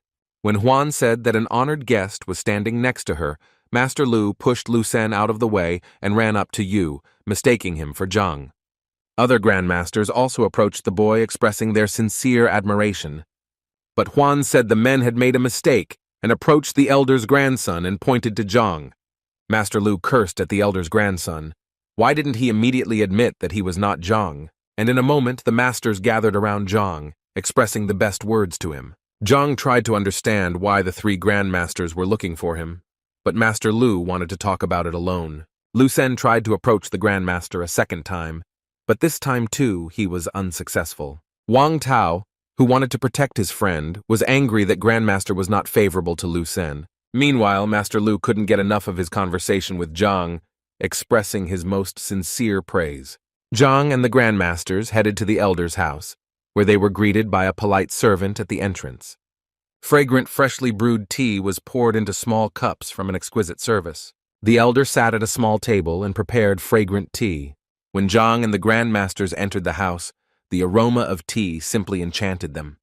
The old man smiled back and asked the grandmasters who they had brought to the lodge. Grandmaster Lu introduced Elder Zhang as a young and outstanding teacher at Hongting Academy. The elder was surprised when he heard that Zhang was outstanding, as he believed that this title belonged to Master Lu Sen.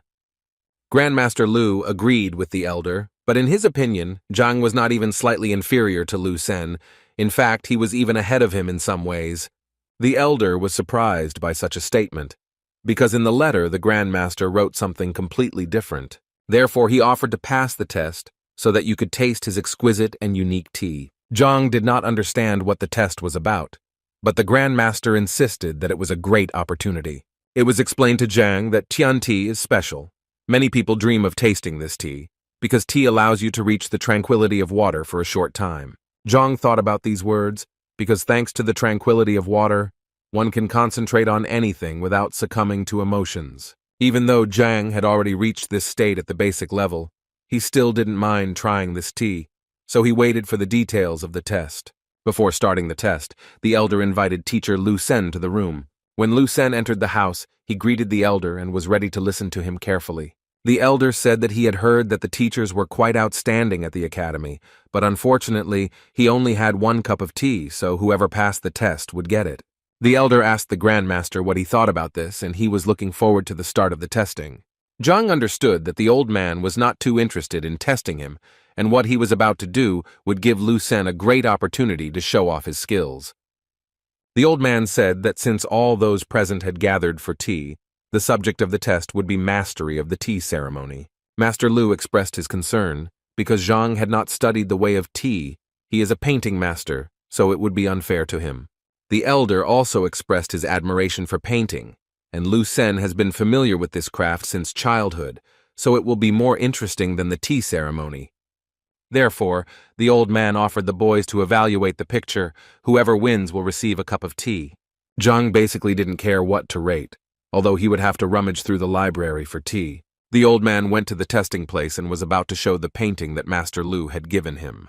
He unfolded the picture and was going to hang it in a prominent place so that the boys could appreciate the master's work. The picture was truly a masterpiece. It depicted a deer in the middle of a forest clearing.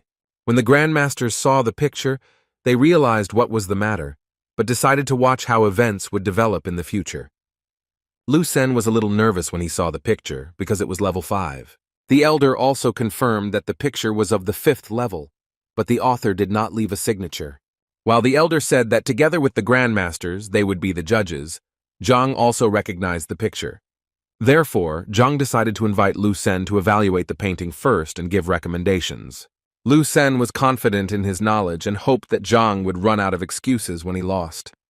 Lu Sen stood up and walked closer to the painting and immediately announced that since it was a 5th-level painting, he did not dare to fully understand it. Despite the fact that the master did not leave a signature, Lu Sen believed that the painting had a deep artistic concept. Lu Sen guessed that the master was in the clearing when he caught the inspiration and used the double-hook technique to write. Zhang did not miss the opportunity to frame Lu Sen and opined that the painting was painted with the double dragon technique. Lu Sen thought that Zhang was a fool if he didn't know that a similar technique was used by street artists. Lu Sen looked carefully at the lifelike details, so he believed that the artist had spent at least 2 days painting the picture. So it was only through slow drawing that the artist achieved a flawless result, and Lu Sen believed that the painting had no objections. And Lu Sen will try to guess the author of the painting, referring to his many years of experience. There were only 7 prominent artists in nearby kingdoms, but in Lu Sen's opinion, Yun Shaoqin, who painted the painting, was still alive. The elder applauded Lu Senya for his insightful and thoughtful analysis of the picture. Now it was Zhang's turn to evaluate the painting that had been given to the elders. Lu Sen was impatiently waiting for Zhang to come out and embarrass himself in front of the distinguished guests. But Zhang didn't know what to say. He wanted to evaluate the painting with just 4 words. Before starting the assessment, Zhang asked Master Lu if he really received this painting from his student, and Master confirmed that he had. Then Zhang stopped plotting and admitted that he was the author of the painted picture. Lu Sen laughed at Zhang's statement and advised him to admit defeat rather than invent nonsense. The elder also did not appreciate Zhang's act, and thought that the man was too boastful for his age. But Master Lu confirmed Zhang's words that he was indeed the author of the painting. Lu Sen could not believe it, because in order to write such a masterpiece, it was necessary to study painting in the womb. Then Zhang approached the painting, touched it, and the deer standing in the forest clearing came to life. Lu Sen, who witnessed the spiritual connection, knew that only the authors of paintings had such a connection. The elder also knew that paintings usually contain the sweat of the author, and it is undeniably connected with him. So when the author touches the painting, it reacts in a special way. Zhang explained that the painting was painted a few days ago in Master Lu's house, not on the lawn, and he used the double dragon technique. Zhang also corrected Lu Sen that he did not spend 2 days on the painting, but only about 10 breaths. Lu Sen was angry that he had made a mistake in his judgment when evaluating the painting, which Zhang had also painted. Therefore, Zhang asked the elder if he could call himself a winner. The elder had no choice but to accept Zhang's victory, because the author could not lose, so he offered Zhang some tea. Zhang thanked for the hospitality, but refused the tea because he thought it was wrongly prepared. The elder looked sharply at Zhang, waiting for an explanation about such judgments. Zhang said that the brewed time was a waste of valuable material because the effect was short and only lasted for 12 breaths. The elder knew that his tea had a short-term effect, but he did not understand how Zhang knew this. Zhang explained to the old man that the tea set from which the tea is drunk is also important, because it was a set of diamond radiance. The old man was stunned that Zhang knew such details. Even true tea ceremony masters could not always notice such things.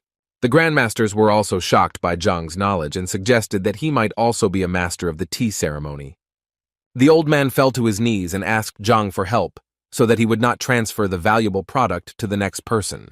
Zhang reluctantly agreed to give the old man some advice for the future. The whole thing was in the service, which was endowed with the attribute of heat, and heat causes irritation that cannot be combined with peace. And the second point, according to Zhang, was that the tea was not prepared at the right time, because now there was a banquet, where everyone was bustling.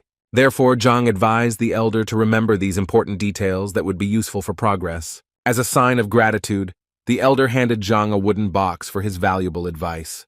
The grandmasters were shocked by such generosity because the box contained enough tea leaves for 2 teapots, when only 3 could be collected from the entire kingdom. Master Zheng was amazed by Zhang's talent, who had not even tasted the tea but had identified the mistakes in the preparation. Zhang accepted the gift from Master Qian and thanked him for his extraordinary hospitality. While Zhang and Lu Sen were being tested, the others were discussing the banquet.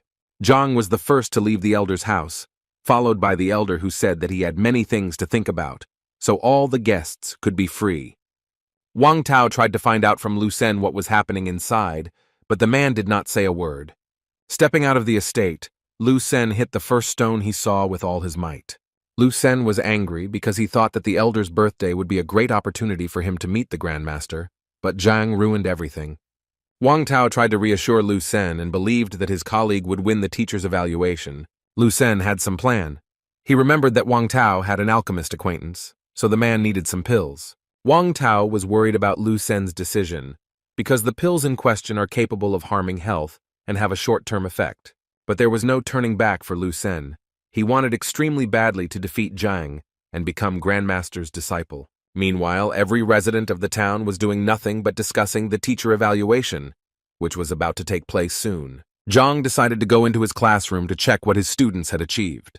On the way to class, he met his students who were carrying buckets of something unknown. Zhang greeted the boys and asked them what they planned to do with the buckets. The boys explained that there was ink in the buckets, but Zhang did not understand how the ink helped the young men train.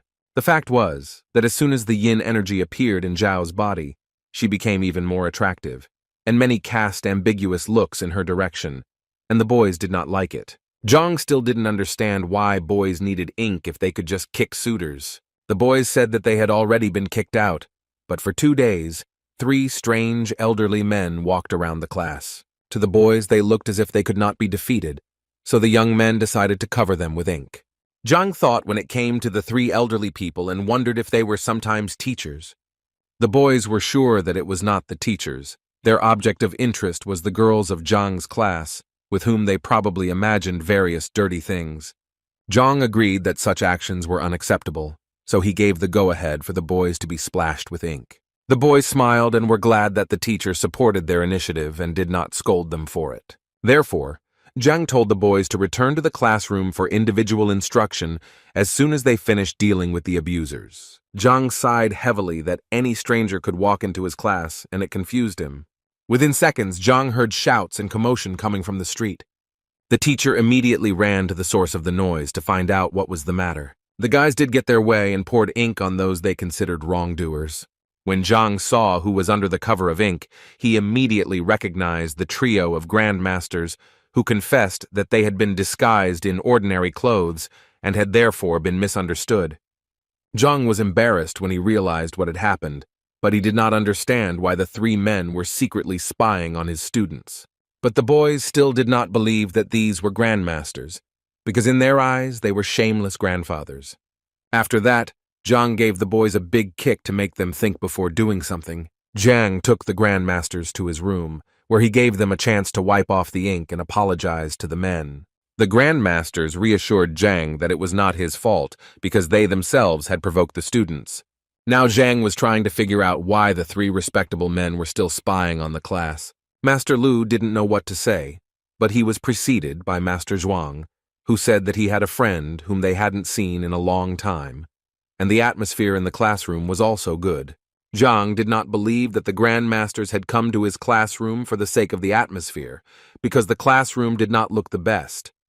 Master Zhang still decided to get down to business and asked Zhang if he had any idea why they had come. Zhang immediately understood what was being said, because the grandmasters wanted to take him as a student.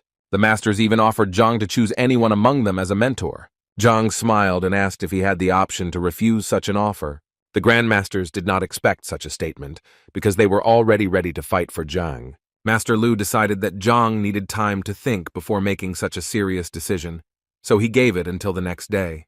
The grandmasters convinced Zhang that he should not lose the talent he was gifted with, so the path of the grandmaster was destined for him. Zhang assured the masters that he would definitely consider their proposal and report his decision. The grandmasters will be waiting impatiently for Zhang's reply, so they decided to visit him tomorrow. Before the grandmasters left, Zhang decided to ask them where he could find poison books. The grandmasters pondered and remembered that in the field of poisons, no one could surpass the poison hall. Zhang did not know what it was about, because he had not come across such information among the books of the kingdom's libraries. Master Lu said that the poison hall belongs to the Poison Master Guild, where poisoners are able to make people defenseless. Master Lu continued that the poison masters were expelled by the great powers of the continent, and when the guild was destroyed, many poison masters died. As a result, those who managed to survive secretly formed the poison hall and hid among the mountains and rivers. Zhang was stunned by the master's story, but in the end, the master's words made no sense because it was unknown where this poisonous hall was. Master Zhang warned Zhang that poisoners often test powerful drugs on themselves, so one should be careful. When the master asked for what purpose Zhang was interested in this, Zhang assured that he was just curious, without any extra details. Master Lu said that although he did not know the exact location of the poisonous hall, he had heard that the edge of the hall was located in the Red Lotus Ridge. Master Zhuang added that in addition to the poison hall, the Grand Master's library also had books on many professions, including some information on poisons. In this way, the masters hinted to Zhang that when he became a Grand Master, he would have unhindered access to the library. Zhang thought about it because he needed the information, so if he couldn't find the poisonous hall, then the Grand Master's library was his only option. The Grand Masters once again reminded Zhang to think about their proposal, and then said goodbye to the teacher.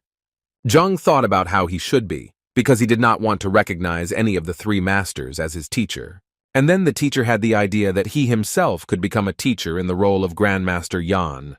Already on the street, the Grandmasters pondered why Zhang did not agree to their proposal. Master Zhang suggested that Zhang's thoughts were now occupied by the upcoming teacher evaluation. Therefore, the masters decided to attend Zhang and Lu Sen's match after solving their questions. The masters agreed that it is impossible to have one teacher for a lifetime, so they wanted to become students of Grandmaster Yan.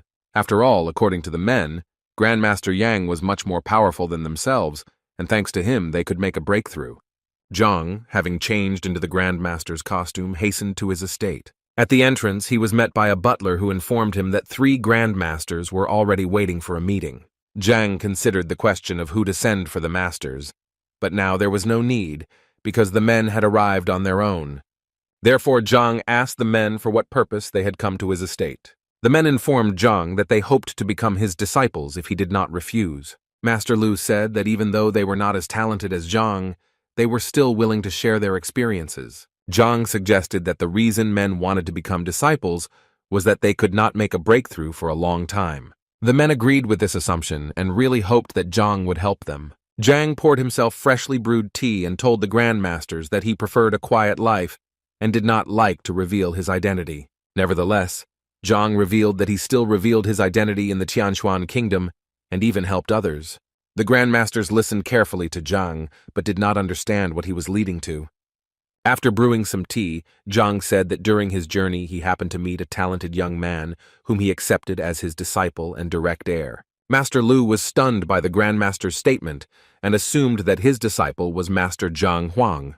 The Grandmaster confirmed the assumption, so if the masters wanted to become disciples as well, then Zhang would be an older brother for them. The Grandmasters were stunned by the Grandmaster's statement and did not know what to say. But in a second, they realized that the Grandmaster had agreed to take the masters under his care. The masters knelt down and began to express thanks for the unprecedented generosity. After the words of thanks, Zhang informed the masters that he travels a lot, but everything will help the masters anyway. And Zhang, in the role of Grandmaster, asked the masters to support and help his student Zhang in every possible way while he was absent. Master Lu assured Grandmaster not to worry about it, as they would do their best to help Zhang succeed. Therefore, Zhang asked the masters to demonstrate a few strokes so that he could give them the necessary advice for improvement, after which they thanked him and were led away by a butler. When everyone left, the butler informed Zhang that while he was away, the emperor had delivered a large number of books to the estate. Zhang was pleased and did not expect the emperor to fulfill his promise in such a short time. Zhang informed the butler that he would be gone for a while, so those who wished could leave a letter. Meanwhile, in Lu Sen's classroom, Wang Tao announced that he had managed to obtain the necessary pills. Wang Tao worried about Lu Sen and questioned whether this was really necessary, but Lu Sen did not back down from his plans. Zhang, meanwhile, was studying all the books that the emperor had delivered in order to create one perfect book about the 7th rank. He carefully read every word to open the acupuncture points and connect the meridians to allow the qi to flow smoothly. After a few hours of painstaking work, when it was already night outside, Zhang managed to reach the peak of the 7th rank. But Zhang noticed that the pace of his development slowed down. The more powerful he became, the harder it was for him to move on. However, he was satisfied with his progress, so he went to bed in a good mood to get a good night's rest before the assessment. In the morning, people from every corner of the kingdom flocked to the arena where the assessment was to take place. Even the king was going to attend this event, because in his opinion it was 3-star. But his son tried to convince otherwise, that it was just a 1-star event. However, the king stood his ground. For him, it was an unusual teacher's assessment. When the king arrived at the arena, he showed his son that he was not the only one here, but the head of the Wang Hong clan. At this time, Wang Hong was just greeting the head of the alchemist guild, Yan, in the nearby box. The king's son was surprised that such famous people took the time to attend an ordinary competition. Then the king pointed somewhere with his finger so that his son could see that not only those two had come to the event. Nearby, Elder Tian and his grandson could be seen chatting with the kingdom's physician Yuan and Master Lu. The king also asked his son to look in the direction of the main places that were to their left. A trio of grandmasters were about to enshrine themselves there, and next to them was the emperor and the head of the city, Lord Zhao Feng. The king's son thought that such distinguished guests would not come to such an event, and was no longer certain that this was an ordinary duel. The king pointed to another place where Su Yan Qian, the butler representing Grandmaster Yang, was spread out.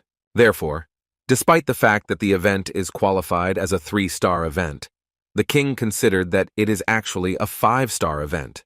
The king's son did not understand why so many nobles had gathered in one place, and assumed that it was all because of teacher Lu Sen. But the king thought differently, because all his thoughts were tied to the second person. And that person was Zhang Huang, who was just entering the arena with his disciples. When Zhang came out, he looked around and also did not understand why the nobles and a large number of other people decided to attend their duel with Lu Sen. While the participants were preparing for the duel, 2 girls were discussing something at the entrance to the arena. The red-haired girl expressed her displeasure to her friend at the expense of Zhang, who agreed to a duel.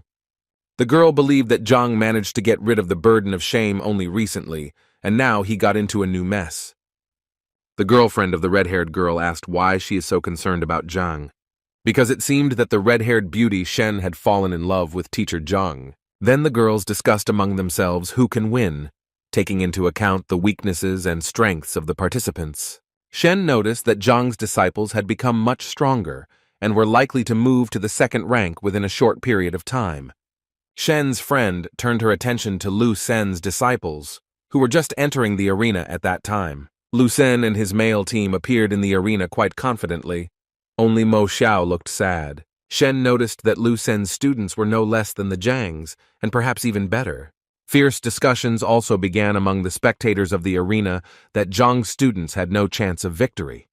Everyone held their breath in anticipation of the grand event, which should show who is really worthy of the title of teacher. A man who was a judge entered the arena and announced that the match would begin in a few minutes. Zhang was supposed to choose the first disciple for the duel, but gave the choice to the disciples to choose on their own. Yuan Tao took the courage to go first, because he had been eagerly waiting for this opportunity to show himself for a long time. Lu Sen, unlike Zhang, chose the disciple himself for the first round, and it was Kun Jie. Lu Sen hoped that his student would knock all the spirit out of Yuan, and that he and Zhang would finally learn their lesson. Kun Jie scoffed at Yuan and Zhang's decision to let out a cheer to compete first. Wang Tao, who had been observing the course of events, also believed that Zhang's disciple would be defeated in a flash. The elder standing next to Wang Tao was analyzing the situation, and was glad that the advantage was not on Zhang's side. For some time, the boys stood opposite each other, and just looked into each other's eyes. Yuan then asked Kun to treat him as gently as possible, as Yuan pretended to be a weak warrior. Kun laughed at this and said that he never gives up in a fight, so Yuan will have a hard time. Yuan was also not going to give up, so he was ready to put in his best effort to win. Therefore, Yuan smiled at his opponent and stood up, showing readiness for a duel. Kun decided to attack first, so he gained momentum for his upcoming attack. With all his might, he kissed Yuan's face and hoped that this would be the end of it. Yuna stood in his place.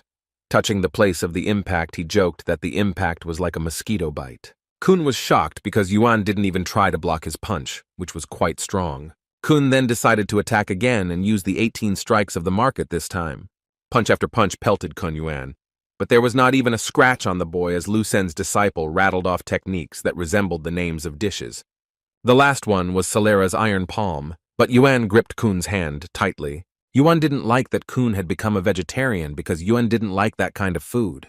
Kun looked scared and didn't understand what Yuan was talking about, who was forcefully holding the hand of Lu Sen's disciple. Kun screamed for Yuan to let go of his hand as the pain reached its peak. However, Yuan was not going to let go of his opponent just like that, but on the contrary, grabbed his other hand as well. Kun was already extremely nervous and scared because he didn't know what to expect from Yuan. Fear flashed in his eyes because at any moment Yuan could attack, and Kun was unable to defend himself. Yuan seized the opportunity and used the fiery head kick technique, hitting Kun right on the bridge of his nose. It seemed that Yuan had entered the excitement and was about to leave only a wet spot from his opponent. The beaten Kun could barely hold on and realized that he had underestimated Yuan, who had changed a lot. Zhang knew that even though Yuan had only recently activated his abilities, he could handle his opponent with ease, and Zhang imagined the following picture. Yuan did not agree to Kun's offer to surrender, because he did not want to let Zhang down. Yuan offered Kun to strike several times before those who surrendered, and for this Yuan would pay 500 gold coins. Kun was greedy for money, so he accepted Yuan's deal, if only he had that amount. Yuan reached into his pocket to get all the money he needed and hand it to Kun. At the moment when Yuan grabbed Kun's hand with his other hand, he pushed the money into his palm. And while the Kun is enjoying the profits, Yuan will deliver a crushing blow with his fist, from which Kun washes himself with soup and flies up several meters like a fluffy feather. The battered Kun landed with a thud near Lu Sen and his other disciples. Lu Sen was angry at his student's failure, and if he had known that such a disappointing result would happen, he would not have given him the pill. A day before the duel, Lu Sen gathered his disciples to give them a pill that would enhance their abilities. The box contained pills that would overnight help Lu Sen's students reach the 3rd rank and win the appraisal. But Lu Sen also warned his students about the negative effects of the pill, as once they reached the 3rd rank, their development rate would decrease by 70%. Lu Sen promised to remove this side effect after he became Grandmaster's disciple. Zhu Hong was unhappy with the result and accused Yuan of a sneaky attack, but Yuan believed that everything was honorable, because the referee announced the start of the match. Zhu Hong was furious and considered Yuan a coward who was incapable of striking directly. But the referee confirmed Yuan's words. The match had really started, and it was necessary to be careful. Mo Xiao tried to somehow help the wounded Kun, but Lu Sen sent the boy to the arena. Zhang, on the other hand, chose the capable Zhang Yang from among his own, who had recently achieved considerable success in mastering the spear. Yuan was leaving the arena, and Zhang was proud of him for the fact that the boy had used a cunning tactic. Wang Tao was now rooting for Mo Xiao, who was to defeat Zhang's Zheng Yang. Mo Xiao specialized in the art of wielding a spear and had many techniques in his arsenal. Although Wang Tao did not consider Mo Xiao's movements to be extremely powerful, they were endowed with impressive power. When Mo and Zheng met in the arena, the referee said that the boys could attack each other as soon as they were ready. Zheng immediately went into a fighting stance, but Mo Xiao was in no rush to attack his friend. Zheng was surprised by Mo Xiao's behavior, and did not know why he chose not to defend himself. Zhu Hong shouted at his classmate not to disgrace the honor of the class and attack like a rat. Mo Xiao had been thinking about how to win all the time after comparing forces with Zheng. Everyone in the lodge was also puzzled by Mo Xiao's actions, but Wang believed in the victory of his capable student. Mo Xiao couldn't think of anything better, and released the spear from his hands, admitting that he was not Zheng's level. The boy shocked Lu and Wang with his actions, and Zheng couldn't believe that his student had won again, but this time much faster. Shen, who was watching the match, noticed a pleasant trend that Zhang is still talented. Lu Sen was furious with anger, as he had spent a great deal of resources to make his disciples better. Wang also shouted angry words at Mo Xiao that he had let everyone down with his defeat. Mo Xiao knew that the technique that Zheng possessed revealed the very essence of the spear, and Mo could not resist Zhang's disciple, so he decided to surrender. Mo thanked Zheng for the duel and advised him to cherish Zheng, who taught him powerful techniques. Vaughn couldn't fathom how an ordinary disciple could master a spear so perfectly when he was only a 2nd rank. It was the turn of the next contestants to enter the arena, and Lu Sen decided to release Dulé. While Zheng was thinking about something, his thoughts were interrupted by Wang Yin rushing into the arena. Zhang had doubts about winning this round, but reassured himself that Wang Yin had been practicing for a long time. Ouyang was also worried about Wang Yin entering the arena and asked Wang Hong about the girl's injury. Although Wang Hong knew about the girl's injury, he invited many doctors to her, but he behaved quite calmly. The judge announced the start of the third round of teacher evaluation. When Wang Yin took a defensive stand, she noticed that her opponent was literally dissolving into space. The guy possessed lightning-fast movement techniques and was like a hurricane. He quickly struck the girl, thinking that she was too slow to react. While Wang Yin lay on the ground, all the spectators chanted the boy's name, which made him bathe in the rays of glory. The boy returned to Lu Sen to show off that he had won this victory for him. But it seems that Lu Sen was not happy at all, and Zhu Hong was actually shouting that the boy was getting on his feet as quickly as possible. Du did not understand what these appeals were for because he was already standing firmly on his feet. And then the picture began to acquire vague outlines and seemed to float, as after a large amount of alcohol. In a few seconds, Du opened his eyes and did not understand what was happening when he saw Wang Yin standing in front of him. The boy hallucinated for a few seconds from Vaughn's punch and thought he had won, when in fact the girl put him on the floor with one punch. The boy quickly gathered his strength and jumped to his feet to continue the fight. The girl apologized for her blow. Since she has recently mastered the technique, she does not yet have complete control over her blow. The boy was still a little inhibited after this, and did not understand what Wang Yin was talking about. Ouyang was shocked by the girl's speed, and the uncle did not regret coming to see this spectacle, because Zhang managed to heal the girl's injury. When Ouyang heard that Zhang could also heal, he couldn't believe his ears. Zhu Hong urged Du to be quick and not distracted by all sorts of trifles. But Lu Sen was worried about Wang Ying's skill, as she was far superior to Du in shadow technique. With just one kick, the girl was able to stop the boy and cause serious injuries. Du was also angry because Lu Sen had taught him the technique and he couldn't let him down, otherwise he wouldn't be able to look him in the eye. Therefore, the boy did not think for a long time and quickly wanted to strike Wang Yin. But the girl was much more agile and faster than the boy, so she seemed to dissolve in the air. She stopped a few meters away from the boy, who simply punched the space. He couldn't believe that she had managed to jump so far in a second. Lu Sen tensed and understood that the technique the girl possessed was definitely not the style of the Wang family. So Lu Sen couldn't believe that such a hopeless teacher as Zhang was able to teach the girl an incredible technique. Zhang, who was watching the match, understood that Wang Yin's character was still weak and would have to be worked on. While the boy and girl were rushing around the arena from one corner to another, Zhang understood that Wang Yin's technique was dangerous, because if it was used often enough, a lot of strength would be lost. The girl was really already exhausted and could barely keep up, so she really needed a new plan of action. Du was already annoyed by this, because the match was like a cat chasing mice. And he also understood that if he continued at this pace, he would use up all his strength and would not be able to fight anymore. So in the next moment, Du dared to attack Wang Yin by surprise to finally win the round. But the girl was ready for a blow, and waiting for the right moment, decided to repel the attack with her foot. Due to the impact, Du's face was distorted and he again flew down to the ground, unable to do anything. Du, covered in blood, knew that this was his defeat, but he could not lose like this. At the last moment, he grabbed Wang Ying's wrist and pulled her along. The girl did not expect such a despicable act, but Du did not care, because if he did not win, it would be a draw. And both participants flew out of the ring, and therefore Du still managed to realize his plan. Disgruntled spectators began to shout that it was not fair, because Wang Yin should have won. Du's act looked worse than Yuan Tao's. Yuan Tao was angry when he heard such words directed at him, because he had won because of his strength. The referee declared a draw, but both fighters fell outside the ring at the same time. Vaughn was extremely furious that his niece had been humiliated in this way and ordered his servants to write down the offender. Wang Yin returned to the meeting place of her class, where everyone tried to support her, because the girl was very upset. Zhang also reassured the girl, and said that his fault was that he did not notice how the girl lacked confidence. He asked the young and clever student not to make similar mistakes next time. The Grandmasters were impressed by the match, and no matter what happened, they believed that Zhang's chances of victory were quite high. Lu Sen tried to collect his thoughts because he had no chance of making a mistake. While Lu Sen was thinking about who to send to the arena, Bai Chao took the initiative. Lu Sen looked at the boy and agreed with his wish, reminding the boy to use his strongest punches. Zhang decided to release Liu Yang into the arena, whom he also advised not to hold back. Wang Tao was no longer completely sure of his student, although he had been studying fist-fighting techniques for a long time.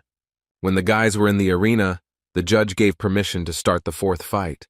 Bai Chao used the steel skin technique and wanted to offer Liu Yang something interesting.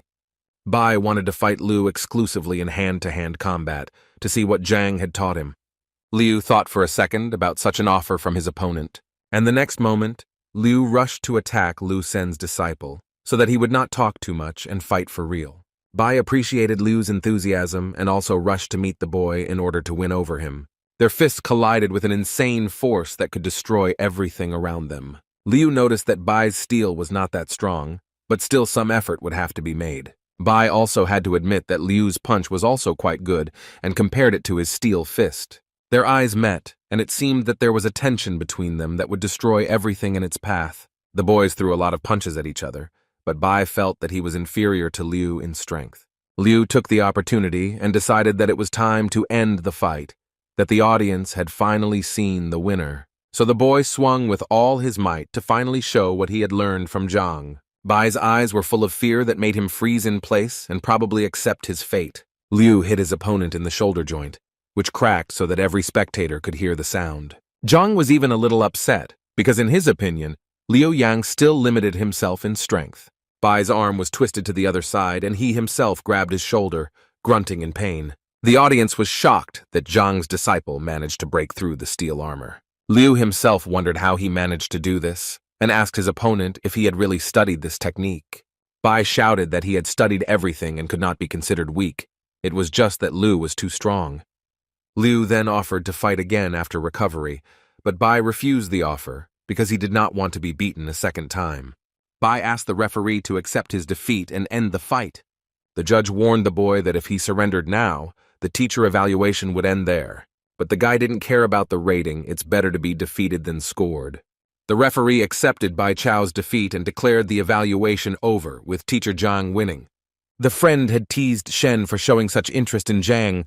Now everything was clear. Shen frowned as her friend contemplated going to Zhang's in the evening for a couple of lessons. The Grandmasters analyzed the evaluation and understood that Lu Sen's students treated the competition as a normal task, taking care of their own safety. For Lu Sen's masters, the relationship between students was at the level of a contract. When they developed their skills, they treated it like a trade. It was obvious that Lu Sen's intentions were not pure, so he was unable to give the disciples the proper influence. But the masters admired Zhang and his students, who really love him and are ready to make sacrifices for him.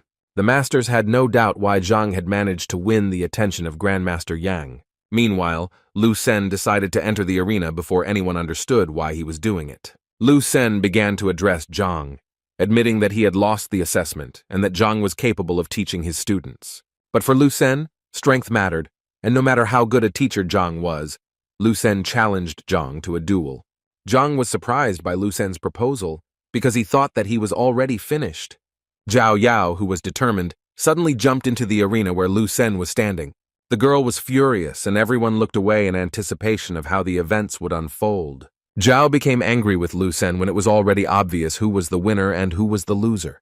The Lord and Emperor watched the sight and saw the girl reveal her yin body and make a breakthrough.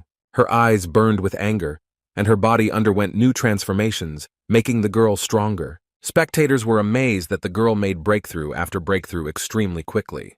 The anger and desire to fight anyone who insulted teacher Zhang helped the girl transform to the 5th rank.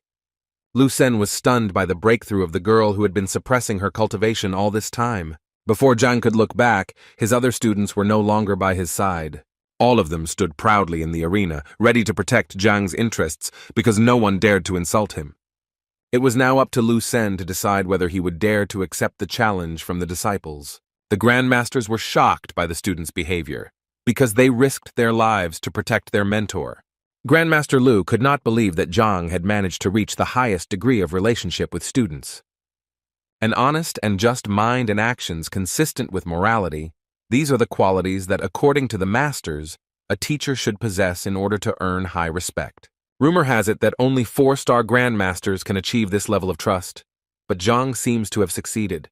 The masters had to admit that they had really underestimated Zhang's talents and skills. Now they understood why Grandmaster Yang accepted Zhang as a student, because the masters themselves would not give Zhang anything new. Lu Sen did not expect such a turn of events, and if he retreats, then people will consider him a coward, and otherwise, if he participates in the duel, then the teacher will be the offender. But it was not the victory that was important to Zhang's student, because they were competing to protect the teacher's honor. Zhang did not believe that the students he had taken in so that he would not be kicked out of the academy were ready for such feats for his sake. Zhang assumed that if even Lu Sen had not challenged him, then the disciples themselves would have thrown him to Lu Sen. Even though they were not afraid to compete with Lu Sen, Zhang could not allow them to take such a risk. Suddenly, Zhang found himself in the Heavenly Path library, not understanding why, because he hadn't asked for it. The golden book was approaching Zhang, which puzzled the teacher even more. Zhang didn't know how the book was created the first time, but now it appeared when his students were taking risks for him. Zhang's disciples made a decision and hoped that Zhang would not interfere, because they wanted to show what they were capable of. All of them could not allow Zhang's honor to be dishonored, so they were ready to defend themselves. Zhang was extremely pleased and agreed to the terms of the students, but asked them to protect their lives, and in any case to admit defeat. When Zhang displayed his 7th rank peak, Shen recognized that he was simply hiding his power and didn't want to show it. Wang Tao could not believe his eyes, because even the head of the academy had not reached this level of strength. Lu Sen could not fathom how Zhang had become the strongest warrior in the entire kingdom, but the disciples were eagerly waiting for Lu Sen to finally accept their challenge. Lu Sen still agreed to fight Zhang's disciples and was not going to spare them during the battle. Zhang's disciples were determined and loved that Lu Sen was not going to hold back. Yuan Tao threw his formidable body into battle first to show his true strength. He struck a blow at Lu Sen, and Lu Sen barely kept his defenses to avoid collapsing under the pressure of the disciple. But Yuan Tao managed to dislodge Lu Sen, and he braked against the wall of the arena. Lu Sen was angry, because in the entrance exams, Yuan had barely reached the initial stage of rank 1, but now his power was beyond belief. Yuan Tao covered himself with protrusions that resembled scales and asked Lu Sen if he was willing to hold back any longer. Wang Tao and the elder sitting next to him were shocked when they saw the ancient dragon blood technique. The elder thought about how this kind of equipment got into the kingdom. He abruptly got up and hurried off, ordering Wang Tao not to tell anyone about their deal with Lu Sen. Yuan Tao, meanwhile, taunted Lu Sen, who could avoid tears and injury if he conceded defeat. But Lu Sen was not going to back down and had to admit that they were really worthy opponents to fight. Therefore, Zhang's disciples decided not to leave even the slightest chance for Lu Sen. They performed a combo attack where Zhang rose high into the air to make full use of his spear. Zhang threw it with all his might, and the spear flew straight at Lu Sen, who had seconds to make a decision. Lu Sen swerved to the side, but the spear managed to catch his face and left a small scratch. Lu Sen jumped to the side to avoid being finished off by the spear. Taking the opportunity, Wang Yin decided to attack Lu Sen from behind and aimed a blow at his head. But Lu Sen used the butterfly pult technique and did a backflip and dodged the blow. He was hoping for the slightest respite and understood that Du really didn't keep up with the shadow technique. As soon as he thought this, Liu Yang wanted to punch the teacher hard, but Lu Sen dodged it as well. After that, he was going to counterattack the boy, who had not yet managed to change his position. However, Wang Yin rushed to the boy's aid so that Lu Sen would not hurt him. She was going to punch the teacher in the diaphragm so that he would lose his balance. But Lu Sen managed to analyze the coming blow and grabbed the girl's leg. He spun it in the air and threw it at Liu Yang, thus neutralizing both opponents. The teacher then landed a few meters away from Zhang's students who were lying on the ground. He noticed a strange blue mist enveloping the arena and realized that it was Zhao Yao releasing his aura to narrow the teacher's field of vision. Yuan Tao suddenly jumped out of the thick blue mist, who did not let himself be forgotten. Lu Sen concentrated all his energy and flames began to appear in his hands. He created a shield of fire in front of him using the flying dragon palm technique. But Yuan Tao did not give up the hope of breaking through it and striking at Lu Sen. Old Lu was angry with his son for using the family's secret technique against the disciple. Shen knew that such a shield was quite strong, as it created a sphere of qi outside the body that was able to protect against any attacks. Liu Yang twirled his spear with all his might to try and break down Lu Sen's strong defense. Yuan Tao fell to the ground so that his classmate could execute his intended attack. Liu used the ice dragon flight technique against the teacher, which was supposed to destroy the fire sphere. Lu Sen concentrated all his energy to counter the disciple's technique. But every second he realized how difficult it was for him to do something like that, because Liu was no weaker. Eventually, Dragon Liu broke through Lu Sen's fire defenses and the master was thrown back by the blast wave. Wang Tao was shocked that the disciple's strike was able to break through Lu Sen's defenses. The man standing next to Van said that the boy's spear determination was quite powerful, and he would achieve great success in this technique if he continued to practice. When Wang Tao turned around to look at the man, he saw that it was his father, who, as it turned out, had come to meet his brother Zheng Yang. He also explained that teacher Zhang is half his teacher, so the son should call Zhang uncle. Wang Tao couldn't believe his ears and couldn't fathom how it was that Zhang was his uncle. While catching his breath, Lu Sen realized that all of his disciples were doomed to defeat in advance, and such thoughts angered him and provoked him to anger, because he really underestimated Zhang's students. Zhao did not want Lu Sen to take too long to recover and decided to attack with the ice fern technique. Lu Sen, who had not yet really recovered his strength, knew that he would be followed by another attack. He tried to block the girl's blows, but such actions were given to him with difficulty. The teacher grabbed the girl's hand, and her attack hit the ground next to Lu Sen. Without giving the girl a chance to move, Lu Sen was about to launch his attack. But Zhang's students worked in harmony and protected each other despite everything.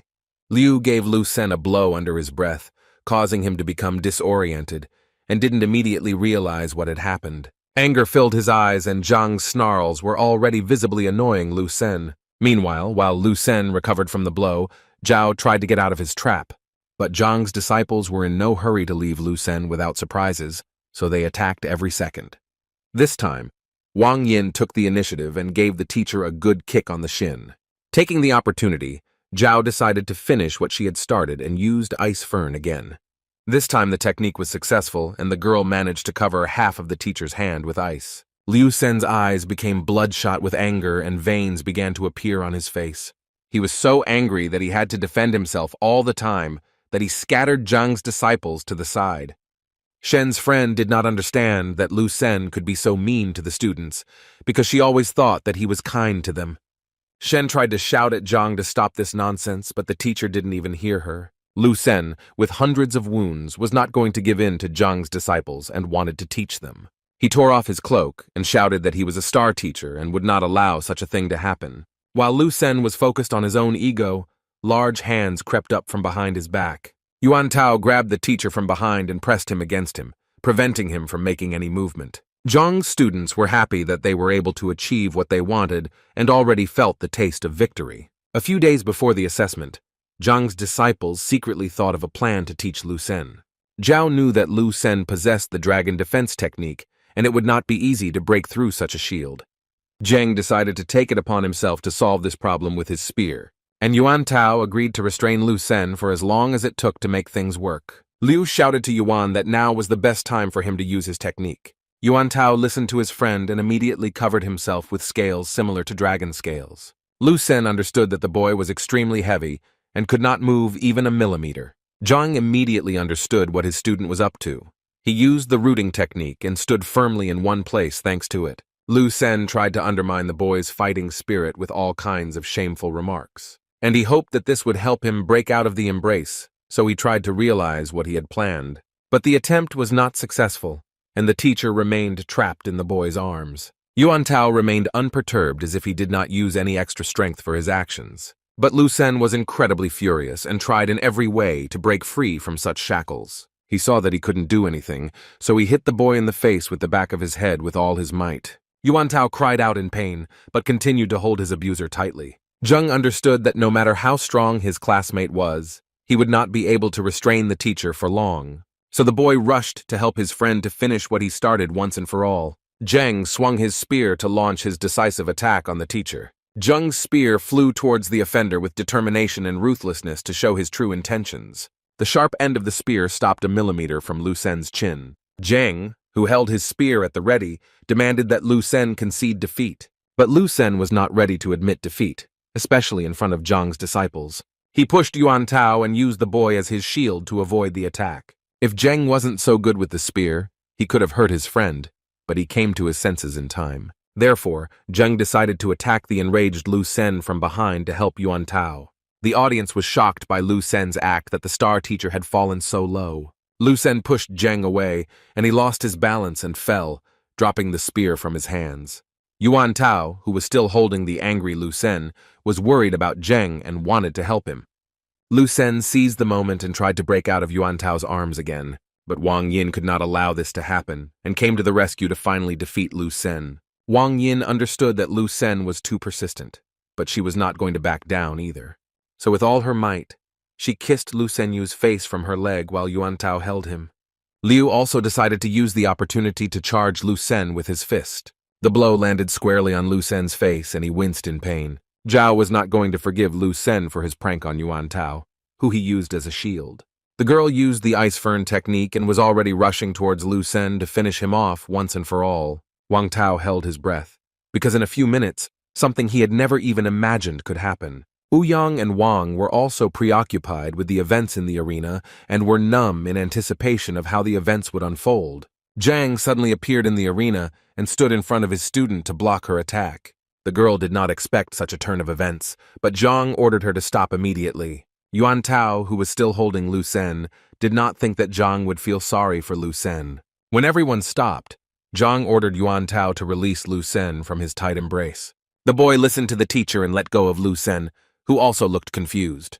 Zhang admitted that his students must have trained for a long time for such attacks, but there were certain nuances. Zhang turned to his students for someone to explain to him exactly what he meant when he intervened and stopped the duel. Lu Sen's disciples were frightened, as they only now realized the risk they had taken when they agreed to the duel. The emperor, who was trying to figure out what was going on, turned to the grandmasters for help. The grandmasters did not have a concrete answer and believed that Zhang was too strict with his students. Lu Sen, who was catching his breath, could not understand what was happening because the combined attack of the disciples almost overcame him.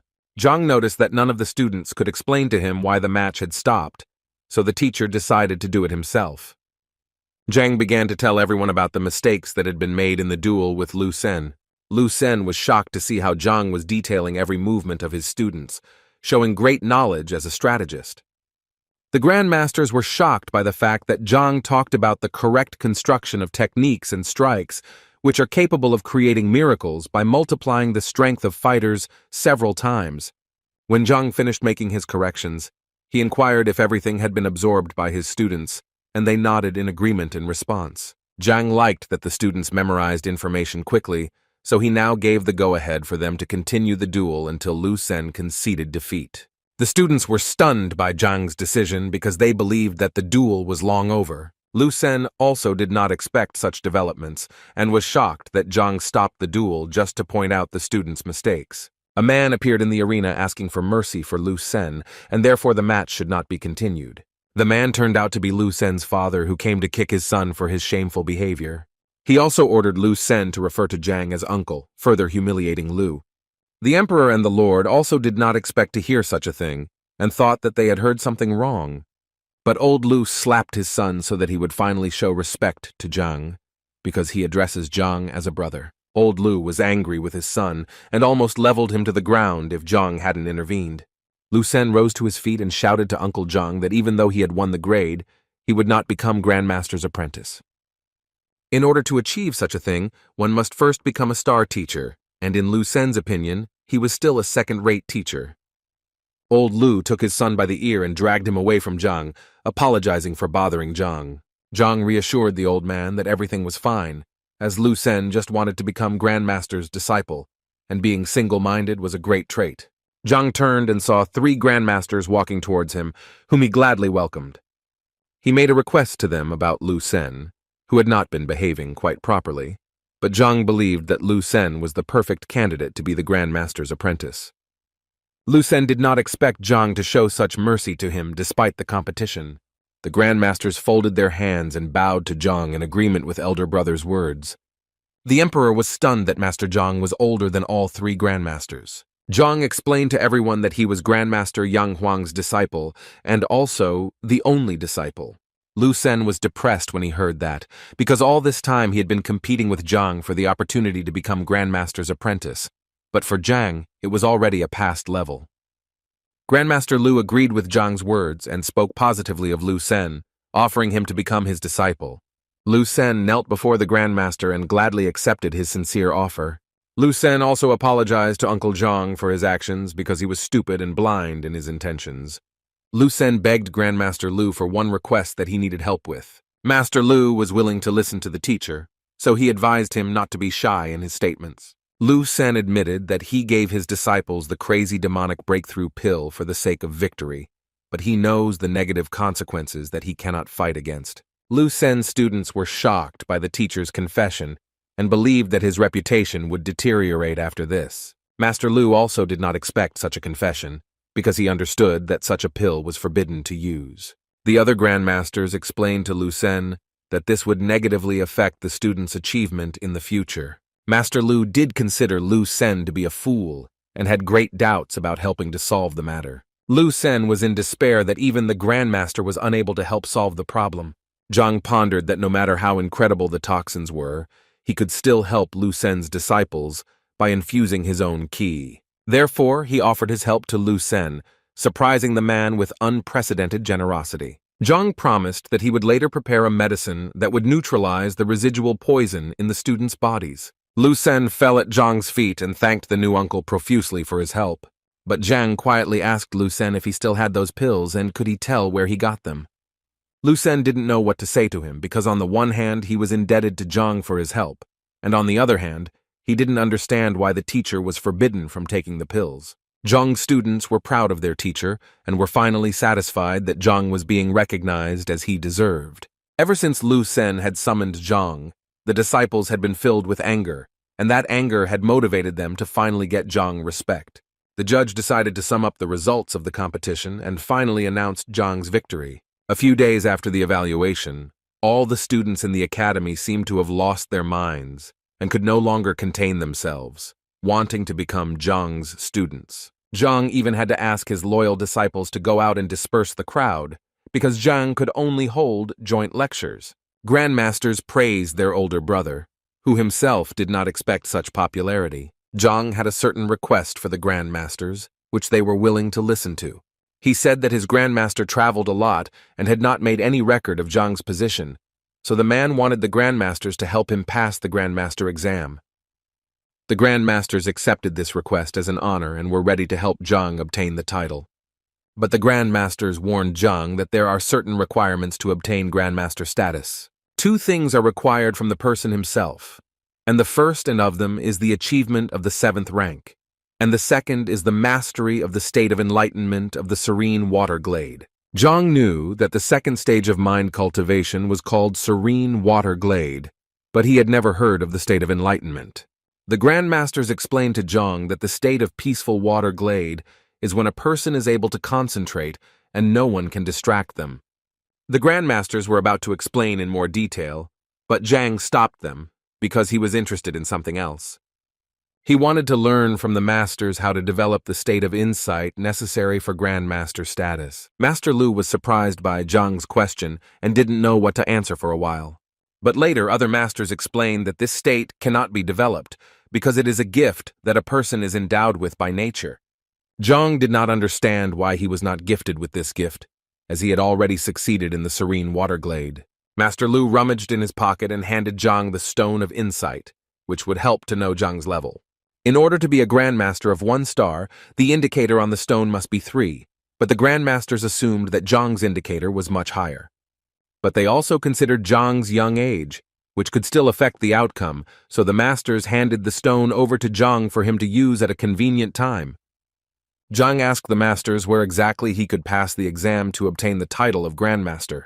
Grandmaster Lu said that the next exam was held in the Tianwu Kingdom, so as soon as Zhang reached the serene water glade state, he could go and try to achieve what he wanted. When the Grandmasters left, Zhang decided to try to test his skills on the stone to see if he had reached the serene water glade state. Zhang gripped the amulet tightly in his palm and waited for it to show the required result. But he was extremely disappointed when he saw the result on the amulet was much smaller than the desired one. After listening to Grandmaster Lu, Zhang believed that he could score more than a 4, and his value had not even reached the 1 mark. Zhang did not believe this result and assumed that the stone was in a bad mood, so the teacher decided to try again. But his result was not crowned with success. If the first was within tenths, then subsequent attempts reduced the indicator to hundredths. With such a score, Zhang didn't even want to become a grandmaster, so he decided to ask the masters more about mind cultivation techniques next time. Zhang decided to deal with the Golden Book from the Heavenly Path Library while he had time. Zhang noticed that the title, Heavenly Path Book, appeared on the book, which most likely appeared after the disciples' gratitude. Zhang tried to study the book in more detail and try to use it to create a mind cultivation technique. He closed his eyes and concentrated all his energy on the book, hoping that it would help him. Zhang expected some change, but nothing happened, so he opened his eyes. Zhang opened the book and was disappointed to see that the pages were still blank. He hoped that whoever came up with this book had created at least some kind of instruction for it, but there was nothing of the sort. He decided that it was time to stop working on the book and pay attention to it later. As Zhang walked down the corridors of the academy, he was stopped by Zhao, who looked sad. She found out that Zhang was leaving the kingdom and hoped that she was wrong, but Zhang was really going to travel to Qianwu Kingdom. The other disciples, when they heard this from Zhang, begged him to take them with him. Zhang warned the students that there were many dangers ahead of him, and he could not risk the students' lives. But the students were determined and persistent in their desires, so they did not back down from the idea of traveling with Zhang. Zhang agreed to take the students with him, but they would have to take different routes. The students were extremely happy at such a generous offer from Zhang and thanked the teacher. Zhang also returned to his estate as grandmaster to give instructions to the butler before leaving. He ordered the boy to find Zhang and serve him while the grandmaster was away, and handed the boy a book of strength enhancement techniques.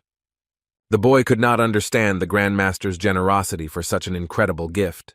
Time passed quickly, and Zhang was already returning to his classroom in the evening to prepare for the morning lecture.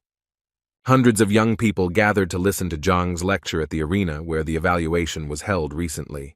People were crazy about Zhang, who was recognized by 3-star grandmasters at once. Zhang entered the arena and began his lecture by thanking those who chose to listen to him.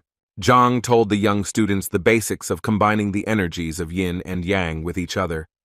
People immediately started using Zhang's techniques and noticed how easily they managed to break through. Of course, they did not succeed without Zhang's special technique, because the teacher used the skill of transmitting the will of heaven and turned the power of his words into energy. The masters were once again convinced of the uniqueness of Zhang, who was capable of such things. Although Zhang only explained the basics of the first 2 ranks, his words were extremely profound, and hearing his words, those present instinctively followed the instructions. At the end of the lecture, the masters approached Zhang and admitted that the lecture was impressive. Master Lu was curious and went to check Zhang's soul depth. Zhang didn't really want to show off his performance and started pretending to be a humble teacher. But Master Lu assured that if Zhang is capable of lecturing in this way, then his skill is at a high level. Zhang did not believe what Master Lu was saying to him, and was somewhat nervous about it. Other masters also assured Zhang that the indicator was high, and they were very interested. Zhang pondered, and suddenly, thanks to the Heavenly Path book, he managed to raise his score. He clenched the amulet in his palm as tightly as he could to determine his level. When he looked at the result, he intrigued the masters who were standing next to him even more. Zhang got a result slightly higher than 5, although yesterday his performance was measured in hundredths. Master Lu told Zhang that with this score, Zhang was close to passing the 2-star Grandmaster exam. While Zhang and the Grandmasters were talking, their conversation was interrupted by Lu Sen, who wanted to show something. Lu Sen wanted to brag about the fact that he had made a breakthrough and had succeeded in mastering the Serene Water Glade technique. Master Lu inquired about Lu Sen's profound level, and Lu Sen was happy to show off the level. Lu Sen scored 1 hole and 8 tenths, which greatly increased his chances of becoming a Grandmaster.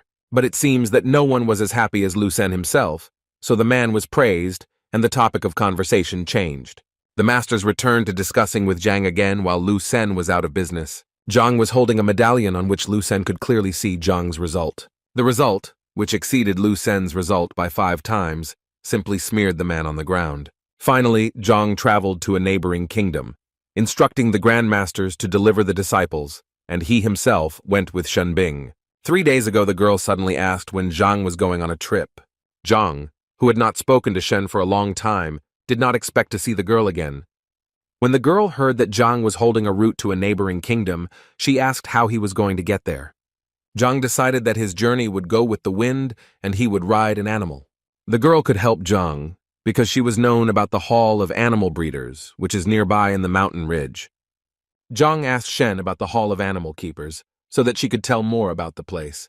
The girl told that in this place, people have tamed a large number of animals that served them, helping in various fields. Zhang was delighted to hear stories about tamed beasts that helped people with their affairs. Zhang and the girl made their way through the thickets, and sometimes it seemed to him that they were walking in circles. The girl encouraged Zhang that the people who live here have tamed flying beasts that can cover large areas. Suddenly, Zhang and Shen were stopped by two young men who blocked their way further. Zhang realized that it was most likely robbers. He was used to this kind of thing, and such things happen quite often in this kind of area. Shen tried to explain to the boys that they do not have any evil intentions, but they are just keeping the road to the animal hall. The older man was not ready to let Shen and Zhang go further because this road belonged to the robbers. Some man suddenly appeared from the bushes and threw a stone in the direction of Balabal, and it fell to the ground.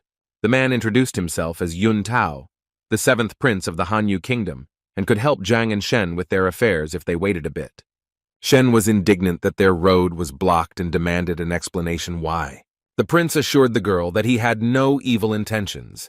He just needed to tame a beast of the 6th rank in order to successfully pass the exam to become a master animal breeder of 1 star. He explained that there was a golden panther living in this area that needed to be tamed, but it was extremely fast and timid.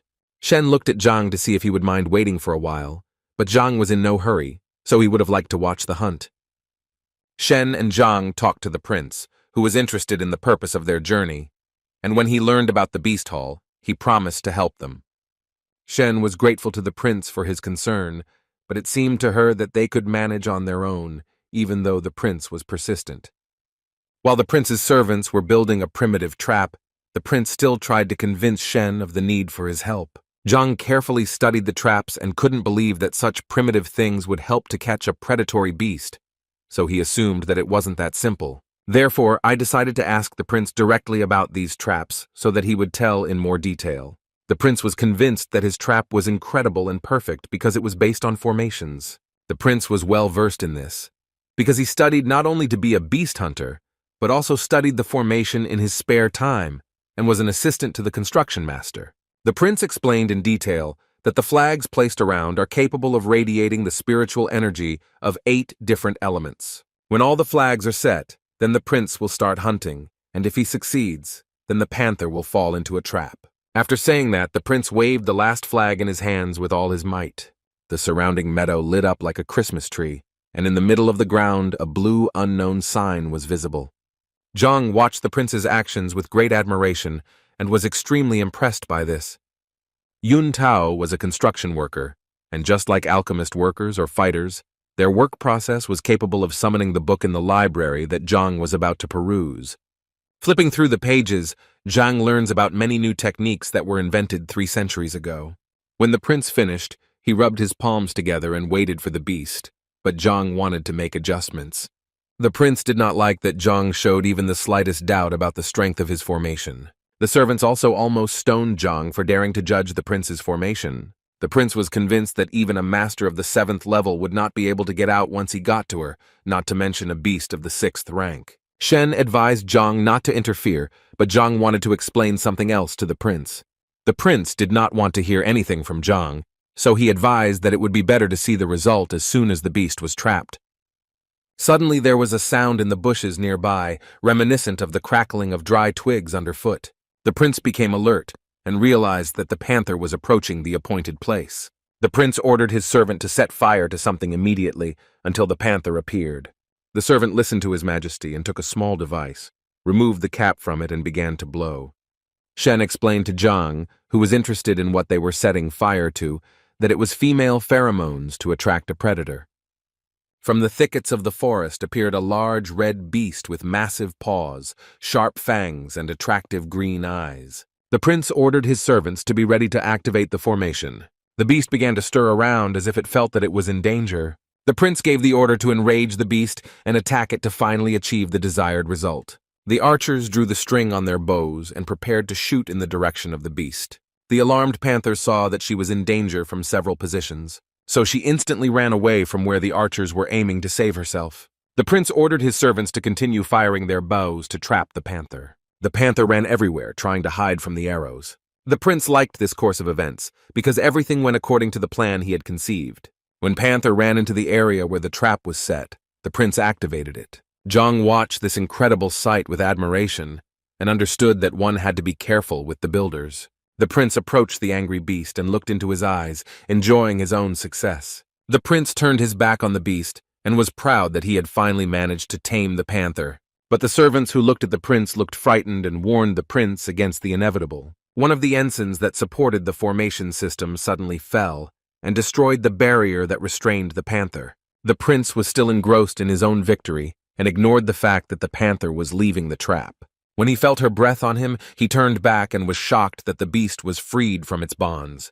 The panther was even more enraged, and the servants scrambled around trying to save the prince. The panther swung its massive tail and several servants flew away from its blow.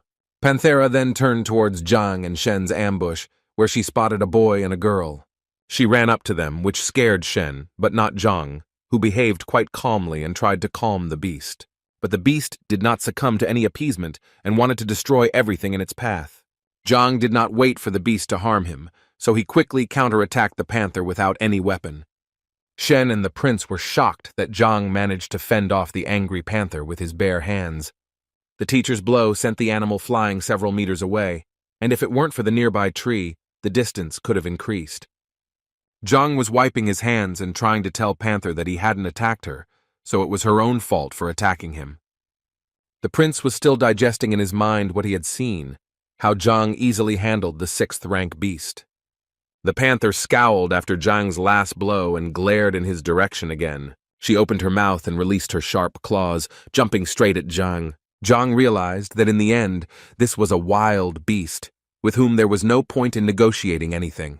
Therefore, Zhang grabbed the panther tightly by the tail and spun it with all his might. The panther didn't expect Zhang to do something like that to her, so she was probably scared. Zhang tossed the panther from side to side as if it were some kind of toy and weighed less than a feather. The prince looked at this sight and wondered what kind of power Zhang possessed to be able to do such things. At some point, Zhang decided that it was okay to make fun of the animal, and left it to come to its senses. He turned to Shen, who was huddled against a tree in fear, and said that they should move on. The girl pointed her finger somewhere behind Zhang's back and looked confused. Zhang turned around and saw that the panther got up quite quickly after such kicks. The prince held his breath as it seemed that the golden panther was about to voluntarily submit to Zhang. The prince was a little upset that he had tracked down the beast for so long to complete the exam, but the beast chose to obey Zhang. So the prince explained to Zhang that if he was willing to take the panther into his service, he should pat her on the head, and she would serve him for the rest of his life. Zhang wondered why the beast obeyed him after Zhang had beaten him, so Zhang decided that such a task was quite easy for him. With his judgments, Zhang knocked down the prince, who had put in a lot of effort to catch the panther. Zhang decided to directly ask the panther if it could fly, but Shen was not surprised by Zhang's question, so she decided to explain to him that the beast cannot fly. Then Zhang understood that the beast was of little use, because he needed to reach the Tianwu kingdom, which was tens of thousands of kilometers away. Although if the beast still showed a desire to obey Zhang, then he did not stop him, and asked the panther to take them to the Hall of Beasts. The prince explained to Zhang that the animal had suffered severe injuries, and therefore needed at least half a month to recover. When Zhang found out how long it would take for the animal to recover, he was upset. Therefore, he asked the prince, as a student of the beast tamer, if he knew any methods of quick healing. The prince began to talk about the first method, which had several nuances, but Zhang interrupted him and asked him to tell about the only quick method. The prince said that there is a method that is available only to grandmasters, that is, to help the panther break through, and then she will be as good as new. Zhang thought that when the panther was attacking him, Zhang didn't try to find out any information about her, so he should try now. So the man came closer to the beast, admiring its striking beauty. He tried to gain the panther's trust by stroking her and scratching behind her ear. And then out of all stupidity, he taped the panther on the face so that it would turn off like that. The prince was shocked when he saw that Zhang was breastfeeding, but Shen reassured the boy that it was necessary. When Zhang examined the panther and got all the information he needed about it from the library, he tried to wake up the beast. When the panther woke up, she immediately hid behind a tree in fright so that Zhang would not maim her again. Zhang looked at the beast and explained that all the actions were based on good intentions, as he wanted to help the beast recover from its injuries and move to a new rank. Therefore, Zhang gave the panther a choice. Either she approaches him and he helps her, or everything remains as it is. The panther rubbed against the tree trunk and purred as she expressed her affection for Zhang. And in a few minutes she got out of hiding and moved in the direction of Zhang. Zhang looked at his hand, which was pouring out blue streams of chi energy, and asked the beast not to move. And then he put his hand on the panther's head, and it seemed that the forest clearing was illuminated by thousands of lightning bolts. The prince couldn't believe his eyes when he saw Zhang pouring his energy into the panther to help her break through. Shen was no longer surprised by Zhang's strange methods, because before he had produced such things, the panther, which seemed to have grown new muscles and new shiny fur, was able to make a breakthrough. The prince did not believe that it was so easy to make the beast break through, when even a 2-star master would have to spend several years on it. Zhang admitted that because of the panther's huge size, he had to expend more ki than a normal human would, but he was satisfied with the result, and now that the matter was done, he could move on. Zhang called Shen and thanked the prince for meeting him and wished him success in the future. The prince decided to detain Zhang for a moment longer so that he could explain one thing to him. The prince asked Zhang how he managed to understand that he had made a mistake when preparing the trap. Zhang said that the prince's mistake was quite simple, because he did not take into account the mountain range on which they were standing. The prince explained that he had never faced such a problem, because before that he had succeeded without a doubt. Zhang explained that there are deposits of metal in the rock, and this element is able to resist the wood, which is so necessary to restrain the beast's power. The prince understood that Zhang never ceased to amaze him with such lightning-fast knowledge. Now Zhang and Shen had saddled the panther and were ready to go, when the prince asked if they could go with them. Zhang said that a third person would easily fit on the panther. But what about the prince's servants? Zhang didn't know. The prince assured Zhang not to worry about them, as they would get there on their own, but the servants seemed to have only just found out about it.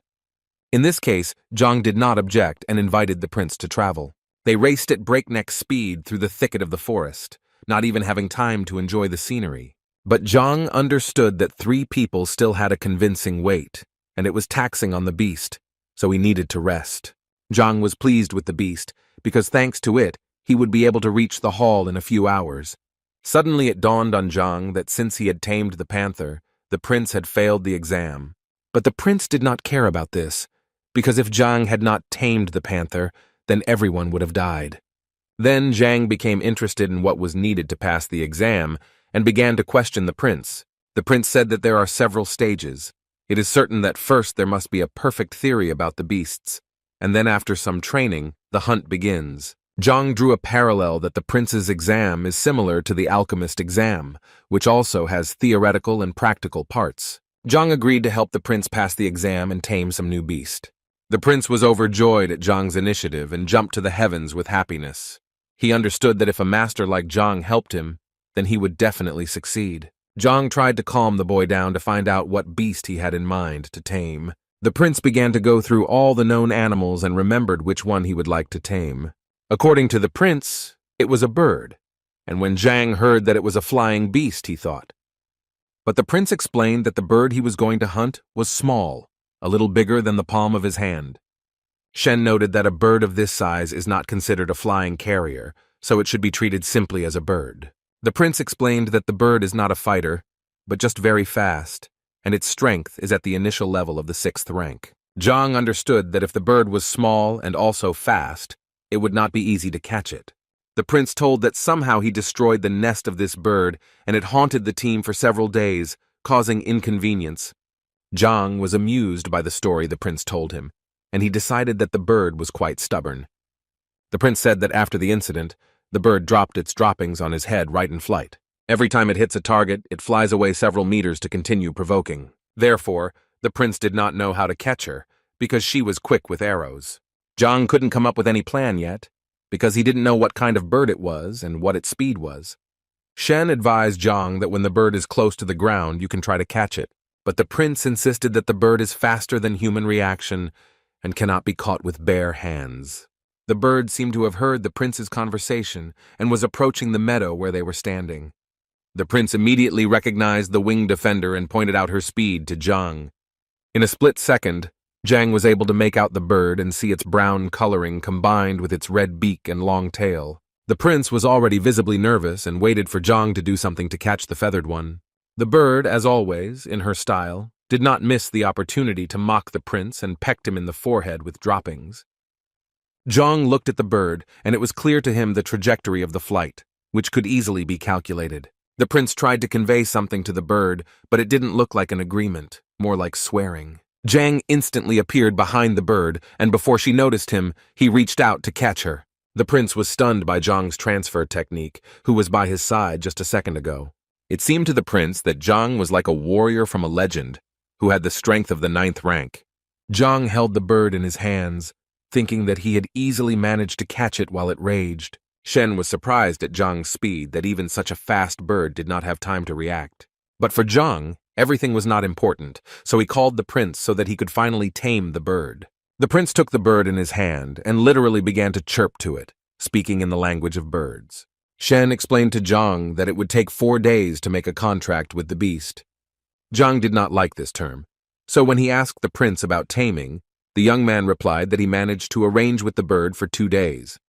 But it seems that the bird did not know about this, because when it heard the term, it began to chirp loudly and peck at the prince's hand. Zhang was fed up with all this and wanted to solve this matter as soon as possible. The prince could not speed up this process because he was worried that if he started to trade again, the terms would be delayed by a month. Zhang did not like this turn of events, so he decided that he would help the prince tame the bird in 10 minutes. The prince did not believe in this, because it is impossible to tame a beast of the 6th rank in 10 minutes. Zhang assured that he would succeed in everything, so he asked to hand over the bird. While Zhang was working on the bird, the prince asked Shen if Zhang was also a tamer, but the girl replied that there was no such profession in their kingdom. Zhang took the bird in his arms and looked at it with a menacing gaze, offering 2 possible developments, one of which coincided with the bird's interests. And the second was that Zhang showed the panther bird sleeping sweetly and promised to put it in the beast's mouth if the bird did not obey. The expression of the bird was such that it seemed to have understood everything and thought about its decision about taming. Zhang praised the feathered for making a good choice and for making a decision so quickly. Zhang waved to the prince that the bird was ready to sign a contract, so he should hurry. After several hours of travel, Zhang and his company finally arrived at the Hall of Beasts. The first thing Shen felt was how powerful the aura was next to Zal. The prince explained that before it was only a hall, but over time it turned into a real city where merchants began to live. Walking along the paths of the picturesque city, Zhang asked the prince if the beasts could not escape from the hall, but the prince assured that there was a special guard for this. The prince talked about how many people come from other kingdoms to see the beasts, but the flying beasts are in particular demand, where queues can reach weeks. Zhang was upset that he would have to wait so long, but the prince promised to reserve a place for him once he became a tamer. Then Zhang wished the prince good luck and advised him to hurry because his excitement was fueled by the poison that could strike at any moment. The prince led his new friends to the hall where the exam took place, telling various interesting stories along the way. There they were met by a man with short hair who mocked the prince who could not tame anyone. The prince introduced a man who was also a prince, but the 6th in the kingdom of Baikan, and his name was Zhu Jin. Zhang knew about this kingdom, which was almost indistinguishable from Hanwu, but the prince assured them that they were not rivals because of the kingdom. Another young man appeared in the hall, who noticed the big panther and was certain that now the prince would still pass the exam. But the boy, whose name was Zhou Xuan, and he was the 9th prince of the Qianyuan kingdom, was not completely sure that this was the panther prince, because he was also in the counters with him. The princes continued to mock Yuntao and did not believe that he had managed to tame the beast, rather he borrowed it from someone in order to pass the exam. Yuntao was very angry that the other princes underestimated his abilities and advised him to pass the exam first before saying anything. But this did not affect the princes, and they continued to mock the young man and would have looked with interest at his grade for the exam. Zhang believed that the princes were quarreling because they could not share possessions, when in fact their quarrel was over a girl whose attention they wanted. At that time, a red-haired girl flew up to the hall on a large, fiery bird, and when the bird landed, you could see its likeness, which resembled an eagle. Poets who praise nature, and the moon pale against the background of how beautiful the princes thought a young lady named Mo Yu. Zhang didn't care about the girl. He looked closely at the beast, and noticed that the eagle had reached the last step of the 7th rank, and was much stronger than Zhang's panther. The boys approached the girl and began to praise her eagle, which, in their opinion, only Mo Yu could handle. Moreover, the boys believed that with the talent of the girl, she was able to subdue any beast. The girl chatted with the princes for a while, and then approached Zhang and Shen to find out the purpose of their visit. Zhang noticed that Shen was talking quite freely with Mo Yu, to which Shen replied that she had met Mo when they were together last time Han Qiang. It was rumored that Mo came to the hall not to become a tamer, but to develop moral fortitude and take the Grandmaster exam in her kingdom. Now Zhang's attention turned to the girl, whom he also considered talented, that at such a young age, she is already a student of the Grandmaster, and also a 1-star alchemist. A man with a scar on his face came out to the young people, who said that the head of the estate and other elders would join later, and in the meantime, he would evaluate the skills. The princes and Mo recognized a man named Hong who was respected in the Beast Hall, but was a 1-star tamer, which meant the man was not qualified enough to take the exam. But the man began to announce the rules, which said that for the exam, it was necessary to tame a beast that should be stronger than the tamer, and depending on this, 3 ranks would be awarded.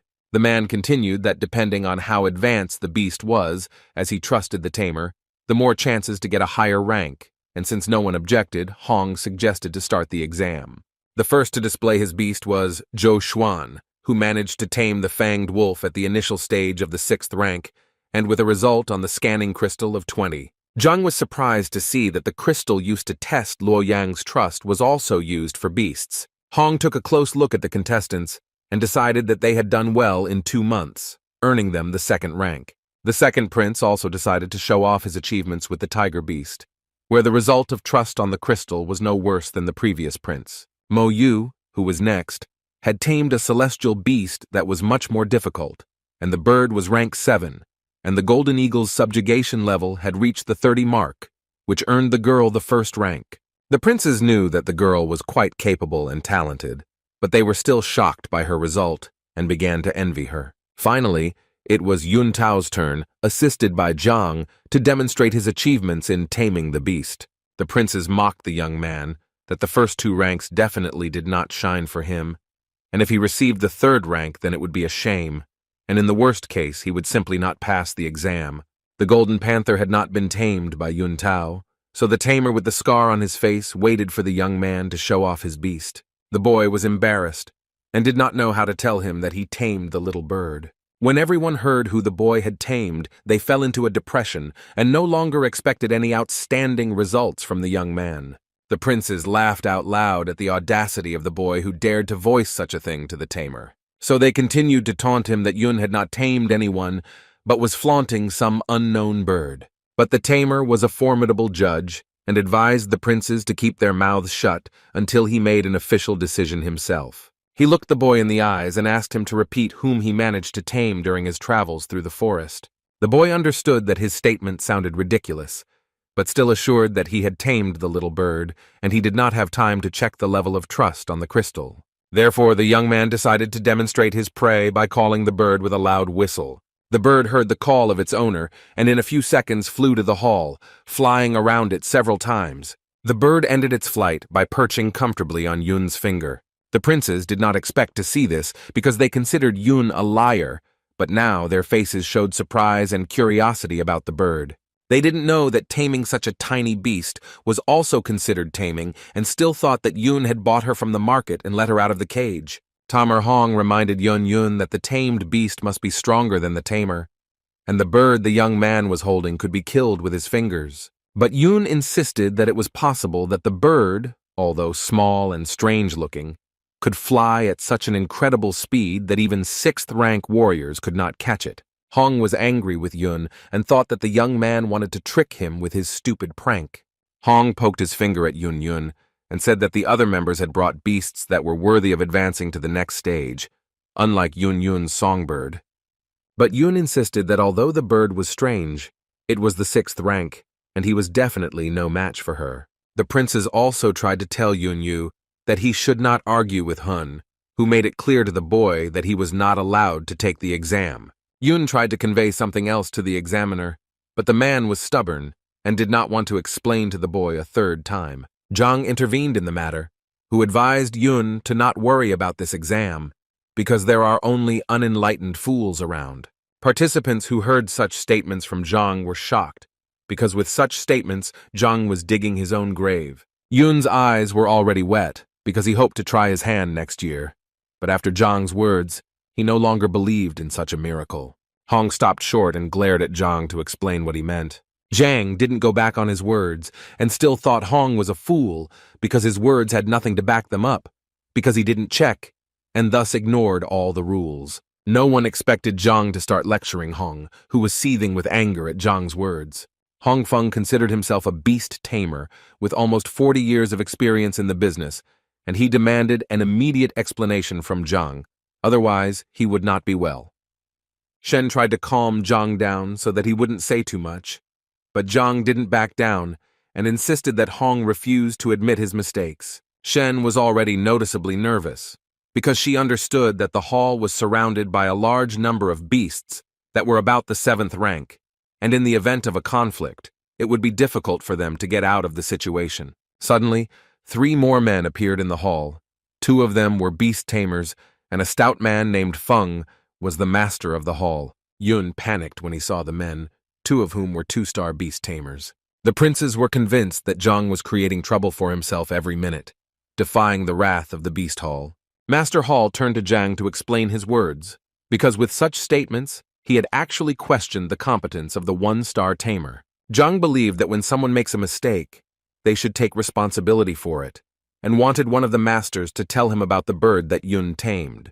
Hall Master carefully looked at the bird, which was sitting calmly in Yun's arms all this time, and assumed that it was an ordinary bone bird that was not worth attention. Hun agreed with the master, because he had come across a description of a similar bird in textbooks, where it was said that the bird has an additional bone on the back that supports the body. Another master explained that there are 3 feathers on the back that emit a characteristic sound during flight, and thus her melodious singing does not come from the throat, but from the feathers on the back. Zhang was still not convinced by the master's statements, so he waited for another explanation that could refute his claim. Hall Master assured Zhang that it was the bone bird, as she clearly had the same extra bone on her back. Then Zhang phrased the question differently, because everyone saw how the bird made several circles before landing. But did anyone present hear a sound during the flight? Hun agreed that the strange bird had indeed flown several times, but that it had done so almost silently. Zhang took the bird in his arms and began to carefully examine every detail. In particular, it had golden claws, and not 1 but 3 extra bones, and there were no feathers on its back that could make a sound. Then Master Zalu thought that if it was not a bone bird, then what kind of bird could it be in such a case? Zhang believed that an ancient beast, the lightning sparrow, was sitting on his hands. Everyone was stunned by how Zhang had focused on the ancient beast. Master Zalu knew that there were many different kinds of wild beasts, and they were the ones with one of the strongest bloodlines. But he was also convinced that it was an extinct species, so it was unlikely that Yun would catch such a rare beast. Hun repeated Master Hall's words and could not calm down, and believed that this was exactly the rare beast in question. The master, whose height was about 1 meter, was also convinced that most of these species had disappeared, and those that remained had most likely reached the level of spirit beasts. The princes still did not miss the opportunity to sneer at Yun and think that in that case their beasts were indeed primal beasts, but Zhang was completely indifferent to empty chatter.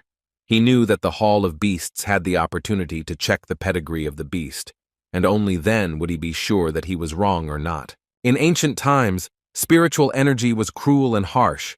It is far from now. If the strange bird is really an ancient beast, then only a drop of its blood can destroy the current ordinary beasts. Therefore, Master Zalu ordered to prepare a test animal in order to test the bird, and if it is confirmed, it will be a real sensation. In a few minutes, the master was brought an experimental rat, which only needed to taste a drop of the bird's blood. Zhang took the bird closer and extracted from it the very drop of blood necessary for the purity of the experiment. He gave it to a rat to try it, which at first did not understand anything, but in a few seconds its eyes were bloodshot. Thick foam came from its mouth, and the animal died. Master Zalu could not believe his eyes, because the experimental rat was immune to the ordinary blood of high-level beasts. Everyone was waiting for an explanation from Master Hall, but he had no choice but to confirm that the bird that Yun had caught was indeed an ancient beast. Yun was glad that Zhang had just saved him from an embarrassing failure, while the others were still trying to digest the information. Han became nervous and did not know what to do, because he had made a serious mistake. The princes also understood that they might be in trouble because of their inappropriate taunts towards the rare bird. Mo looked at Zhang and tried to figure out how he could understand what the one-star tamer couldn't. Hallmaster looks at the dead rat and realizes that the blood of ancient beasts is like boiling water, and ordinary beasts cannot withstand such a load. Zhang informed everyone that the ancient lightning sparrow has the ability to absorb lightning to awaken the bloodline, and after reaching the 7th rank, it can cause devastating damage. Now Zhang wanted to hear an explanation from Hong, who hastily fired Yun without checking and admitting his mistake.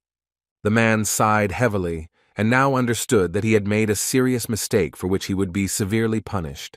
Zhang was confident in his knowledge, because on the way to the hall, he had stunned the bird and created a book about it in the library, so he put so much pressure on Hong, who did not want to admit his mistake. Master Zalu recognized the mistake and decided to give Yun one more chance to pass the exam, and as for Hong, he will be sent to the Beast Forest for 3 years.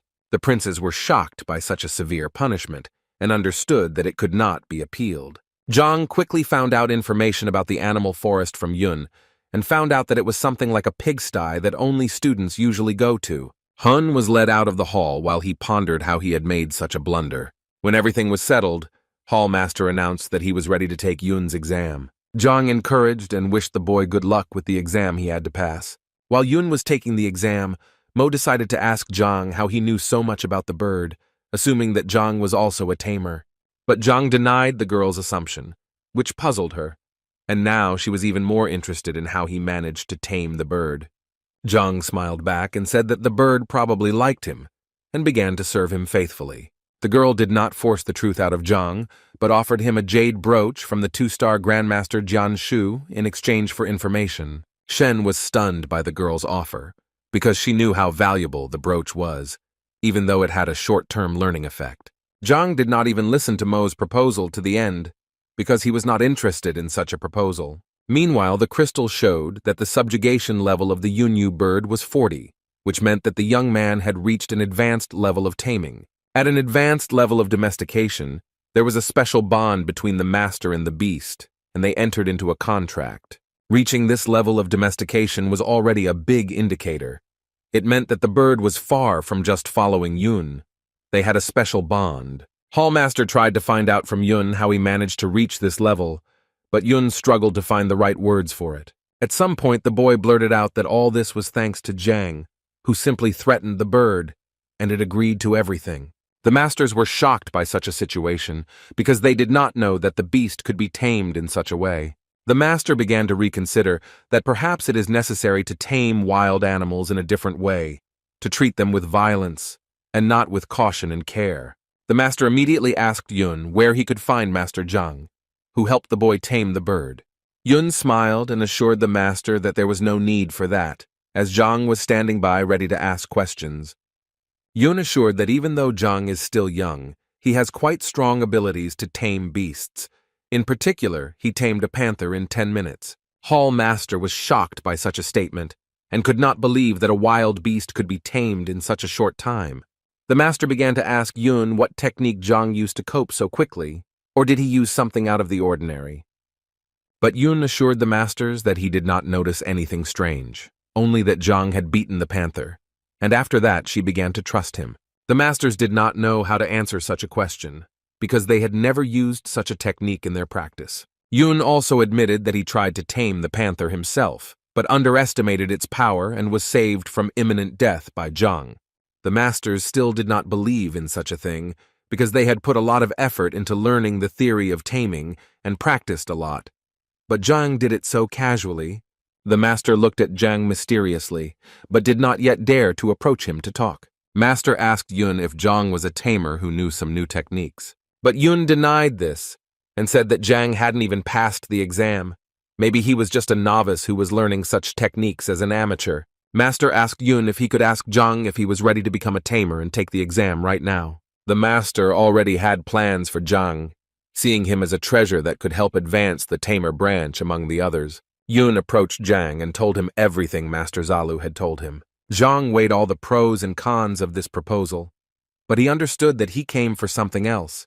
He was confused by the poison in his body, which could negatively affect his health at any moment. But Yun tried to convince Zhang that after passing the exam, Zhang would have many benefits, including choosing any beast for free. Zhang was fired up when he heard that after the exam, he would have the opportunity to choose a beast, and all for free. So Zhang decided to change his plans and try his best to pass the exam. Mo thought that Zhang was some kind of reckless fool who agreed to take the exam so quickly as if it were some kind of game. Shen also didn't know how to explain Zhang's behavior, but she hoped that he knew what he was doing. Master Zalu dared to speak to Zhang, telling in detail about all the advantages that await him. But to get all these advantages, Zhang will need to pass the exam, including the theoretical part. Before agreeing to the exam, Zhang asked if the master had any taming books so he could look at them. The master was surprised by Zhang's desire, but allowed him to use this opportunity because Zhang assured him that he was nervous and needed to read the literature. The hall master asked his colleague Liu to take him to the library so that Zhang could look through the necessary books. The princes also did not understand Zhang's desire and thought that he was obsessed and would not pass the exam. Shen tried to figure out what Zhang was up to, because she had already witnessed a similar situation and assumed that Zhang had a photographic memory. When Zhang got to the library, he couldn't believe what volumes he needed to look through. In order to understand all the information in the library, Zhang will need at least 3 days, and this is provided that he does not lose his mind. Zhang tried to come up with a plan that would allow him to get the information he needed as quickly as possible and combine it into one book in the library. Zhang understood that he could get information by just touching an inanimate object, so he assumed that this could be done with bookshelves. When he opened the book, he saw how the information was extremely structured, but not about the animals, but about the material from which the cabinet was made. Zhang got angry and threw the book at his feet, because it was not what he needed. Zhang sat down by the wall to make notes on how he could solve this problem in a short time and pass the exam. It occurred to him to try to touch the books, and perhaps in this way he might find out something about taming. He stood up and walked over to the first bookshelf, hoping that this time he would succeed, and Zhang finally got the desired result. At this rate of reading books, he managed to absorb large amounts of information. Meanwhile, Master Hall together with Master Feng were preparing for Zhang a list of questions to which clear answers had to be given. Hall Master was convinced that Zhang was extremely skilled because he was able to recognize the ancient lightning sparrow, so the man did not want to miss out on Zhang's talent. The master would also benefit from the fact that if Zhang successfully passes the exam, then perhaps the master will be promoted to 3 stars. Master Feng said that he watched Zhang for a while he was in the library and noticed that he was darting from shelf to shelf very quickly. Master Zalu was very surprised at this level of training because he had never seen or heard anything like it. The master was also concerned that Zhang would not cause mischief in the library because valuable tomes were kept there. But the master did not have time to reach the library because Zhang had already finished his training and was ready to take the exam. The princes understood that Zhang had received a special honor because he did not pass the apprentice exam and was immediately admitted to the tamer exam. Even Mo had not received such an honor. Zhang looked a bit tired after several hours of tossing around the library, and Yun suggested that he rest if he wasn't ready yet.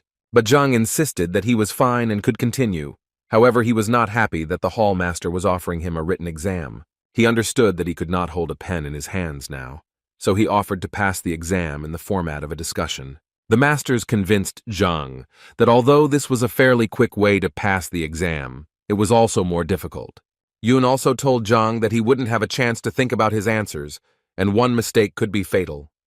Master Zalu also explained to Zhang all the risks of this format, because thoughts and answers must be clear and understandable without the right to correction. Zhang grew even more tired of this chatter, but assured that he understood all the risks that lay ahead of him, but this format was the most convenient for him. Then the master did not contradict Zhang, and since he clearly understood all the consequences, he decided to give Zhang an oral exam.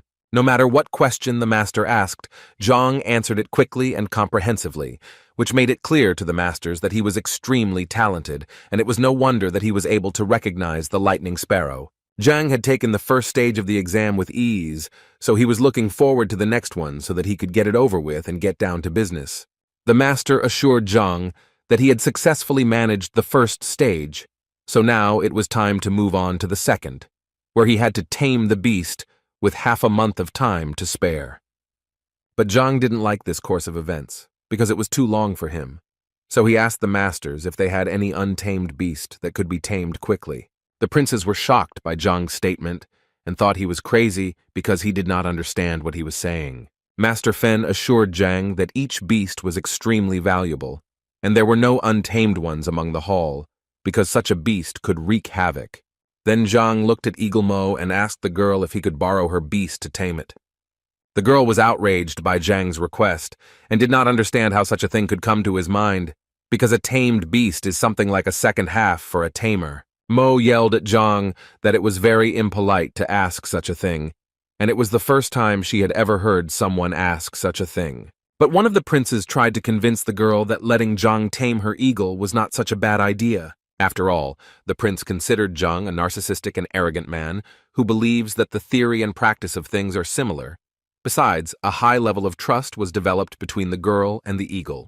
Another prince was convinced that Zhang should be taught a lesson not to be so arrogant, because even experienced masters are not capable of such things. Mo thought that it was almost impossible to tame a tamed beast, so this was a good opportunity to look at Zhang's methods. Therefore, she agreed to this adventure and gave permission for taming, and if Zhang succeeds, he can keep the eagle for himself. Zhang asked the masters if he would be credited for the exam if he did tame Eagle Mo, and the masters assured him that this would allow him to pass the exam. Mo wanted to say something to Zhang about what she would do to him if he failed to tame Eagle, but Zhang didn't listen to her because he was busy with Eagle. Zhang told Oral that he was not willing to mess with him for long, because his mistress had borrowed Oral for an exam, and Zhang hoped to resolve the matter as soon as possible. Zhang assured Oral that if he obeyed him, Zhang would help Oral break through to the next rank.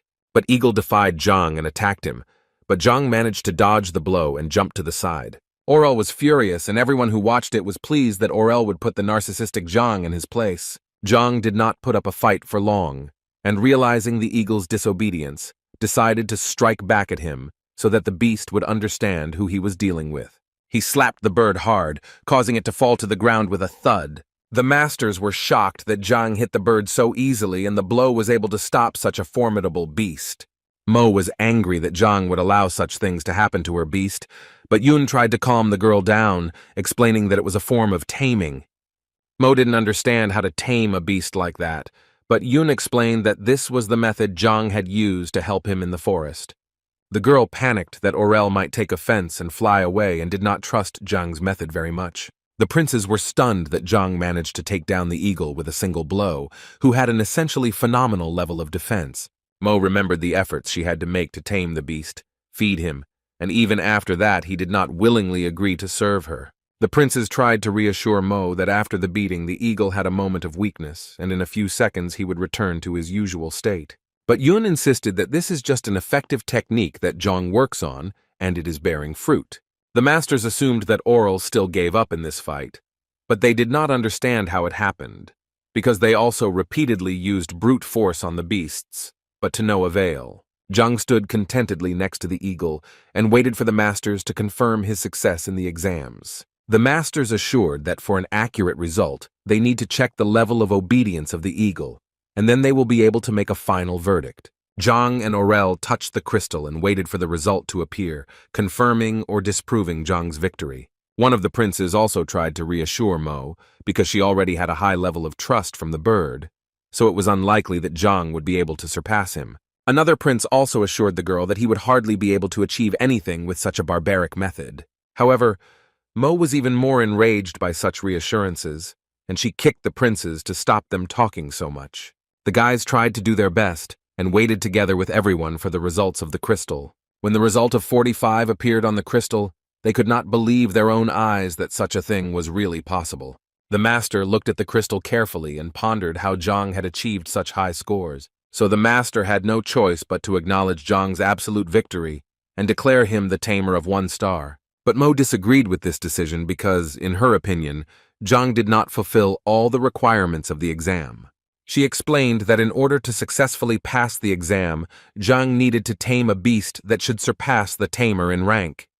Although Zhang managed to tame the eagle, but the bird was definitely not up to Zhang's level, which is why he was able to achieve his desired result so easily. The master agreed with the girl's words, and the man wondered whether in such a case it is really possible to credit Zhang with the result. Zhang resented that he was not considered a tamer, since he had done everything the hall master asked him to do. But Mo insisted. She believed that the eagle should be a higher rank than Zhang, so the fact that he had tamed him could just be considered a gift. Zhang was not confused, looked at the eagle and told him that now it was his turn to show his strength. The eagle wrapped its wings. A strong wind blew around, and the bird began to make a breakthrough.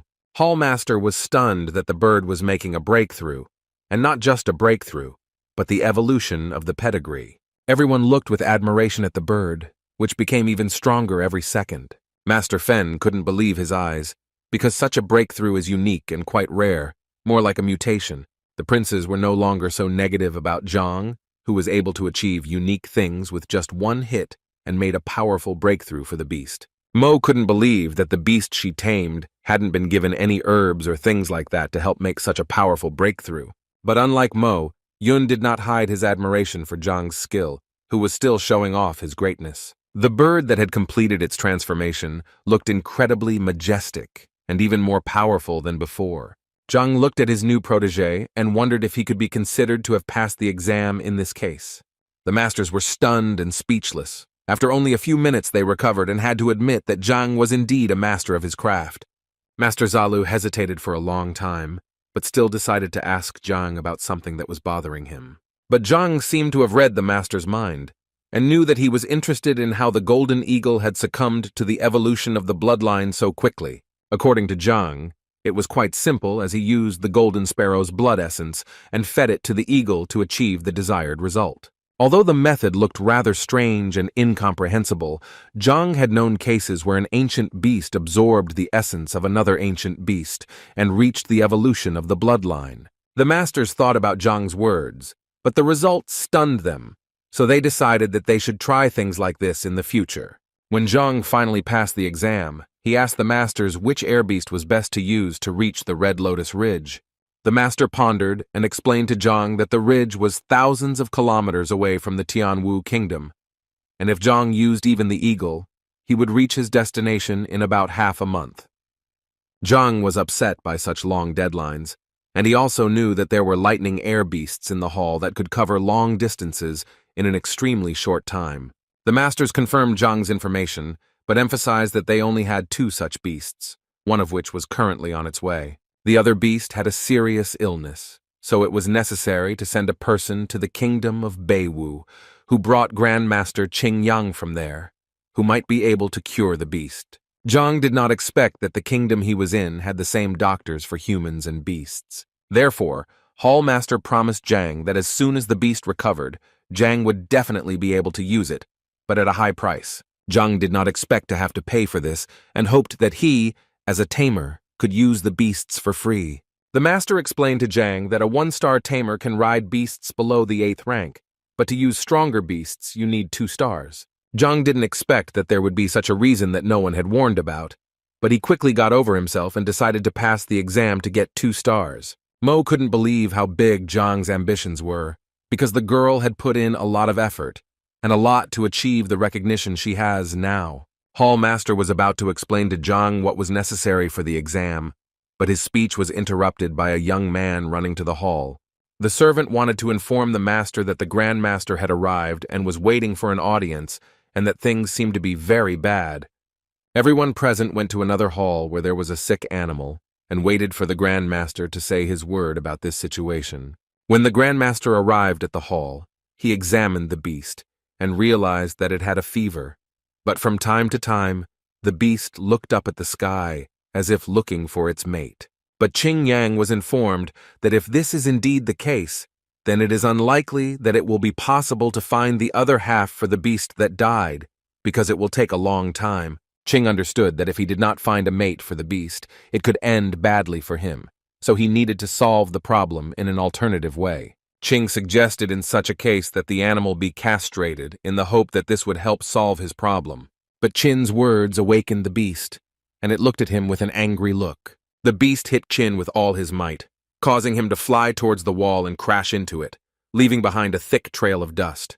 Hallmaster still hoped that Chin had a solution to this problem, as the beast needed to be rescued immediately. Jang cautiously approached the infirm beast and scoffed at Ching's treatment methods. Ching was furious when he heard Zhang dismiss his offer and waited for Zhang to offer some other options. Zhang believed that when it came to the doctor who was called to help the beast, some experienced man would come, but in reality the opposite is true. Therefore, Zhang was categorically against Ching's recommendations, because after doing so, the beast would surely die. Ching was very nervous and angry that his experience and words were being questioned by some unknown man. Zhang didn't care what Ching thought of him, because he was more concerned about the beast, who by the way was also undergoing the bloodline evolution. The masters were stunned by Zhang's statement, as they had not yet departed from the previous evolution, and now another one awaited them. Zhang picked up the beast's paw and explained that usually such beasts have a thick layer of flesh covering the claws, which should be greenish gold, but now they are pale. The signs listed by Zhang were direct evidence of evolution, but why and how the beast does this Zhang did not know. Master Fen assumed that this was due to the recent trip in which the beast participated. Ching was indignant at Zhang's statement and argued that he knows and understands everything perfectly. But if the beast underwent evolution, then why is it suffering so much? It occurred to Zhang that the yin and yang energies in the beast's body had clashed due to the medicine, and he was also angered by the statement about castration. Yan tried to justify himself to the hall master, but it seems that he did not listen to him anymore and was waiting for Zhang's offer to treat the beast. Seeing Zhang's knowledge, Hallmaster was convinced that he was capable of healing the poor beast. Zhang assured that as long as the male yang energy was moving in the beast's body, everything was fine, but Zhang needed an alchemist. Yun pointed a finger at Mo and said that she was a professional alchemist, and the girl in turn promised to do her best. Zhang asked the girl if she knew how to create the pills needed to heal the beast. The girl was indignant at Zhang's question, because she was an alchemist of 1 star, and it was certain that she could create pills. Zhang apologized to the girl, because he didn't want to offend Mo with his question. He just assumed that she passed the exam with the help of discussion. But Mo still didn't understand what Zhang was getting at, because the people who pass the exam thanks to the discussion have an extraordinary level of knowledge in the field of alchemy, and they can also create pills. Zhang pointed at himself and told Mo that he too was gifted with extraordinary talent and had passed the discussion exam, but he couldn't create pills. The girl was already losing faith in her strength and capabilities, because Zhang appeared so suddenly and every time flaunted his knowledge, preventing the girl from showing herself. Zhang asked the hall master to prepare for him a list of the necessary herbs to prepare the healing pill. Mo, who was listening attentively to what Zhang was dictating, was putting together a puzzle in her head about the pill that the man wanted to prepare. She realized that Zhang had decided to prepare the burning sun pill and became nervous about it. Zhang confirmed the girl's assumption, but she assured him that such a pill was prepared by the masters of 2 stars, and she was only an alchemist of 1 star. Zhang reassured the girl that he would give her instructions, and if she knew how to use the cauldron and control the temperature, everything would be quite simple. But this did not reassure the girl, because controlling several processes at the same time is not simple arithmetic, so the girl could not understand where Zhang had so much confidence. Zhang then told Mo that if she wasn't confident in her abilities, it would be better to find a skilled alchemist who could do it. The girl was touched by these words, and her anger pushed her to agree to such an adventure, but she did not believe in ultimate success. The couple agreed between themselves that Zhang would give instructions that should be strictly followed and not contradicted. In a few minutes, everything was ready and the girl started to light a fire to prepare medicine. No one believed in the success of these two, and each of the observers considered the worst scenario of the development of events. Especially Hong. He thought it was complete nonsense that a 1-star alchemist would follow the instructions of an unknown man. But while everything was going according to plan, Zhang gave Mo clear instructions in which order she should add the ingredients, and the girl obeyed him. Zhang asked Mo to use the 1,000 illusory clouds technique to add the main component of the burning sun herb. The girl was now apprehensive about Zhang's recommendation, because if she made a mistake even for a fraction of a second, then everything would go to pieces. Although there was no reason to panic, half the process was over, and there were no signs of instability. But for a split second, Mo still panicked and her movements became chaotic. The cauldron started bubbling and Hoon panicked that it would explode and harm everyone around. Everyone held their breath and were confused in anticipation of the worst possible development. For a hallmaster, a cauldron explosion is the worst thing that can happen, because at the moment of the explosion, all the healing herbs in the cauldron are destroyed, and people around can be seriously injured. Zhang tried to calm Mo, who was very nervous, but if she left the cauldron now, the situation would definitely get worse. Although the girl was not very amenable to Zhang's reassurance, and was getting more and more nervous with each passing second, so Zhang wondered if he had done the right thing by choosing her as an alchemist. The girl was very angry and shouted at Zhang, but she was not going to leave the cauldron and was still waiting for Zhang's instructions. Zhang marveled at Mo's nervous system, but continued to instruct her and told her which ingredients should be thrown into the cauldron next. But the girl was shocked when she heard that she had to throw the sun leaf and the sun whip at the same time. She thought that Zhang wanted to finish her off. Zhang insisted that she not go against his instructions and do as he says, so despite her fear, the girl listened to Zhang. The situation became more and more dangerous, because the cauldron began to boil even more and could explode at any moment. Although everyone was panicking, Zhang remained calm and continued to instruct the girl to add more fire to the cauldron. The girl did as Zhang said without any objection, and hoped that he knew what he was saying. In an instant, the cauldron became uncontrollable and exploded with insane force, blowing everything around. The masters and princes tried to hide from the fiery debris that flew in their direction, and took care of Mo, who did not have time to dodge. The girl sat in the middle of the flames, covering herself with her hands, not knowing whether she had survived or whether it was already the end. But when she opened her eyes, she saw that Zhang was sitting in front of her, who had protected her. The girl did not expect that Zhang would show such bravery to protect her. When the flames died down and the smoke cleared, everyone saw that Zhang and Mo were all right. Hallmaster was glad that everyone was alive and assured that he did not expect any extraordinary results from the preparation of the pill, so he would involve other alchemists. The princes ran to Mo and accused Zhang that because of his arrogance, he could destroy the poor woman. But Mo was angry that she failed to make the pill because of her mistake and wanted to try again. The girl stood up, shook off the dirt, and thanked Zhang for saving her life. But Zhang told Mo that she was wrong. He stood in front of her just to catch the ready pill. When Mo saw the finished pill in Zhang's hand, she couldn't believe her eyes that she had managed to create it. The princes also did not believe that the pill was still lucky to be created, despite the fact that the cauldron broke into pieces. The masters also couldn't figure out how Zhang still achieved the desired result, because the explosion of the cauldron meant that the pill didn't work. But Zhang explained that the cauldron is only a tool for making the pill. It may not remain whole. According to Zhang, who was standing bare-backed, the explosion was caused by Mo's untimely addition of the medicinal herb, which led to an explosive reaction. Therefore, Zhang explained that he stepped in front of Mo in order to protect the finished product, not to protect Mo. But Mo insisted that she was a person of honor, and Zhang could forgive her in exchange for anything. Zhang was happy that he had an opportunity and rushed to get closer to Mo, but she stopped him and asked him not to come closer. Yun held the spare clothes in his hands and explained to Zhang that the part of his body behind was naked and he should change. While Zhang was changing his clothes, he asked that the pill be dissolved in water and given to the beast that had moved from the 8th rank to the highest rank. Mo tried to find out from Zhang how he realized that the pill could be completed even after the explosion.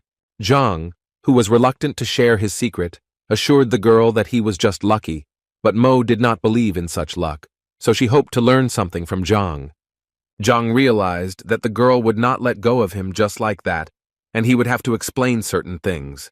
The girl looked into Zhang's eyes and waited patiently for him to finally explain something to her.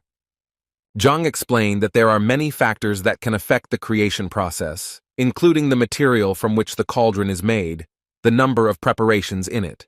Based on this knowledge, Zhang set out to calculate the process of creating a pill and achieve the desired result. Mo thought that Zhang knew some incredible technique, but he actually talked about simple things that should always be taken into account. Zhang hoped that the girl didn't have any more questions, but she wouldn't let him go so quickly, and heard that he was going to find the poison temple. It seemed to Zhang that the girl knew where this temple was, so he continued to listen to her with interest. Mo assured her that no one knew where the temple was, but the girl knew the dangers on the way to it, so she assumed that Zhang would need help.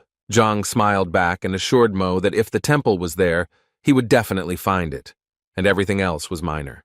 But Mo insisted on her help, so she wanted to keep Zhang company during the adventure.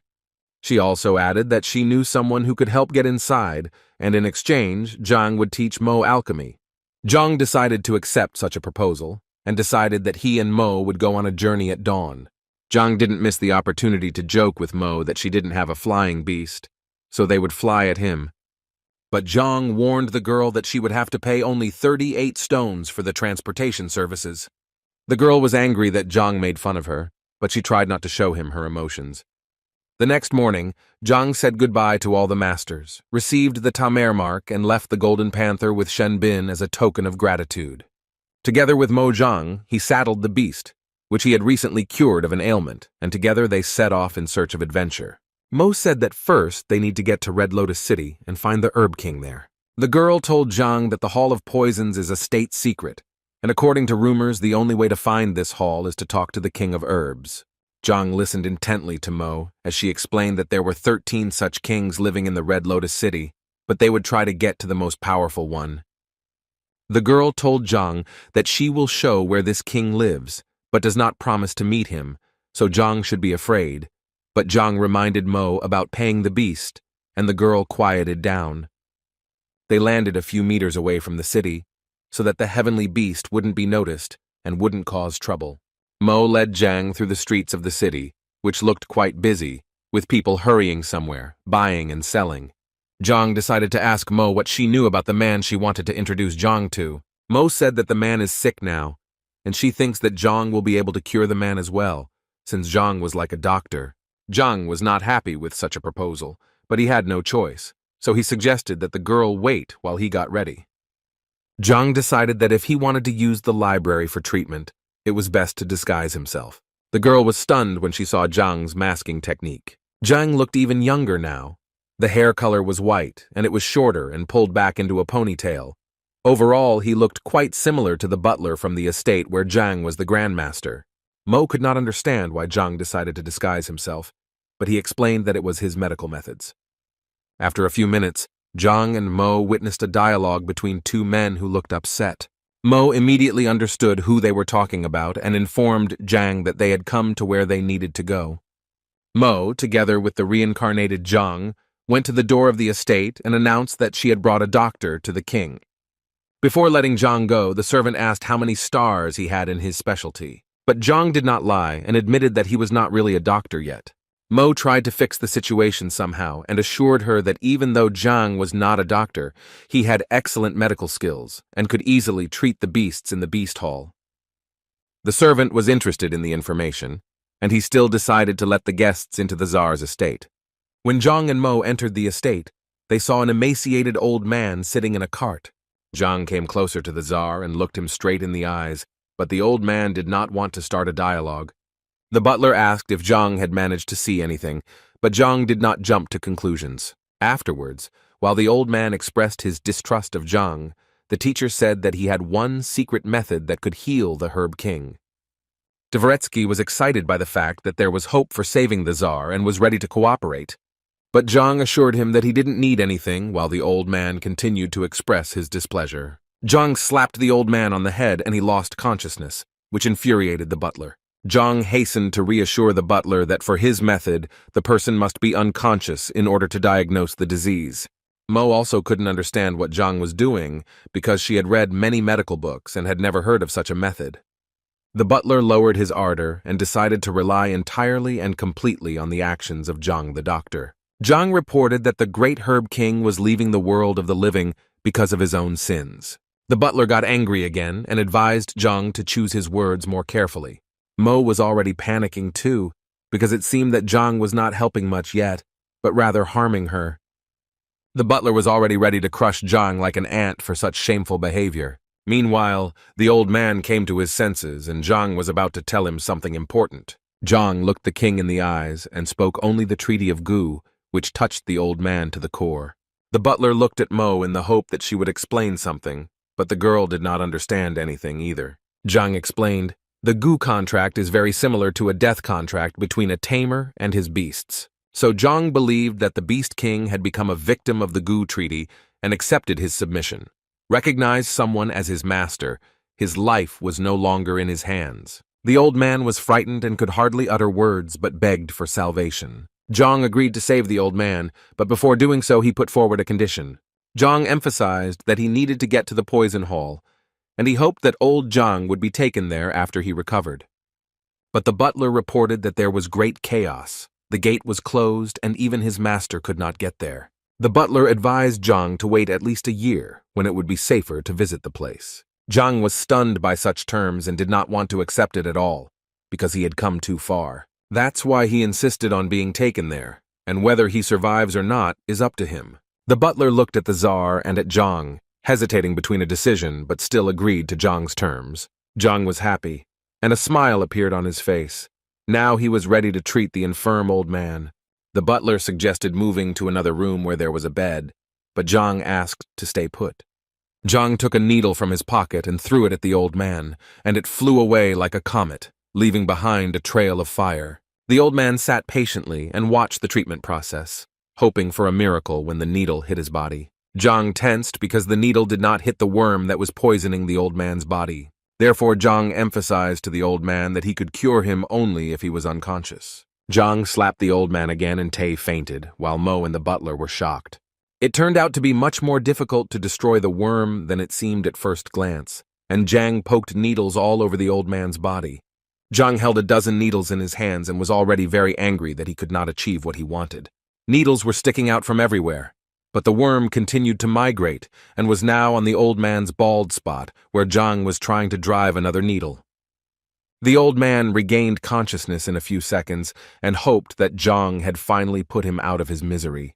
Zhang slapped the old man again, so that he lost consciousness again, and ordered the butler that as soon as the old man regained consciousness, he should be silenced. While Zhang was freaking out that he couldn't finish off the worm, Mo advised him to use soul-numb powder, which allows you to put a person into an unconscious state without harming the body.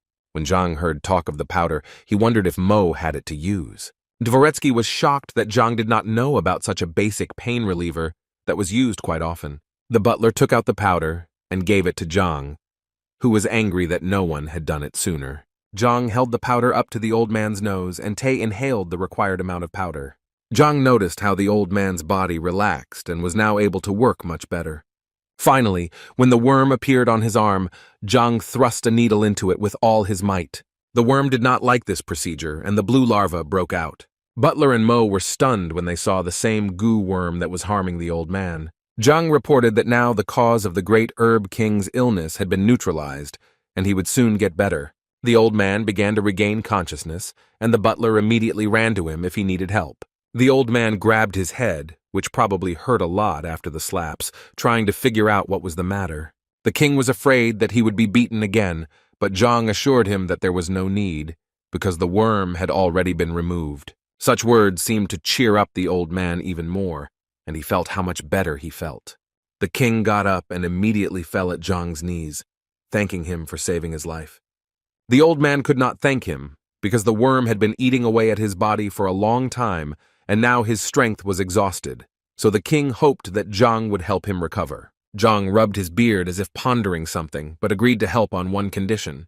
The old man did not allow Zhang to negotiate a condition, saying that he himself understands everything perfectly. The Tsar took the slap of his head with a full swing and leaned back on the floor, which surprised those present. Zhang was disappointed that the old man had fooled himself, because now he had no one to negotiate payment with. Dvoretsky apologized for the old man's behavior and assured Zhang that he could confidently voice all suggestions. Then Zhang decided that he wanted a similar powder for himself, but for a long time he could not figure out the amount. Still, when 10 servings would be enough for Zhang, the butler wondered why it was for Zhang if such things were sold in the market for pennies. Zhang decided to change his mind quickly and asked the butler if there were any books on the 8th rank, the more the better.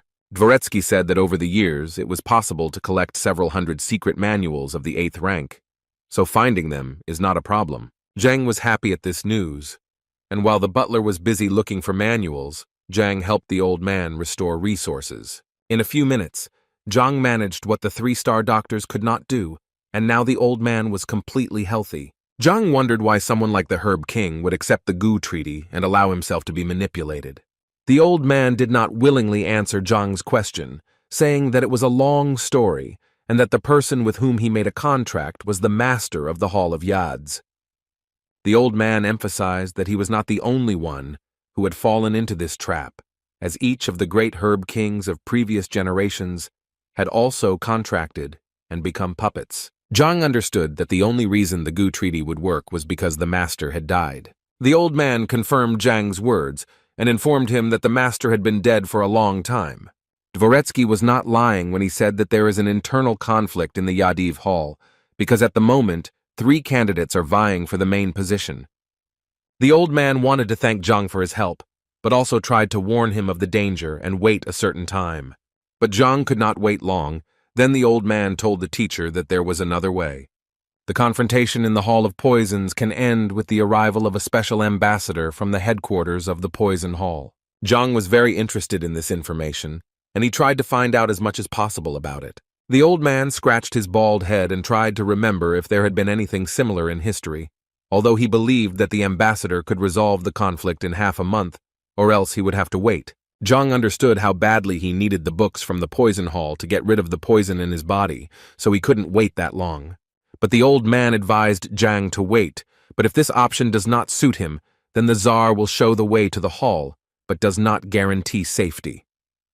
Zhang paused for a few seconds to think and weigh all the risks that awaited him. Still, he decided to set off after the Tsar had finished collecting the books on the 8th rank. In his 3 days at the Emperor's manor, Zhang had been able to show Mo several alchemy techniques and was half a step away from rank 8, and now he wanted to go to the Poison Hall. Zhang also came up with a plan that allowed him to play big, so he decided to use the idea of a headquarters. The old man was surprised at such an idea and warned Zhang that if the headquarters really sent someone, then the teacher would have problems. But Zhang assured that he had thought everything through, and instead of waiting for an ambassador who might not even come, it is better to become this ambassador. The Herb King looked at his butler, who was no less surprised than his master. It seemed pretty simple to Zhang, because no one had seen an ambassador before anyway, so no one would say that Zhang wasn't a real ambassador. The old man was shocked with every word Zhang said, because Zhang's idea was even more dangerous than a simple visit to the hall. But Zhang reminded the old man that he had given him a promise, and besides, the old man did not have to enter the middle of the hall. The old man was torn between the choice, because Zhang had indeed saved him, and now he needed to be thanked for it. So the men set off. On the way to the hall, through eerie routes, Zhang and the Tsar came across wetworms, which were a curse to this area, but their corpses had many useful substances for medicinal herbs. And the old man also told Zhang that there is a volcano under the Red Lotus Ridge, which is capable of heating the surface, which is why there is no greenery in the region, and a poisonous fog creeps tens of meters high. Zhang now understood why no one could find the Poison Hall, and why many doubted its existence. After a few minutes, the Grass King and Zhang finally came to the cave, at the entrance of which was a huge spider. The old man asked Zhang again if he had changed his mind about entering the hall as an ambassador, but Zhang did not give up on his idea. Zhang advised the old man to stick to the version that they met by chance on the way to the hall. The old man tried to go through all the options that could indicate them and asked Zhang what he knew about poisons. With a smile on his face, Zhang assured the old man that he had learned about the Poison Hall 6 months ago. The old man did not understand what Zhang said at first, but when the meaning of the words came to him, he hoped that Zhang was joking. Zhang decided that there was no use in just standing and thinking, so he set off in the direction of the hall. At the entrance, Zhang and the Tsar were met by 2 men who immediately inquired about the purpose of the visit. The Herb King immediately recognized the men as Poison Masters Zhou and Liu and greeted them. The masters immediately noticed that the Poison Master had brought an outsider with him. One of the masters approached Zhang closer, handing him a bag of poison, which he offered to try voluntarily. The Herb King wanted to assure the masters that this was the ambassador, but he did not have time to do so because Zhang kicked the insolent master. The second master was confused by such an action and was already ready to attack in return, but Zhang tried to calm the master because he emphasized that he was an ambassador and should be met by the elders with all honors. Suddenly, a man came out of the hall and advised everyone to calm down and explain what was happening. The master explained to Elder Black Eyes that the Herb King had come with an ambassador sent from the main poison hall. Black Eye looked at Zhang and said that the ambassadors are divided into red, white, gold, and green, so the elder was wondering what kind of Zhang. The Herb King had no idea of such a division, and when he heard about it, he began to panic that they would be exposed. Zhang asked Black Eyes if he was the deputy hall master and advised him not to talk nonsense. Zhang decided to read off Black Eyes, emphasizing that the previous ambassadors were extremely kind, and because of that, everyone here relaxed. The elder decided that it was necessary to somehow correct the situation and ordered to immediately call the deputies of the poison master. In a few minutes, Zhang was greeted by 3 deputies who showed at least a drop of hospitality. Liao Xun, one of the deputies, decided to ask Zhang about the possession of the golden poison heart brooch as required by the rules. Zhang understood that if he admitted that he did not have such a brooch, then everything would go to pieces, so he decided to bluff and inquired whether the porters were worthy to see the brooch.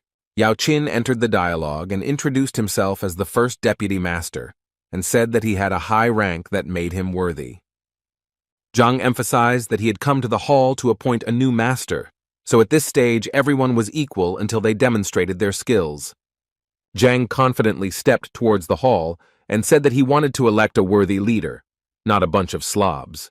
Zhang wanted each of the deputies to prepare the poison, and he would watch the process, and the one who successfully completed the task would be able to see the brooch and become the master of the poison hall. Otherwise, Zhang threatened to destroy the place to the ground, because there is no point in wasting money on the worthless. The Herb King silently admired Zhang's ability to deflect any suspicions. But the old man was aware that Zhang was going to test the 3 deputies, and for that he needed to know a lot about poisons, and if he couldn't do the test, all the plans would fail.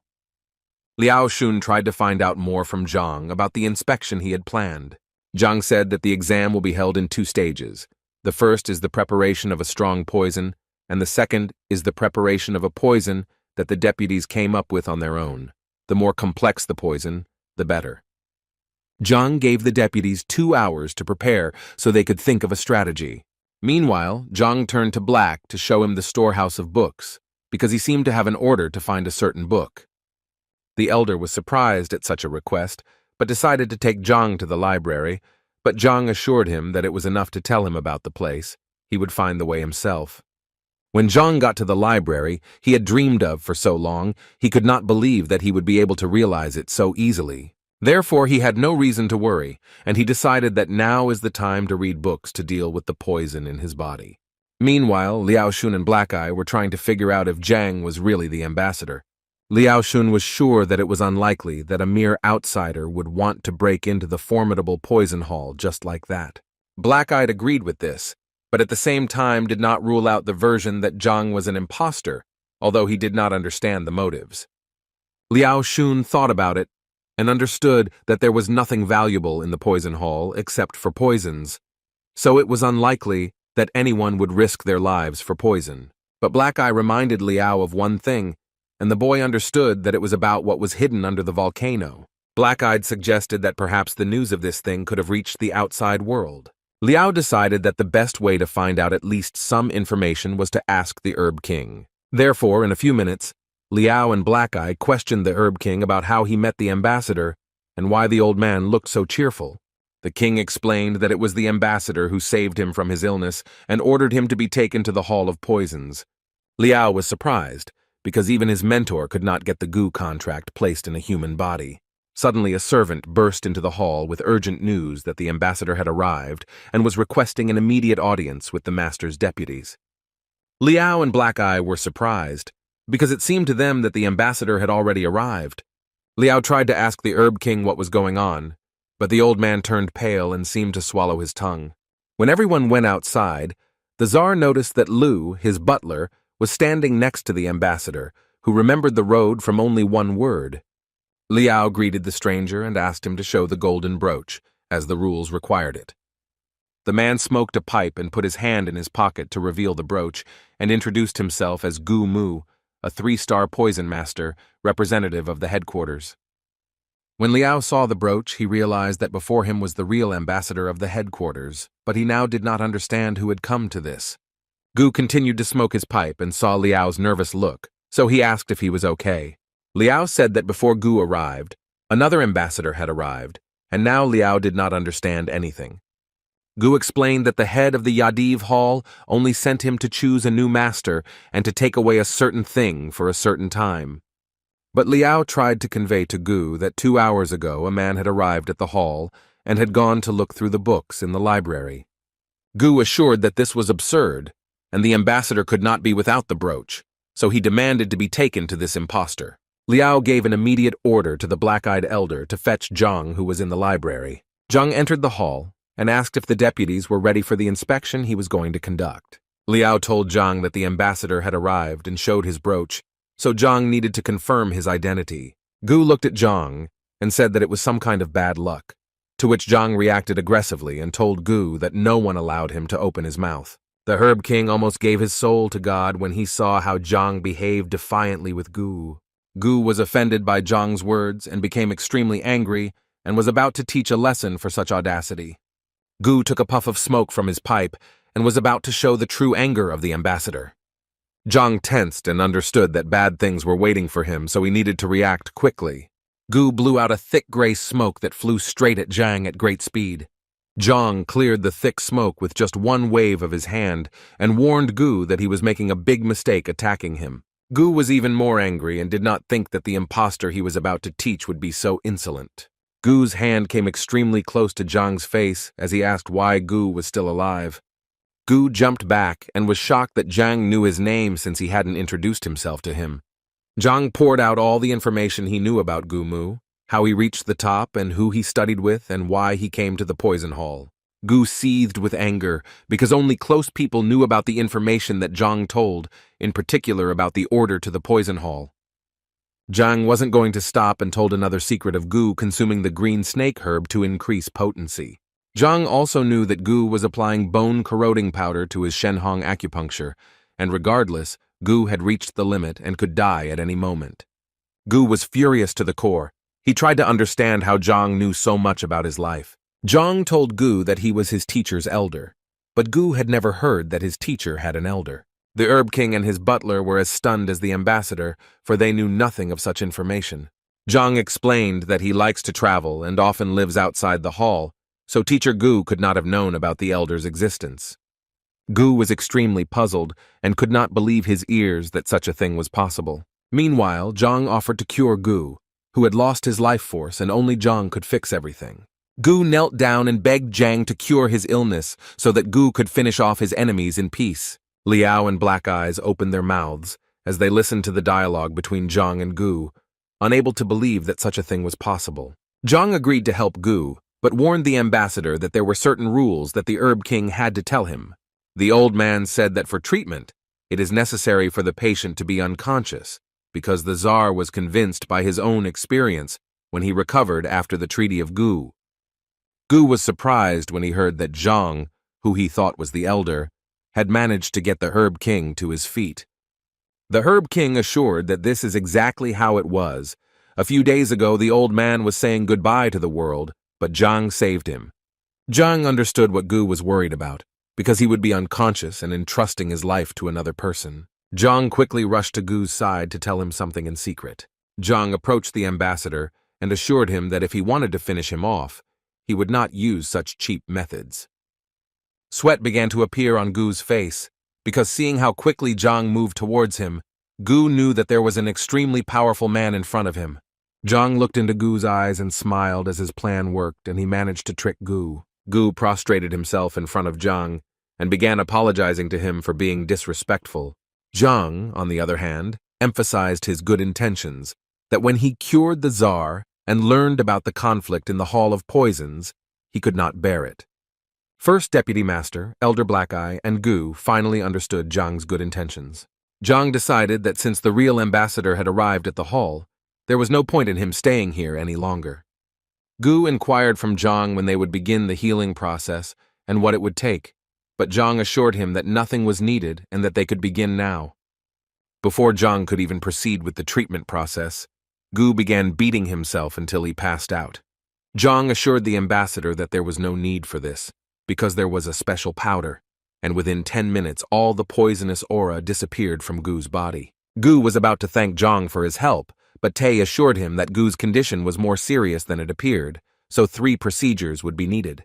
Zhang was glad that now the ambassador is in a state of shock, so he is safe for now, and Zhang has time to analyze the knowledge from the library. Gu admitted that the fact that the headquarters had sent him to appoint a new master was just an excuse, as Gu had come to collect the crimson flame lotus seed that had ripened. It was known to Gu that the lotus grows in the depths of a volcano and absorbs the power of the earth's bowels for its growth.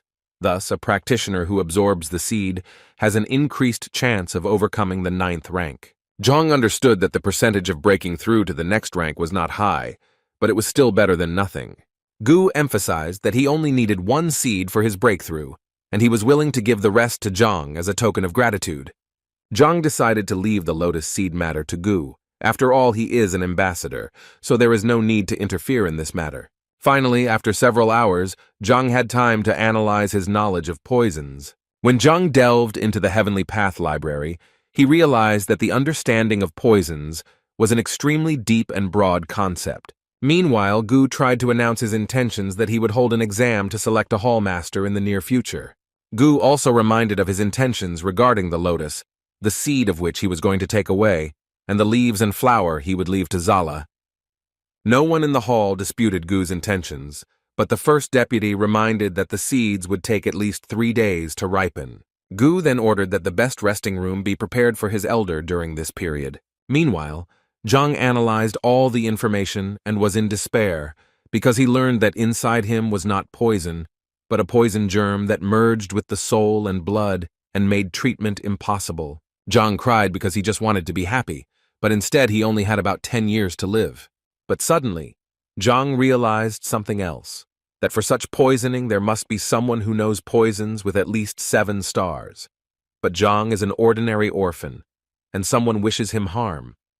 Zhang did not give up hope that there must be some solution to this problem, and that perhaps the poison is simply not studied enough. Therefore, Zhang decided to call Gumu into his room, who knew more about poisons. Zhang asked Gumu if he had ever heard anything about the innate poison germ. Gumu knew something about it, specifically that it was a lethal poison that implanted itself in a woman's womb and fused with the fetus. Gumu assured Zhang that it was almost impossible to cure this poison, and Zhang wondered why almost. Gu had heard rumors that Heavenly Kun suffered from an innate poison seed. No one knew how he got rid of it, but he lived to be 10,000 years old. Zhang remembered how Huang Yu had once talked about Heavenly Kun, but Zhang had not expected such a majestic person to suffer from such a poison. Gu stressed that it was just a legend spread among civilians. If Zhang wanted to know more about it, it would be best to visit the Grandmaster's tent. Zhang decided to change the subject until Gu started asking him too many questions and inquired about how things were going in the hall. After several rounds of exams, Gu decided to appoint Liao Shun as the new hall master, and tomorrow it would be possible to go for the lotus seed. The next day, Gu, Zhang, and the new hall master Liao Shun descended into the volcano dungeon. When the branch was built, the formation master suggested building a formation to wall off the volcano and collect the underground flames to feed the lotus. A huge red lotus was growing right in the center of the volcano, and thanks to the lava, it seemed impregnable. All 3 men puzzled over how to reach the lotus to collect the seeds. Liao said that his teacher, when he saw that the lotus was nearing maturity, burned himself to death trying to harvest it. Gu knew that the lotus seed matured once every century, and each time someone managed to harvest it. So why couldn't the master do it? Liao said that they had one way, but they no longer use it. Liao bent down to pick up a pebble and threw it into the mouth of the volcano, surprising Zhang and Gu. When the pebble bubbled into the lava, a huge red beast broke out from its depths. Gu immediately recognized the lava beast that had been reported to the main hall more than once. The lava beast had a unique scale around its body that gave it resistance to high temperatures and allowed it to live in lava. Liao explained that he doesn't know when or where the beast came from, but it carefully guards the lotus and attacks everyone. Gu understood that even though the beast had reached the peak of the 9th rank, just like the man himself, it was risky to fight him in the ranks, so Gu suggested using poison. Liao said that none of the poisons would be able to withstand the high temperature, and until the beast was tamed, there would be no other choice. Liao didn't want to invite tamers to the hall either because it could cause unnecessary problems. Zhang thought about it and thought that he might be able to help solve this issue. Zhang said that it was only a small beast, which was a certain thing that was not his level. But Zhang was actually aware that the beast was quite powerful, and if he met one somewhere in the field, he would run away from it in an instant. Zhang explained to Gu and Liao that it was not easy to find a beast that had reached the 9th rank, so it would be a shame to kill it.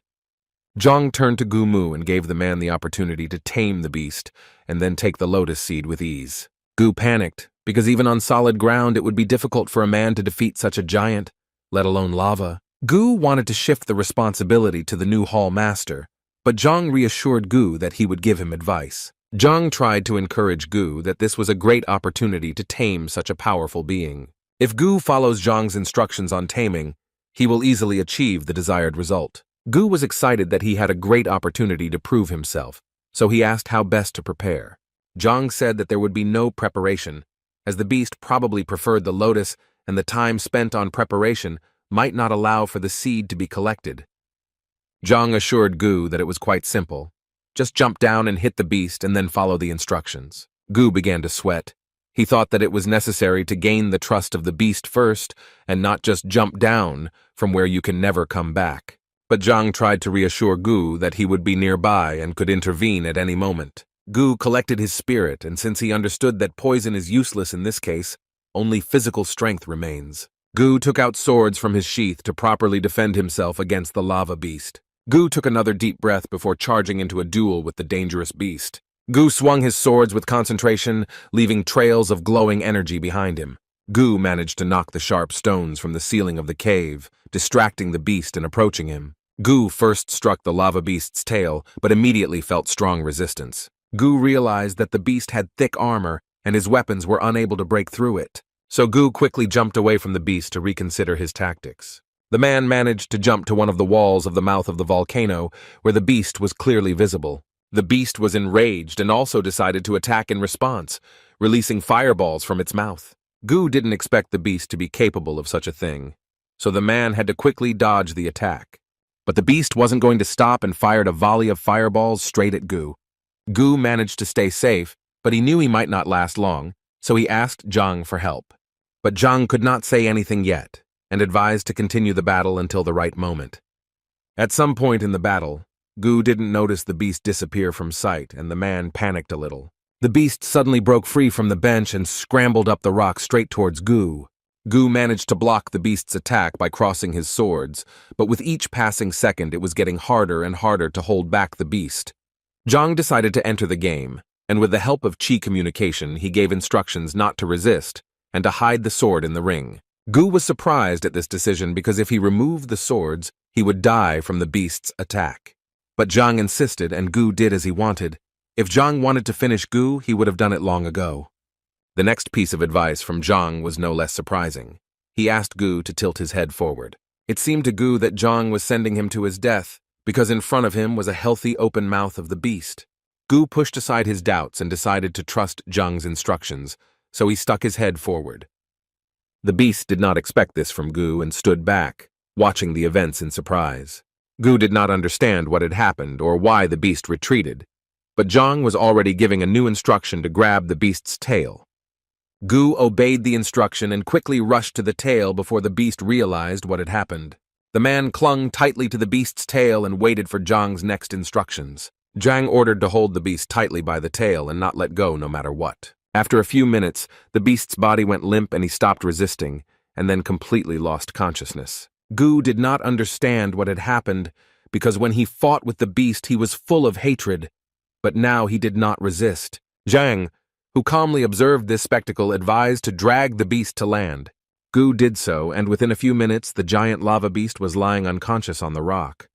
Zhang told Gu to order the beast to obey, and if he agreed, then Zhang would help him reach a new level of development, or the beast would die. Gu leaned towards the beast, who had a choice, but the beast was very quick to agree to Zhang's suggestion. Liao couldn't believe that such a strong beast would give up so easily, because the boy had seen others taming beasts, but not in this way. Gu turned to Zhang, hoping that he would explain what had happened, why the beast had surrendered so easily. Zhang explained that the beast had spent his entire life in lava and had never met other life forms, so he was afraid to touch anything unknown. Despite the fact that the lava beast has no combat experience, since he fought in his native environment, he cannot be defeated. But when Gu put down his weapons, the beast was frightened. Gu now understood part of the situation, but he didn't understand why, after he grabbed the beast's tail, he suddenly calmed down. Zhang pointed to the holes on the beast's tail and explained that the breathing organ is not on the face, but on the tail. That was why Zhang advised to grab hold of the tail, especially when the beast had expended a lot of effort and its stamina was greatly reduced. Gu now understood that Zhang wasn't playing with him, but was observing the lava beast's abilities and coming up with a plan for Gu to tame. Now that the lava beast was tamed, Zhang gave the go-ahead for Gu to harvest the lotus seed. Gu rushed into the mouth of the volcano and gracefully flew up to the lotus to collect such a valuable seed. When the seeds were collected, Gu gave Zhang 9 lotus seeds as a thank you for his help. Zhang took out 2 seeds from the casket and handed them to Gu, saying one for him and the other for the lava beast. Zhang decided to leave another seed in the poison hall, for which Liao was extremely grateful. Zhang was pleased with himself, as he had read all the books in the Hall of Poisons and obtained the lotus seed, which he highly valued. Gu wanted to inquire where to look for Zhang if he wanted to say thank you, but Zhang didn't specify an exact location, only that the whole world was his home. Gu advanced Zhang a brooch that could send Zhang's disciple or loved one to the Xuanyuan realm poison hall, and Gu would help solve the problem. Zhang thanked for such a generous gift and said that he was in a hurry on other matters, so it was time to say goodbye. Meanwhile, Zhang's disciples, accompanied by Grandmaster Lu, arrived at the Tianwu Kingdom. The students were delighted with what a huge city opened before them. Everyone was wondering if Zhang had arrived at the kingdom, but it seemed that Zhang had not made it yet. Master Lu suggested that everyone go to the city where they can wait for Zhang. Meanwhile, Lu Sen expressed his desire to pass the exam in the painting hall and become a student. Lu Sen really wanted to become a grandmaster, and therefore for this he must have an auxiliary profession, so the teacher also chose the path of painting for himself. When Lu entered the painting hall, he was met by a salesman who was happy to consult about the paintings. But Liu Sen was not interested in shopping. He came to the hall to take the exam to become an artist's apprentice. The shopkeeper was surprised at Zhang's request, because usually people like Liu Sen come once a month, but today the teacher was already the second. While the salesman was leading Liu Sen down the corridor, the teacher noticed how many men were actively discussing a painting and its author. Liu Sen heard how the author managed to create a painting with the help of some beast. Liu asked the salesman what was going on, and he said that everyone was discussing the competition. Not long after, a master painter appeared before Liu, who painted a picture with the animal's paw prints. The seller also said that the picture was of the 3rd level, and Liu remembered how he learned from his father and how difficult it was to paint a picture of such a level. But the seller assured that this was not all, because after that, with the help of fire, the artist raised his painting to the 4th level. And then he splashed water, and the man managed to raise the picture to the 5th level. Liu Sen admired the salesman's words and already dreamed of how he became a student of this master and achieved significant success. Therefore, Liu immediately asked what the master's name was and whether he was recruiting students for the class. The salesman thought for a second, then remembered that the master had introduced himself as Zhang. Liu fell into a slump, because wherever he went, wherever he was, there was always Zhang whom everyone praised so much. But Liu quickly got over himself and decided that he just needed to pass the exam so that he could brag to others. Meanwhile, Zhang calmly stretched himself in the yard when he finally studied all the books on painting.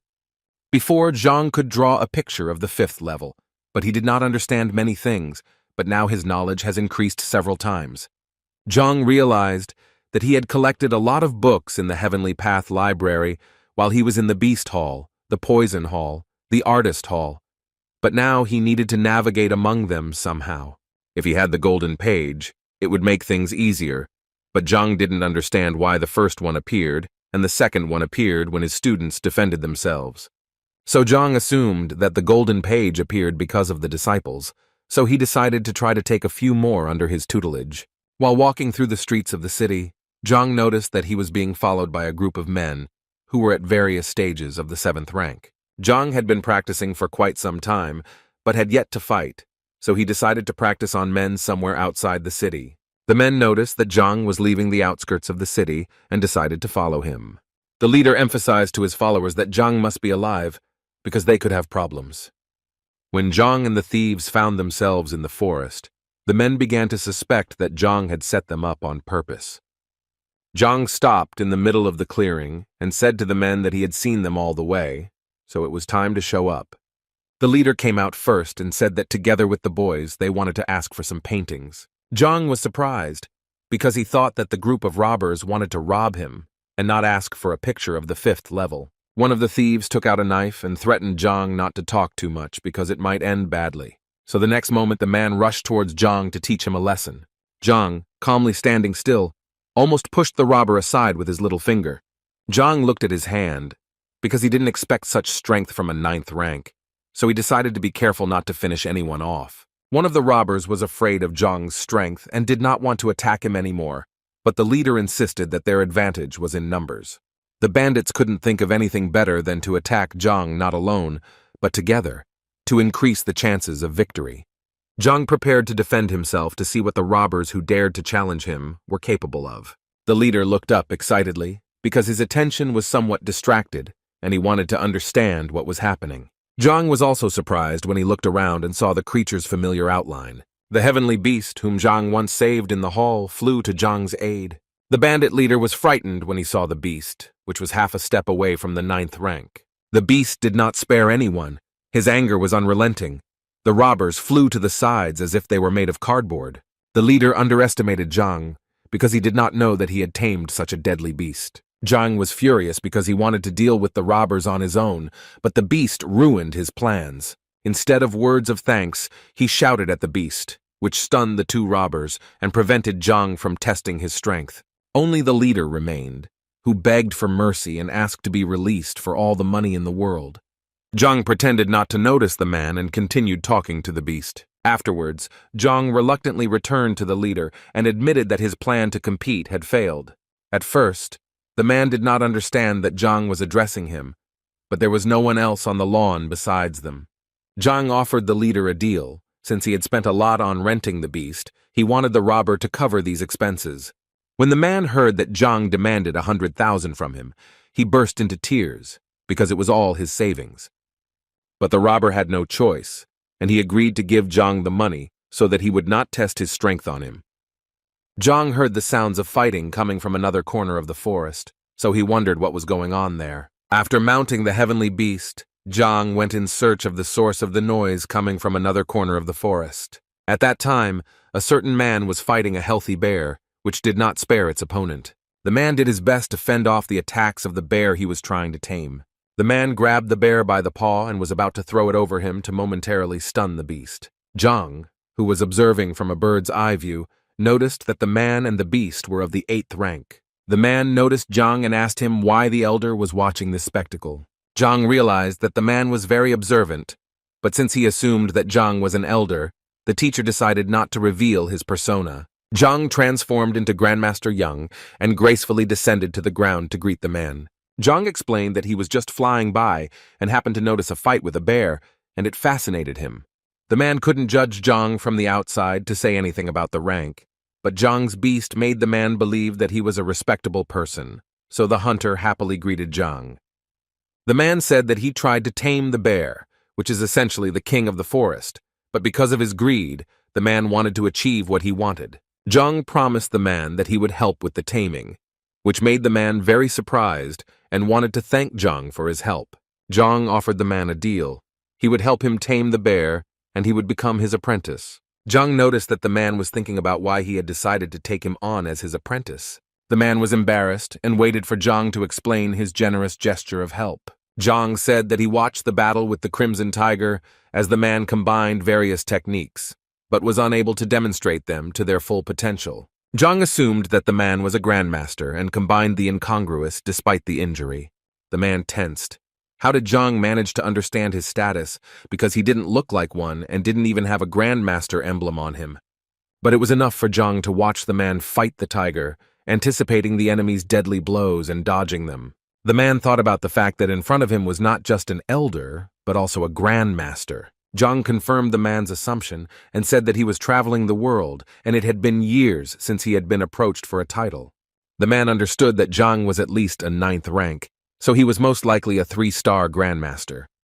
The man expressed his deep respect for Zhang and informed him of the honor of becoming such a strong elder's disciple.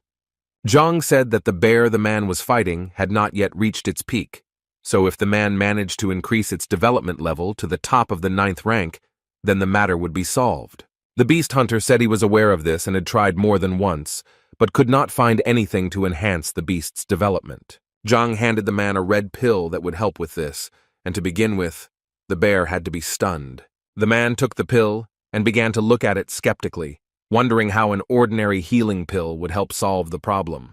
But the doubts disappeared in an instant, because the grandmaster was standing in front of the man, and 30 minutes later, the man was expressing his respect to Zhang for his help. Zhang introduced himself to the man as Yang Huang, who was passing by and decided to stay for a while, and after leaving everyone would be left to themselves. The man asked where his teacher lived in order to express his respect in the future. But Zhang said that he does not have a fixed place of residence at the moment, so as soon as he finds one, he will definitely send a message. The man thanked Zhang and went on his way, while Zhang pondered how difficult it was to act as an expert, especially in front of another grandmaster.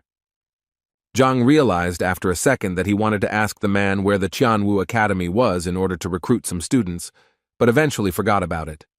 Therefore, Zhang decided that he needed to return to the city to finish his business there. Meanwhile, Liu Sen was trying to figure out if Zhang really managed to pass the 3-star artist exam. But Zhang's ability to create 5th-level paintings spoke for itself, so there was no doubt. Zhang's students were very happy about their teacher's achievement and really wanted to see him to congratulate him in person. One student offered to look for Zhang in the city because she couldn't wait to meet him. Grandmaster Lu gave the go-ahead for the search, but on the condition that if they were unsuccessful within 2 hours, the disciples would have to return. As soon as the students entered the courtyard, they were met by a smiling Zhang, who was happy to see everyone. Zhang was the first to be greeted by the butler, who served him as grandmaster, with the news that he had found a wonderful home. Grandmaster also congratulated Zhang and noted that during his absence, Zhang was half a step away from rank 9. The students and other members of the delegation were devastated when they heard that Zhang had reached such a rank. Zhang shyly assured everyone that there was nothing special about it, and he was just lucky. Grandmaster Lu also had some good news for Zhang about his students. During the time Zhang was away, his students reached certain heights and made breakthroughs. Zhang wasn't surprised at the news, but he was happy because it meant the students were following his instructions. After talking for a few minutes, Zhang decided that he needed to go to the Grandmaster's tent. Zhang hadn't expected that there would be so many people in the tent, but Master Lu explained that there was a symposium going on in that place today. Zhang did not understand what was being said, so the master explained that it was a formal procedure for the Grandmaster title. Zhang also learned that the Qianshuan Kingdom didn't even have a 1-star Grandmaster, when Qianwu had as many as 13 1-stars and 3 2-stars. When Zhang walked into the middle, he saw an unknown man on the stage wearing a white caftan. Master Lu explained that it was examiner Mo Hongyi, known as the first genius in the Qianwu Kingdom for thousands of years at the age of 26. Zhang realized that the talents he had encountered in the past were now worthless. Master Lu added that the young Grandmaster's spiritual development had reached the 6 mark. With a mental state of 3, you can pass the exam for a 1-star Grandmaster, but 2 only with a state of 6. Princess Mo Yu entered the hall and all the attention of the guests was now focused on her elegance. She smiled at Zhang when she saw him in the crowd, confusing the teacher a little. Mo Hongyi saw that everyone was gathered, so he announced that it was time to start the symposium. Zhang became curious about the details of the exam and asked Master Lu how it all happened. The master said that there are 5 tests, and one of them is the Ring of Ancient Wisdom, where the candidate gives a general lecture on a random book, and if there is no ring, the test is failed. Now Zhang was even more confused and did not understand the involvement of the symposium in all stages of testing. Lu smiled at Zhang and said that this was more of an official and formal event to introduce the new Grandmaster to everyone. While Zhang was talking to the master, cheers for Mo Yu, who had become the Grandmaster, could be heard from the stage. The girl was presented with an emblem that gave her the right to proudly wear the title of one-star Grandmaster. After presenting the award to the girl, Mo Hongyi decided to leave to deal with some business. Zhang and Master Lu then approached the girl to personally congratulate her on her great achievement. The girl thanked for the greeting and also expressed her respect for Zhang as a mentor. Mo Hongyi, who saw that Princess Mo, the second majestic genius of the kingdom to reach the rank of Grandmaster at such an age, was paying respect to a certain young teacher. Zhang's disciples were also stunned to see that Zhang, who had only recently arrived in the kingdom, managed to do so much. A man with slicked-back hair was approaching the princess, who wanted her to introduce him to Zhang. The princess gladly introduced Zhang Chun to Zhang and told Zhang that thanks to Zhang, she was able to create a second-grade pill, so now Zhang is a mentor. Zhang was suspicious of Mo, considering some young teacher as his alchemy mentor. Grandmasters who were nearby and heard that Mo considered Zhang his mentor began to discuss what unusual talent the boy must have. Zhang Chen decided to express his respect for Zhang and thank him for helping to mentor Mo. A member of the guild, Alchemist Hong, was a friend of Zhang's and had recently passed the 3-star alchemist exam, so Zhang advised Zhang to get to know him. Zhang thanked him for the offer and told himself that he was only a 1-star alchemist. The Grandmasters were surprised that a 1-star alchemist was teaching Princess Mo how to create a grade 2 pill. Zhang expressed his admiration for Zhang, because to reach 1 star at Zhang's age, it is certain that the boy is gifted with talent and will definitely reach greater heights if he puts in the effort. Zhang told Mo that he had prepared a banquet in her honor to celebrate the rank, but Mo refused because she wanted to consult with teacher Zhang. But Zhang wanted Mo to come, because the banquet was organized in her honor, and besides, Zhang could be invited to the celebration. Zhang was angry when he heard Zhang's refusal as well and advised him to reconsider his decision because misunderstandings could arise because of such nonsense. Zhang ignored Zhang's words and asked Princess Mo to lead him to the venue for the Grandmaster exam. After a few minutes, Mo introduced Zhang to Grandmaster Wu and explained Zhang's intentions to pass the exam. Wu listened to Mo and told him that before taking the exam, Zhang must have the Grandmaster's recommendation, help profession, attain the state of serene water glade, and rank 7. Zhang showed Wu his Grandmaster Apprentice and 1-star alchemist badges, which Wu accepted. Zhang still couldn't control his emotions and became angry with Zhang while his comrade tried to reassure him that Zhang was unlikely to be allowed to surrender. Zhang understood that Zhang might not pass the Soul Profound test, because despite his experience in making the pill, Zhang was still not up to par. Zhang handed Wu the badge used to evaluate soul depth, and when the master saw the result, he was stunned. Zhang was also impatient to know the result, because he did not believe that such a simpleton as Zhang could compare with him. Master Wu announced that Zhang's score was above 5, and he was just a genius among geniuses who could take the exam right now. Zhang was just devastated by Wu's words, because he was the only one who was throwing crap at Zhang. How did he show such a high score? On the way to the exam, Wu said that there were 5 tests waiting for Zhang: public trust, holding a position, a hall of dolls, an ocean of development techniques, and a tent of infallibility. Zhang arrived at the hall where the first part of the exam was to take place, which required students to test their confidence level. Zhang said that the 5 young people outside the door are his disciples, so you can safely invite them. Wu was worried because the age difference between Zhang and the students was not big, so it is difficult to talk about the trust level of over 50. Wu decided to ask Zhang how long he had been teaching his students in order to understand the full extent of the situation. Zhang scratched his chin and said that he was often absent for about half a month, so he had been diligently studying the students for about 6 days. Wu and Mo fell into a slump. Usually when someone passes the Grandmaster exam, they take care of their students for years. Wu dared to ask Zhang if he had any students he had been teaching for a longer period of time. But Zhang denied the existence of other disciples, and if they suddenly did not fit, then Zhang pointed to Princess Mo, who was also a disciple.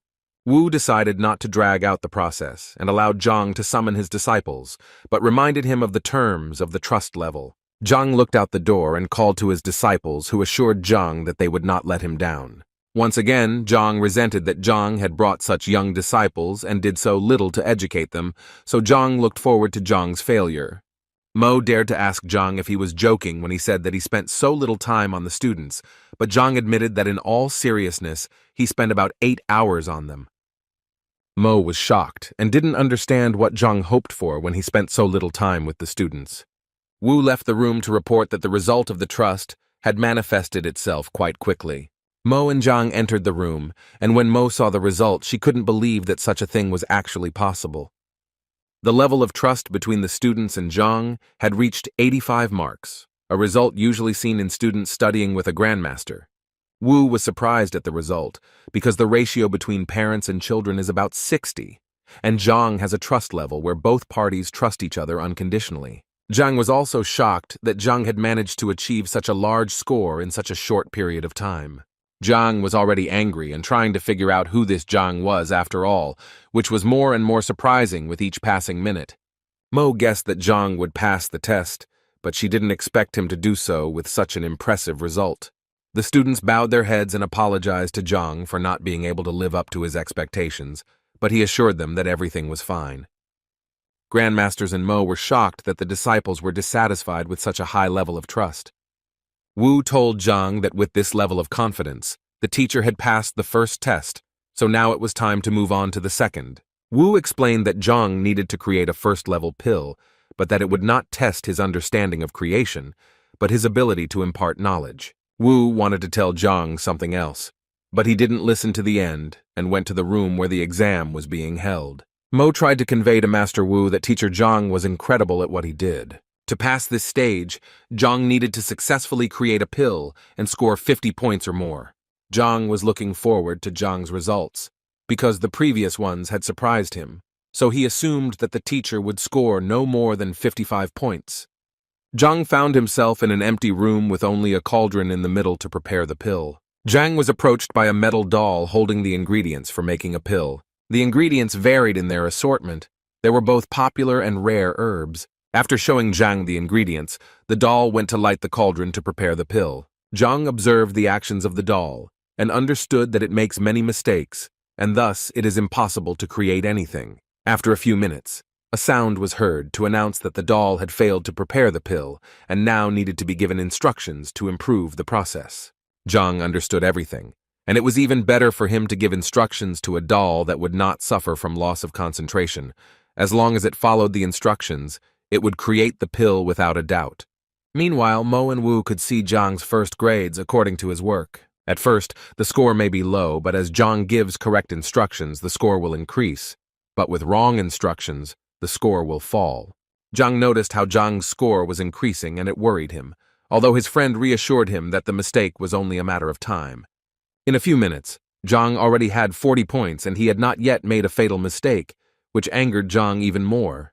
The students who also observed Zhang's actions admired him and believed that everything would be perfect for him.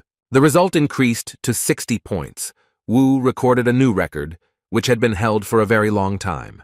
In a few seconds, Zhang made a mistake and his score dropped by 1 mark, which made Zhang extremely happy. Mo understood that over time, increasing temperatures and increasing the amount of medicinal herbs in the cauldron made mistakes more likely. Mo Hongyi, while Zhang was taking the exam, sat in his residence and meditated to improve his body condition. Suddenly, his meditation was interrupted by a servant, to which Mo reacted with displeasure because he did not like being disturbed during meditation. The servant tried to choose words that would not further anger his master, who was already displeased. The servant told Mo that some people were taking the Grandmaster exam, but this news did not excite Mo and made him even more angry. The servant added that those who pass the exam have a soul depth score of over 5. It was nothing special for Mo, but to achieve such a result requires extraordinary talent. But the servant said that this is not all, because the exam is being taken by a young man named Zhang who is about 20 years old, and his students are 16-level teenagers with a trust level of 85. This information caught Mo's attention, as he had never heard of a teacher who could inspire such a level of trust. Mo opened the door to listen to the servant tell him that Zhang was taking the second test and had not made any mistakes. Mo couldn't understand how Zhang managed to do this, and he also scored 60 points. The servant said that Zhang had made a mistake at the 60 mark, and his score first dropped and then jumped to 62. Mo understood that the scoreboard of the Grandmaster's tent was created with the help of formation masters and numerous Grandmasters, but why did it behave so strangely?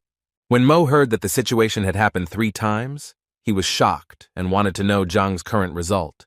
The servant tried to choose the words softly to tell Mo that Zhang's score was 101 points. Mo was puzzled, because the maximum score that could be obtained was equal to 100 points, but Zhang's score was 101. When Mo heard that the test was not over and the scores were still rising, he decided to immediately see for himself. Meanwhile, in the Alchemist Guild, pharmacist Hun was congratulated on his breakthrough to 3 stars. Hong thanked for the greeting and admitted that he had met with an expert, thanks to which he had achieved enlightenment. One of the students ran to the alchemists with some urgent news, which puzzled the teachers. Catching his breath, the student explained that something incredible was happening in the Grandmaster's pavilion. Hong tried to figure out what was going on and wondered if the passer's grade was higher than Mo Yu's grade. When Hong heard about the result of 101 points, he immediately ran to look at the incredible person who achieved such results. Hong quickly burst into the pavilion and asked Master Zhang for a brief briefing. At that moment, the scoreboard showed the result, 130, and Hun began to think that the scoreboard was broken. Otherwise, it was impossible to explain such a thing. At that moment, Grandmaster Mo entered and explained that the scoreboard was created by specialists, so it is not possible that it has any problems. What is tested in the second test is the ability to mentor others, where incorrect mentoring subtracts points and correct mentoring adds points. But the system is set up so that the correct test procedure is based on the standards of the 4-star alchemist creating such a pill. So Mo assumed that the person taking the test might turn out to be a 6-star Grandmaster. Therefore, it seemed to Mo that the person taking the exam had discovered errors in the procedure for creating a 4-star alchemist. Hong tried to find out more about this person and learned that he was only a 1-star alchemist. Suddenly, the door of the exam room opened and Zhang Huang stepped out. When Hong saw Zhang, he was startled because it was thanks to Zhang that he was able to achieve a breakthrough in the skill of creating a pill. Mo did not understand how it was possible to possess such profound knowledge at the age of 20. Hong said that he too had doubts at first, but later learned that Zhang had a mentor, the talented Grandmaster Yang. Everyone was shocked to learn that the rank of the Grandmaster Zhang studied with was above 3 stars. When Zhang looked at the scoreboard, he assumed that he had made mistakes, but it was explained to him that on the contrary, he found the mistakes of his predecessors. Then Zhang was even more surprised, because the exam seemed simple to him, and was not at all up to the level of a 4-star alchemist. Wu was stunned by Zhang's results, and was already about to take Zhang to the room where the third part of the exam would take place. Wu explained that in the room, Zhang would see a red and a blue doll of different development, and he needed to give instructions to the red one to defeat the blue one. When Zhang entered the room, he realized that in the Tianshuan royals, 7th-level masters were considered strong people, and Zhang assumed that this part was the barrier to the exam. Zhang was interested in starting a challenge, where he was going to point out each side's weaknesses so that red would win. Zhang watched the match closely and ordered the red doll to step back 3 inches and half turned to the right. Meanwhile, the Grandmasters wondered whether Zhang could pass such a test, despite his considerable success before that. In turn, Mo defeated the blue doll with a red one in less than 20 strokes, making her a legend in the Grandmaster's tent. But Brother Mo remembered the exact number, and said that his sister managed to achieve victory in 17 strokes. However, now everyone was interested in how many punches Zhang, who was quite talented, could handle. The masters recognized that despite his age, Zhang had phenomenal knowledge in making pills, but they did not believe that he was also perfect in martial arts.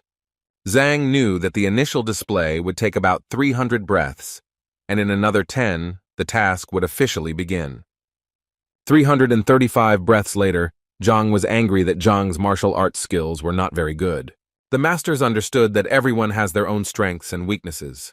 Maybe Zhang has no equal in making pills, but his martial arts skills are not perfect. 352 breaths passed, and the door of the room opened. Everyone held their breath in anticipation. Zhang looked confused and was holding the blue doll's head, which the red one tore off after Zhang's instructions. The Grandmasters couldn't believe their eyes because this had never happened before, so they didn't know what to say. Mo knew that the puppets were on the same level in physical strength, so what would have to happen for the other puppet to rip its head off?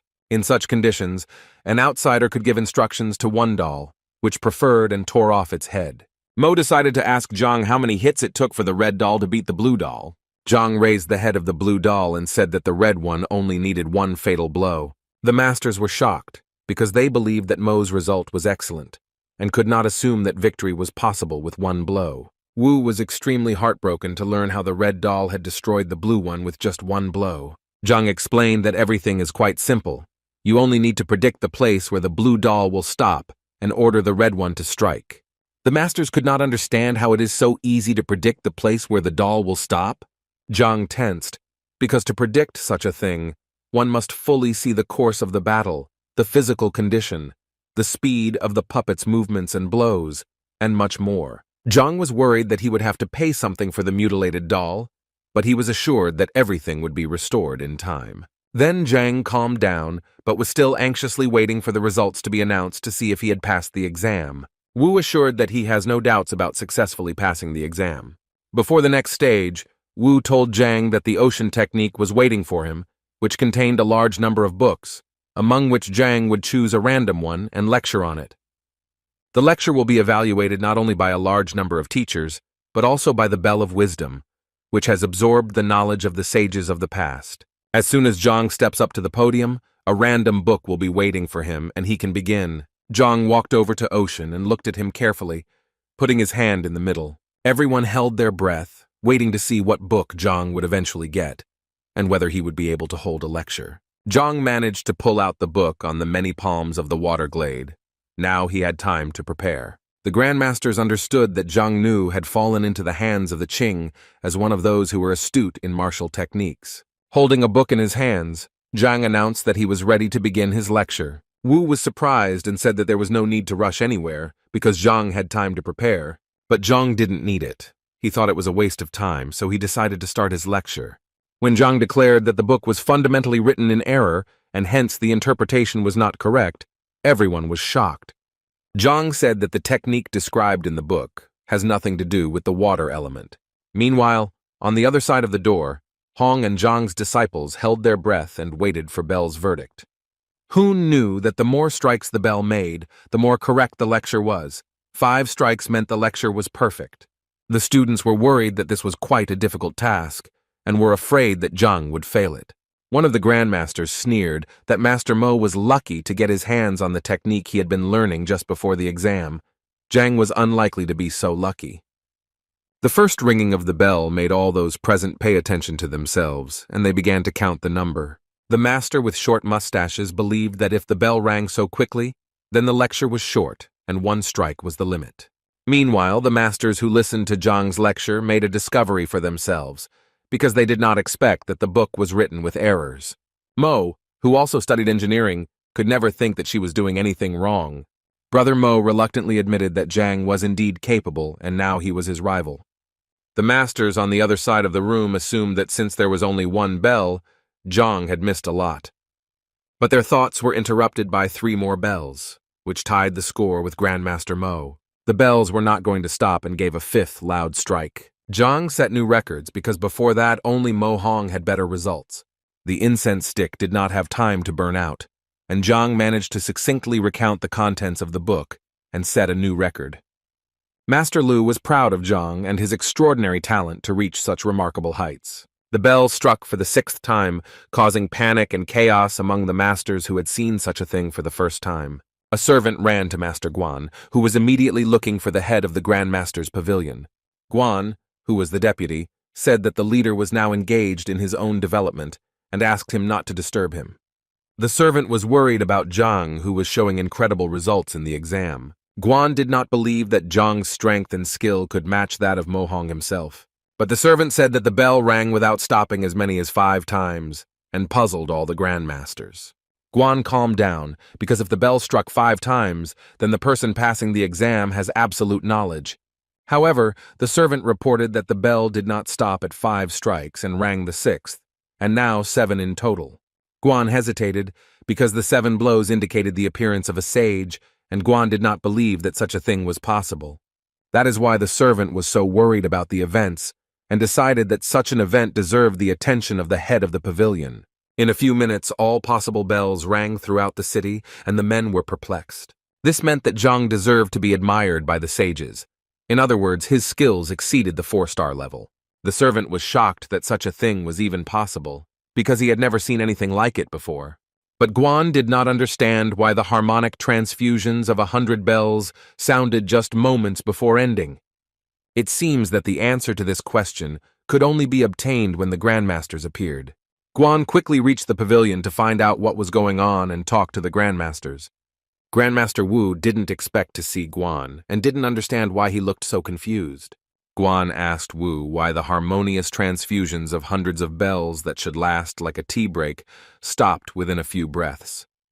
Guan was shocked when Wu explained that it was because the bells disturbed Zhang during his lecture, and he yelled at them. No one understood the behavior of Zhang, who dared to raise his voice at the sacred bell. Zhang was only interested in whether he had passed the exam, while the grandmasters were trying to come to their senses after what they had seen. While Guan was trying to figure out what technique Zhang had gotten his hands on, Zhang hurried to the next stage. When Guan learned what kind of sophisticated technique had fallen into Zhang's hands, he almost went mad with the realization. But he controlled himself and appreciated Zhang's talent, so he decided to tell about the rules of the next level. Everyone tried to find Zhang, but Mo reported that he had gone to the mistakes tent on his own. Wu panicked because he was worried that Zhang didn't even know the rules and went to take the exam. Wu panicked, but Guan tried to understand why his colleague was so worried. Wu said that he did not tell Zhang the rules of the pavilion and what to pay attention to. Guan tried to reassure Wu that Zhang had prepared in advance, but judging by Zhang's behavior, he had no idea. Everyone was shocked that Zhang came without preparation, knowing nothing about the task, decided to demonstrate his talents. Since Zhang doesn't know anything, he probably doesn't know that there are 2 rooms in the tent with entrances facing each other. In the tent of infallibility, the candidate must duel the doll while the incense stick is burning. The master must find the doll's weaknesses and use them to win. Zhang's students panicked for their teacher's life and decided they needed to warn him of the danger. Since Zhang didn't know anything about the pavilion, he could get into the second room and run into danger. The dolls were strong, especially in the second room, where there was a rank 9 doll with no flaws, so Zhang needed to be saved. Guan understood that this could lead to a lot of trouble, so he needed to warn Zhang before he started the exam. Guan ordered Grandmaster Wu to immediately stop the exam before it was too late to fix something. But it was already too late. The door was sealed to the room where the duel had most likely begun. Wu was extremely panicked because there was nothing he could do, and the fact that Zhang did go into the second room added to his panic. Guan also panicked and decided that he needed to find the head of the tent immediately to stop this chaos. Meanwhile, Zhang picked up one doll and tried to figure out the other, noting that this stage of the exam was more difficult than the previous ones. But he wasn't going to stop at anything, so he continued the fight with dignity. He concentrated all his energy in his palm and prepared to deliver an irreparable blow to the doll. A stream of maddened energy burst out of Zhang's hand, sending the doll tens of meters away. Zhang looked at his hand and couldn't believe that he not only managed to defeat the doll, but also broke through the last barrier before the 8th rank. Meanwhile, Guan ran from room to room in search of the head of the Grandmaster's tent. No matter where the man looked, everywhere was empty, and this oppressed him, because time was playing an evil joke. Guan looked for the leader everywhere, in the yard, in the city, by the river, but the search did not end in success. Suddenly, his attention was drawn to the sounds of a beast that shouldn't be in the Grandmaster's tent, because it's not the beast hall. When Guan went to the sound, he saw how the head of the tent and the bear were roasting something for the rich. The leader saw the frightened look of the deputy and did not understand why he was in such a hurry. Guan quickly relayed the information to the leader and hoped that the master would have time to fix everything. When Guan ran with the leader to the tent, they saw a crowd of people who simply cursed. The men made their way through the crowd to see for themselves the scale of the situation and fell into ambush. The number on the scoreboard was 465, which indicated the number of flaws that Zhang had managed to find. The leader did not understand anything, because he was assured that the candidate was in danger, but instead he found a lot of mistakes. Wu couldn't believe his eyes that Zhang had managed 30 dummy faults during the match. The leader asked if they were sure that Zhang did not pass the first stage, but everyone insisted that there was no mistake. After a few minutes, Zhang himself came out, and Wu ran up to him to make sure if everything was okay with him. But Zhang smiled back and said that he was all right, but the doll got a little bit because Zhang destroyed it because he did not calculate the strength. Wu did not understand anything, because the doll was at the 8th rank, and Zhang found 30 flaws in it and also crushed it. Wu said that as soon as Zhang started the second stage, he thought that the teacher was in danger because he did not know the rules. The leader of the Grandmaster's tent asked if Zhang had only seen one doll, or if there were more. Zhang recognized the leader he had met in the forest as Grandmaster Yang and told him that there were 2 dolls. The masters were shocked, especially when Zhang managed to stun one of the dolls with a slap. The leader remembered that when he took the Grandmaster exam, he had to use all his strength to resist the doll, and Zhang did it so easily. Now Zhang was worried about one question that he kept repeating. Did he pass the exam? There was no doubt about this, because Zhang more than successfully passed all 5 stages. Zhang was pleased because at first he thought the exam would be difficult, but everything went quite easily. Meanwhile, Grandmaster Mo expressed his desire to take the 2-star Grandmaster exam. Wu looked at the head of the tent and waited for approval to conduct the exam. The leader did not object because he believed that healthy competition is the driving force of progress. Therefore, he asked Grandmaster Wu to prepare everything necessary for the exam. Zhang expressed his desire to pass the exam as well. Since there was such an opportunity, he did not want to miss it. Mo was enraged at what an upstart Zhang was, and warned that in order to pass the 2-star master exam, certain conditions must be met. The young man listed that for this, you need to have 2 auxiliary professions and reach a 2-star level in them. Zhang started fidgeting and hastily searching his pockets for something while Mo continued to spit. Zhang took out the emblems of a 2-star painting master and a 2-star beast tamer. The masters did not know what other surprises and trump cards Zhang had in store, because every second he did not stop surprising them. Mo didn't know what else to tell Zhang to stop pissing him off, so he yelled that the exam required a certain strength that Zhang didn't have. The leader agreed with Mo. Since Zhang was half a step away from rank 8, he could not participate in the 2-star Grandmaster exam. Zhang assured that it was not a problem for him, and he only needed a moment to fix everything. Mo was shocked by Zhang's statement and couldn't believe that the teacher was going to make a breakthrough in an instant. Zhang concentrated, enveloped in chi energy similar to fiery vortices, breaking through to the next rank.